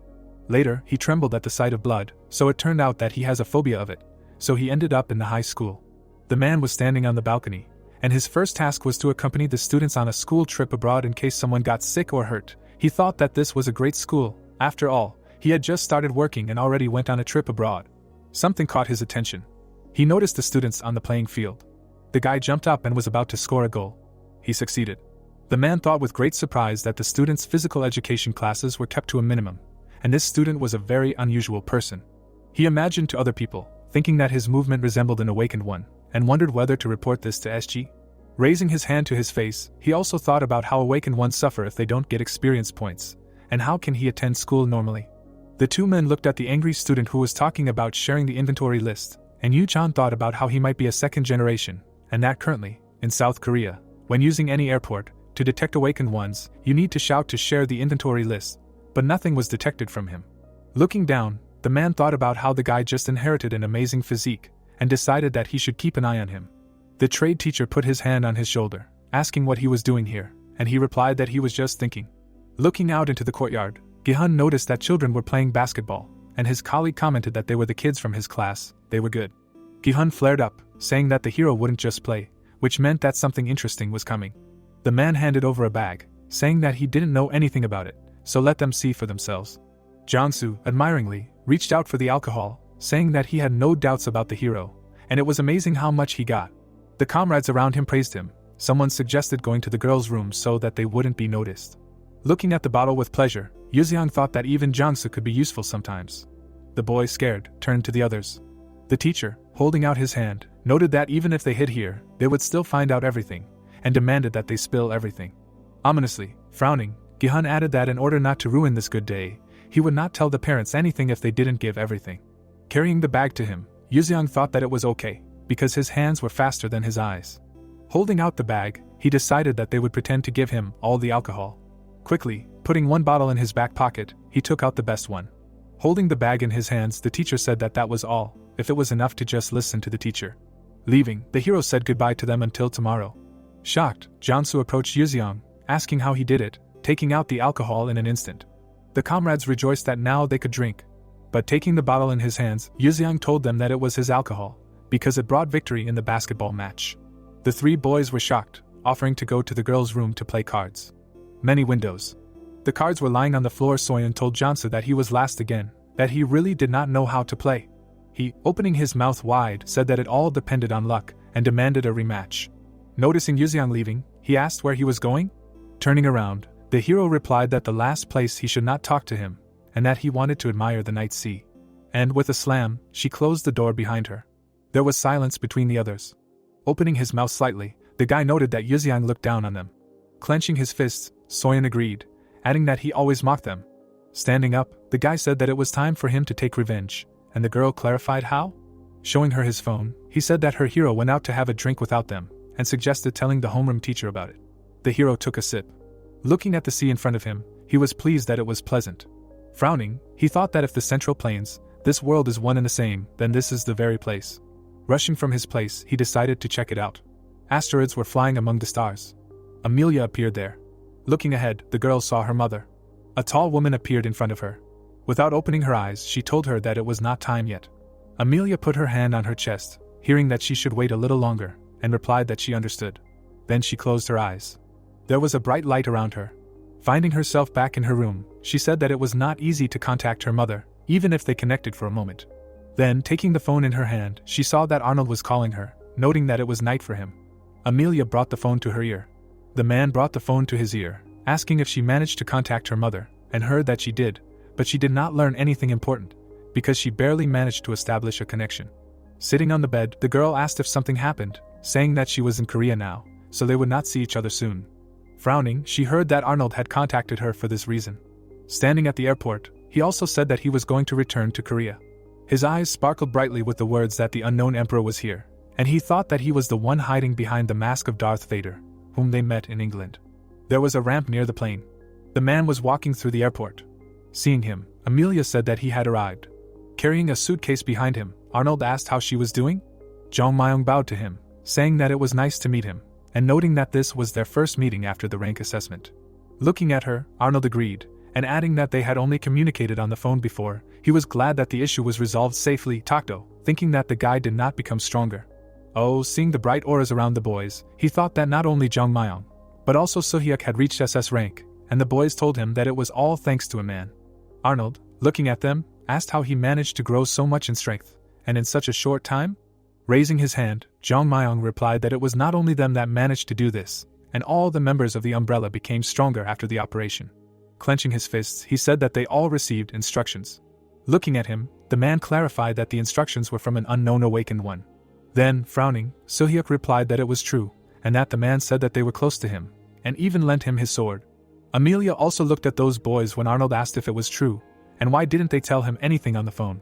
Clenching his fist, he explained that they thought that this information was confidential, and he did not want to spread the word about the unknown awakened one. Turning around, the girl asked about what they wanted them to find him. Looking at the other people, the guy replied that it was not that, but that he thought that he had a reason to hide his identity, and asked why they were trying to find this person. Imagining a woman in space, she replied that it was her mother's wish. The guys looked at her in confusion, asking what this meant. Yuxiang towered over the ground. Looking around, he thought about Hainan, the destination of their school trip, and it was located in Hanam in the Central Plain. One day, on an unnamed island at the southernmost point of Hanam, he received the technique of entering nirvana. When several people got off the boat, thanks to the kindness of a literary figure from the Hanam faction, they managed to hide on the island. Yuxiang stood surrounded by his comrades. Fortunately, this land was blessed by God himself. Then they did not see a single person, but found a lot of food. Later, people were resting near the fire. The hero sat next to Juching, saying that he was haunted by the fact that there were no birds or animals here. He replied that he was on the island for the first time. Yuxiang said that this was definitely strange, and he would go explore the inside of the island. The comrade decided to go with him, leaving the squad members with Sangrim. The two of them walked along the island. The guy noticed something ahead. There was a bright sign in front of them on the ground, and he said that perhaps this was the disposition. Taking the skulls in his hands, Yuxiang said that he was not the only one who found this place. And then he looked at Juching, noting that it was clearly not safe here, but still, absorbing this energy was equal to gaining incredible wealth. Clenching his fist, he suggested deciding who would go inside. Both took the blades in their hands, and the boy noticed that his comrade was thinking quickly. The sounds of battle were heard. The comrades paid attention to this. A deputy appeared in front of them, whom they asked what was wrong with him and where was the leader. Smiling widely, he replied that there was no need to worry, and he would come soon. The hero stood in front of a bright glow, when Juching said that the one he recognized would not die so easily. Raising his head, the hero said that it was time to go in. He took a step forward. At that moment, Yuxiang felt something. His arm was twisted, and he thought that the energy was too strong, because his whole body was twisting in pain. Blood spurted from his mouth. Turning his head away, he also understood that this was not a joke, because if he let his guard down even a little, he would die right there. But with confidence and a smile, he told himself that from an orphan he became a great master. A wave of force spread around him as he screamed that this pain could not kill him. Clouds of dust rose around him, and blood dripped from his mouth. Another one appeared in front of him, and he asked him about who he was. This guy's eyes were shining brightly, and he asked if the hero wanted to control life and death and let him prove that he could overcome it. Looking at him, the hero asked what he was talking about. Pounced, he again demanded only to prove that he could overcome it. They crossed blades. Frowning, Yuxiang demanded to stop repeating the same thing. But he looked at him with bright eyes, again demanding to prove that he could overcome it. Taking the blade aside, he noted that talking would not work and that all that was left was to fight. They grappled with each other and fought for 7 nights. In the hero's hand was a bright blade. For the first time he was able to cope with the concept, using the heart sword. He struck the enemy, in the sense that he conquered the disposition. Now Yuxiang was surrounded by a red aura, and he had obtained the sword and nirvana entrance techniques. Now, looking down, he thought that he hadn't been deep in thought for a long time, and perhaps it was because this place was similar to Hanem. As he went down, he remembered that it was definitely around here, but perhaps it was because this was a different world. Frowning, he thought that it was time to return to the island. But he raised his eyebrows in surprise, wondering about a certain feeling. Turning around, he saw the appearance of an island. Descending to the island, Yuziang thought that his appearance was the same as the one where the technique of entering nirvana was. Frowning, he thought that something was bothering him, and it was as if someone had specially created him. Looking back, he felt energy. Europe was looking back. A bright flash appeared. He found the disposition below, and he wondered if he could get the technique a second time. Remembering Juching's face, he remembered that they had a fight somewhere around here and noted that he was a good guy. They once looked at each other sternly, because at first they were rivals, but then they became very close. This was confirmed by that situation. Afterwards, he sat in front of his body, reasoning that Juching could have lived for another 30 to 40 years if he had not tried to overcome his limits so as not to leave him alone. The hero went down. Leading towards the symbol on the ground, he thought that it would be great if the three of them were on the ground. A glow appeared under his foot, and he also thought that he might have to fight the fake Yuziang again. The hero looked at his hand, not understanding what was happening. Then, raising his hands, he thought that he was in the central plains. An arrow shot forward.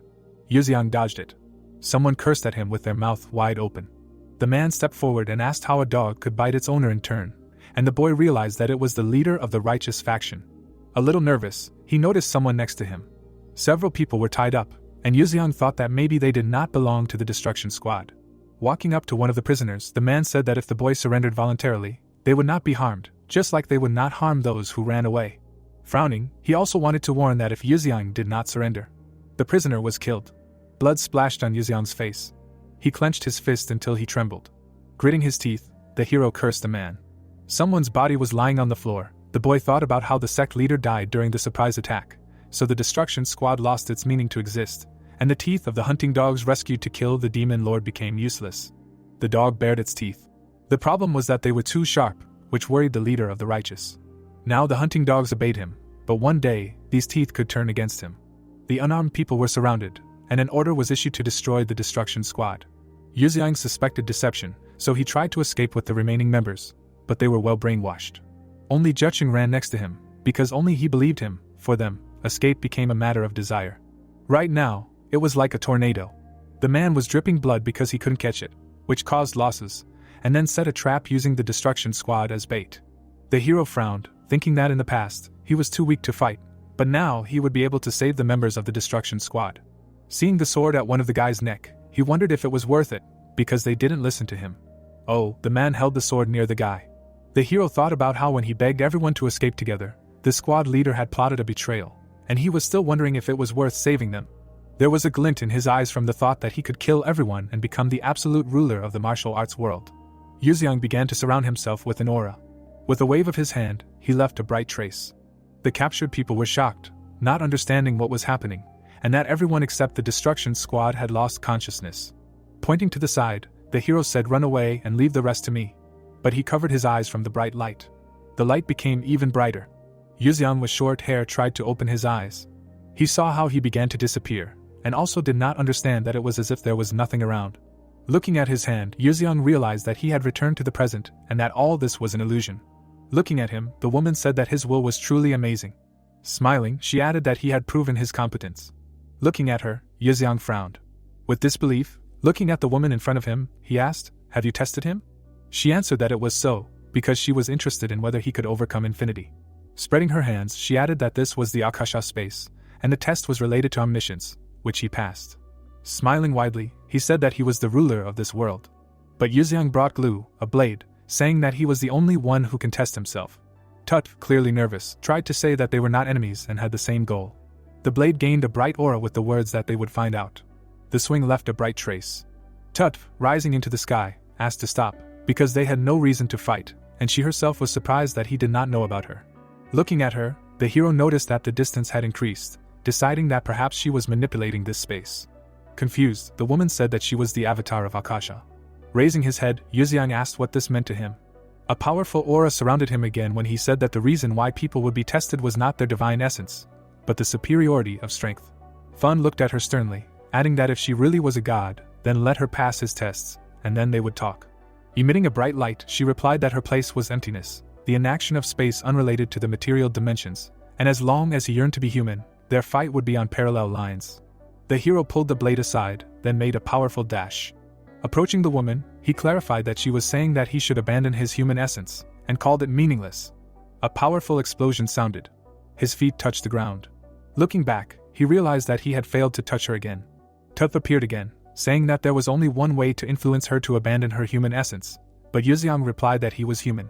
With her mouth wide open, the woman said that this was not true, and no matter how strong he was in martial arts, a person could not live more than 100 years without aging. He lowered his head, hearing that he had ceased to be human when he received the Nirvana technique. Folding her arms, she summed it up by saying that she was not subject to humans, and that the hero remaining human was against all laws. Smiling, he also heard that it prevented him from using his power, and the boy clarified that as long as he remained human, he could not be killed. Pointing his sword at her, Yuxiang said that if she really was a god, then let her tell him about the heavens in 3 steps, and she replied that she could not know that he had received the central alignment, but this was not the world recorded in the Akasha records. Holding the sword, the boy told her that the sky in 3 steps allows one to look down. Raising his leg, he wondered if a person could really look down at the sky. He thought that if the entity in front of him was really a god, was it unacceptable to call it the sky? Putting her hands forward, Tut again said that it was useless. Clenching his fist, Yuxiang called it ridiculous that he couldn't master the Nirvana technique, because the energy contained in his fist could control life and death. Looking forward, the hero said that he was not a god adorned with perfection, but an ordinary person who overcame difficulties step by step. He moved his hand to the side, saying that calling him a god was like wrapping all his efforts in a beautiful package. Then he struck Tut. Having received a blow to the face, the woman said that this could not be. She flew back along with the fragments. As she fell, the woman told him that he had almost mixed up the notes just now. Putting one hand in his pocket, he told her that if she had calmly talked to him, this would not have happened. Frowning, Tut thought that no matter what power Yuxiang had, it was probably hidden under his human form, and shaking the foundations of the void in such a state was simply incomprehensible. Seeing the boy with his arms folded, she thought that he had not become stronger after acquiring the Nirvana technique, but rather was like this from the beginning, and he thought that perhaps he needed to talk to her. With a questioning gaze, he asked her why she was so weak. Surrounding herself with a bright light again, she replied that although she was an omniscient being, she was not omnipotent, and she was the type to simply record observations while taking into account the principle of not influencing events. Picking up the phone, Yuxiang told her that he did not understand what this meant, and demanded that she give him the plain sword first. Confused, she looked at him, surprised that he did not have the immortal sword. Angrily, but without looking, he replied that he left it in the space of loss, and clarified that he was unable to preserve his martial art. Slightly lowering his head, he explained that he left 90% of it there, and then reproached her, saying which of us is omniscient. Tut, who had been divorced from me, explained that his home world and the space of loss had different topologies, and that this was not a space where one could keep records, and then he asked what topologies she was talking about. Something bright appeared near her hand, and she answered him that he would understand everything himself when he saw the truth. Reaching out his hand, he asked if he should pay for it, and she said no. The 2 planets were hugging each other, and it was said that the central plane and Earth were originally twins, and they could be reached through the north and south poles, and their levels of development were similar. A dark figure appeared behind these planets, and the problem arose because the topologies of the 2 dimensions were the same and used the same energy, and as civilization developed and the population grew, they did not begin to negatively affect each other, so the Almighty Being decided to grant independence to the 2 worlds. Both versions of Yuxiang stood next to each other, and just as identical twins become different people by living in completely different conditions, so do our worlds. However, changing the topology was not so easy.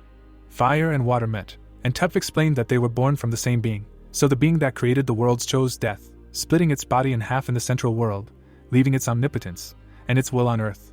That is why martial arts and magic developed in the central world, and civilization and science developed on Earth. So, in the hands of the dark figure, something like a sphere was visible, and so the space of loss was created to prevent the topologies of the 2 dimensions from invading each other, and in this space, even if beings capable of moving between the 2 worlds appeared, they had to leave something valuable behind. This figure extended its hand to the man, saying that in order to prevent reckless jumping between worlds, the space of loss was originally created so that it was difficult to cross and easy to abandon anything. Tut and the man stood back to back. She noted that the problem was that all knowledge and omnipotence were completely different concepts. The woman held the planet in her hands, saying that all knowledge meant complete knowledge of Akasha, and being a half, she knew what she had to do, and it was important that the topologies of the 2 dimensions changed, so she divided the collective unconscious of humanity on Earth through records and rejected the alien energies with absolute will. Different flying machines were visible in the sky. She made it so that the prosperity of humanity depended on their knowledge. The result was positive. The science of humanity began to progress, and it seemed that in the future it would go beyond the moon into space. The topologies of the earth and the central world completely changed. The silhouette of the man was surrounded by flames. The omnipotence that remained on the central planes was different in its essence. It meant the ability to achieve anything. However, this half had no goal. Later he sat on the mountain, realizing that he was a being who had fallen from the divine, but he could not understand its intentions. And a long time passed before the omnipotence sensed the contradictions. How could it achieve everything without achieving omniscience? The giant headed towards the portal, and so the omnipotence decided to go beyond the lost space, deciding to absorb all knowledge to gain the necessary power. But this silhouette fell to the ground, so in the lost space, 90% of the omnipotence was lost, and this percentage remained in the central plane. It was from it that the power of nirvana was formed. The circle emitted a bright light, and it was in a dormant state for a very long time, and many people tried to master its power, but no one succeeded. The reason was one: a person could not have this power. The blade in his hand glowed brightly, and it was noted that everyone thought so until one day. Yuxiang held the sword in his hands until the prince, the founder of the heavenly demon sect, came, uniting the central planes through the destruction and survival squads of the heavenly demon, or heavenly god Yuxiang. The guy looked at his hands when Tuf told him that he had the power that belonged to a deity. Looking at the hero, the woman said that initially, along with the power of nirvana, a person had to shed his human form and come to omnipotence. Looking at the interlocutor, the guy clarified that since he managed to win in the space of losses, why was it necessary to leave 90% of his power, not noticing that there was something more valuable in them? Frowning, he heard that it was his losing his ability to fully accept the power of a god is like losing the vessel itself. The power can be returned, but the vessel can no longer be returned. Looking at the interlocutor, Yuxiang asked what happened to the one who arrived on Earth with these 10%? A bright sphere appeared in Tuf's hands with the answer that this is why she was waiting for him, because the creature that possessed 10% of power hid on the ground to restore its strength, trying to invade Akasha and absorb all knowledge. The two deities fought each other, but Akasha turned out to be much stronger than he thought, and after a fierce battle, Akasha lost most of her powers, which is why she could not rule the world. The woman hugged the planet. Entering records became her only occupation, and the being of omnipotence was banished from this world forever. Now this man fought with a giant, and left alone with himself, he had no choice but to return to the space of losses, but this time he could not overcome the keeper of topology. Then he lost his most valuable ego. Someone's hands reached out to Tut. She said that the vessel containing the divine disappeared, leaving behind only a huge force, which was transformed into a monster thanks to the witch. Looking at the interlocutor, the hero clarified what she was talking about. He brought his hand to his face, hearing that he was already familiar with her, and clarified whether they were talking about those triplets. Then, imagining 3 people in masks, she said that only the first of them, and the second and third are just his creation, and the guy thought that Akasha was watching the triplets' actions. The deity was watching these 3, although they thought that they were avoiding her with their gaze. In fact, it was not so, but due to the loss of most of her power, she was unable to stop them. Radiating a bright light, she thought that she had no choice but to watch as the sorcerers devoured the world. A portal appeared next to her, and then something unexpected happened. Even Akasha did not foresee anything. The deity was surprised to see Yuxiang, who passed to the earth, and strictly speaking, he is a being endowed with the power of omnipotence. The boy stood on the bodies of the defeated monsters. He had goodwill, saving people at Soul Station, but he also did not bypass the second gate, so Akasha had hopes for him, because he showed the desire to suppress the ambitions of the sorcerers. Bowing his head, Tuf still said that there was one problem. Yuxiang, shocked, opened his mouth, hearing that the current him was too weak. Confused, pointing to himself, he clarified that it was about him. Smiling, the woman confirmed it. With a threatening squeeze of his fist, he reminded her that she only lasted 3 seconds against him, but Tuf replied that she was just a manifestation born during the recovery of Akasha's powers. The glow of his hand became brighter as he reminded her of the panic due to the mixed-up records and suggested that they be mixed up even more. Surrounding herself with a bright light, Tuf said that she was not talking about that, because it meant that the power of the god he had absorbed was now weak, and although he was much stronger than an ordinary person, it would not help him much in the battle in the mythical realm. Putting his hand on his chest, Yuxiang asked her about whether she was afraid of losing to the sorcerers. She heard that she was. He waved her off and told her to mind her own business, indignant at the fact that a newbie was trying to give advice to a master. Frowning, the woman decided to ask in a different way, clarifying that if the sorcerers obtained his power, would they be able to win? Showing 2 sorcerers, she clarified that she was talking about the 90% that he left in the space of losses, asking what would happen if the sorcerers took over this power that remained in the central planes. Raising his hand to his face, Yuxiang thought that although he was stronger than her, but if this was so, in this situation he really could not defeat them, although he needed to believe in himself. A blade appeared next to her. She also asked about what if he had a Nirvana sword. Extending his hand forward, he told her that she was very talkative, and also that she could give another one, but she replied that the sword symbolized the territory of omnipotence, They now have all the knowledge, but here it is not. Throwing up his hands, Yuziang asked Tuf about the fact that she could not give anything. Tuf asked not to devalue her efforts, because she had already done something for him. Firstly, she gave him the opportunity to use energy of a different type. Then, introducing his family members, she noted that the sorcerers would not be able to find them, since she distorted the cause and effect relationships, and although they could suffer in a mass attack, the sorcerers would never find them of their own free will. Clenching his fist, he said that it was good.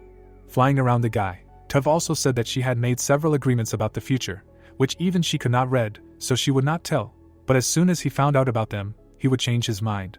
The glow around her became brighter, saying that he had underestimated what he had received at the gate.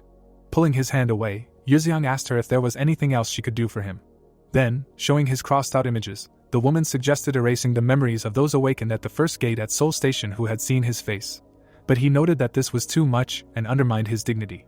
Folding his arms over his chest, he suggested that even if they saw his face online, they would not be able to remember where exactly they had seen it, and Tuf replied that this was possible, since appearances are perceived differently in person and through the media, and such perceptions are easy to manipulate.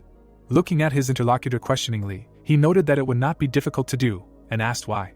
He, looking to the side, replied that he wanted to try broadcasting on YouTube, but did not because he was afraid that they would recognize him. Confused, looking at the guy, she thought that he was completely uncontrollable, and asked if he was afraid of his fate. He waved her off when she explained that fate has much more to do with death than with life, and replied that he did not care. Pointing to the side, he said that he was leaving, and asked if she would let him out, or if he would use the power of Tuf. She answered that she would open the way. A portal opened in front of him with the words that one day they would be able to meet in this world, and the hero answered her that in this case she should dress better. Indignantly, putting her hand on her chest, the woman said that she would have a different appearance, but still, this appearance was built on the opinion of 99% of people, and she was literally the standard of beauty. Turning around, he told her with a smile that in this case he was in the 1%. Showing the image, Arnold said that there are those who are trying to help her manifestation. If someone says that they are looking for their mother, it means that they are working for the good of the world, and the man is one of them. Yuziang stopped before the exit. Turning around, he said that he was still a little worried about his future, and asked what he should do to live on, to which Tuf bowed her head and said that this test is related to omniscience. The being inside will lead him to success. Looking at the interlocutor, he clarified that he did not mean this, asking what she does for a living. Approaching him, the woman answered to continue in the same spirit, he has no limits, to which he replied that she is annoying. Raising her hands to her face, Tuf added that he is destined to meet a sorcerer, so there is no need to chase him, and Yuziang shouted that she should have said this earlier. Yuziang appeared on the shore. Staring, he thought that it would be good if he appeared right at the hotel. The guy teleported behind the teacher, asking what he was doing here. Turning around, he replied that he was looking for him. Clenching his fists, he told the guy that he was drinking here alone, but the hero, not understanding, asked what he was talking about. Then, pointing at him, Gi-hun cleared his throat and said that he already knew everything and there was no need to pretend. Hiding his irritation, Yuziang asked who turned him in, because he had honestly won the match, and why was there a need to say? The teacher replied that he had just gone for a run, because the weather was good, and he had lost track of time. Grabbing the student by the hand, the man noticed that he was all sweaty, clarifying whether he really ran.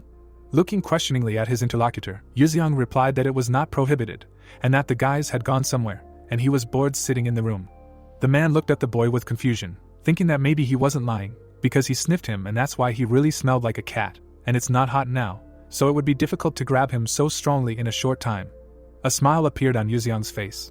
Gi-hun looked confused when the boy asked him about the guys saying that he drank alone and heard that it was true. Putting his hand on his chest, he said that in that case, he would accept punishment. Frowning, the teacher didn't understand why, but the teacher explained that if they wanted to make fun of him, then he should accept it. Raising his hand, the man didn't understand what he was talking about, because the boy was quite close to the others. Turning back to the hero, he said that they ate and chatted together, but otherwise did not take him along. Then Gi-hun asked why? Covering his mouth with his hand, he replied that he was considered strange. This shocked the teacher. Putting his hand on the student's shoulder, the teacher apologized and told him to go and rest. He looked angry like the Hulk, adding that he should leave the rest to the teacher. Yuziang watched the man leave. He smelled and thought about how he could easily sweat with his skills. He imagined himself above his comrades, indignant at what they dared to tell him, and that if they thought that this was the end of it, they were very wrong. There was a redness on Jansu's forehead. The guys at the table pointed at him, asking why he played so badly, and that maybe he actually enjoyed getting punished, but he replied that until they won, they would not go to bed. Frowning, Soyeon asked why Yuziang was gone for so long, and maybe the homeroom teacher scolded him too much? and Jansu said that it served him right. The phone vibrated on the table when a comrade told her not to worry.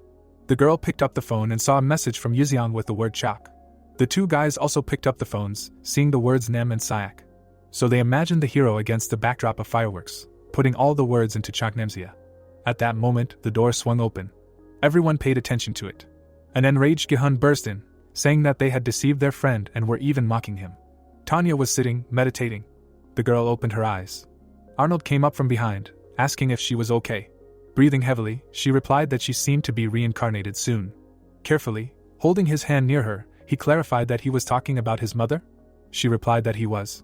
The girl brought her hand to her head, hearing the question about the body that the god had entered, and replied that she did not know, that if the god left this body, she would simply return to her original form. A large amount of blood burst out of the man's body. Then she explained that there were only two options, either the power would absorb the body, or it would simply die.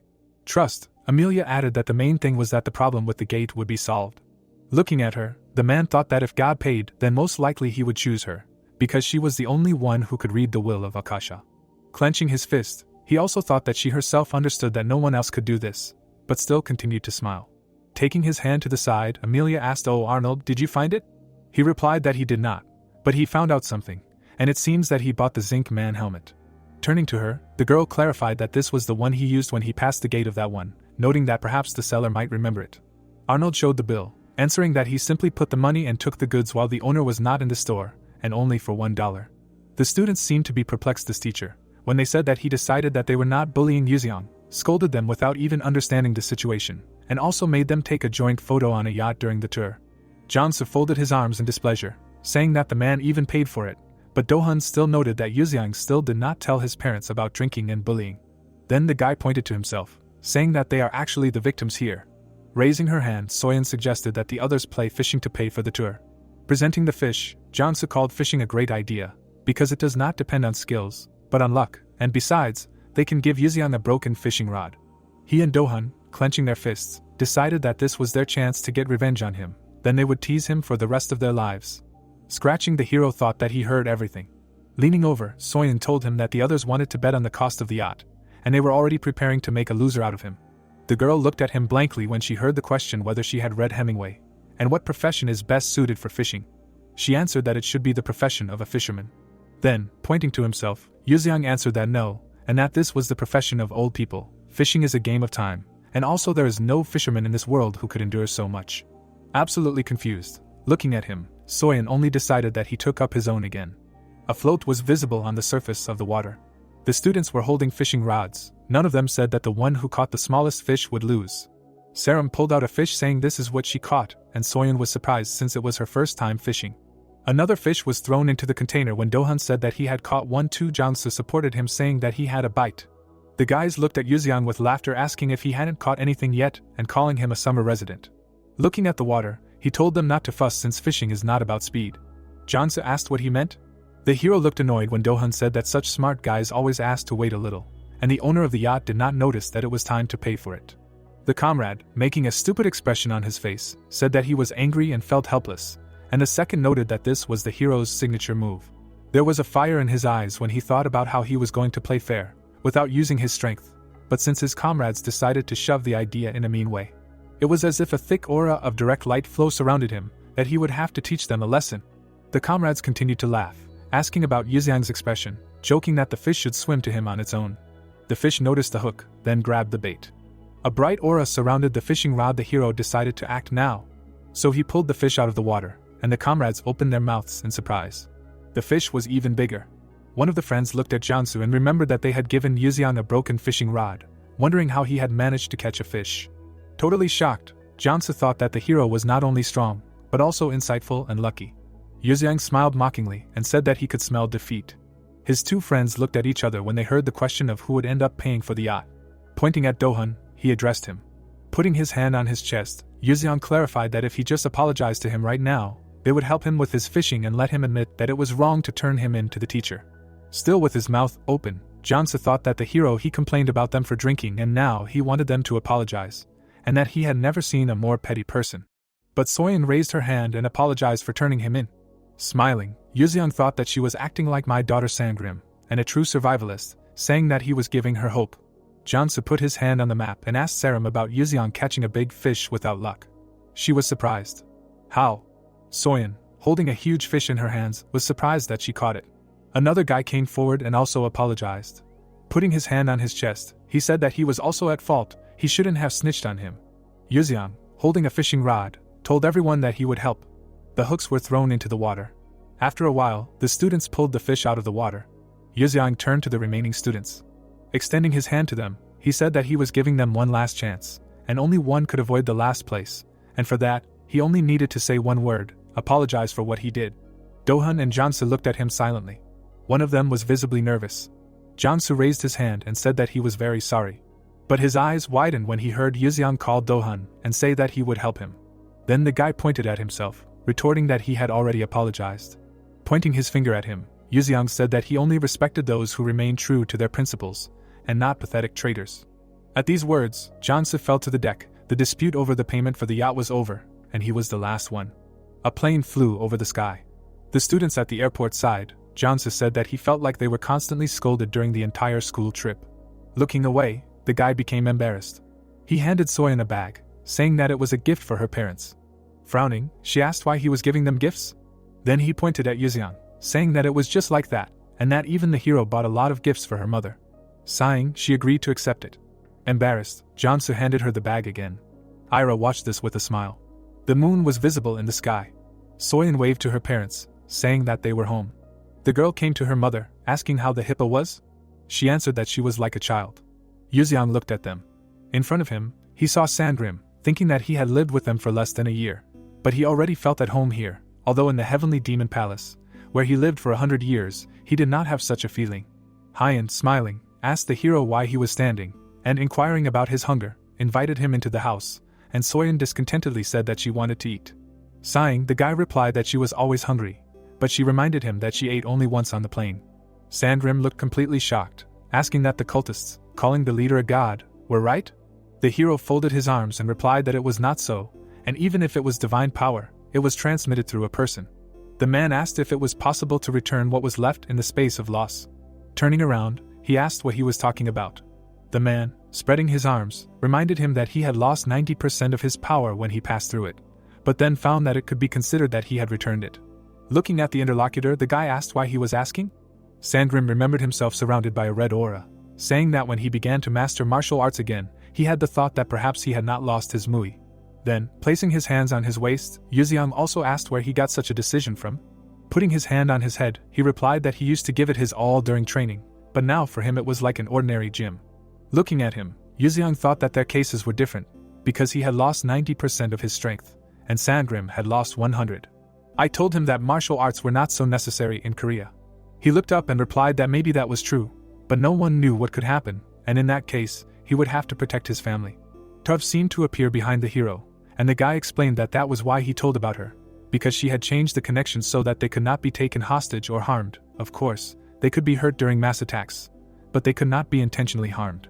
Sandrim, opening his mouth in surprise, said that he still had to continue training.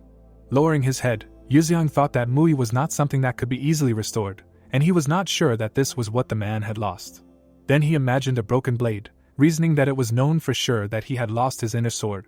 Afterwards, he raised his head and also thought about why he was the first one to pass the tests. Or to be precise, the one who passed through the space of loss before him was the one who crossed the boundary first, losing 90% of his power, which Yuzeong later obtained.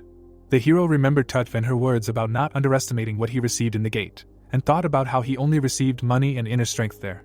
Sitting on the bed, Sandrim also told him that something important happened during the school trip. But looking at him, he said that there was something more important, and asked if Soyeon had given him a gift from a friend. Angrily, clenching his fist, he replied that it was so, and also that he did not like the name Jansu. Sandrim opened his mouth wide when Yuzeong asked him if he liked the gift and shouted that he didn't, because he had terrible taste. The guy bought all sorts of crap, although some people like to attract attention. Then, looking at his interlocutor in surprise, the hero only said that this is what he chose. The man immediately began to justify himself, saying that he has amazing taste, and all the things look stylish and expensive. Putting his hands on his belt, Yuzeong told him to shut up, because this gift was not for him. He pointed to himself, adding that he specially chose what he would bring in himself. Making a displeased face, Sandrim thought about the fact that he immediately understood that the things were for those who do not like to attract attention. Yuziang hit him on the head. Rubbing his head, Sandrim did not understand why he was being hit, because this was his gift. The hero really wanted him not to wear it anyway, because it was the wrong size. Grabbing the man, he noticed that it was a sign of attention from one of the potential admirers, although he had many such candidates. Sighing, he nevertheless offered Yuziang to take only the clothes, and keep the bag and belt for himself.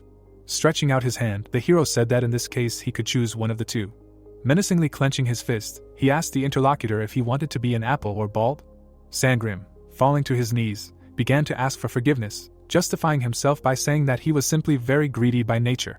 Putting his hand on his head, the guy agreed, noting that it was better to bow down than to be bowed down. The rays of the sun illuminated the schoolyard. Soyeon walked next to Yuziang, indignant that he ate her ice cream again, and demanded to buy a new one when they returned home, but he refused, answering that whoever ate the first one, that's the ice cream. A man in sunglasses appeared next to them, asking the hero if he was Yuziang. Looking at the man, the guy said that he was, and that he heard that the head of JC Group wanted to meet him. Frowning, the hero asked who it was. Still looking at the guy, the man answered that he once cooked for him at a restaurant. Remembering the old man, he also thought about how the old man paid him 5 million won for dinner and was filled with a cloudy energy. Then, pointing to himself, Yuziang asked why he needed him. The interlocutor answered that they did not know, but the man said that the matter was very important. Pretending to be indifferent, the hero said that he had nothing to talk about with him, and if he needed it, then let him come himself. Frightened, the interlocutor began to bow, asking for just a minute. Looking at him, Yuziang was surprised that he wanted it so much. He lowered his eyes, but still agreed to meet at the All Who Are Heavenly Demon restaurant. 2 guards stood at the entrance to the restaurant. Jungchul shook the hero's hand, asking how he was doing and whether he would be cooking today. Looking at his interlocutor, Yuziang replied that he was, and he was not going to do such things in the future, and continued to get straight to the point, because he had little time. Taking the phone in his hands, the man noted that this was like him, and clarified that there was no camera. A wide smile appeared on his face. He showed a message on the screen asking if the hero was the one who cleared the gate of Tokto. Several windows were lit up in the tall building. Jungchul, sitting in front of the laptop, thought about who that young chef was, and the more he learned, the more he realized that he knew nothing about him. He was just hiding under the name Yuziang. He folded his arms and thought about how the hero was too weird, an orphan in high school, possibly born illegally or adopted. The screen displayed a bill with several zeros, too much money in his account, not just tens of billions, but hundreds. Typing something on the computer, he decided to check the information he received, the movement of funds and bank accounts. Finally, he realized that the hero was definitely using the black market. Not everything indicates that he is awakened. Then he remembered Arnold, reasoning that if Yuziang could earn that kind of money in just 6 months alone, then his rank must be at least SSS. His eyes widened from the realization. Imagining the dark village of a human, Jungchul decided that the hero was the one who cleared the gate of Tokto. Yuziang looked at the phone screen. Looking up, he clarified about unknown emperor, and the other person thought that the hero did not know what he was talking about. Raising his hands, Jungchul explained that this was the name of SG, then the unidentified awakened who had cleared the gate. Only this was an unofficial name, quite commonly used. Surprised, he asked why they thought so. Then, raising his finger, the man said that at first it seemed like some kind of superstition, and he was amazed that you passed after trying his dish. As they say, if the sacrifice does not work, it is carried out again. Then, raising his thumb, he noted that during the inspection, he took several steps. Raising his hand to his face, Yuziang clarified, what did he eat? The interlocutor replied that no one would be able to find him now, because he corrected all the weak points in the documents so that no one would suspect anything. Looking at the interlocutor, he asked what he wanted, because it was unlikely that he came just out of curiosity. The man extended his hand and suggested that they join forces and open a market for the awakened, no, secret, official. Presenting a variety of artifacts, Yuziang asked what the use of it was. Jungchul put his hand on his chest and replied that the essence was the profit from the commission, like any market, but the guy noted that this was impossible. Imagining how money would crush a person to the ground, he said that it would require a lot of money and resources to stabilize it. Jungchul pointed to himself, saying that he had enough of this, and people could be bought. Still, throwing up his hands, the hero said that if this was enough, then either he or the other person was a fool. He looked at Jungchul with insight, clarifying that he already had a partner, and it seemed that he was not too interested in making money quickly, which meant that he wanted to use the market as a reliable source of funding for his company in the future. Jungchul was confused, saying that this was a way to enlist the support of the awakened, and asked Yuziang why he thought so. He smiled and remarked that even a thief would not steal from a fence. Against the background of the man who had given him a lot of money, he thought that this guy could see right through him, and that for JC Group, The awakened market would first require a huge investment, and would become a powerful financial support in the future. He then introduced the awakened, arguing that if he considered the social changes here since its launch, JC Group would be recognized as an important part of society. Jungchul's eyes became already at the thought that the hero had guessed that he had a partner, although he did not yet know that this idea was suggested by his ally. Yuzeong was surrounded by an aura, and the man did not understand how he could calculate everything so accurately, because at a young age, receiving the power of insight is not a gift, but the result of experience. Putting one hand behind his back, he wanted to know how old the guy was, but the guy only replied that he was old enough. Now Yuzeong held out his hand, saying that it did not matter, and asked him to answer his questions. Pulling his hand away, the guy asked who the other guy's allies were. Jungchul was scared by the swing of his hand and replied that there were two of them, and Yuzeong was surprised that old people liked to speak in riddles and demanded to tell him straight, because then the man said about Team Yusando and Jahe. Raising his fists, he also said that the second one was Arnold, or rather his ally. The hero thought for a moment, and put his hand to his chin. Turning to the other guy, he said that he roughly understood the situation and asked that he wanted to increase SG's influence through the awakened market. Jungchul was struck by lightning when he realized that the guy had concluded that based on the names of his allies, he not only had enough strength to single-handedly clear out S-rank enemies, but also insight. He felt small compared to Yuzeong, realizing that he could subjugate the world, and they would have to be more careful with him. Frowning, the man asked him what he wanted to do. Looking away, he simply replied that he wanted to start a YouTube channel. Looking back at his interlocutor, the hero asked if he was close with Arnold. He replied that they had simply exchanged contacts and said that the man was currently in Korea. Putting one hand behind his back, Yuzeong heard that Arnold was looking for unknown emperor with Amelia. Jungchul immediately raised his hands and, adding that he had not reported the guy and was not going to, said that today's proposal had nothing to do with him. Sighing, Yuzeong thought that this old man clearly did not create a company out of luck, and ordinary people could not even sense his aura, but he definitely had a sense. The man was surprised to hear that Yuzeong asked to bring Arnold here. Smiling at him, the guy added that he should do it right now, and he himself went home. Turning to Yuzeong, he heard the question of whether he had agreed to the proposal, and said that he would talk to Arnold first. Still, Jungchul handed him a business card saying that this was his number, and said goodbye until the next meeting. Looking at the entrance of the restaurant, someone thought that unknown emperor was here. Let's go, in his head with a dream, he also thought that he was always so close, and in the hotel where he was staying, they were constantly passing each other. Frowning, he also thought that he did not feel any power, and that the person he was looking for was not even awakened, either an ordinary person, or his power was so great that he could not sense his presence. Noticing how the door opened, he thought that his presence was sensed. The man walked inside. Something caught his attention. Lying on the table, Yuzeong in a mask welcomed him to the Joseon Palace. Arnold was clearly confused, noticing that he looked the same as the man from England. Did that mean that the unknown emperor was the same Darth Vader? Pointing at him, the hero asked about him coming to return the sword. Putting his hands in front of him, the man replied that this was not the case and that he was called here. Now, pointing at himself, Yuzeong demanded to accept the challenge. Arnold looked completely confused. Showing the sword, the guy said that there were 3 dishes of fried rice in front of him, and he had to choose the most delicious one. But if he did not accept the challenge, the sword would be destroyed. Standing by the door, the guy only thought about whether he had always been this ridiculous, and that he seemed to have no choice. Clenching his fists, he replied that he accepted the challenge. Holding the sword in his hand, the guy said that this was great. There were several varieties of different rice on the table. Looking at them, Arnold heard that he had to try everything, and thought that he already understood everything from the appearance. While chewing rice, he also thought that Yuzeong had tried very hard to cook it, so he couldn't help but try it. The guy came to the table, heard that the guest had never eaten such delicious fried rice, and the question was whether he had cooked it himself. With a mask, a cake hole on his head, the hero answered that it was so, and was surprised that this was all the reaction. Again, taking the sword in his hands, he offered to look at something, and Arnold was surprised that this was not the end. Yuzeong threw a few eggs. Well, with a swing of the sword, left a bright mark when using the entrance to Nirvana. The guest paid attention to this. The yolks and whites fell into the plate. Yuzeong caught the shell, and Arnold was surprised that the contents of the egg separated by themselves, and asked how he did it. He, looking intently at the guest, said that he could have not cut the egg, and that of the 2 possibilities, one came true and the other disappeared, or, to put it more simply, the first remained unharmed and the second was destroyed. Confused, looking at his interlocutor, the man only asked what this meant. The hero handed him the sword, telling him to take it and that it had served him well, and he immediately realized that this sword was not bad, but he did not think that it could withstand entering Nirvana.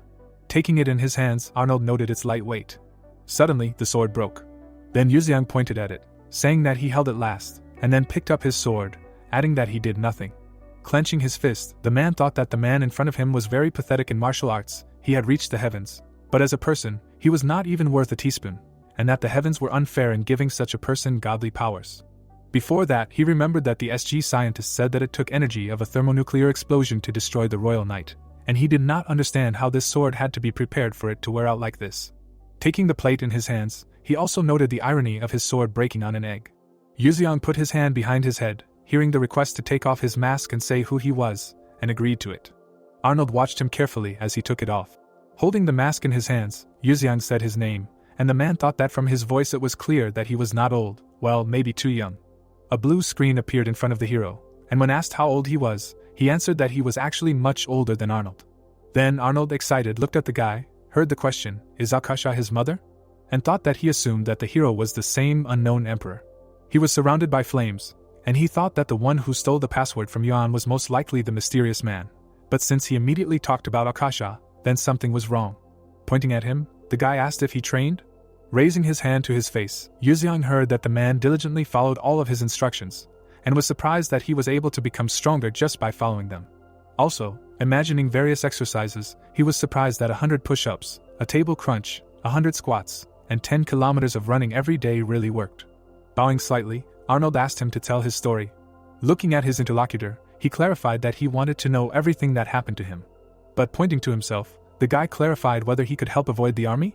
Shrugging his shoulders, Yuxiang asked if SG had any reserve corps, and that if he was with Arnold, it would count as service in exchange for helping with clearing the gate. Looking at the guy, the man asked how old he was according to his documents, and heard that he was 17 in American reckoning. Arnold moved his hand aside and said that if he were to send him to the UN, then it would be possible, but he wasn't sure what Yuxiang was doing with such power among schoolchildren. Frowning slightly, he asked why the guy had cleared the gate to Dokdo back then, since considering his immense power, he wanted to understand the intentions, and it was one thing to replace service with something else, and another to break the law. Calmly, moving his hand aside, Yuxiang replied that he was simply doing what he could. If he hadn't helped the guys from Team Yasando, they would all have died, and Dokdo would have simply disappeared from the map. Putting his fingers to his chin, the other man realized that he had no goals in mind, and said that was enough for him. Blue flames surrounded Yuxiang's fist, who was unhappy with being evaluated, and asked if he wanted trouble. But raising his hands, Arnold replied that that was not what he wanted to say. Still, looking at him menacingly, the guy demanded that he behave decently and tell about himself. Holding his hands in front of him, Arnold heard that Yuxiang needed to understand that he knew, and it would be easier to communicate in the future. Looking down, the man said that people thought he was an American, but in fact he came to Mexico, where he grew up. Remembering himself as a child, he thought about how at the age of 12 he began to combine work and study, eventually becoming a teacher in a private school, and when he had money, he began to teach English and Spanish for free to children from Harlem. But the parents of the students of the private school were not happy with this. Various pills were scattered. The administration demanded that he stop those classes in response to his refusal. He was fired, and the parents, addicted to drugs and living on his money, were of course not happy with this. Imagining the body in blood, he said that he felt only disgust for them. He wanted to quickly break all ties with them, but at the same time he understood that without him, they simply would not survive. Then Arnold held the newspaper in his hand during another job search. A glow appeared in the sky when the gate opened, then it was the first wave that swept the entire world. Without looking up, he said that, eventually, he found a job, becoming awakened, but the problem was that the gate opened right in Harlem, and his parents were inside too. Then he remembered about people and monsters, noting that the mafia used them, forcing lower-class citizens to fight monsters in order to watch their fights. Then they killed the weakened monsters and leveled up. Arnold was among the defeated enemies. He survived only thanks to willpower and good reflexes. His face was stained with blood. The bodies lay on the ground, then he noted that his parents did not survive. He seemed to break down, despising himself, because seeing their dead bodies made him feel not only sad, but also liberated. Now, looking at the floor, Arnold was talking about trying to live right, and maybe this was just an attempt to avoid feeling guilty. Looking up, Yuxiang suggested that this was a way to drown out his own pain. He folded his arms over his chest when the man was surprised that the boy understood this, and replied that there was nothing he did not know. Then he remembered himself among the defeated enemies, thinking that after Hayami's death, a holy war began, and when his anger subsided, there were no people with the surname Ju left. His face was stained with blood. The problem was different. The sediment remained in his soul. He felt sick from the realization that he even enjoyed this feeling. Later, he towered over the temple, deciding, after a great defeat, to take up the governance of the great Ming Empire, because if he ruled fairly and honestly, perhaps he could prove his purity. Looking at Arnold, Yuziang asked him if he had taken revenge. He looked him in the eye and said he hadn't. Pulling his hand away, the hero asked why. His mouth slightly open, the other man said it was because the mafia was led by a Mexican sword master. He introduced the bald man, saying that he was one of the 3 SSS ranked awakened in the world.